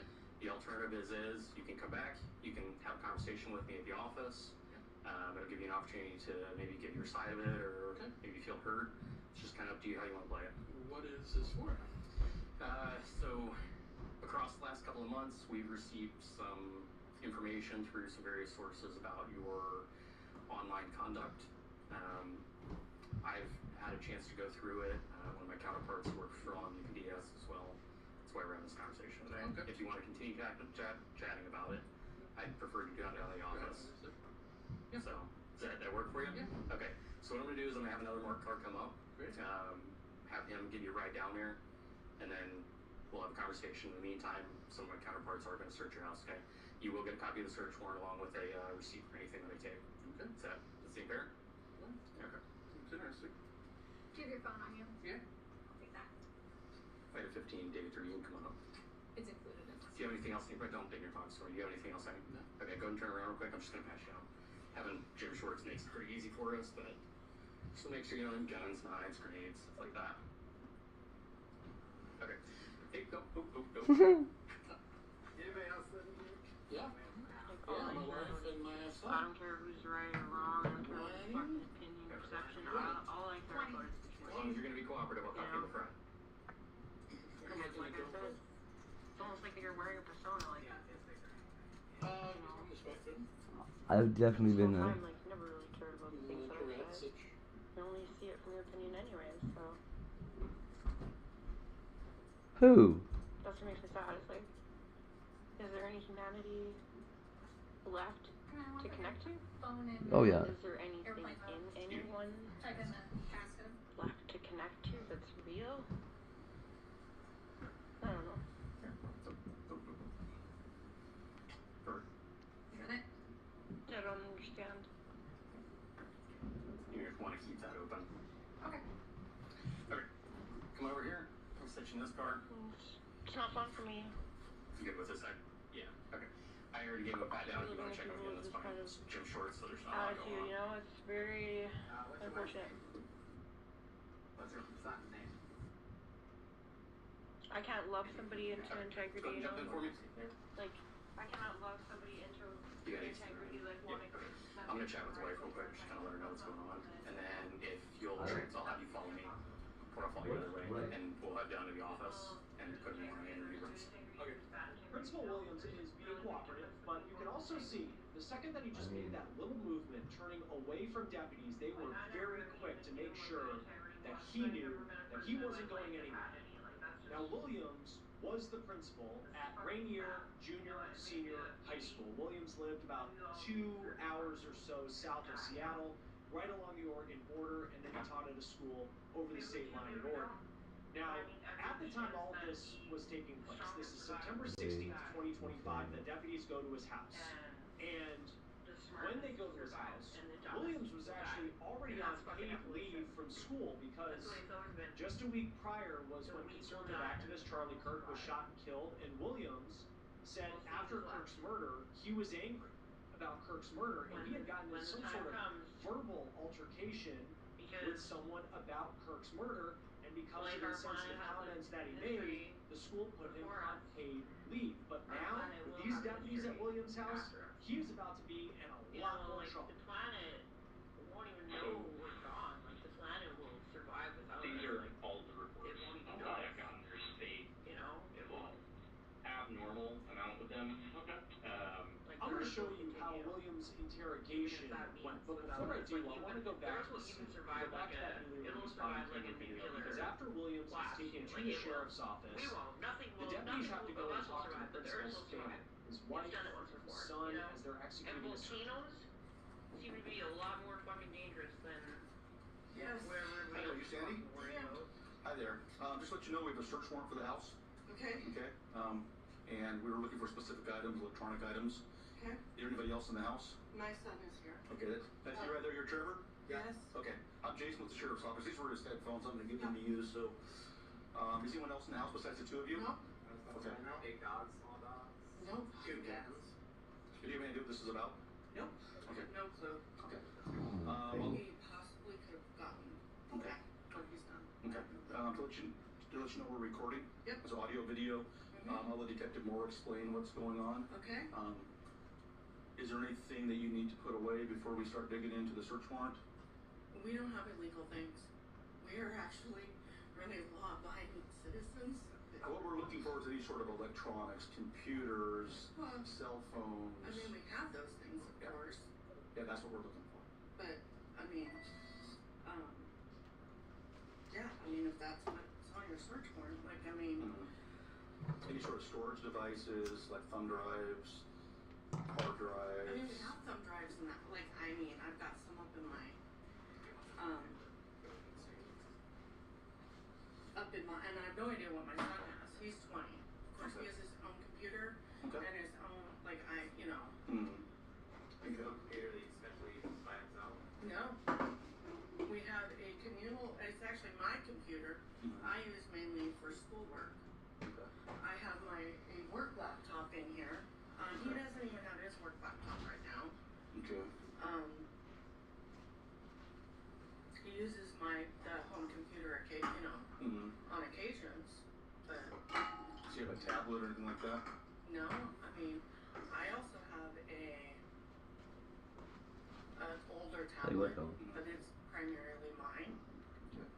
Are you able to point those items out to us so we're not going through every nook and cranny? Okay, that would be helpful. All right, we're gonna go in the store right here. Appreciate it. And you really feel for his family because they, it appears, didn't have anything to do with this. And they're trying to figure out what's going on. And they allowed deputies to come in. I mean, deputies have a search warrant, but they were compliant with what that search warrant was going to be. Deputies go through the electronics. All while that is playing out, Jeremy is taken to the sheriff's office to be questioned. And I think I overwent our introductions earlier. I'm Detective Morris, my partner, Detective Hamer. Like I said at the house, the reason we're having this conversation today is I received a number of, for lack of a better term, tips that come to me from electronic service providers, places like Google, Discord, Kik, Facebook, Instagram. And those are generated when a user does something that gets flagged by their system. Generally, as a matter of speaking, somebody at that, we call them ESP, sits down and review whatever it was, and then they fire off these reports to us. We look at them, investigate as necessary. That being said, do you have any idea why we're talking today? You keep talking. Okay. Part of my hope is that this is a two-way conversation. It doesn't do me a whole lot of good to just sit here and talk, right? Because I'm guessing, use my powers of inference, that somebody flagged something. That's where we're at. So Principal Williams definitely has an interesting approach after being read his rights, because it's unclear at this point if he knew what deputies were talking about, but it seems like he's interested to hear more without a lawyer present. What was your Discord username? Do you remember? Colonel Angus something 48. Okay. Something. I haven't been on Discord since then, and I don't do that. Since June. Yeah. Colonel Angus, like the Saturday Night Live skit? Yes. Okay. You're the only person that I think's gotten that. Okay. Things are definitely cordial, but then detectives start to lay out what they have on Jeremy, and they tell him straight up, this is not normal, even in cases like this.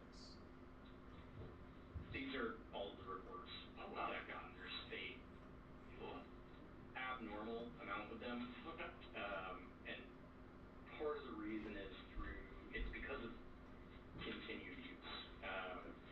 Every time a user does something that gets flagged, it generates one of these reports. Generally, we only get 1, 2, maybe 3 of these before we end up having this conversation. I have 8. Like I said, it's an abnormal number. To clarify a little bit, the activity is generally, how familiar are you with like computer terminology, electronic stuff? I mean, I'm passing familiar with certain. Okay. So I'll ask for questions if I don't understand. I'll simplify it a little bit more. So every piece of data that exists has something called a hash value. It's a super unique value, can't be recreated. Right? I think it's like 1 million times more unique than your own thumbprint is. And that's specific to photos and videos, which are the types of content that these ESPs flag. There is a very large database of known hash values, specifically related to something we call CSAM, which is child sex abuse material. Assume if you're familiar with the term, or Well, I mean, able to work it out. yeah. And so as we go through this process with people and these images get identified, this hash value gets put into the database. And so when one of the DSPs sees one of these known hashes get uploaded or downloaded, it triggers one of these. Then a user with the employee of the company sits down, they review it, and ensure that, yes, this is actually what happened, and they fire off one of these reports. Sometimes it's a batch of things, so 10, 20, 30 things get sent, we just get one report. Right. If they're separated by more than a few days or a week, then we start getting multiple reports. Does that kind of make sense how that process works? Good explanation. So, like I said, I have 8 of them here. Okay. The most recent actually happened on Friday, or came in on Friday. But they are all originated from Discord and Kick. Okay. Specifically, all except 2 of them originated from Discord. See, and I haven't been on. So like, So you said since June, which the bulk of these originated from either very early June all the way back through March of this year. They do relate back to the username that you gave, the Carolina's 44. A big part of what comes in these reports is they give us the what's called subscriber information. So anything you use to sign up for the account, including email addresses, phone numbers, things like that. The email address used to sign up for these was the 44 Shocker Gmail account, or a Gmail. The other big thing that gives us is for each explicit image that's uploaded or downloaded, transferred, it gives us the date and time stamp that it happened, and then the IP address that it originated from. So with that information, we sit down and I send off subpoenas or search warrants to, in this case it was to Comcast for the IP address. They came back and said that your wife is the subscriber for that particular ISP address, and it services 97 Gallon Drive or Gallon Place. Okay. A search warrant is sent off to Google for the 44 Shocker Gmail account, which is how we ended up with your name. I saw that. They sent a report. Okay. Now, authorities said they found at least 31 images of CSAM material associated with Williams. And according to KATU-TV, one includes, and this is not easy to say, but I do think the specifics are important so everyone understands just how disturbing this crime is. One of the images, according to the TV station, includes, quote, an image of a sexual act on an infant child of concern. Williams, in this interrogation, he's being confronted with some pretty strong evidence that there were CSAM images on his devices, and detectives then ask what he knows. And again, I'm going to warn you that some of this conversation is incredibly disturbing. Maybe you kind of knew this was coming, or? No, I didn't know this was coming. I just said, they said as a matter of course they had to submit my data or whatever it was, and they could talk about it, and then they could. Okay. And that didn't seem... That would seem concerning, but what am I going to do? Okay. So when did you receive that? Last week? Dominic goes here. Something like that. So, with all of that being said,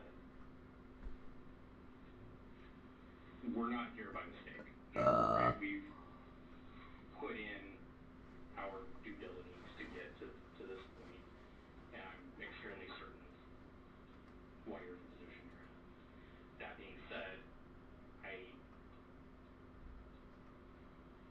we like to have these types of conversations to try to give you or whoever it is an opportunity to explain, what it is that was happening, or maybe the motivators, or is this something that's been going on for a long time, or something that's come up new.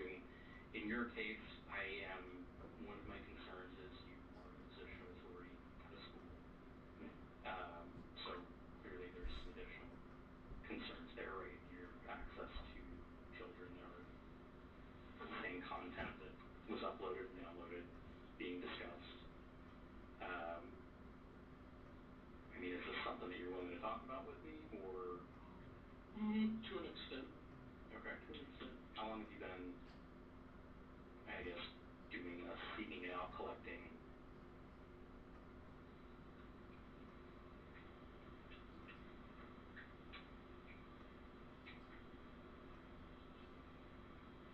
It's been less than a year. Okay, so like maybe Probably late fall or February. Probably February.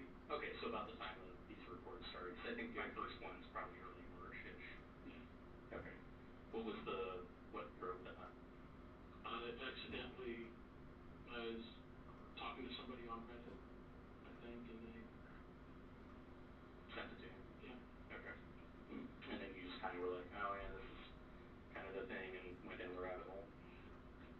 Never sought it out. Didn't go looking for it. Didn't do internet search. Not looking for any of that. It's, as you all know, there's folks out there that have a lot of things. Very aware. Yeah. Okay. And was it like, you said you were having this conversation with somebody on Reddit. Did they just kind of offer it up to you? How'd that conversation come about? It was an RP thing, or like sort of thing. We started talking on Reddit then. Okay. Like sexually? Yeah. Okay. Sort of stuff. And so what this person said, hey, are you interested in looking at this, or? I think it was sent without any, we were sending clips back and forth of various adult activities. Okay. Usually Reddit stuff, or sometimes some Pornhub, sometimes things like that. Okay. After this interaction with this Reddit user, was there like a continued back and forth conversation with the same person, or did you just kind of start to stumble across other people? Just came across others. Okay. Tell me about some of those interactions. Same sort of thing. People posting, looking for, female looking for male, online chatting stuff. I've never done anything IRL. Okay. Everything's always been online, and that's a very important distinction between the position I'm in. I've never done anything with a student, had a student, never used to access their information, never done anything like that. It's all been online. Okay. And like I said, that's one of my main concerns right now is your access to children, this being the content. Well, right now I'm actually on administrative leave because I was upset that Charlie Kirk got shot. Okay.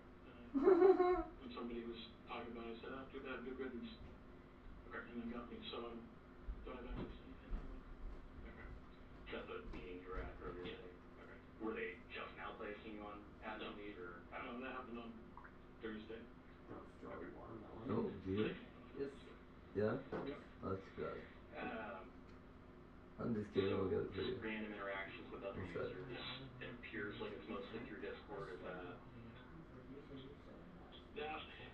I use Discord for very, very little, honestly, and that one was more, I don't know, I didn't use Discord. I had a couple of good connections that I used, but.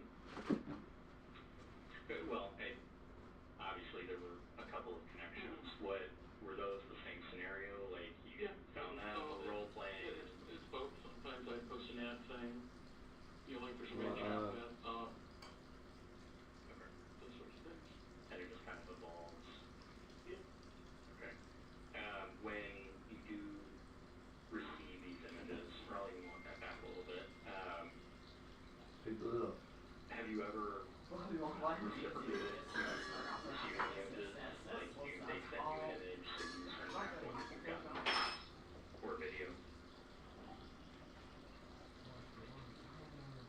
Yeah, I have some. Now that's a major admission by this principal in this interrogation. Williams seems like he's saying this because he never did anything, quote, IRL, or in real life in internet slang. And it's almost, at least to me, it comes off like he doesn't think that it's as big a deal as it actually is. But let's be clear, this is a very big deal. No. Okay, why don't I know all this stuff? Because I don't care. Why don't I care? Because I'm not a fucking idiot. Yeah. Have you? I'm not trying to be a dick. Do you? Obviously, if you're reciprocating, sending them back, you have these images and videos saved somewhere. Is it on your phone? Do you have I'm not trying to be a dick, but I'm telling you, I'm an asshole. Okay, help me understand what you mean by that, because you made an important distinction here that. I do not have any images in my phone, computer, or anything like that. That I personally downloaded from the internet. Wasn't comfortable keeping things on there. Okay, so you only held them for a couple of months. Times going back and then, you get like, nah, I can't have this. This is not good. And prior to this year, when you were interacting with people in fantasy or roleplay type stuff, were you doing this regularly with? I was like, man, okay, look, when you die here, this is it. Guess what? When you die here, you go to a place where you already know everything. I've been there. It happened. You do. Okay, maybe everybody else doesn't. Maybe just I go there. Maybe I'm special. Hate goes there, you guys go over here. Doesn't even sound right, does it? Through that without your solicitation, is that correct? Ridiculous. And I never, and it's very important, I never said, hey, I'm looking for this. I want to see this. Come on, that was good. Anyways, so the point is, no amount of knowledge on this planet is going to prepare you for what happens when you die. But it doesn't matter, because when you die, you're going to know everything that you need to know. Instantly. It's not like a learning process. There's no curve. There's no, oh, my IQ's 18. None of that shit. You just know it. Because there's no genetics beyond here. So what?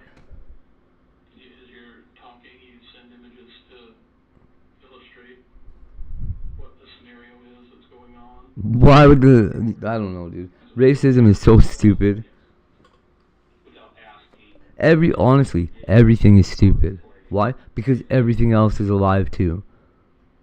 Because, okay, wait, now hold on, when you saying hate goes here, you saying there's souls in everything everywhere? Yeah, even in the atoms, all the atoms. All the ones that make us up, they're all the same thing.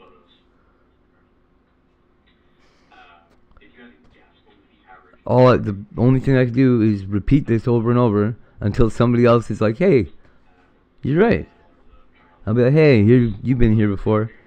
Nice to see you. But other than that, there's no level I can communicate upon with people about philosophical or spiritual fucking anything, dude.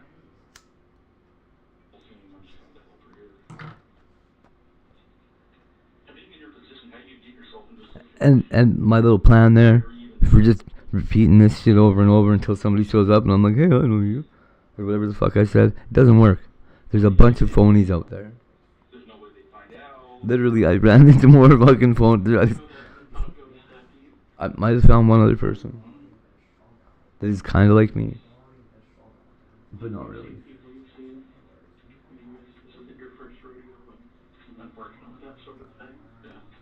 There's that the Elderverse community guys. Those guys have all had post-death experiences, and they all are like, yeah, hey, you're right. We were all in agreement totally about it. I don't know what happened to that place.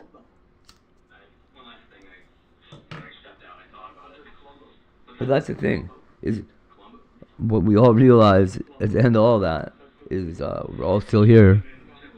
The facts are the facts. Knowing it doesn't change anything. So what's the point in learning a bunch of new stuff?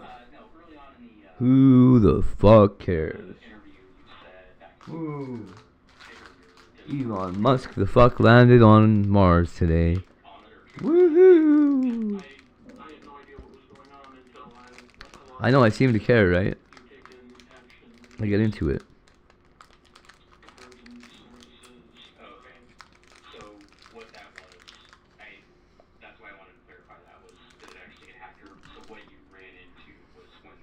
But I mean, logically.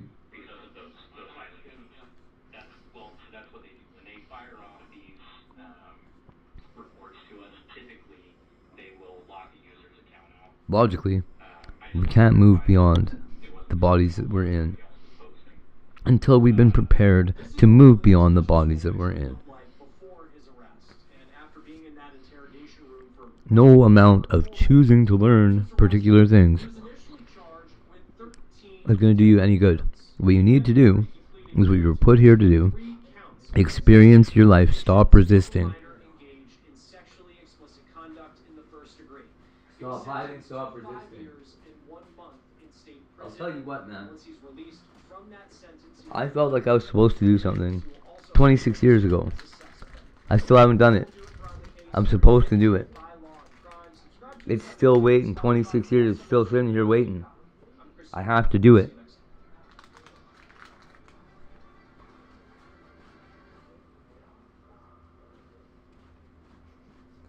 I tried and tried and tried not to.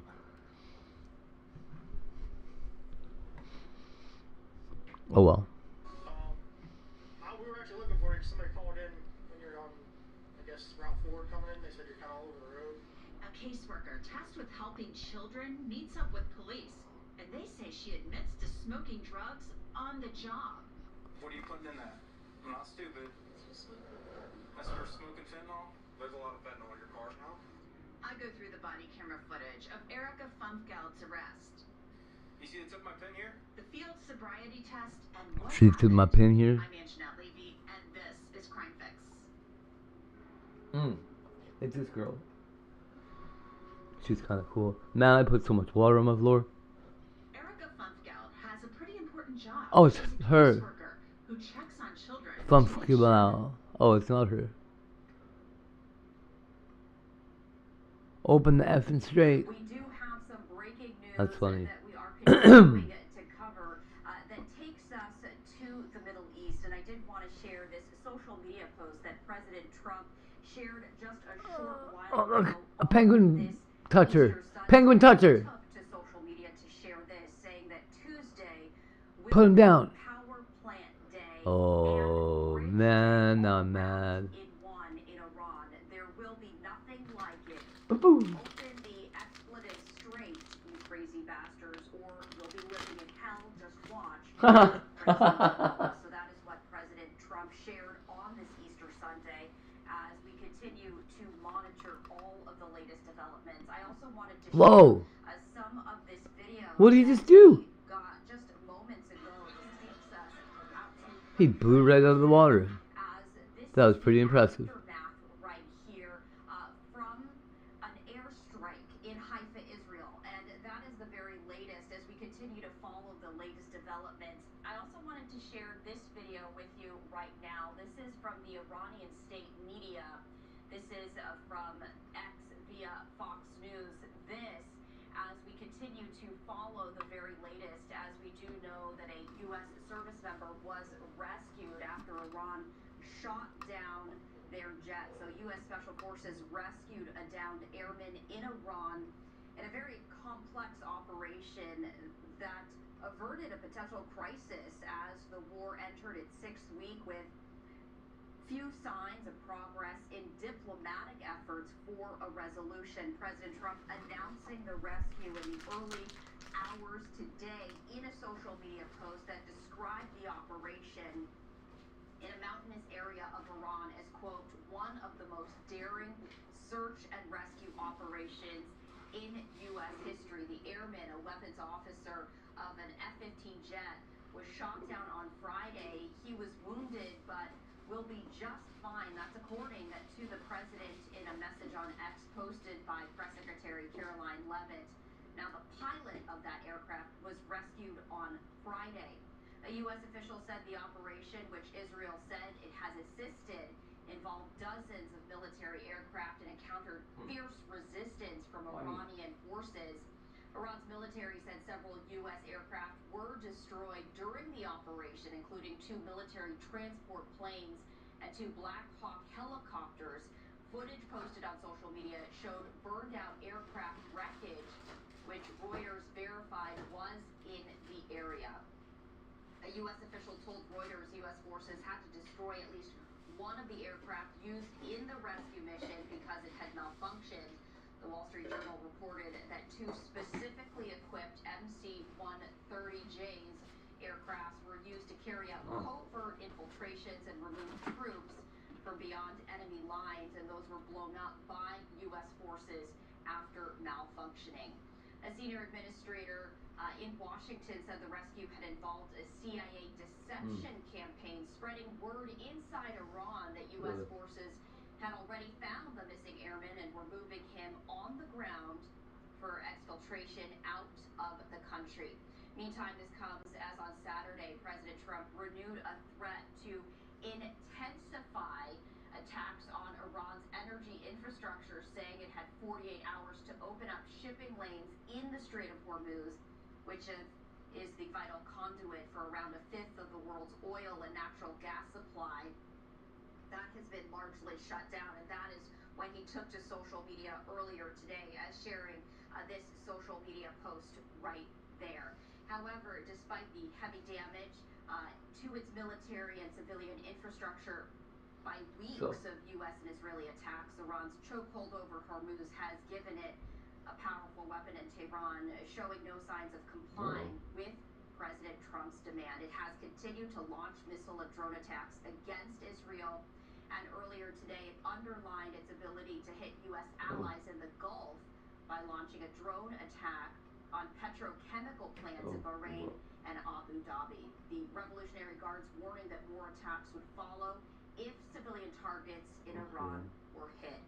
And to talk more on this, I do want to bring in Alex Trayman, who is the CEO of the Jewish News Syndicate. And as always, Alex, we appreciate you joining us here on Live Now from Fox. Stephanie, thanks for having me.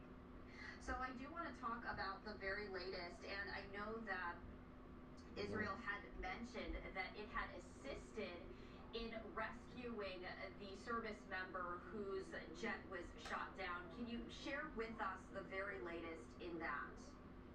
Well, certainly the Iranians would have scored a major victory had they managed to capture, kidnap, take hostage a U.S. Fighter pilot. A very daring operation with Israeli assistance, but for the most part carried out by the United States. Deep in enemy lines, we saw for the first time special forces, in fact hundreds of special forces on the ground, and I would suggest a very significant victory for the U.S. forces together with Israel in extracting the 2 downed pilots and navigator, as well as destroying all of the military equipment, the downed planes that went down and caused this incident to take place.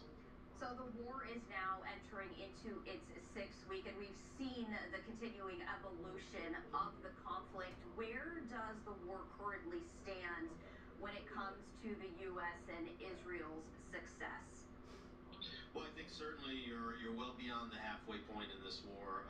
We've seen Israeli estimates that there might be 2 to 3 weeks worth of military targets remaining. You see the U.S. escalation strategy being carried out in the statements of President Trump with the destruction of the bridge leading from Tehran to Karaj that was blown up over the weekend.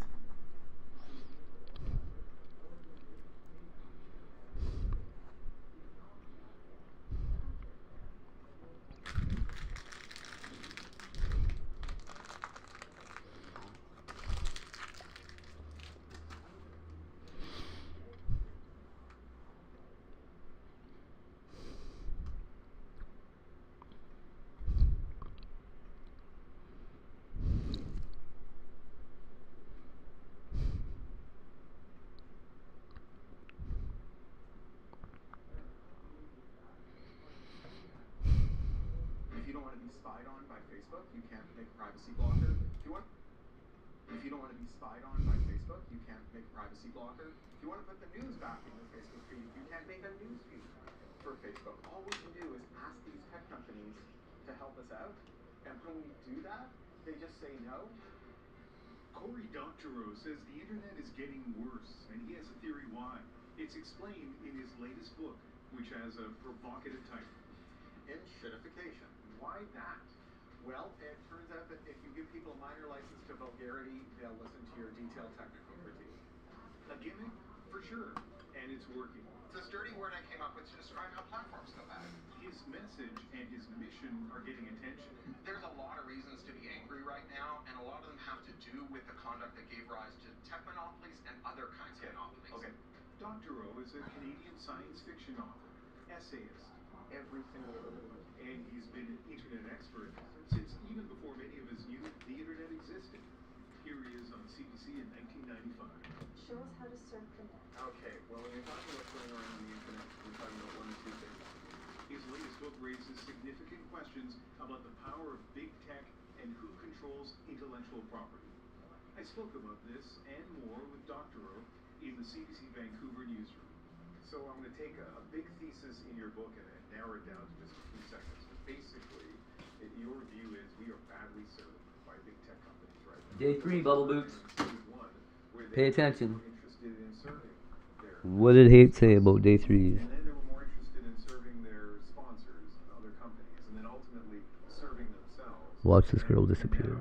We're the victims of that. Yeah, I think She that's should have came over the first day. And really, I know that when people hear this kind of three-stage process, it chimes for them and it helps them think about, oh, that's kind of what happened to Uber, and it's kind of what happened to Amazon, it's kind of what happened to Google, and it's very useful. But I feel like it doesn't have as much explanatory power as the rest of the book, which is about why it's happening now. Because, we didn't invent greed in the middle of the last decade. So my thesis is that we changed the policy environment. We created an enshittigenic policy environment where the worst people with their worst ideas make the most money, and then what followed was pretty predictable. For Doctorow, this policy environment has led to apps with intrusive tracking features, Google search results increasingly skewed by ads, and social media feeds that are no longer curated by friends but by algorithmic-driven clickbait. There is a relentlessness about this book as you go through example after example after example, and I have to say, the contrarian in me, as I looked at it, thought, is this overstating it at all? So just let me give you a personal example. One tiny little thing, Instagram. Yeah, I'm on Instagram. I see interesting videos that I feel kind of serve me well. I have a small following on Instagram, and only the people who follow me can comment, so I get shielded from the dumbest comments on the internet. Isn't Instagram working for me? Well, let me give you an example of how much better Instagram can be. So in 2022, a couple of teenagers made their own Instagram client. So you give it your Instagram login and password, it logged in as you, and it grabbed everything waiting for you. All the posts, but all of the ads and all the suggestions and all the boosted stuff and a bunch of stuff that maybe you don't want to see or you certainly never asked to see. And then it was called OG app because it was like the OG Instagram. It threw all that stuff away. And all it showed was the stuff from the people you followed in reverse chronological order. And it was so successful that within a day, it was in the top 10 on both app stores. So people clearly liked it. And that night, Facebook Meta sent a takedown to Google and Apple, and it turns out there's honor among thieves. They both removed it from the App Store, and that was the end of it. And here's the irony. We'll have to talk sometime. When Facebook was getting started, everybody who could have been on Facebook was already on MySpace, and all their friends were there, and it's impossible to drag your friends with you to a new platform. We're all experiencing this now. Mark Zuckerberg knew it, so he gave them an alternative client. It was a little bot, and you gave your login and password for MySpace, and it would scrape everything in MySpace and put it in your Facebook wall, and you could reply to it and push it back out again. When someone did that to Mark Zuckerberg, he nuked them until they glowed. So when he did it, that was progress. When we do it to him, it's piracy. The fact that it's working for you is great, but what we saw is that as soon as you give people a choice, they would choose a better Instagram, and they know it, and instead of delivering it, they're crushing anyone who tries to deliver it. For Doctorow, this isn't just about delivering a better internet experience. He says there's an opportunity for Canada to gain leverage on the world stage by adjusting our copyright laws. Currently, it's a crime to change software. You want to, man, you guys are going to have to really actually, let's mute it already. So this becomes a voice conversation. Unless you pay a fee to John Deere to unlock the company's software. Dr. O says changing Everybody on Earth would do well to listen to how I'm going to handle this.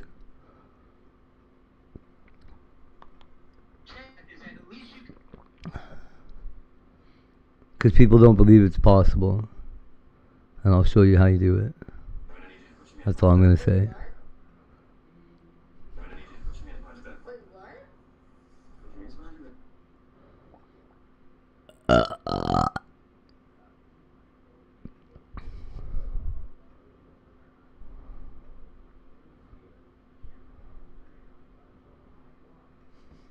So let's try. No, never mind. You'll see. We will see. Banksy! Oh, look!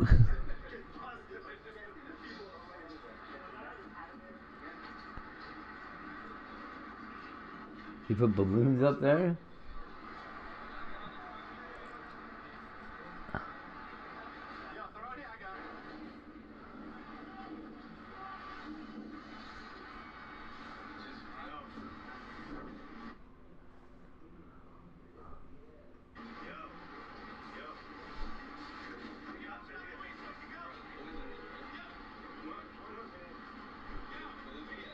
Yo, yo, yo, yo.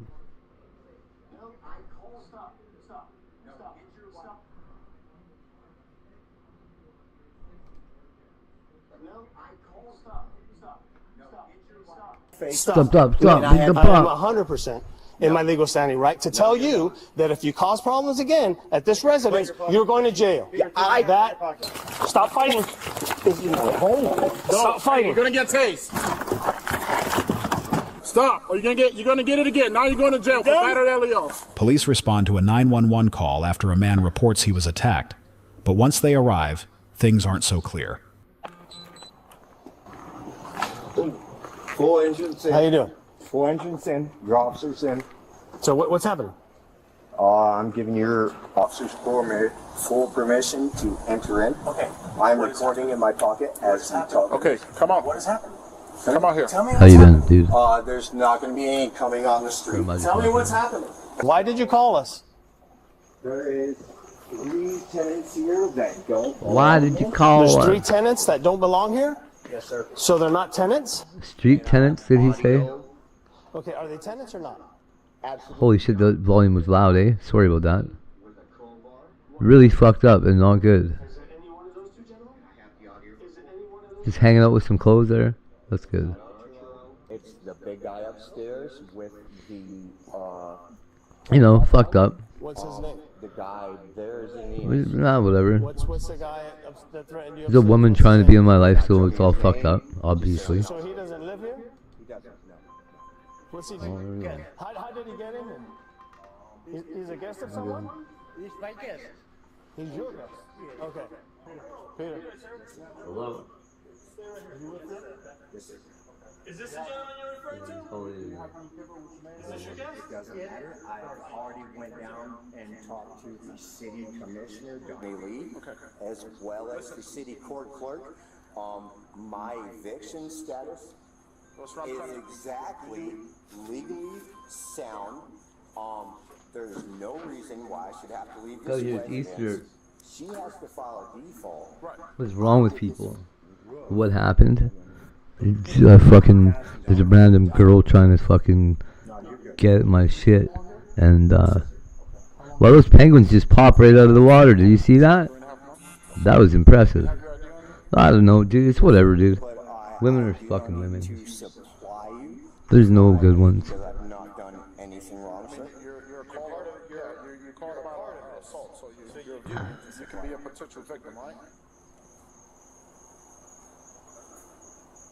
You called in an assault, so we have to, right? Right? you can't try to play me. Why can't you just have a friend, a monogamous friend that you fuck? That's it. Don't fucking attach your friendship to the sex. Just do both of them, and don't worry. Don't allow the one to affect the other one at all. Like, what the fuck's wrong with you? It's not that fucking hard. If I key for it, I do not need to sit down for it. That's fine. You do what You're right. But I'm just trying to see if you want to calm down and just take a seat. But I am not uncalm, and you're telling me that I need to calm down. But you just told us your anxiety. You don't want to still work up your anxiety. No. Everybody thinks it sounds great, and then they have to shift their the way that they think to, I don't know. So they're able to tolerate the fucking horrible mental gymnastics they are forced to perform to be happy. Fuck out of here. I got this. You got your ID, buddy? And stop fucking thinking. Jesus Christ. You want your ID at the jail? Okay, can I just see that one? Everything sucks. That's fine. Fuck everybody. You know what's cool? Penguins. Penguins don't fuck around. Actually, they kind of do. There was one of these penguins that was swimming around like a swan earlier. I don't. Maybe it was like no, it moved even. It wasn't even like a rubber toy. It was just the weirdest ass black and white, purpley looking swan penguin I ever saw in my life. Have you ever seen a penguin swim around looking like a swan? I can't see what other bird it would possibly be that's in there. Like it would have had to have been a penguin, right? Well, like penguin swimming like a duck. 3 months ago, and I'm like, yo, no. And she's like, no, you're trespassing, you're gonna lie to you. And then No, he was like this. This all happened last night? This is all gonna be recorded. Like his neck was up out of the water and bent. You're just talking about last And like, where the fuck did he even get a neck from? That's what I was wondering. There's a police officer outside of your store. So, if you come outside and you're holding the right to refuse service to anyone, you're threatening violence against people. What happened? I don't know. In front of right here where I chill. And he tried to fight me. And then this guy in the green shirt did not mark himself as an officer. I would guess the. I got the best of him. And he didn't charge me. I don't know what the fuck, dude. Probably I'm an idiot is what happened. Well, they can do that long neck thing when they get real big. It must have just been a huge penguin. Tonight, yeah. Because you said you had video of something where he's threatening. Yeah. Absolutely. You live here? Yes, I Where's your lived room? for 3.5 months, right? Okay. And they entered my room How do you know they today entered your while I room? was at work. How do you know they entered your room? Because they removed all my clothes. How do you know they entered your room? Because they removed all my clothes from the How do you know they removed your clothes from the Because I had a camera in my room. Okay, And I show me that went footage. Well, they're real active right now, these dolphins. How about let's start there? Because that seems like that's what set this whole thing up. So why don't you show me the This guy. Okay. Are you live again yet? Hey, Peter, one thing at a time, okay? Can you show me the footage? Show me the footage. Show me the penguin feet. There is no one else that lives at our residence and no other key holder. I'm the primary key holder as of Court Clerk City registration along with. Are you saying you're the only person that lives here? I am the only key holder. Okay, no, that's my question. My question is, are you the only one that lives here? So, originally when I rented here, yes no or one no? lived. So, originally when I rented here, Other than you. No one lived here. Okay, not past tense, Well, right wait. now. No, don't tell me wait. Answer my question. Does anybody live here right now besides right you? now, tell me. No one lives in here besides you. Arturo and Okay. Okay. So, what's so it called? these 3 other people, they have. So nobody else lives here? Yeah, well, threatened to attack me. Okay, show me the video. like 3 other people. Show me the video that you said you have of them going into your room and removing your clothes from the hangers. And then you no, it does matter. Because you've been And then Peter, and then Peter, you also said you had a recording of them threatening. Can you provide us with that? You got to show us something, man. So under my rights and protected in lieu of rent under the statutes of Monroe to Florida County, I have tenants within my building that don't live here that are threatening me.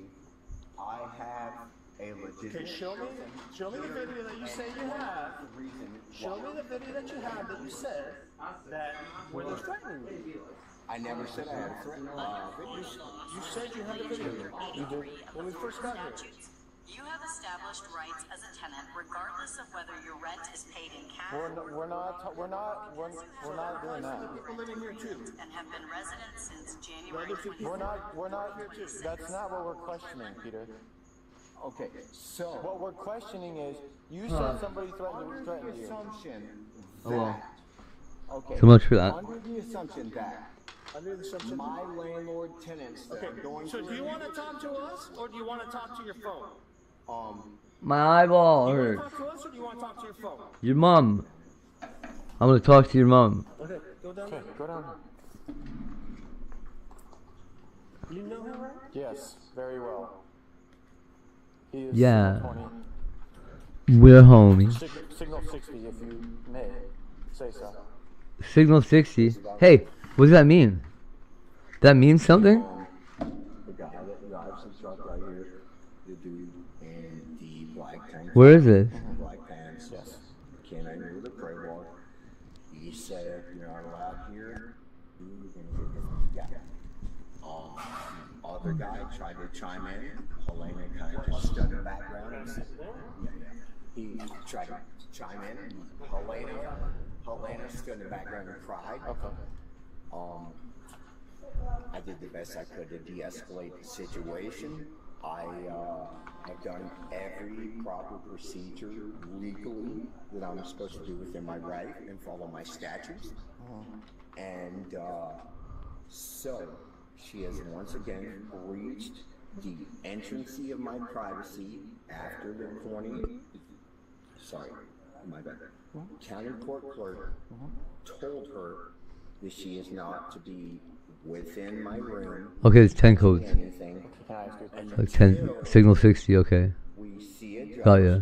She cannot file a default. I am not a transient occupant. I've been here over 2 years. So let me ask you a question. Is this a suspicious person? I was just setting my phone. 1050's out of their call. Or out of the car. 1080's, I think, a crazy person. I used to know all the 10 codes, actually. Yeah, let's pull that up. Okay, listen. Is that your float container? 1010, fight in progress. 1012, visitors. 1020, location. 33, emergency traffic, correct time, traffic accident. Okay, that's what I just want to make sure. Yes. 1080. The whole basis of the problem here is they smoked okay and pot. Okay. And they went in my room and stole my medication. So this is where we're at now, right? Okay. There was a piece of paper signed from the clerk of courts and the power of attorney of a 7-day eviction notice. But it wasn't a legal eviction notice. Officer Howell told me, no, I filed my proper eviction notice and I talked to the city court fighting to speak. 1031. This was signed on the 22nd of February. All right? So today So it's 1080, riot? The March 10th. So that's 15 days. Tower lights of the station burned out. I have responded. I'm going to tell you right now. Because if you fail to come off the property, you're just going to get arrested for trespassing, all right? But I've responded Have a seat. You're going to stop walking up on me, all right? I've responded to my notice. And I have I've responded 1060s. to 503 City Commissioner Court for Yeah, this come this way. And responding to my notice. I'm not on that. You can discuss me. They got eviction notice. There's no eviction notice. This is a 7-day illegal property eviction notice. It's not illegal, okay? The power of attorney has it signed and closed. So, again, you are now... Pull up my notes from Commissioner Lee where the 7-day illegal eviction notice was illegal and not properly served by the Monroe County Court Clerk's Office. and I want to demolish them. Peter. I'm gonna give you, this is my last something. The sergeant's on his way already. But I got 7 days left. No, he won't. Because you're not in charge here. That's off Google. That's off Google. You are not. So did you see anything? No. What did you see? I'm not scared of it. I'm not scared of it. Yeah. You are. You're running away. I'm not. Look at the phone. I know you're not. Good job. Because Listen to music, sure. and I put the light. You're in medical mode. What are you folding? Just folding up, folding yourself in half. For no reason. This guy. I don't think you even have to tell me about that if that was the case. I'm just saying. Keep that all to yourself. Yeah, Peter saying no. He put like this, like the floor. Put what? Put at the floor, like this, you know. Put on the floor? Yeah. Put the stuff on the table? No, because he put this, you know. Oh, that was on that chair. He moved that stuff onto the floor. Gotcha. And, Okay. you know, like this. And then he said that. And she put little for the floor, and she put something here, and then what is my tablet? I thought, I don't see it, because, you know, I go to the store, you know, coming here, you know, and so somebody, and you still my tablet. I thought, what you can talking about for me? Yeah, so he accused him of taking his tablet. Yeah. Okay. Did you see anything happen between Peter and the gentleman in there? You know, like, the guy sits here, you know, the Peter take the clothes, What it was trying to and say. come to It doesn't Peter, matter you know, who like, you are. Peter took off his clothes? yeah, He took his shirt off? yeah, And and he thought, come on, come on. your life. To that. You're gonna get cake with you. No, for the guy sitting over there. To the guy in the gray Something or shirt. nothing there. Okay, and then what he did? And she Anything you had here. sit and not fight. Right, he didn't want to fight. You know, and like you tell me because we I don't know. police. But And feel she free to don't- keep I learning can't- all you want. You're just No, gonna the- be like, Kids him, and she don't. you should check out nihilism a little bit. No, the Peter, and the Peter thought, she put in the phone and she. Peter kicked? No, who? You know, like the guy, you know, tell me later, you know, like, because she's not fighting. You're taking a break, that's awesome. No, and Peter want to kick him. Oh, then Peter wanted to hit him. Gotcha. Okay. You know, and she said, and And nothing. nothing. And later, you know, like, Peter go to the somewhere. So Peter is the one causing all the problems. Yeah. Man, And the guy told me, quit. you know, like, Bubble Boots, I'm too smart to be happy.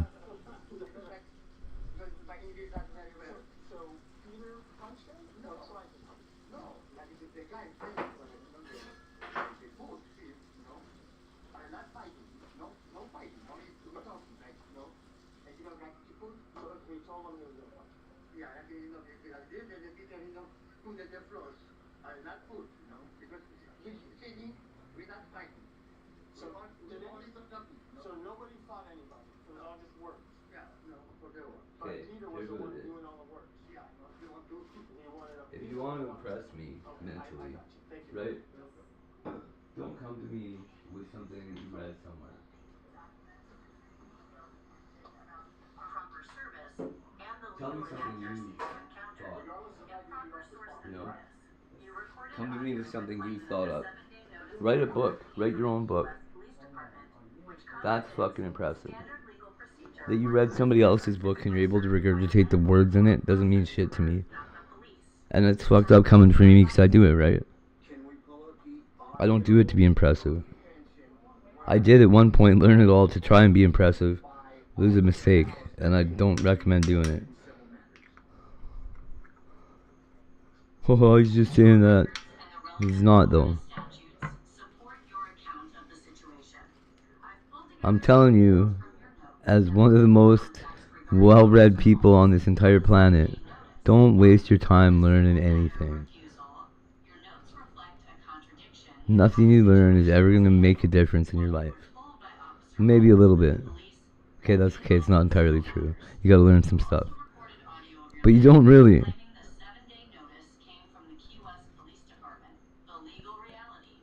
At the end of all this, what you're gonna have is the lessons you were meant to come here to learn, and whether or not you learned them. And no number of can openers and knowing how they work is going to get you through all that. It doesn't matter how a can opener works. Doesn't matter how you smoke a chicken. To execute a writ of possession. 2. The 30-day versus 10-day rule errors. You noted that Officer Holmes It's sad, eh? gave incorrect info about these rules. There's a real joyous outlook on things here. Just be happy. Learn what you need to learn so that you're happy with yourself.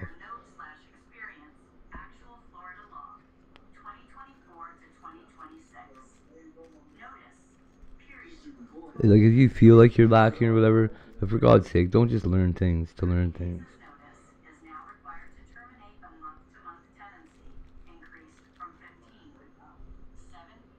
Now explain to the officer in front of me, because he's innocent, of the working rule of rent. All this crazy stuff going on here. I know it's like E.T. at the fucking Penguin House.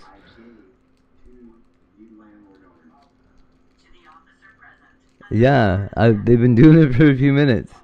I've been trying to figure it out.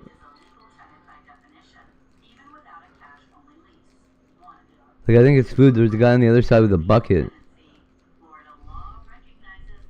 I've mainly been looking to see if that great big one with the long neck has been around again. Cause man, that's cool.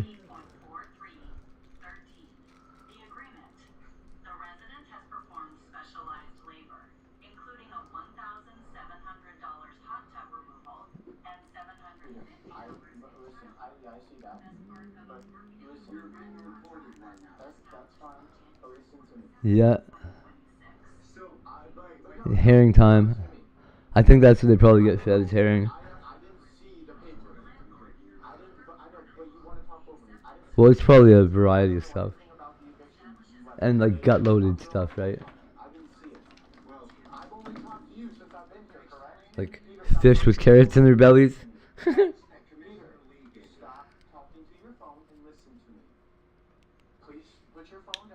Stop talking to your phone and talk to me on your phone.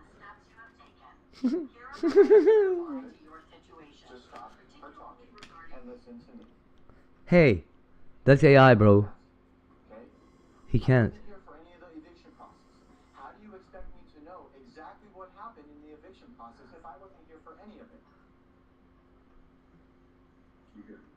Just answer that. So I got some grimy slumlords on some tweaker shit like this, dude, trying to bully me out. I know my legal statutes and my legal rights. I've taken legal steps and processes. This guy's like filming a YouTube video right now. I've been here for over 3 months, made a super good agreement, did a bunch of work, and on top of that, I'm not high on any drugs. You can piss test me if you want. I can't do that. So, like, I am protected under my I can't do that. as well as the counterclaim that I gave the day after the detainer summons was given to me. Alright. So, okay, so I responded to the detainer summons that was given to me with the proper provided information and all the tools from my Google Workplace, and now I have police telling me here. I don't know. I think that's a fair request, honestly, as a boundary. Like, I'll listen to you and help you with whatever it is you need, you know, emotionally or whatever. But you're not listening. Peter, shut the fuck up and listen. You're not listening to me at all. But you can't tie that I'm not. to anything else that's getting involved in this. Fine, you can record me all you want. I'm recording too. But you're not listening to what I'm saying. And you keep trying to talk over me. Stop that shit. If you can't keep those two things separate, you can only either be my friend or, Listen to your phone. You're not listening to me.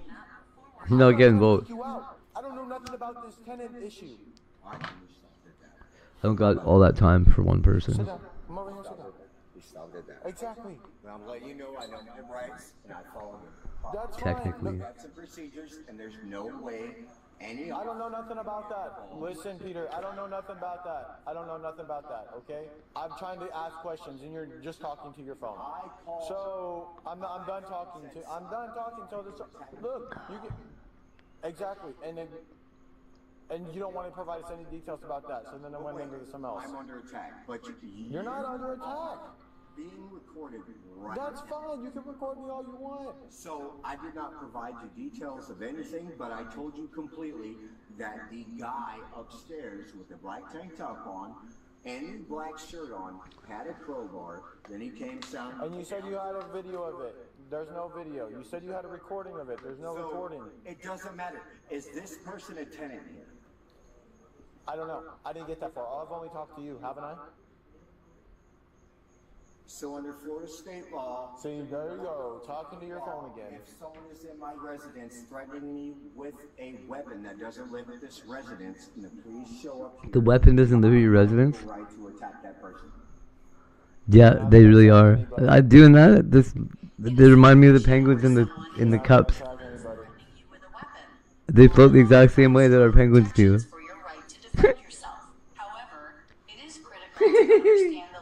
What I want is little ones, little tiny cube sized ones. Not tiny cube. Oh, tiny cube ones would be ridiculous. Too hard to get out though. But I called that police officer as a call to help. If an officer tells you that you cannot provide proof or refuses to take your evidence after you called for help, you are facing a breakdown in standard procedure. Under Florida law and the victim's You've given no evidence at all. Aww. None. your right to be heard. Yeah, that's what AI is telling you. That's not the facts of the matter. They're like little kids. You have given me no evidence at all. You're right, and you were heard, but you have no Oh, who's that in the blue jacket? And you're right, because they talk to other people. You have provided no evidence to me. And She looks like a good penguin mom.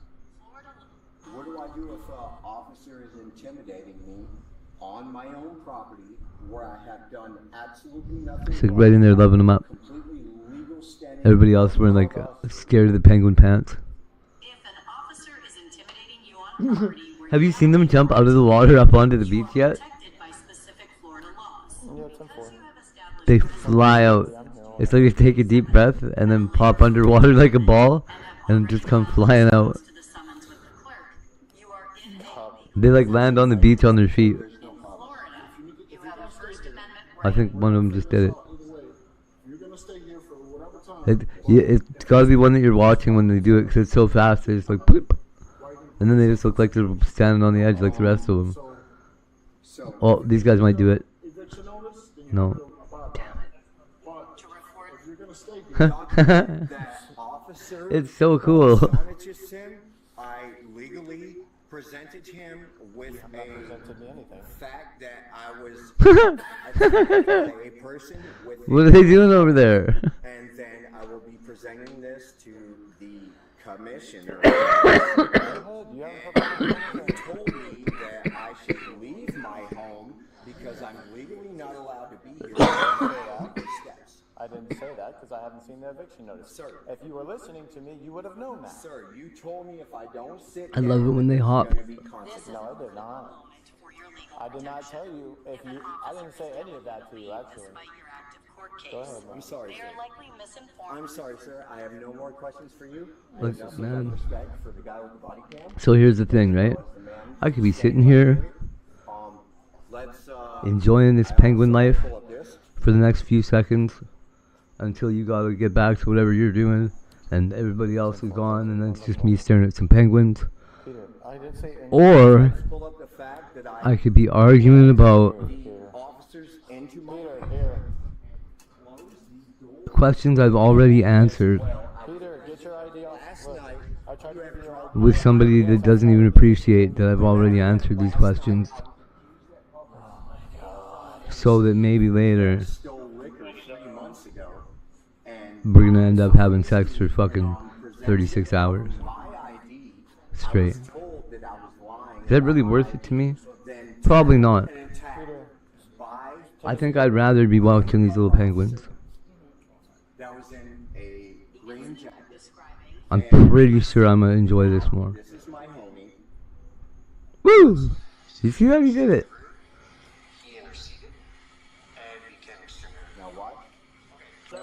Peter, listen. Peter, listen. Woo. Listen to me. Listen to me. okay? Tonight. Oh, definitely. Just go to your room. Don't bother these people at all. I'm gonna tell them the same thing. I have done. Okay. So listen to me. Listen to me. Stop talking, please. All right.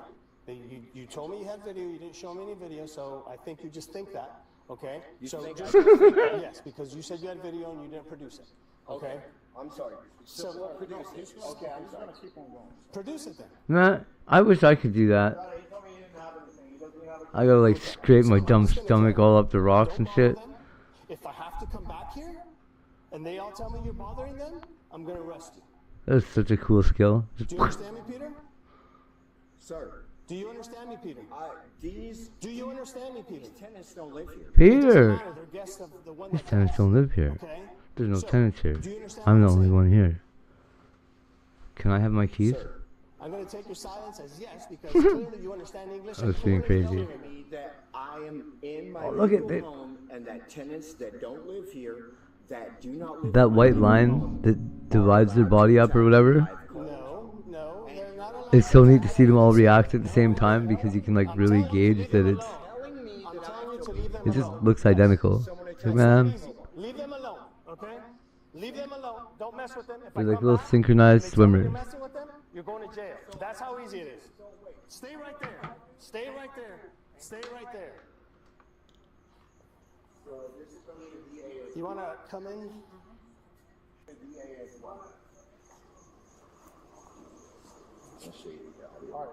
I'm not worried about it, bro. You showed us Excuse me. we're not getting into it. So I'm not gonna sit. We're off. You just told me you didn't for me. Dude. Do you think if Punch was a penguin, they would have gave him a little baby penguin? I mean, a penguin doll? Probably not, hey? They probably would have just threw his egg to somebody else. He jumped out. God, I love it. Or do you want to go off what you're saying? Ego's in check, emotions in check. Imagine a little army of penguins. They're like, they're nowhere to be seen, and they swim up to the shore, and there's 200 penguins suddenly standing in front of you. Statutes for eviction laws. You came here. You told me I had to leave this residence. I didn't tell you had to leave. You know what I think? I think penguins are somebody's army that got turned into weird little birds. Everyone here said you gotta go right now. I didn't say that. But you guys don't know my rights and don't know that I'm taking the proper steps. And I will be talking to the district attorney. I love watching them hop. Yeah, so AI tells me the truth, and when AI tells me the truth, It's absurd to me that they're so bad at flying. and they say we got your Oh, go. Jump. So what's your name? And this guy is just doing the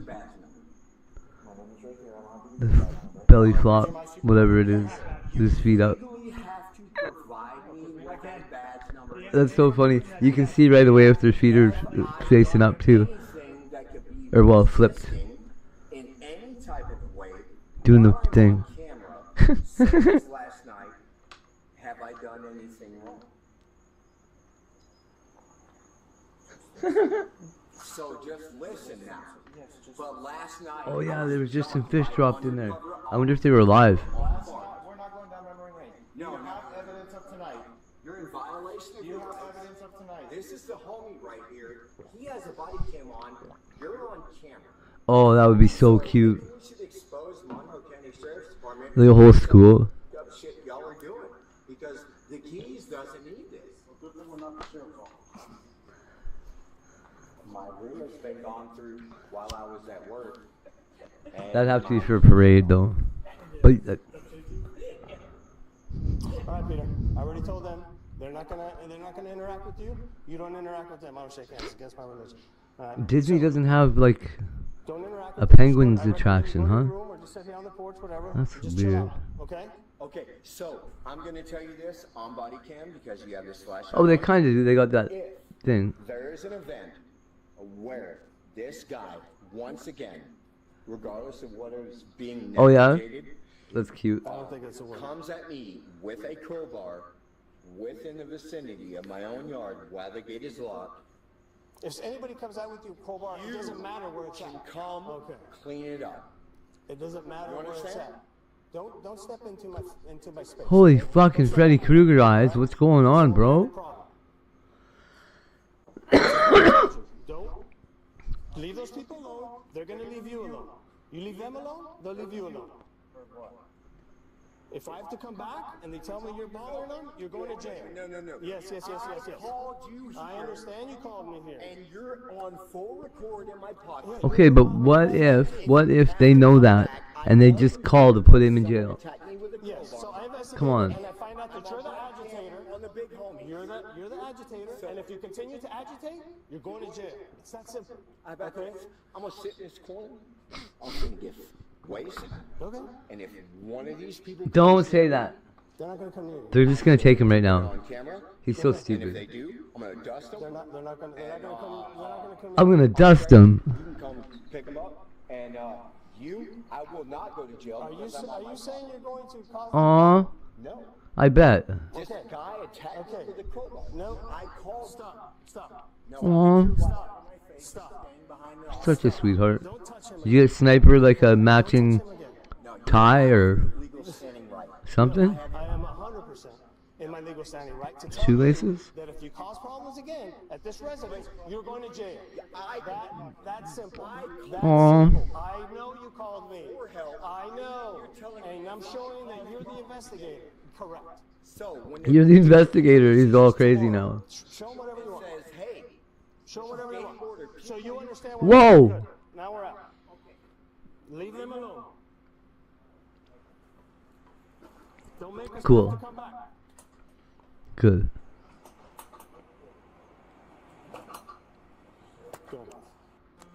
Guys walk around looking like sister wives. That's funny. Hey, inside the house, can you come over here, please? Poor Sniper. Don't do it, buddy.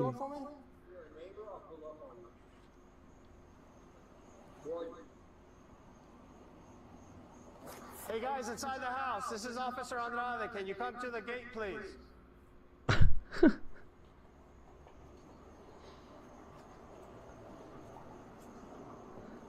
You're so right about watching them swim. We're the same officers that were here.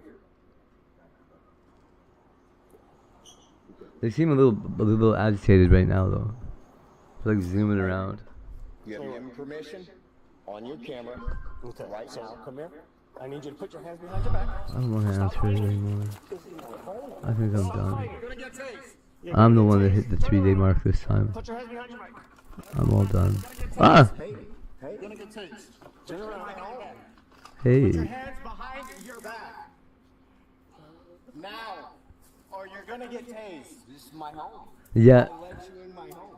Oh yeah. Woo! I told you not to mess with them. I didn't. I saw you go. That dude, he did that. Ah, did you see that? That was crazy. The little guy standing on the edge right there was chasing the guy. He jumped in the water and then flew out of this side before that little guy could even jump in the water. No. I've committed no crime. And now he gave up and walked the other way. Well, you're in protective custody. You're not in. You haven't committed They fly out of there, man. They land like 2 feet up the hill. Like, what? And hopping. I did nothing wrong, bro. You just Hitting the penguin brakes. Stand up. That's a lot cooler than flying, I think. Being able to bounce out of the water like that. my tablet. Why am I? Wait. And nobody hunts penguins. They must taste bad. Will you grab them? Can you grab his glasses on it? Yeah. Hey. They must taste really bad. There's a lot of penguins. What have I done wrong? This is my car. Right here. Okay. Yes, sir. Yes, sir. Face my vehicle? Yes, sir. Do you have anything in your pockets? Penguins are endangered because they're not really actually endangered. You just made me ignorant. Stop. You just assume they would be because they live in such a crazy place, but they're the only thing that's allowed to be there. So they're thriving pretty good.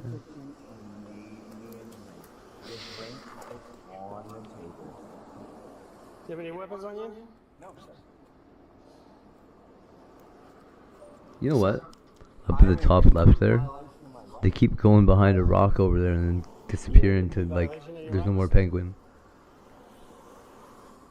Like there's like a hill or something that goes up behind the scenery. Okay, widen your stance. Widen your stance. Does my mouse work on this screen? Oh, so they go like, where is it? Yeah. They go like right in here somewhere.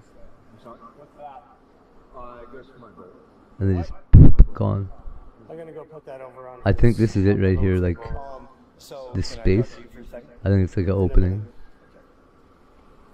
He made me a drink. It's on the table. Come on. Yeah, it's really Just not was sneaky.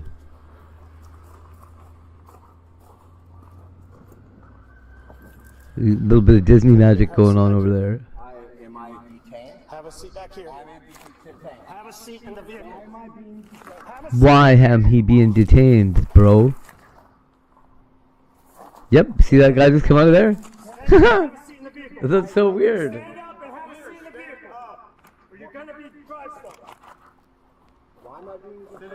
I just watched him come right out of there. It doesn't make any sense to me how they did it. They just like materialized. I'm not trying to kick you over. You got his leg between my legs.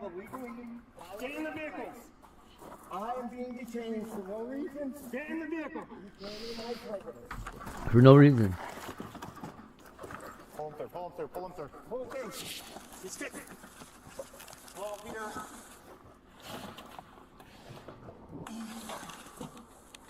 Peter, get up, man. Get up and sit. Yeah. Yeah. What did I do wrong? Sit up for me. Push your legs and sit up. Bro. I let you in my crib. But they made me a drink. Put your feet in. No. Put your feet in. You're not arresting me for no reason. Well, I love it. So when you watch them do it, you can tell they're like, it's not just something they do. It's something they do when it's fun. Because they're not all doing it. Stop resisting. But the super active ones definitely are like, wow. Stop. You're gonna get it Like again. cats. You're going to jail for battery LEO. The way cats are like, I'm gonna jump as hard as I possibly can so that I just make it to whatever I'm trying to land on. There's that duck penguin. Duck looking ass. Battery on LEO now. So you resist again, you're gonna get tased. Okay? Stop. Put your feet down. You're gonna get tased. You're gonna get tased. Stop resisting. Stop resisting, all right? Stop resisting. Do you understand?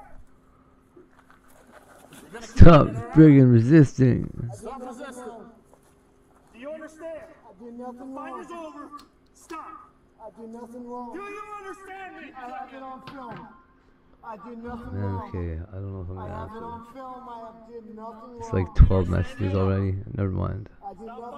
Are you gonna stand up and get in You the can't vehicle? charge me with She'll be like, don't cut me off. I'm gonna be like, why I gotta do? I I did. can't do this already. Stop tensing up, all right? You attacked me. We're gonna get tased again. You're gonna get tased again. You cannot charge me with battery on Leo. There's no legal way. Fuck you. Are you gonna stand up now? You're gonna get tased. You can't charge me with battery on the Leo. I allowed you to get into my home, and you told me I'm charged with battery on Yeah, if you ever hear somebody call themselves a Leo, that's a law enforcement officer. Sit in the car. Get in the vehicle. Get in the car.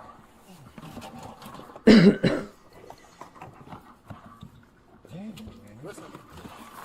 Stop resisting, okay? Stop resisting. Get your ass in the car. Stop resisting, all right? Okay? Put your leg in. Don't resist. Put your leg in. All right? You're gonna keep getting What is that? What is that thing? What is that? Get in the car right. You're gonna keep getting it. Put your legs in the vehicle. In the car. That LEO, air resistant. Get in the fucking car now. I'm not playing this fucking game with you. in the car right. Get in the fucking car. Who had battery? Get in the fucking car. Who had battery? Get in the fucking car. Who had battery?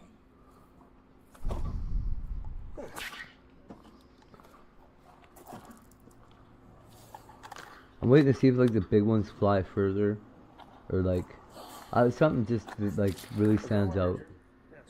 Okay, I'm just making. Oh, you have it. The big ones swim really fast. Sir. Sir. Sir. Can I ask a question? Sir. Hey. Sir, I've done nothing wrong. Sir, I committed no crime. Well, how'd you get in the handcuffs? What did I do wrong? I don't know. Sir, How did this happen, bro? Whoa, hey, can you stop kicking my car? sir,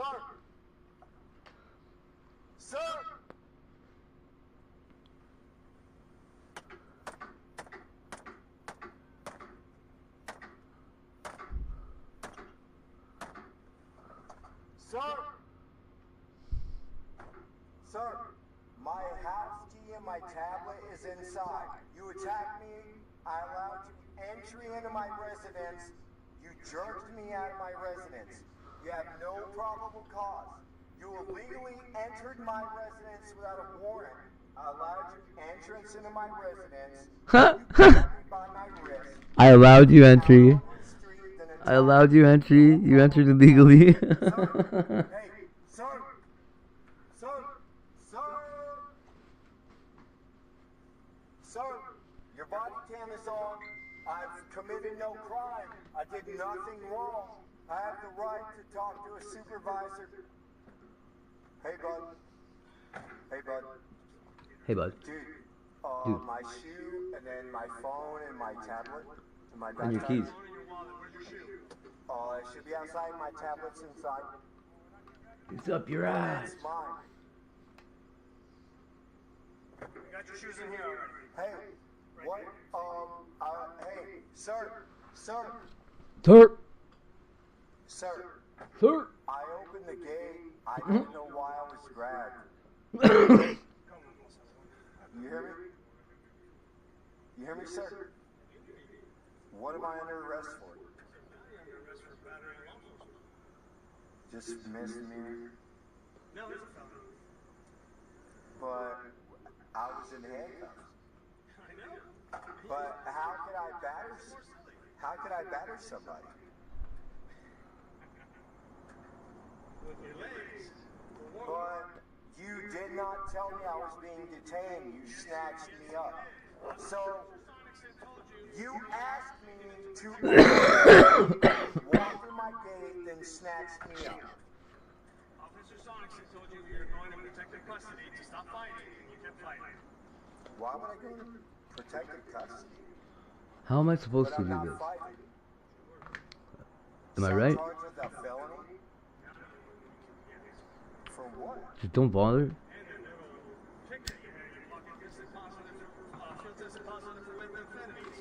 You're tripping. Prove it. Little what? Prove it. Prove it. Prove it.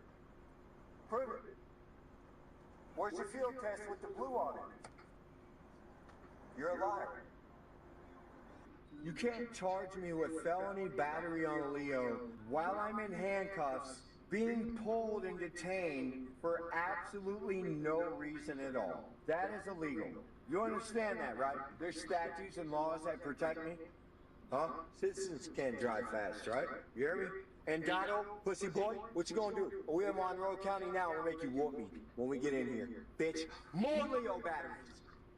You wanna arrest me for no reason? Come get it, bitch. Get your taser fired up, pussy boy. I don't want to pretend to be a Where my detectives narcissist. at? You laugh, pussy. Fuck you. Fuck you. People like me and Wade Wilson, we you motherfuckers for fun.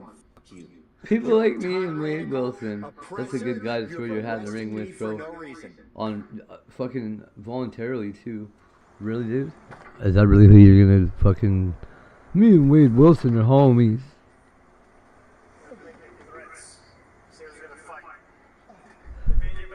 Wade Wilson beats and rapes women.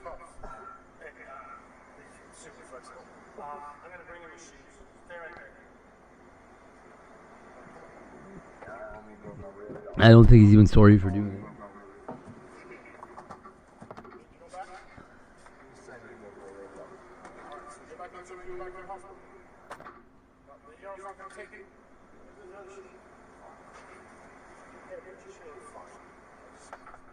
I think even like recently he was oh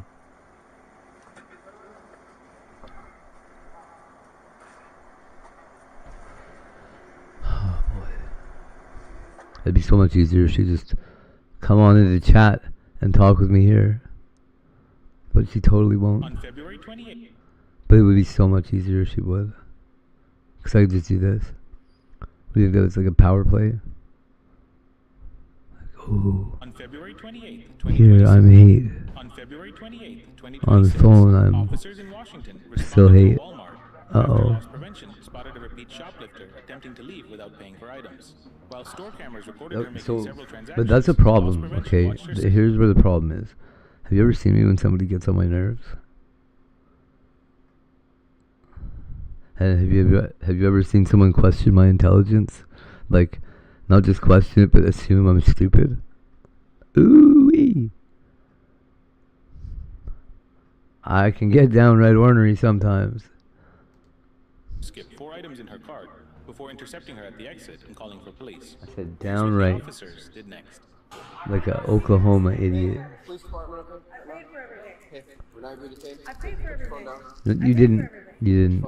But I paid for everything. No, like, Deanne, me, you didn't. I paid for everything. Oh, okay, well, we watched you on cameras, not paid for light bulbs. Yes, I did. Yes.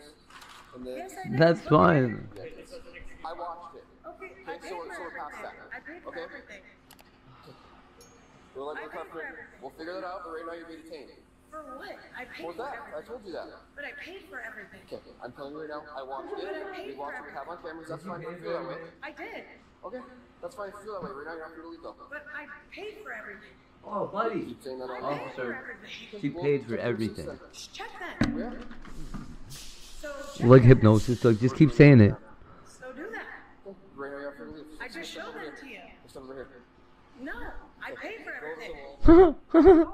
Touch me like that. No, I'm not. I'm standing right here. No, Standing, if I'm you not. stop, I didn't you're do gonna get anything more wrong. charges for resisting. But I have a broken wrist. Stop. I have a metal plate in my Turn wrist. around. No, I didn't do anything. I didn't do anything. I have a metal plate in my arm. Stop. Oh my god, dude. I'll give you more charges for resisting if you don't stop right What? now. I didn't even steal. Dude, okay, she's got a metal plate in her arm. I didn't even do that. Put your hand behind your Ah. I didn't do anything. I paid for everything. Okay, we'll figure it out, okay? You don't have to twist my. I have a broken. I have a fucking. Stop doing that. Stop. What the? I'm literally. Wow, he's smiling, eh? Let go of me, you psychopath. Don't ever touch me like that again. And smile. What a creep. What a creep that cop is, dude. He just did that on purpose. I hope fucking somebody else watches this. We'll get your phone. It's in the cart.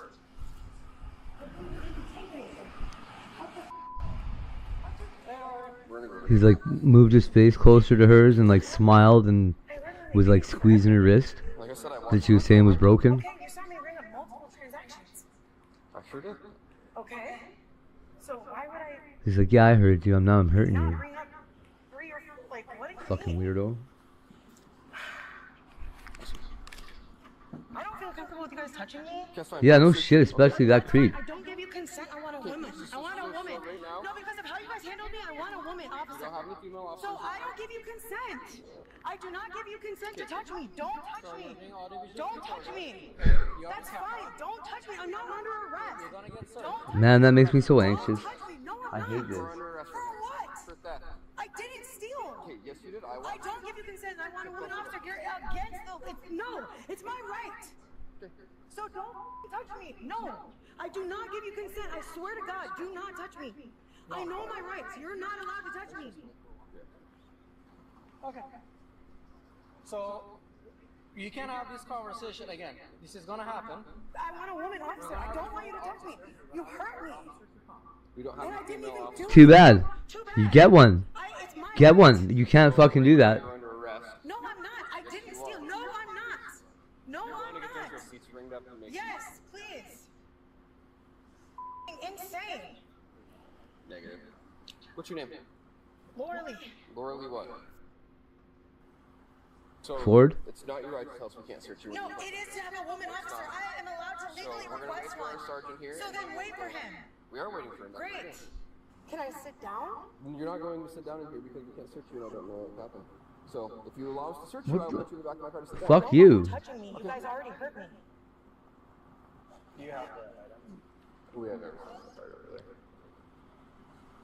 There's 3 items that do get scanned. That's not true. So here's the thing, you can have this with the judge. He told you you're under arrest. He's gonna be searching you. The sergeant is gonna That's come fine. here. I want someone else who isn't an asshole who touched me like you did.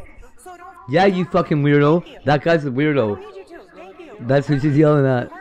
And you're damn right. He did. And stared right into your eyes while he did it. I watched him. You abuse your authority. Yep. Yep. 100% agree. Oh yeah, he smiled. Didn't you see him smile when he did it? The fucking creep. Sure. I don't need you to. I didn't do anything wrong. When you've been in a lot of police interactions, you pick up on shit like that right away. Which one's a fucking creep? Who isn't friends with the other ones and shit? Like, oh, what's wrong with you? What the fuck? Why do they hate you so much, buddy? And it fucks with them so much. Yeah, if you want to get him going on that. But that guy is being a creep. I called him out on it too, and I'm sure his fellow officers pick up on it. Creeps. Hey guys. What is that yellow thing? Good, good. You wanna sign the trespass card first? I would love to, yeah. Okay. So just sign there. Perfect. Is that a dude? Are you guys working on the video?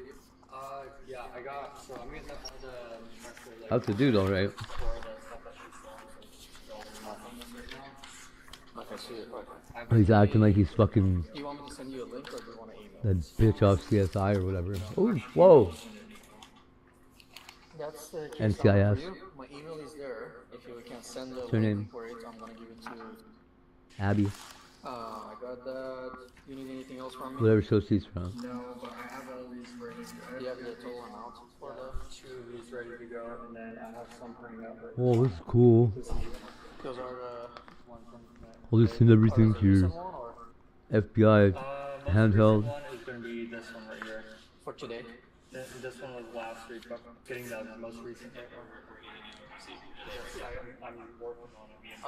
Okay. So let's work on the one for today and what we have, and we'll go from there. Okay. So 60. I want to go penguin jump out of the water. Or 63.52. Yeah, 63.52. Okay. Do you think a person could do that? My sergeant's here now. For sure, it'd be like a reverse dive. It'd be hard though. Man, it'd be hard. I don't have, it's my vape. Well, you wouldn't even want us to grab it out, so. Why would you need to grab my vape Because we out? don't allow things to go in the back of our car. But I can't even grab it. Because people can, I'm not saying you, people can, and we can't trust that. That's not our Oh, come on, That's man. our policy, okay? I need a female officer. We don't have a female officer. You can talk to her. You can talk to her. Well, then you're gonna have to suck her dick. Call them right here to come talk to you. And if you can't find it, you're gonna have to send a female officer. She's not allowing us to search her and keep. I just want a female officer. We advise her to have a female. I don't need, I really don't, I can't. Yeah, I don't give a shit if you don't have a female officer, frankly. I need one. You're gonna have to Get hire a one. Female, anything. I can't do that. Is there female security here? Why? We don't get them involved. You're in our custody. Well, fuck you. But I can't have a male searcher. We search females all the time. But Well, you're not it's searching me. It's my right. I need a woman Everything's being to recorded. do that. That's fine. That's fine. You can record me. So I don't know why you kept Well, I don't know the if need you to can tell me that again. We tell people just so they're aware. But you've told me like 4 times now. Because you keep saying we're not allowed to search you, and so we're saying when we're recording, nothing's happening. So I don't care that you're recording. But yeah, except were you recording when that officer like hurt me? Yes, well, my camera was on. Okay, using excessive force when I wasn't. It wasn't So I did tell necessary. you stop resisting multiple I wasn't times. You kept resisting. You pulling told me away, to go against the wall. And then I told you to turn around and face the And wall, you told and me you to go wouldn't. against the wall, and I did. No, you didn't. And then Yes, you you grabbed did. Me, he grabbed me 10 times harder. So we're not going to talk He about grabbed that. me harder, and he didn't need to. Well, Okay, we'll have to look into that part of it. No, you won't. It hurt. that wasn't me. You can talk to my sergeant about But it that. hurt, and it was So unnecessary. talk to my sergeant about it if you have concerns. That I can't do anything about that. I'm not. He twisted my arm back. You further can't than he force needed her to agree and to He hurt this. me really bad. Even after I said to stop. I have metal plates in my wrists, and then it just hurts. Okay, I can review the body cameras and all that stuff. You guys are gonna get the holy shit suit out of you. No. As far as, so what is she's under arrest for? She's under arrest for theft and I didn't steal anything. I paid for everything. I have receipts. Have you recovered the custody or? Yeah, we have it. I paid for all I that. watched it. What about the things that I paid for? You can have those back, or they'll reimburse you. How? It was cash. What? They'll reimburse you? We're not going to take the stuff you paid for, or they're going to rather give you money. For everything. We're not going to keep talking about that. All right. Well, we're gonna at least remove that from you, okay? And then we're gonna check, making sure that you don't have anything else. We can pretty much see that you don't, but we do see this right here. That might be. Okay, we're gonna remove that. There's my money in there as well. Get the fuck out of here. So I don't, then take me to jail and I'll get searched there. Okay, so I just want you to clarify, if there's any sort of contraband or anything on you, it can turn into a felony charge. Okay. You're fine with that, I just want to clarify. What does that mean? Any controlled substances, Everything that we need to be aware of, like, because if you should be searching. I'm not searching, I'm trying to pull up my pants. Don't touch me. No, don't touch me. Don't touch me. No, you don't get to touch me. No, get the f away from me. Don't touch me. Relax yourself. No. So. It's crazy that there's men anywhere on the face of the earth that would even try to do this. So we saw something in your front left pocket that... I have money. It doesn't matter what she's got in her. Get out of her fucking pockets. $dollars. It is definitely against the law everywhere. Touch her. Okay. We're gonna book her. Okay. We're gonna walk to the side of the car. God, can you not walk me around here? This one? Well, it's not, so... Because I didn't do anything. So like I told you, you're not being compliant with us, so that's why this is a How decision at am this I point. not? Because I don't want you to touch me?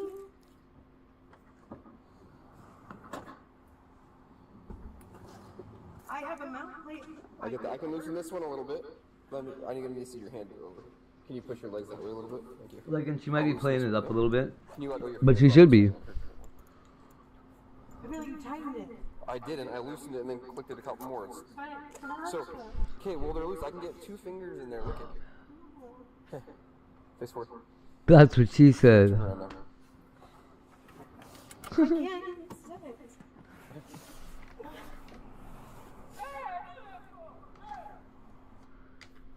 it. Hey, I know that cop or that girl. Yes.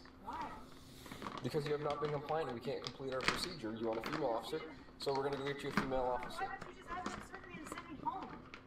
Because at this point we're past that. Why? So I'm not going to... Because I wanted a female officer search me? Now you gotta go to jail, yeah? That's why? That is not the only reason. You could also... That is the only reason, bro. I did not. I paid for that stuff. Well, we have video evidence of you not. The judge didn't even see me. Why? Saturday. Yeah, well, so you might see them on Monday. Or sometimes they come in on Sundays. Okay. Well, I don't know what to tell you. There's also a good chance there's a felony charge coming your way for all the theft you... Because all the documented thefts we have against you right now. So What? are you arresting me on hold right now? Right now, as of this moment, I am just arresting you on my charges of you obstructing and theft. But I gotta look into you at the jail, and if there's evidence of all the other stuff from the other officer already in the system, then I might be... Oh, yeah. Which one? It means there's an officer working a case against you right now. A case on you. Not like the thing I got Tiger. That you've been doing Right? at Walmart. So just to clarify, the only thing in the front pocket... So I Is it letters? This guy's gonna have Adderall, but I do have a prescription. I really do. I didn't know how you could check because it's not Oh.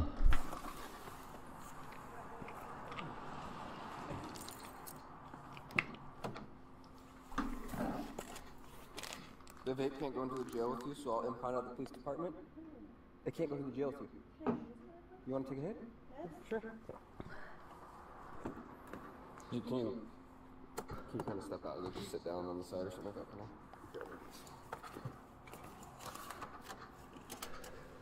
Just so you're not blowing it all in my car.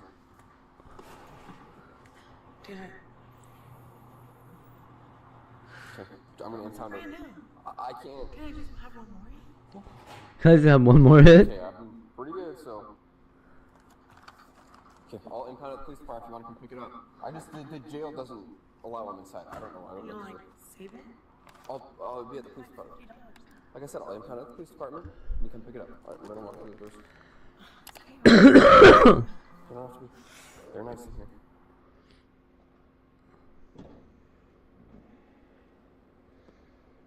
Okay, are you willing to talk now if I read your rights again? Do you want to talk about what you found in your pants and in your pocket?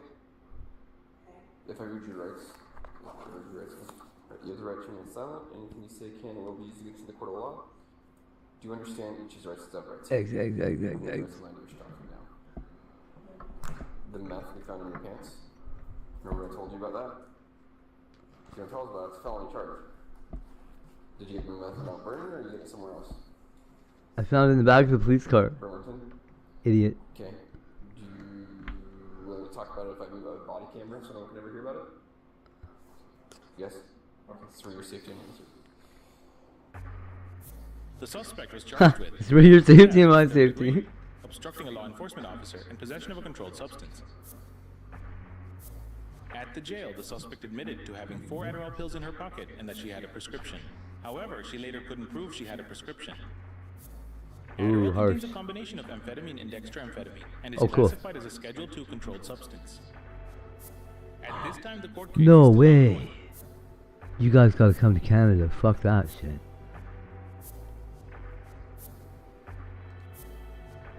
Oh yeah, that one. Yeah, okay. I remember that.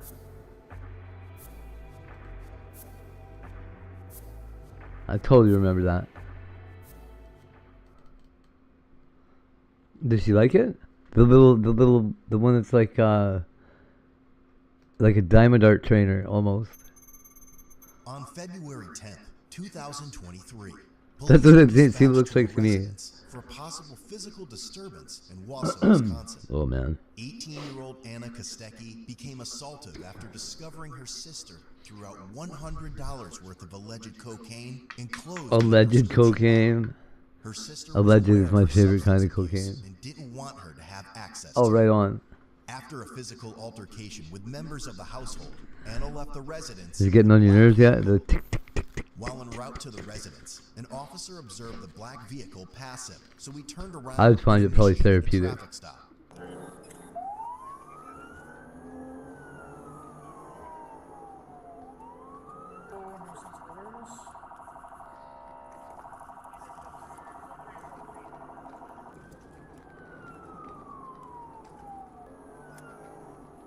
Man, my mom effed me up so bad.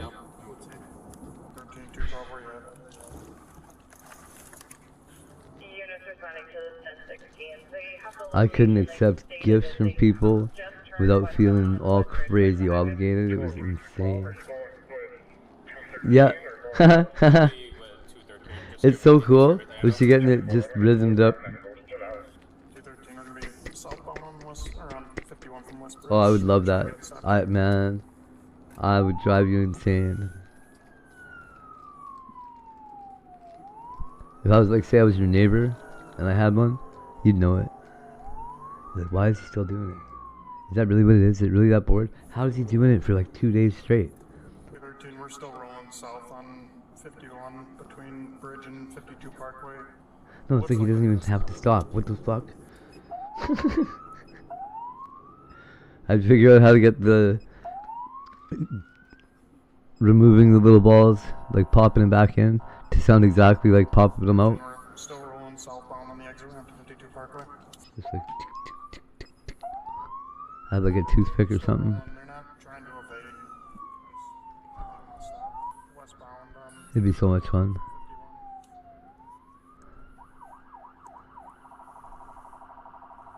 But I would definitely be all kinds of annoying with it. They're just going about 10 miles an hour.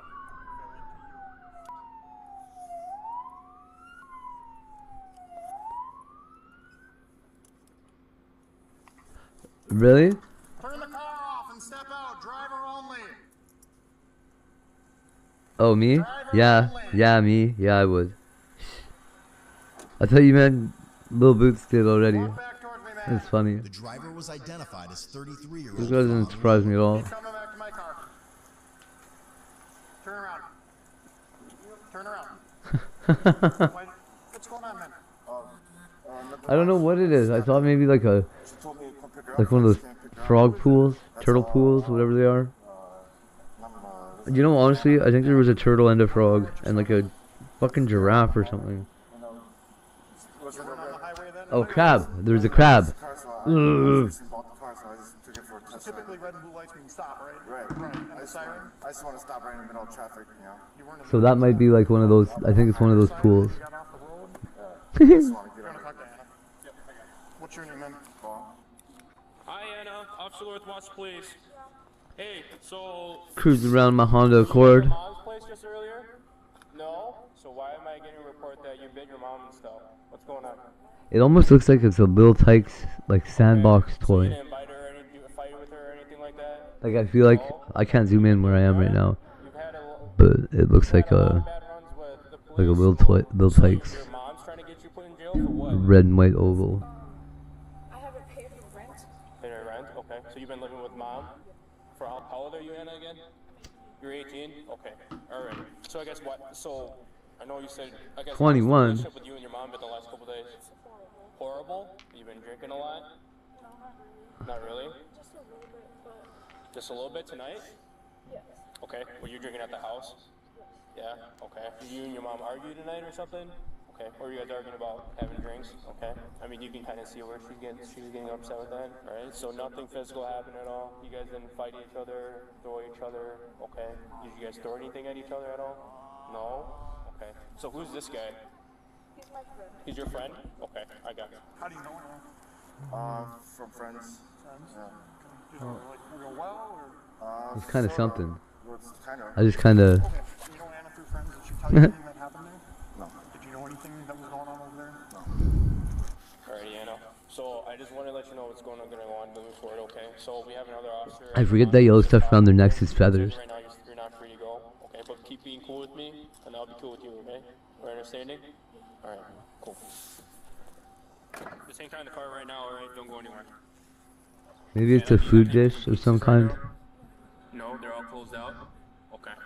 So are you on probation? They just showed up when the humans did. It wasn't there last night. I'm assuming it's for all the stuff that had happened in the last, like, few months ago then? Drinking? Okay. Obviously, I think that's where the issue is, and I think you should probably stop then, huh? It's not gonna... Did you ever see that Penguin movie? So I guess what's... Okay. Have we already discussed this? Dispatch advised that Vaughn had 2 active warrants.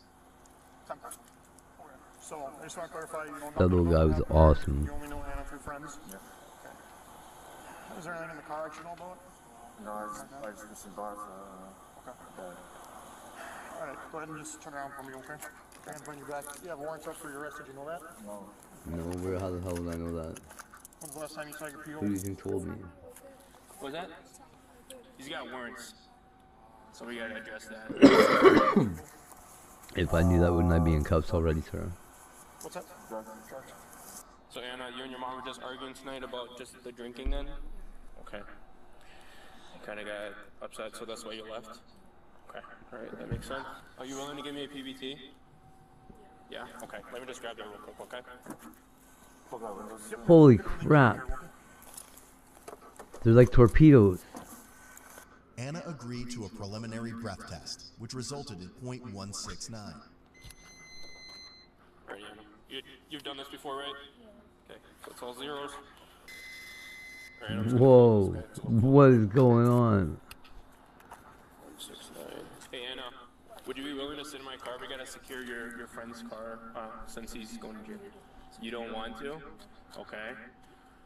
I didn't do anything wrong, so Well, I'm not saying you are. It's just we just have to secure the car since it's his. yeah. So here's the right. He's going to jail because he has a warrant out for his arrest. Woo. Okay.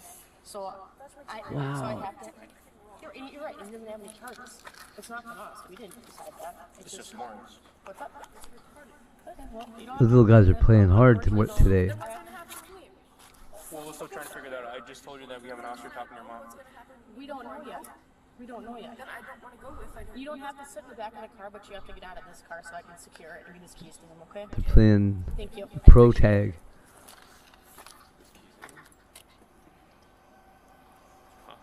Detain her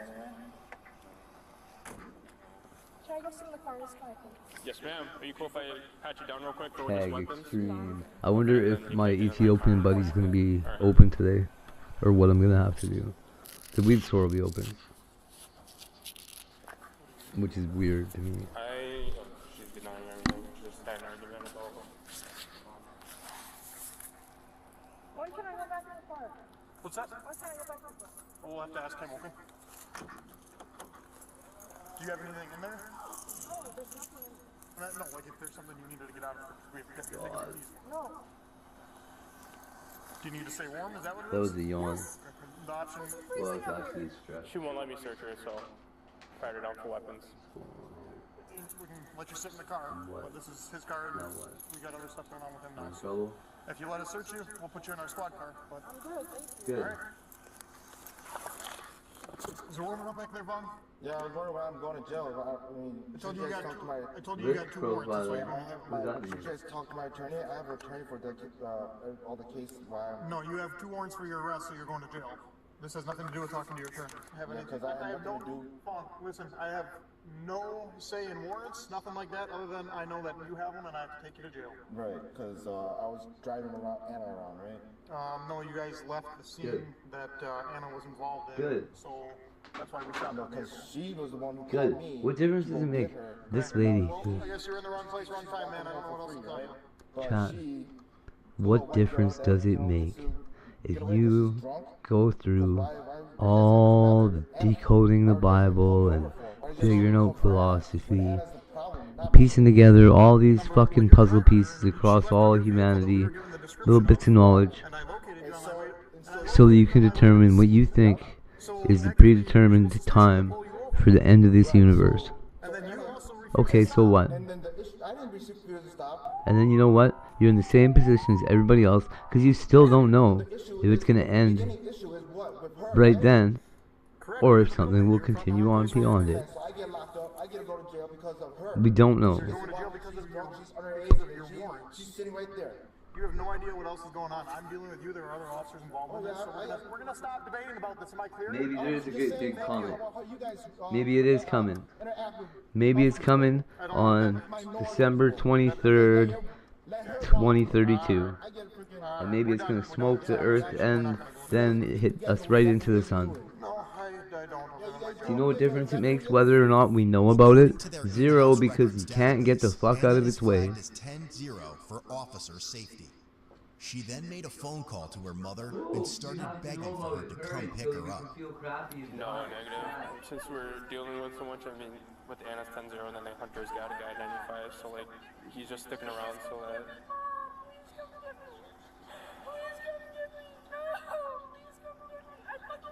No, she's been cool with me, but she's getting kind of passively aggressive now, so. Pulled me over, but look at her. She's fucking drunk as fuck, and you guys just... You have no idea what's going on, bud. You have no idea what's going on. She told me she was drunk.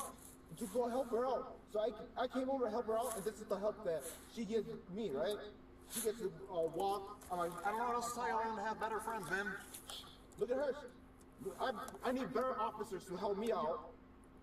I can't do anything. You know, the drunk people make them get in the back of the squad car, but instead you guys arrest them and record them and humiliate them on a YouTube channel, and you guys think that it's fucking funny?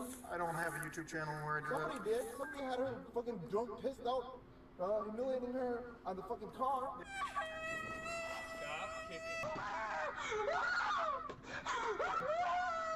Stop doing that. Yeah, it's a private party that did that, not us. You know what I think would help? Correct. It wasn't the police that did it. If there's some way that... Somebody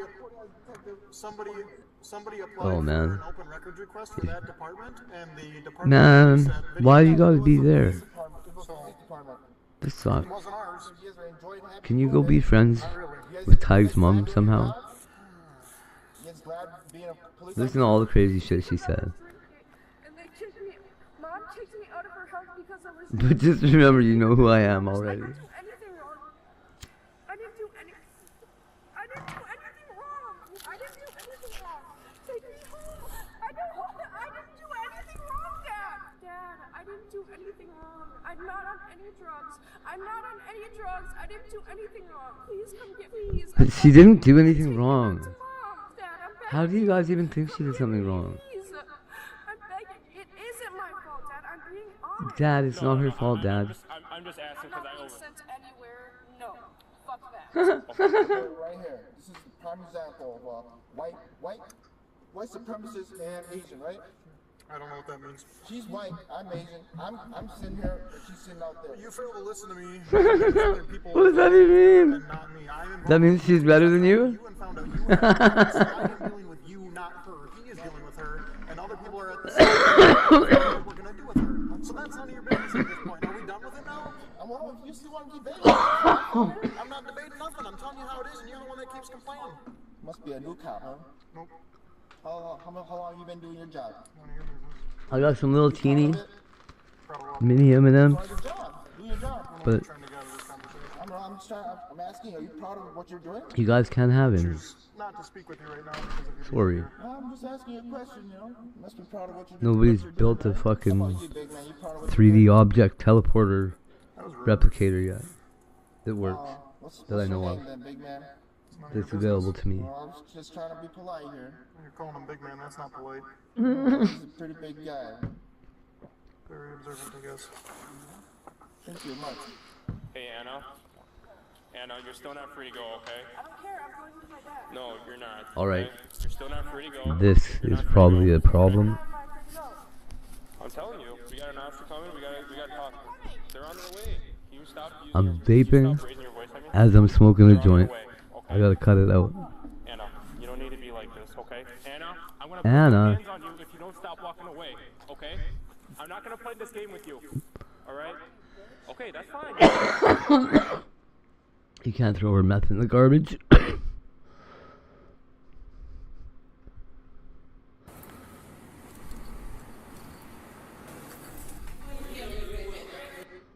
Posing the job what?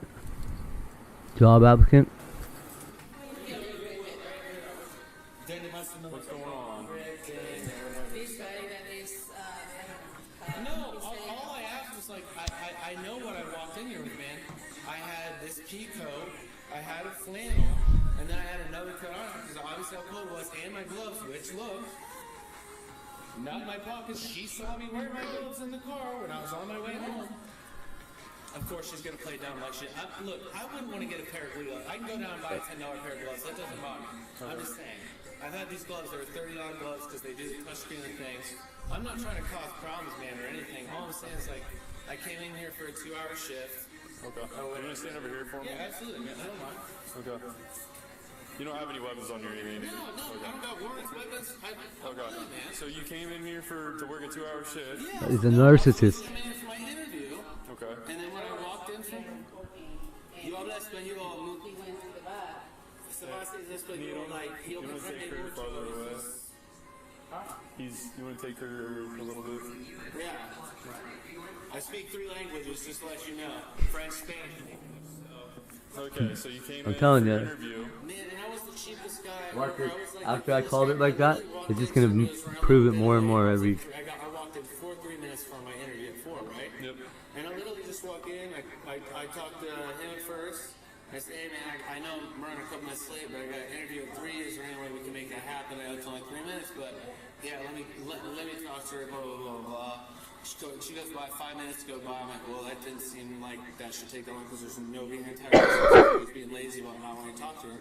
Okay. So he finally does this something to her. She comes up to me and she's just like, oh, wait, like, you know, like you were a couple of minutes late, 20 minutes late. So he's got the right to expect people. You know, Russell Snyder, he lives in He's got the right to expect people to take a certain amount of time, but he doesn't have the right to take as much time as he wants.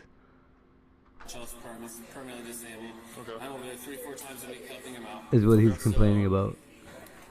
Something went on with his wheelchair and he couldn't function So right. he complained that I was 20 minutes late, but I was. And go help him. And even though I leave work at 11:45, all Brenda, the owner, who is also part of her here, will literally just sit there and just kick people out, be rude, obnoxious, mean. I know you've heard it before. Okay. Just fucking being nasty and throwing water bottles and salt water at shit people. And I just let her roll with my shoulders because she's like, oh, you have such a great voice, you should party here, party there. I'm like, no, I just don't think it's part of my crowd. I don't want to do that. Okay. And so, like, you know, like that kid right there, I don't even know how that really started because, like, I don't know. Look how close the tables are together. That's what Tim Hortons is really like. He was having a great time, you know, like I said, he was getting fucked up, having a good time. And then all of a sudden after that, like the next day, he just like, never really heard from or anything until I saw him fucking B-dubs again, like 4 weeks later. We got shit-faced drunk and he was not good. And ever since then, Yep. like, you know, I hit him up like, hey man, like, I like I'm trying to figure out how this one works exactly. Cause that's legitimately how they got the table set up. I think these ones might only be like one-sided. So that aside, why did we get called here? What Or was they're like going pushed on? in for some reason. You and her, you showed up for a 2-hour shift. That didn't work. What was the But it is, it's those exact tables right there. Because, like I explained to you earlier, Yeah, somebody's got them tucked in a little bit. But there's not even room to walk between them. December 15th, I'll remember the day for the rest of my life. I've never once been addicted to any narcotics like that. People like come and they like slide in. You know, like an oxycodone or a Percocet or something occasionally. But when this... Colton? Yep. What? This officer, he's going to talk to them. I'm going to talk to you and just get basically what's going on from you, okay? If you want to talk to them and get their information. Okay. If you guys want to come over here a little bit farther, that way There should be a little fireplace inside here somewhere, with a table beside it, and it's only got one chair. Talk to me from the very beginning what happened, because he wasn't giving me any time. Me and Tiger always take up like 2 tables when we're there, because he likes to sit right there. Okay, well, my kid wants to take up his own table. Okay, like around like the store in the back and everything? He came up after I was watching the cameras, and then you just see him charge in the back, and I ran to the door to like shut it, and then you see him in the back with Key, just arguing with the other guy. Yeah. Okay, so he came here, and he was like, "Do you know?" Like, I think his name was like Randy. Yeah, and then he was like, "He's like, is Randy working today?" And we were like, Man, "Oh, I sorry, begged Trish to go to therapy. And then he asked for another Like, I'll guy, pay for and it. then he asked, like, what school we went to, like, what are we doing, what school we go Can you to. just talk to a mediator? And then we kind of just got scared, and like, 'cause he was like really weird and like stuff. So we just went back to like work back there while he was up here, and then he was like moving chairs and stuff around, and then after like a minute of being up here by himself, he like sprinted like full speed back there, and then she saw him on the camera. So then we like slammed the door shut. And then like he was like, "Hey bro, like hey guy, you can't be back here." And then he was just like, "I work here." And then he kept telling me that he worked here. And then he like came back up here and he argued with him for a while. Okay. So that's the reason they called me, and they say, this guy, he say that it's his first day here, and I say, cool, I haven't hired anybody, just Key. And you know, I know what kind of people I hire. I know which people I hire. I hire the people. Yeah. So then that's why he was arguing with me when I got here. He said, well, it's because you hired me. And I said, really? I don't know you. And he was just telling me, insisting that I hire him. I don't even know him. So, but I mean, it's... So who made the first he walked in, who made the first contact with you? We did. Yeah, we were up here together. Okay, and you were just like, hey, what do you want? We're like, oh hey, how can I help you? Yeah. And then he was just like, ask for the guy that he was looking for. Okay. He didn't mention anything about an interview or anything, he just asked for... He said he was like trying to like find someone, and we're like, oh, you're probably thinking about the Tim Hortons on 23. Why don't you go check there? And then he's like, oh, okay. And then he just asked us what school we went to, and like, what are we doing? And then he was just being like really creepy, so we just kind of like walked away. Okay. Do you guys have all your IDs on you, just like document who I talked to? Yeah, it's in my Okay. Yeah, if you can get your IDs, that would be ideal. Do you have any questions for me as at this point? The only thing that I need is just to take him away. Okay. I mean, I only have two of the girls are minors, and the other one is 18-year-old. But I mean, this situation scares me because they're in charge of the store, and they just called me like freaking out, and I just got here, and this guy is insisting that I hire him, and I don't even know him, and he was just. At the beginning, he was telling me that I hired him, and it was insisting, and I say, maybe it wasn't the 23. Thank you. You know? Thank you. Thank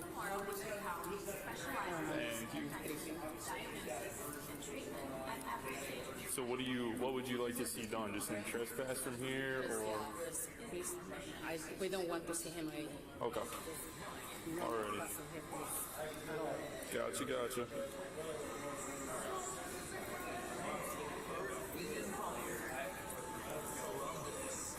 So he said he's at Subway right now, so I mean, looks like Subway. Well, did you get anything out of him at all? No, he said he's at Subway. Well, he was talking to me about He's beat-ups. getting close to March, so he's on something.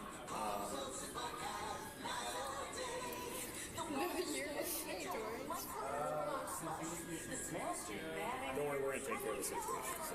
Please, because I mean, my employees are freaking out here, and I don't like that situation for them. Or said, did he say anything? He just came in, you asked how you could help him. He stood out here for a minute and then ran in the back. You pulled the door shut. Okay. Alrighty, I'm gonna go talk with my other officers and see what we're gonna do, okay? So he's he's on something. Okay. So I think he needs to go to Grady to get checked out to figure out if he thinks he's at Subway right now, something's not right in his head. Do you think that is mental health related or drug related? I don't know. So just go to Grady is what you think? I think, and I asked the manager and she said, I didn't get her information. She said what she wanted done was just send trespass and not be back here. Has he committed any crime? I don't think so. Oh, did disorderly conduct, maybe? Okay. All right. Are we in a school safety zone? I would imagine so. Because High Westland right there. Well, you got Willis, which is a school right there. So, what would that do to a DSC? Enhance it to M4, which would mean... Guys are trying to give me a new cell phone. So I'm going to grab her information.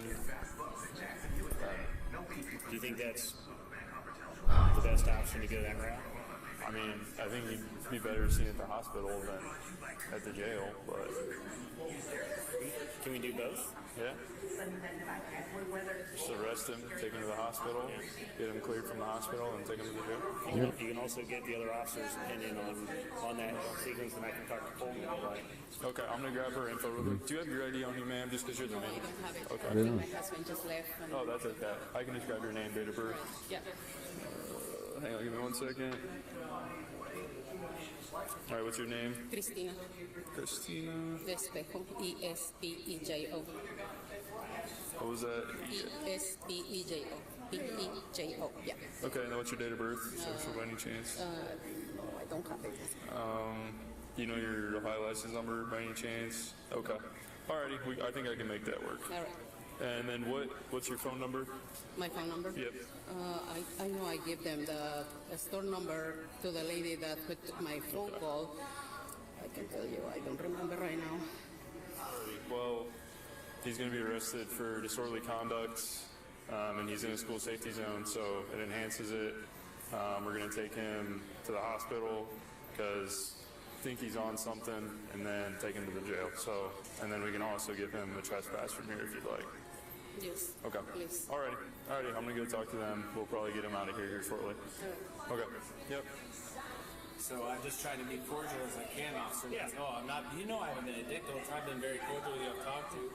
So, Officer McNutt, what's going on? So, sir, can you go ahead and turn around, put your hands behind your back? You're being arrested for disorderly conduct. How am I being arrested for disorderly? Just go ahead and turn around. Just go ahead and turn around. You can leave your coat on. Yeah, just leave your coat on. It's cold outside. Am I going to be like, get outside? Go ahead and put your hands together. That's something we'll have to sort out. I don't know. Like, how am I being officer? You have to arrest me for conduct. Like, This is Tom gotten a call about you in the same area. but obviously I'm fine, officer. You don't appear to be fine. How? Name one reason. One, you fell asleep and I had trouble waking you up while you were sitting here. Two, you're having trouble telling us where you are, what you're doing, what day it is, any of that. Well,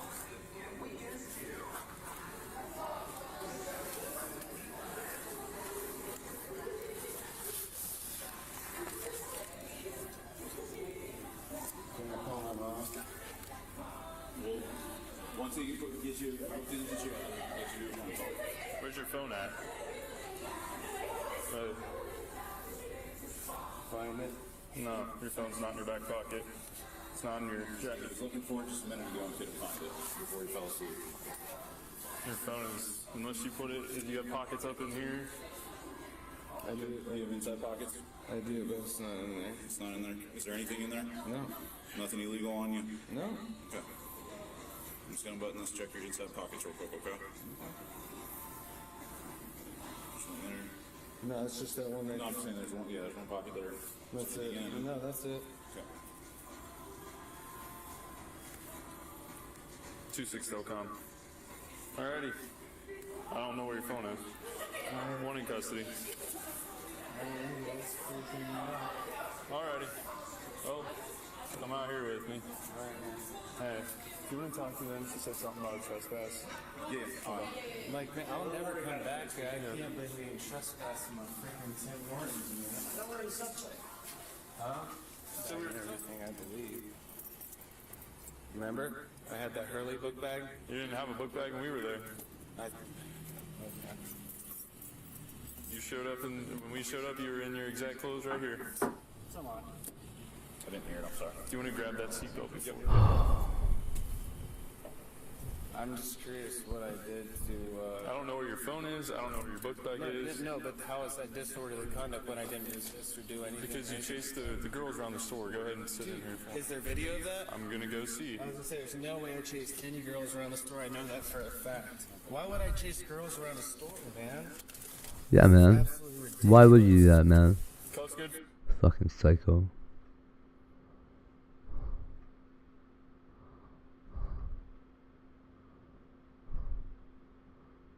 Oh, what?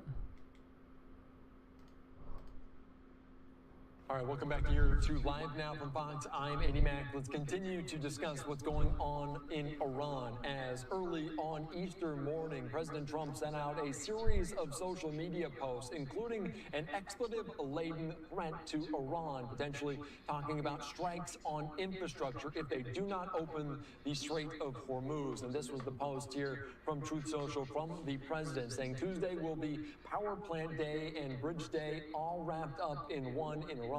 There will be nothing like it. Open the effing strait, talking about the Strait of Hormuz. And he moved the deadline back to about 8 p.m. Eastern on Tuesday night Eastern time. That is now potentially the deadline for this, the ultimatum for Iran. Let's be joined right now by research analyst at the FDD, Ahmad Sharawi. Thank you so much for joining us here on Live Now from Fox. And it feels like we're on the brink of escalation once again with these new threats from President Trump. What does that signal to you? First of all, thank you for having me. Of course, I mean, President Trump has extended the deadline last week to April 6th for Iran to negotiate and to open the Strait of Hormuz. Until now, we have no indication that the Iranians are doing so or are planning on doing so.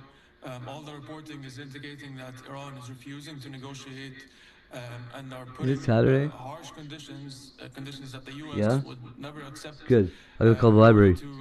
Ooh, I almost forgot. We've just been dicking around, Bubble Boots.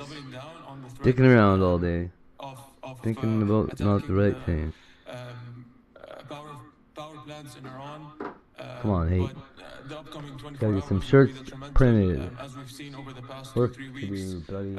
Usually President Trump opens up on Monday and says that the negotiations are going well, or that there are negotiations happening. We're all eyes Ordered the are negotiation. on Monday morning to see Hey, the status cut of it these out. negotiations and if anything might between the US and Iran. Yeah, obviously he says he's optimistic that a negotiation would get done, but he did put that deadline out there. You mentioned how these two sides very far apart, and there's not a lot of crossover in some of the demands from the United States, but all as well as Iran. Have we seen them come together in any way? Is there any crossover in some of these points? Again, I think the Iranians are refusing to negotiate. They're planning on continuing the relentless attacks against civilian infrastructure in the Gulf. I'm gonna call right now. So there are no indications that the Iranians are, at the moment, that they're willing to sit. Apparently, even the mediators, Pakistan, Turkey, and Egypt, have been trying to extend the deadline that President Trump presented. But again, there are no indications that the Iranians are willing to concede on the demands that the U.S. are putting, especially when it comes to the Strait of Hormuz. And in just terms of the Strait of Hormuz, that choke point is so very vital. President Trump has really told NATO allies to go and get it, saying it's not important, then saying that they need to, an expletive, open the Strait of Hormuz or there will be living hell involved in this. How much pressure is there on President Trump, the United States, to get the strait reopened? I think the global impact of closing the strait has been clear. I think oil prices have increased significantly, and with the markets opening in the next few hours, we'll understand the impact of the events of this weekend, and how it might Is it Sunday today? affect the decision making by President Trump. Shit, I think hate you idiot. if oil Way to go, prices are hate high, goes then we somewhere. might see either an escalation or a Hate goes crazy. bigger push towards diplomacy. But again, it all depends on the oil market prices that are, and especially because of the amount of oil that is transported through the Strait of Hormuz. The Gulf states are impacted, the European states are impacted. In the US, it's a different case. I think we have a domestic industry that is capable, but of course the global economy is interconnected, and so the impacts are felt worldwide. If this deadline comes and goes on Tuesday evening at 8 p.m. Eastern, and the U.S. does decide to carry out some of these attacks on the infrastructure, the critical points of oil in that country, in Iran, what is Iran's response? Are they going to strike other Arab states like they have done previously? Yes, the desalination plants in the Gulf states would be in the crosshairs of the Islamic Republic. Oil infrastructure and along the Gulf would be targeted or extensively targeted. But let me point out that these states have already been targeted by Iran extensively over the past 5 weeks. We saw multiple attacks targeting oil infrastructure and water desalination plants in Kuwait yesterday. But I would assume that if Iran is attacked, then we will see an increase in these attacks against these Gulf states. So instead of one facility being targeted, we might see more drones and missiles targeting these facilities.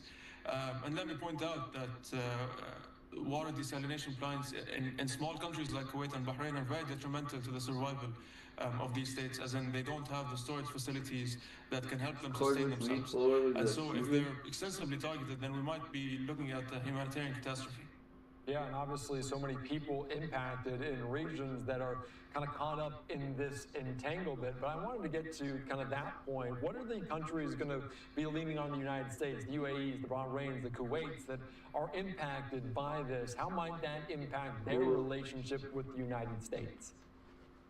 I think the U.S. has been direct with them, and we've seen how the U.S. has played a role in the interception, and U.S. air defenses have played an important role in preventing a lot of these missiles and drones from impacting these critical facilities.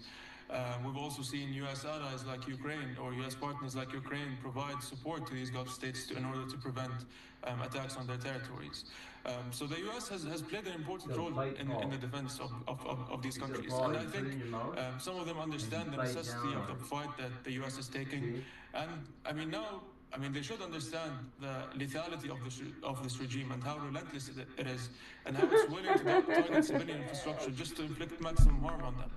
Yeah, and we would enter the 6th week Man, starting tomorrow with that's this pretty great, conflict, don't you and think? that is right in I don't know the if you've kind seen of it. window that President Trump, the White House, has said. Does this timeline in your eyes continue beyond that 6 weeks, and what does that mean to you?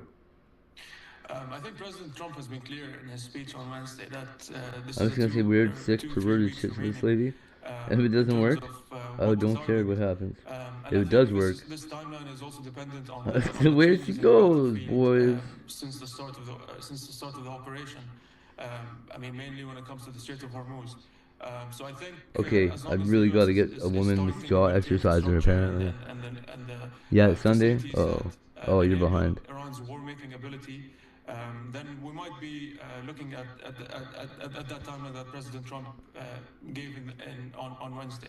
But of Radiant course, if sun things ray. change and there's new intelligence of Little mouth bubble. other missile cities or infrastructure that was not Two-piece found earlier, facial then this might be exercising extended. But again, this all depends on ball what's happening gag in mouth reality thing. on the Balls.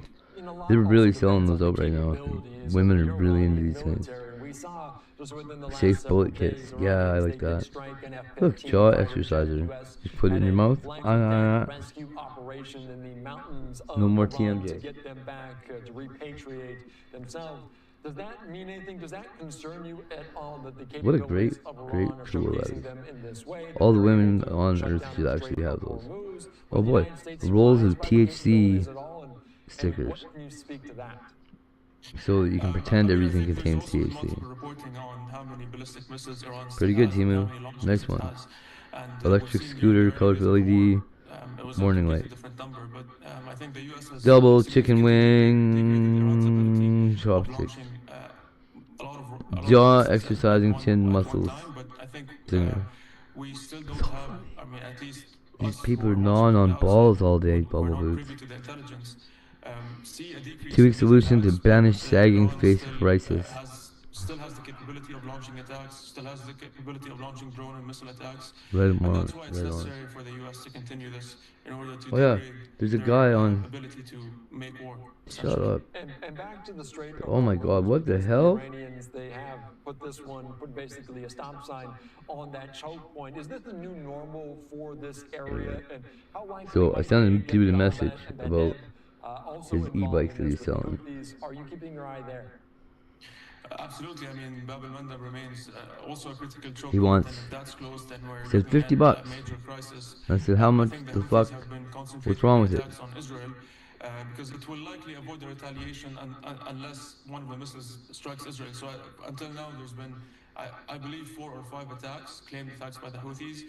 All have been Hey, intercepted. microscope. I think the Houthis, in terms of their strategy and decision making, understand that closing the Bab el-Mandeb or attacking Free commercial computer desk shipping at the in whole Red Sea corner. That's will beautiful. mean the broadening of this war and escalation that would probably drag the U.S. into a war with the Houthis, which I Not mean, the fucking I think they Houthis. don't want at the moment. So for now, I think the Houthis are signaling that $140 they can electric close the scooters. My ass. Bab el-Mandeb Strait and that they're Automatic still there. litter box, moving But I cat. think moving towards that direction Pink will furniture mean, for a girl's bedroom. Nope. massive degradation by the U.S. or Israel. Cracked iPhones, $1. That's not right. Foldable blue. Choose keyboard. No. $950 There's scooter. always No. the chance of the Houthis targeting No. the oil facilities and energy infrastructure in Saudi Arabia and the Gulf in retaliation for such an attack. But again, I think in terms of their decision-making If process, anyone wants this HP attacking the tablet, Gulf states nope. would be All it does is blink. I want $50 for it. might have to retaliate, or the Houthis might have to retaliate. So for now, No, I I'm think good, the buddy. Houthis are focusing on their attacks against Israel. Because they $20 understand keyboard. that Yeah, that's alright. attacking the energy I facilities kind of in the want one Gulf of those. states might mean a wider escalation of the war. $10 a risk keyboard. that That's they even might better. not want to take at the moment. Apex Let's talk about 7500. Israel Really? a little bit because they What's worked wrong in with it? collaboration on the initiation It's 7 of this kilometers. Oh, it's missing operation 2 at keys. the Fury, this Roaring Lion, their operation, as they call It's only the They Q and the also, 8, but still. stopped some of the attacks in the region where the search and rescue operation is ongoing. Is Israel still in line with the United States on all the goals that they have set forth in these negotiations and potentially also the threats beyond? I mean, I think Israel understands that degrading this regime and its military capabilities is essential for its long-term security. And I think there, in terms of that, there's clear alignment between Israel and the United States. But also Israel faces another threat coming from Iran's proxies, and that's Hezbollah, who's attacking Israel on a daily basis, Israel's north, as well as the Houthi threat. So in terms of priorities, I think that's where we see that the U.S. is not targeting these proxies in Lebanon or Yemen at the moment. Israel is looking at that front as well and dealing with that front at the same time. But in the overall aims of the war and degrading the Iran regime and making sure that it can't, again, its war-making abilities to attack the U.S. bases and attack U.S. interests and attack Israel and attack neighboring states, I think the U.S. and Israel are fully aligned in their goals. Yeah, and Iran has also said that they don't want to be ever attacked again. That is part of their negotiation, what they want in their demands. But if a negotiation is taking place, if President Trump wants diplomacy, is that something that Israel is fully on board with? I think all in all, I think Israel understands that President Trump, at least that there's been, in terms of the war aims, that a severe degradation of the military capabilities, the naval power, and the air force were the main goals from day one. And I think with the targeting, or Israel targeting some of the political leadership in Iran and the military leadership, that there was a division of labor in terms of the targeting. But I think Israel also understands that President Trump has opened the door for negotiations, and that he may have to find a negotiation tactic to end this war. But in terms of, even despite that, we're still seeing Israeli strikes, we're still seeing Israeli-U.S. collaboration in the targeting of the military infrastructure, the ballistic missiles and the launchers. So despite all this talk about negotiations, we're still seeing full U.S.-Israeli alignment in terms of the goals in degrading the Iranian regime. But also, as we saw yesterday, Israel played an important role in the rescue of the weapon systems officer that was in Iran. Yeah, that's a very good point. Ahmad, I just want a last question before I let you go, kind of circle back to the beginning, because this expletive-laden threat saying now 8 p.m. Eastern, or it will be Bridge Day, it will be Power Plant Day. We've seen these ultimatums before. Is it likely and is it possible that President Trump could also push that deadline to try to lean into diplomacy? So, as I said, Pakistan, Egypt, and Turkey are playing or are trying to extend the deadline, according to Arab reporting. As we saw, the deadline was supposed to end at 10 a.m. Eastern on Tuesday, if I remember correctly. Now it's at 8 p.m. The question is, will the Iranians ask these mediators to extend? It all depends on the status of negotiations at the moment. Are U.S. diplomats directly speaking with Iran, with their Iranian counterparts? I am delayed. How do you like that? Are usually reported after. But there's really always a though. chance of that extension. Not It's a already been very extended once before. for It being was so supposed to be smart. last week, but it got extended until April 6th.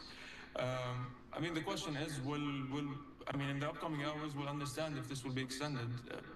8 p.m. Tuesday is in 48 hours. So it's, if the Iranians are willing to sit down and negotiate, and these states, the mediating states, are willing to continue their campaign to convince President Trump of extending it, then we might see an extension. But again, this all depends on all these factors coming in hand. Yeah, obviously President Trump kind of in his own timeline. So we'll see as this window closes, as we go hour by hour. And like you said, potentially Monday morning, we usually hear from President Trump about exactly where the negotiations stand. So we'll keep our eyes out for that. All right, Ahmad, thank you so much. I appreciate your time here on Live Now.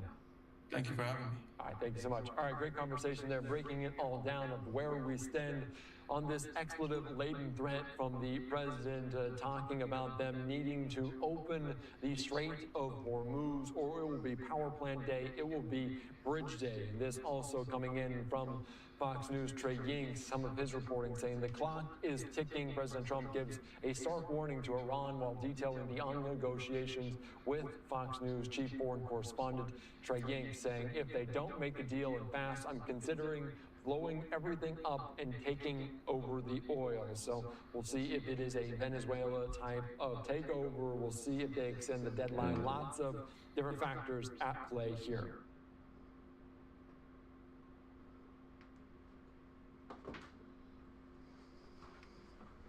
What's wrong with me? On your screen as we are just getting this coming into the newsroom here. What's wrong with me? Nothing. I'm awesome. A short time ago that it destroyed a compound belonging to the Iranian regime. So I gotta let to develop capabilities internet hate to attack satellites. roll back out onto the normal streets here. It's gonna be trouble. Bubble boots. There's gonna be conflicts. What made this woman think it was a Big good ones. idea to run her boyfriend over with her car? What's going on? Where's she at? I know how to operate in these people's society without being detective. I'm not gonna be doing it though. Peel them eggs. I love peeled eggs. I'm just kidding. I don't know what the fuck I'm even saying.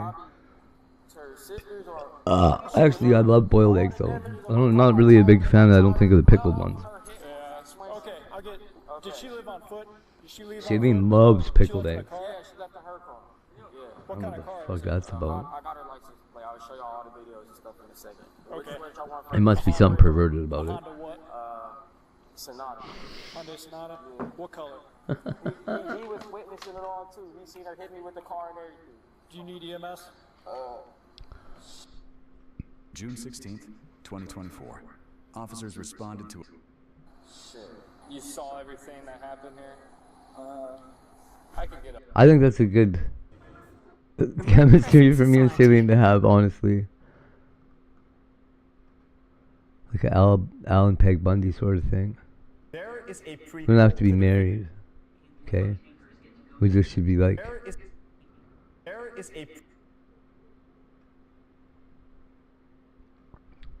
On December 29th, 2023, We should like bully each other. December 29th, Shut up, because I like it, that's why. officers were dispatched to a bank after a teller I don't care if she likes it, that's not what this is about.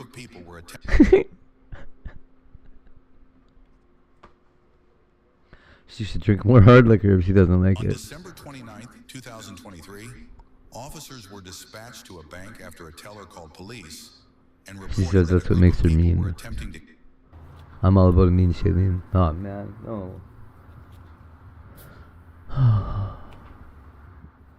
Feeding the homeless pancakes and sausages. Why do you have to film it then? Do you think the homeless want to be seen as the homeless on YouTube? Is that what it seems like to you? You know what I would like if I'm homeless? Is a guy to hand me a plate of pancakes and then film me and put it on the internet so that everybody knows I'm a fucking failure living on the street with no fucking family that cares about me enough to even fucking let me inside. That's awesome. Please. That actually makes me want to eat more pancakes. Computer village in Lagos, Nigeria, where billions of dollars worth of electronics are sold. Sake. They almost hit one. There's a couple of things I see. This is all off Virginia, by the way. It's the vacapes. Sir. Brings you into race. I'm not saying that's how all the homeless people feel. Brings you into race. Just all the ones that I talk to. Yeah. Yeah, this is definitely. Including me. And he's like, oh yeah, I do like that camera. Flooding on Oahu's North Shore didn't just damage homes, it devastated. Bro.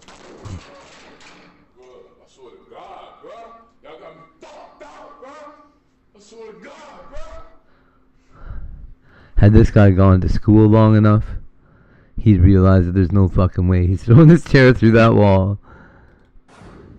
No, don't worry about physics. It's for fucking nerds. I'm gonna try and put this chair, this flimsy aluminum chair, recording studio. He's a rapper. 6 days later, Homie. 911 call 911. Rosewood Way. The victim, Terrell Radford, Fake had been fucker. shot in the hip after being robbed of his phone. Of course he called the police, hey? Detectives linked the crimes when victims Call from both 911, scenes hurry. Identified the shooter by the street name Glow.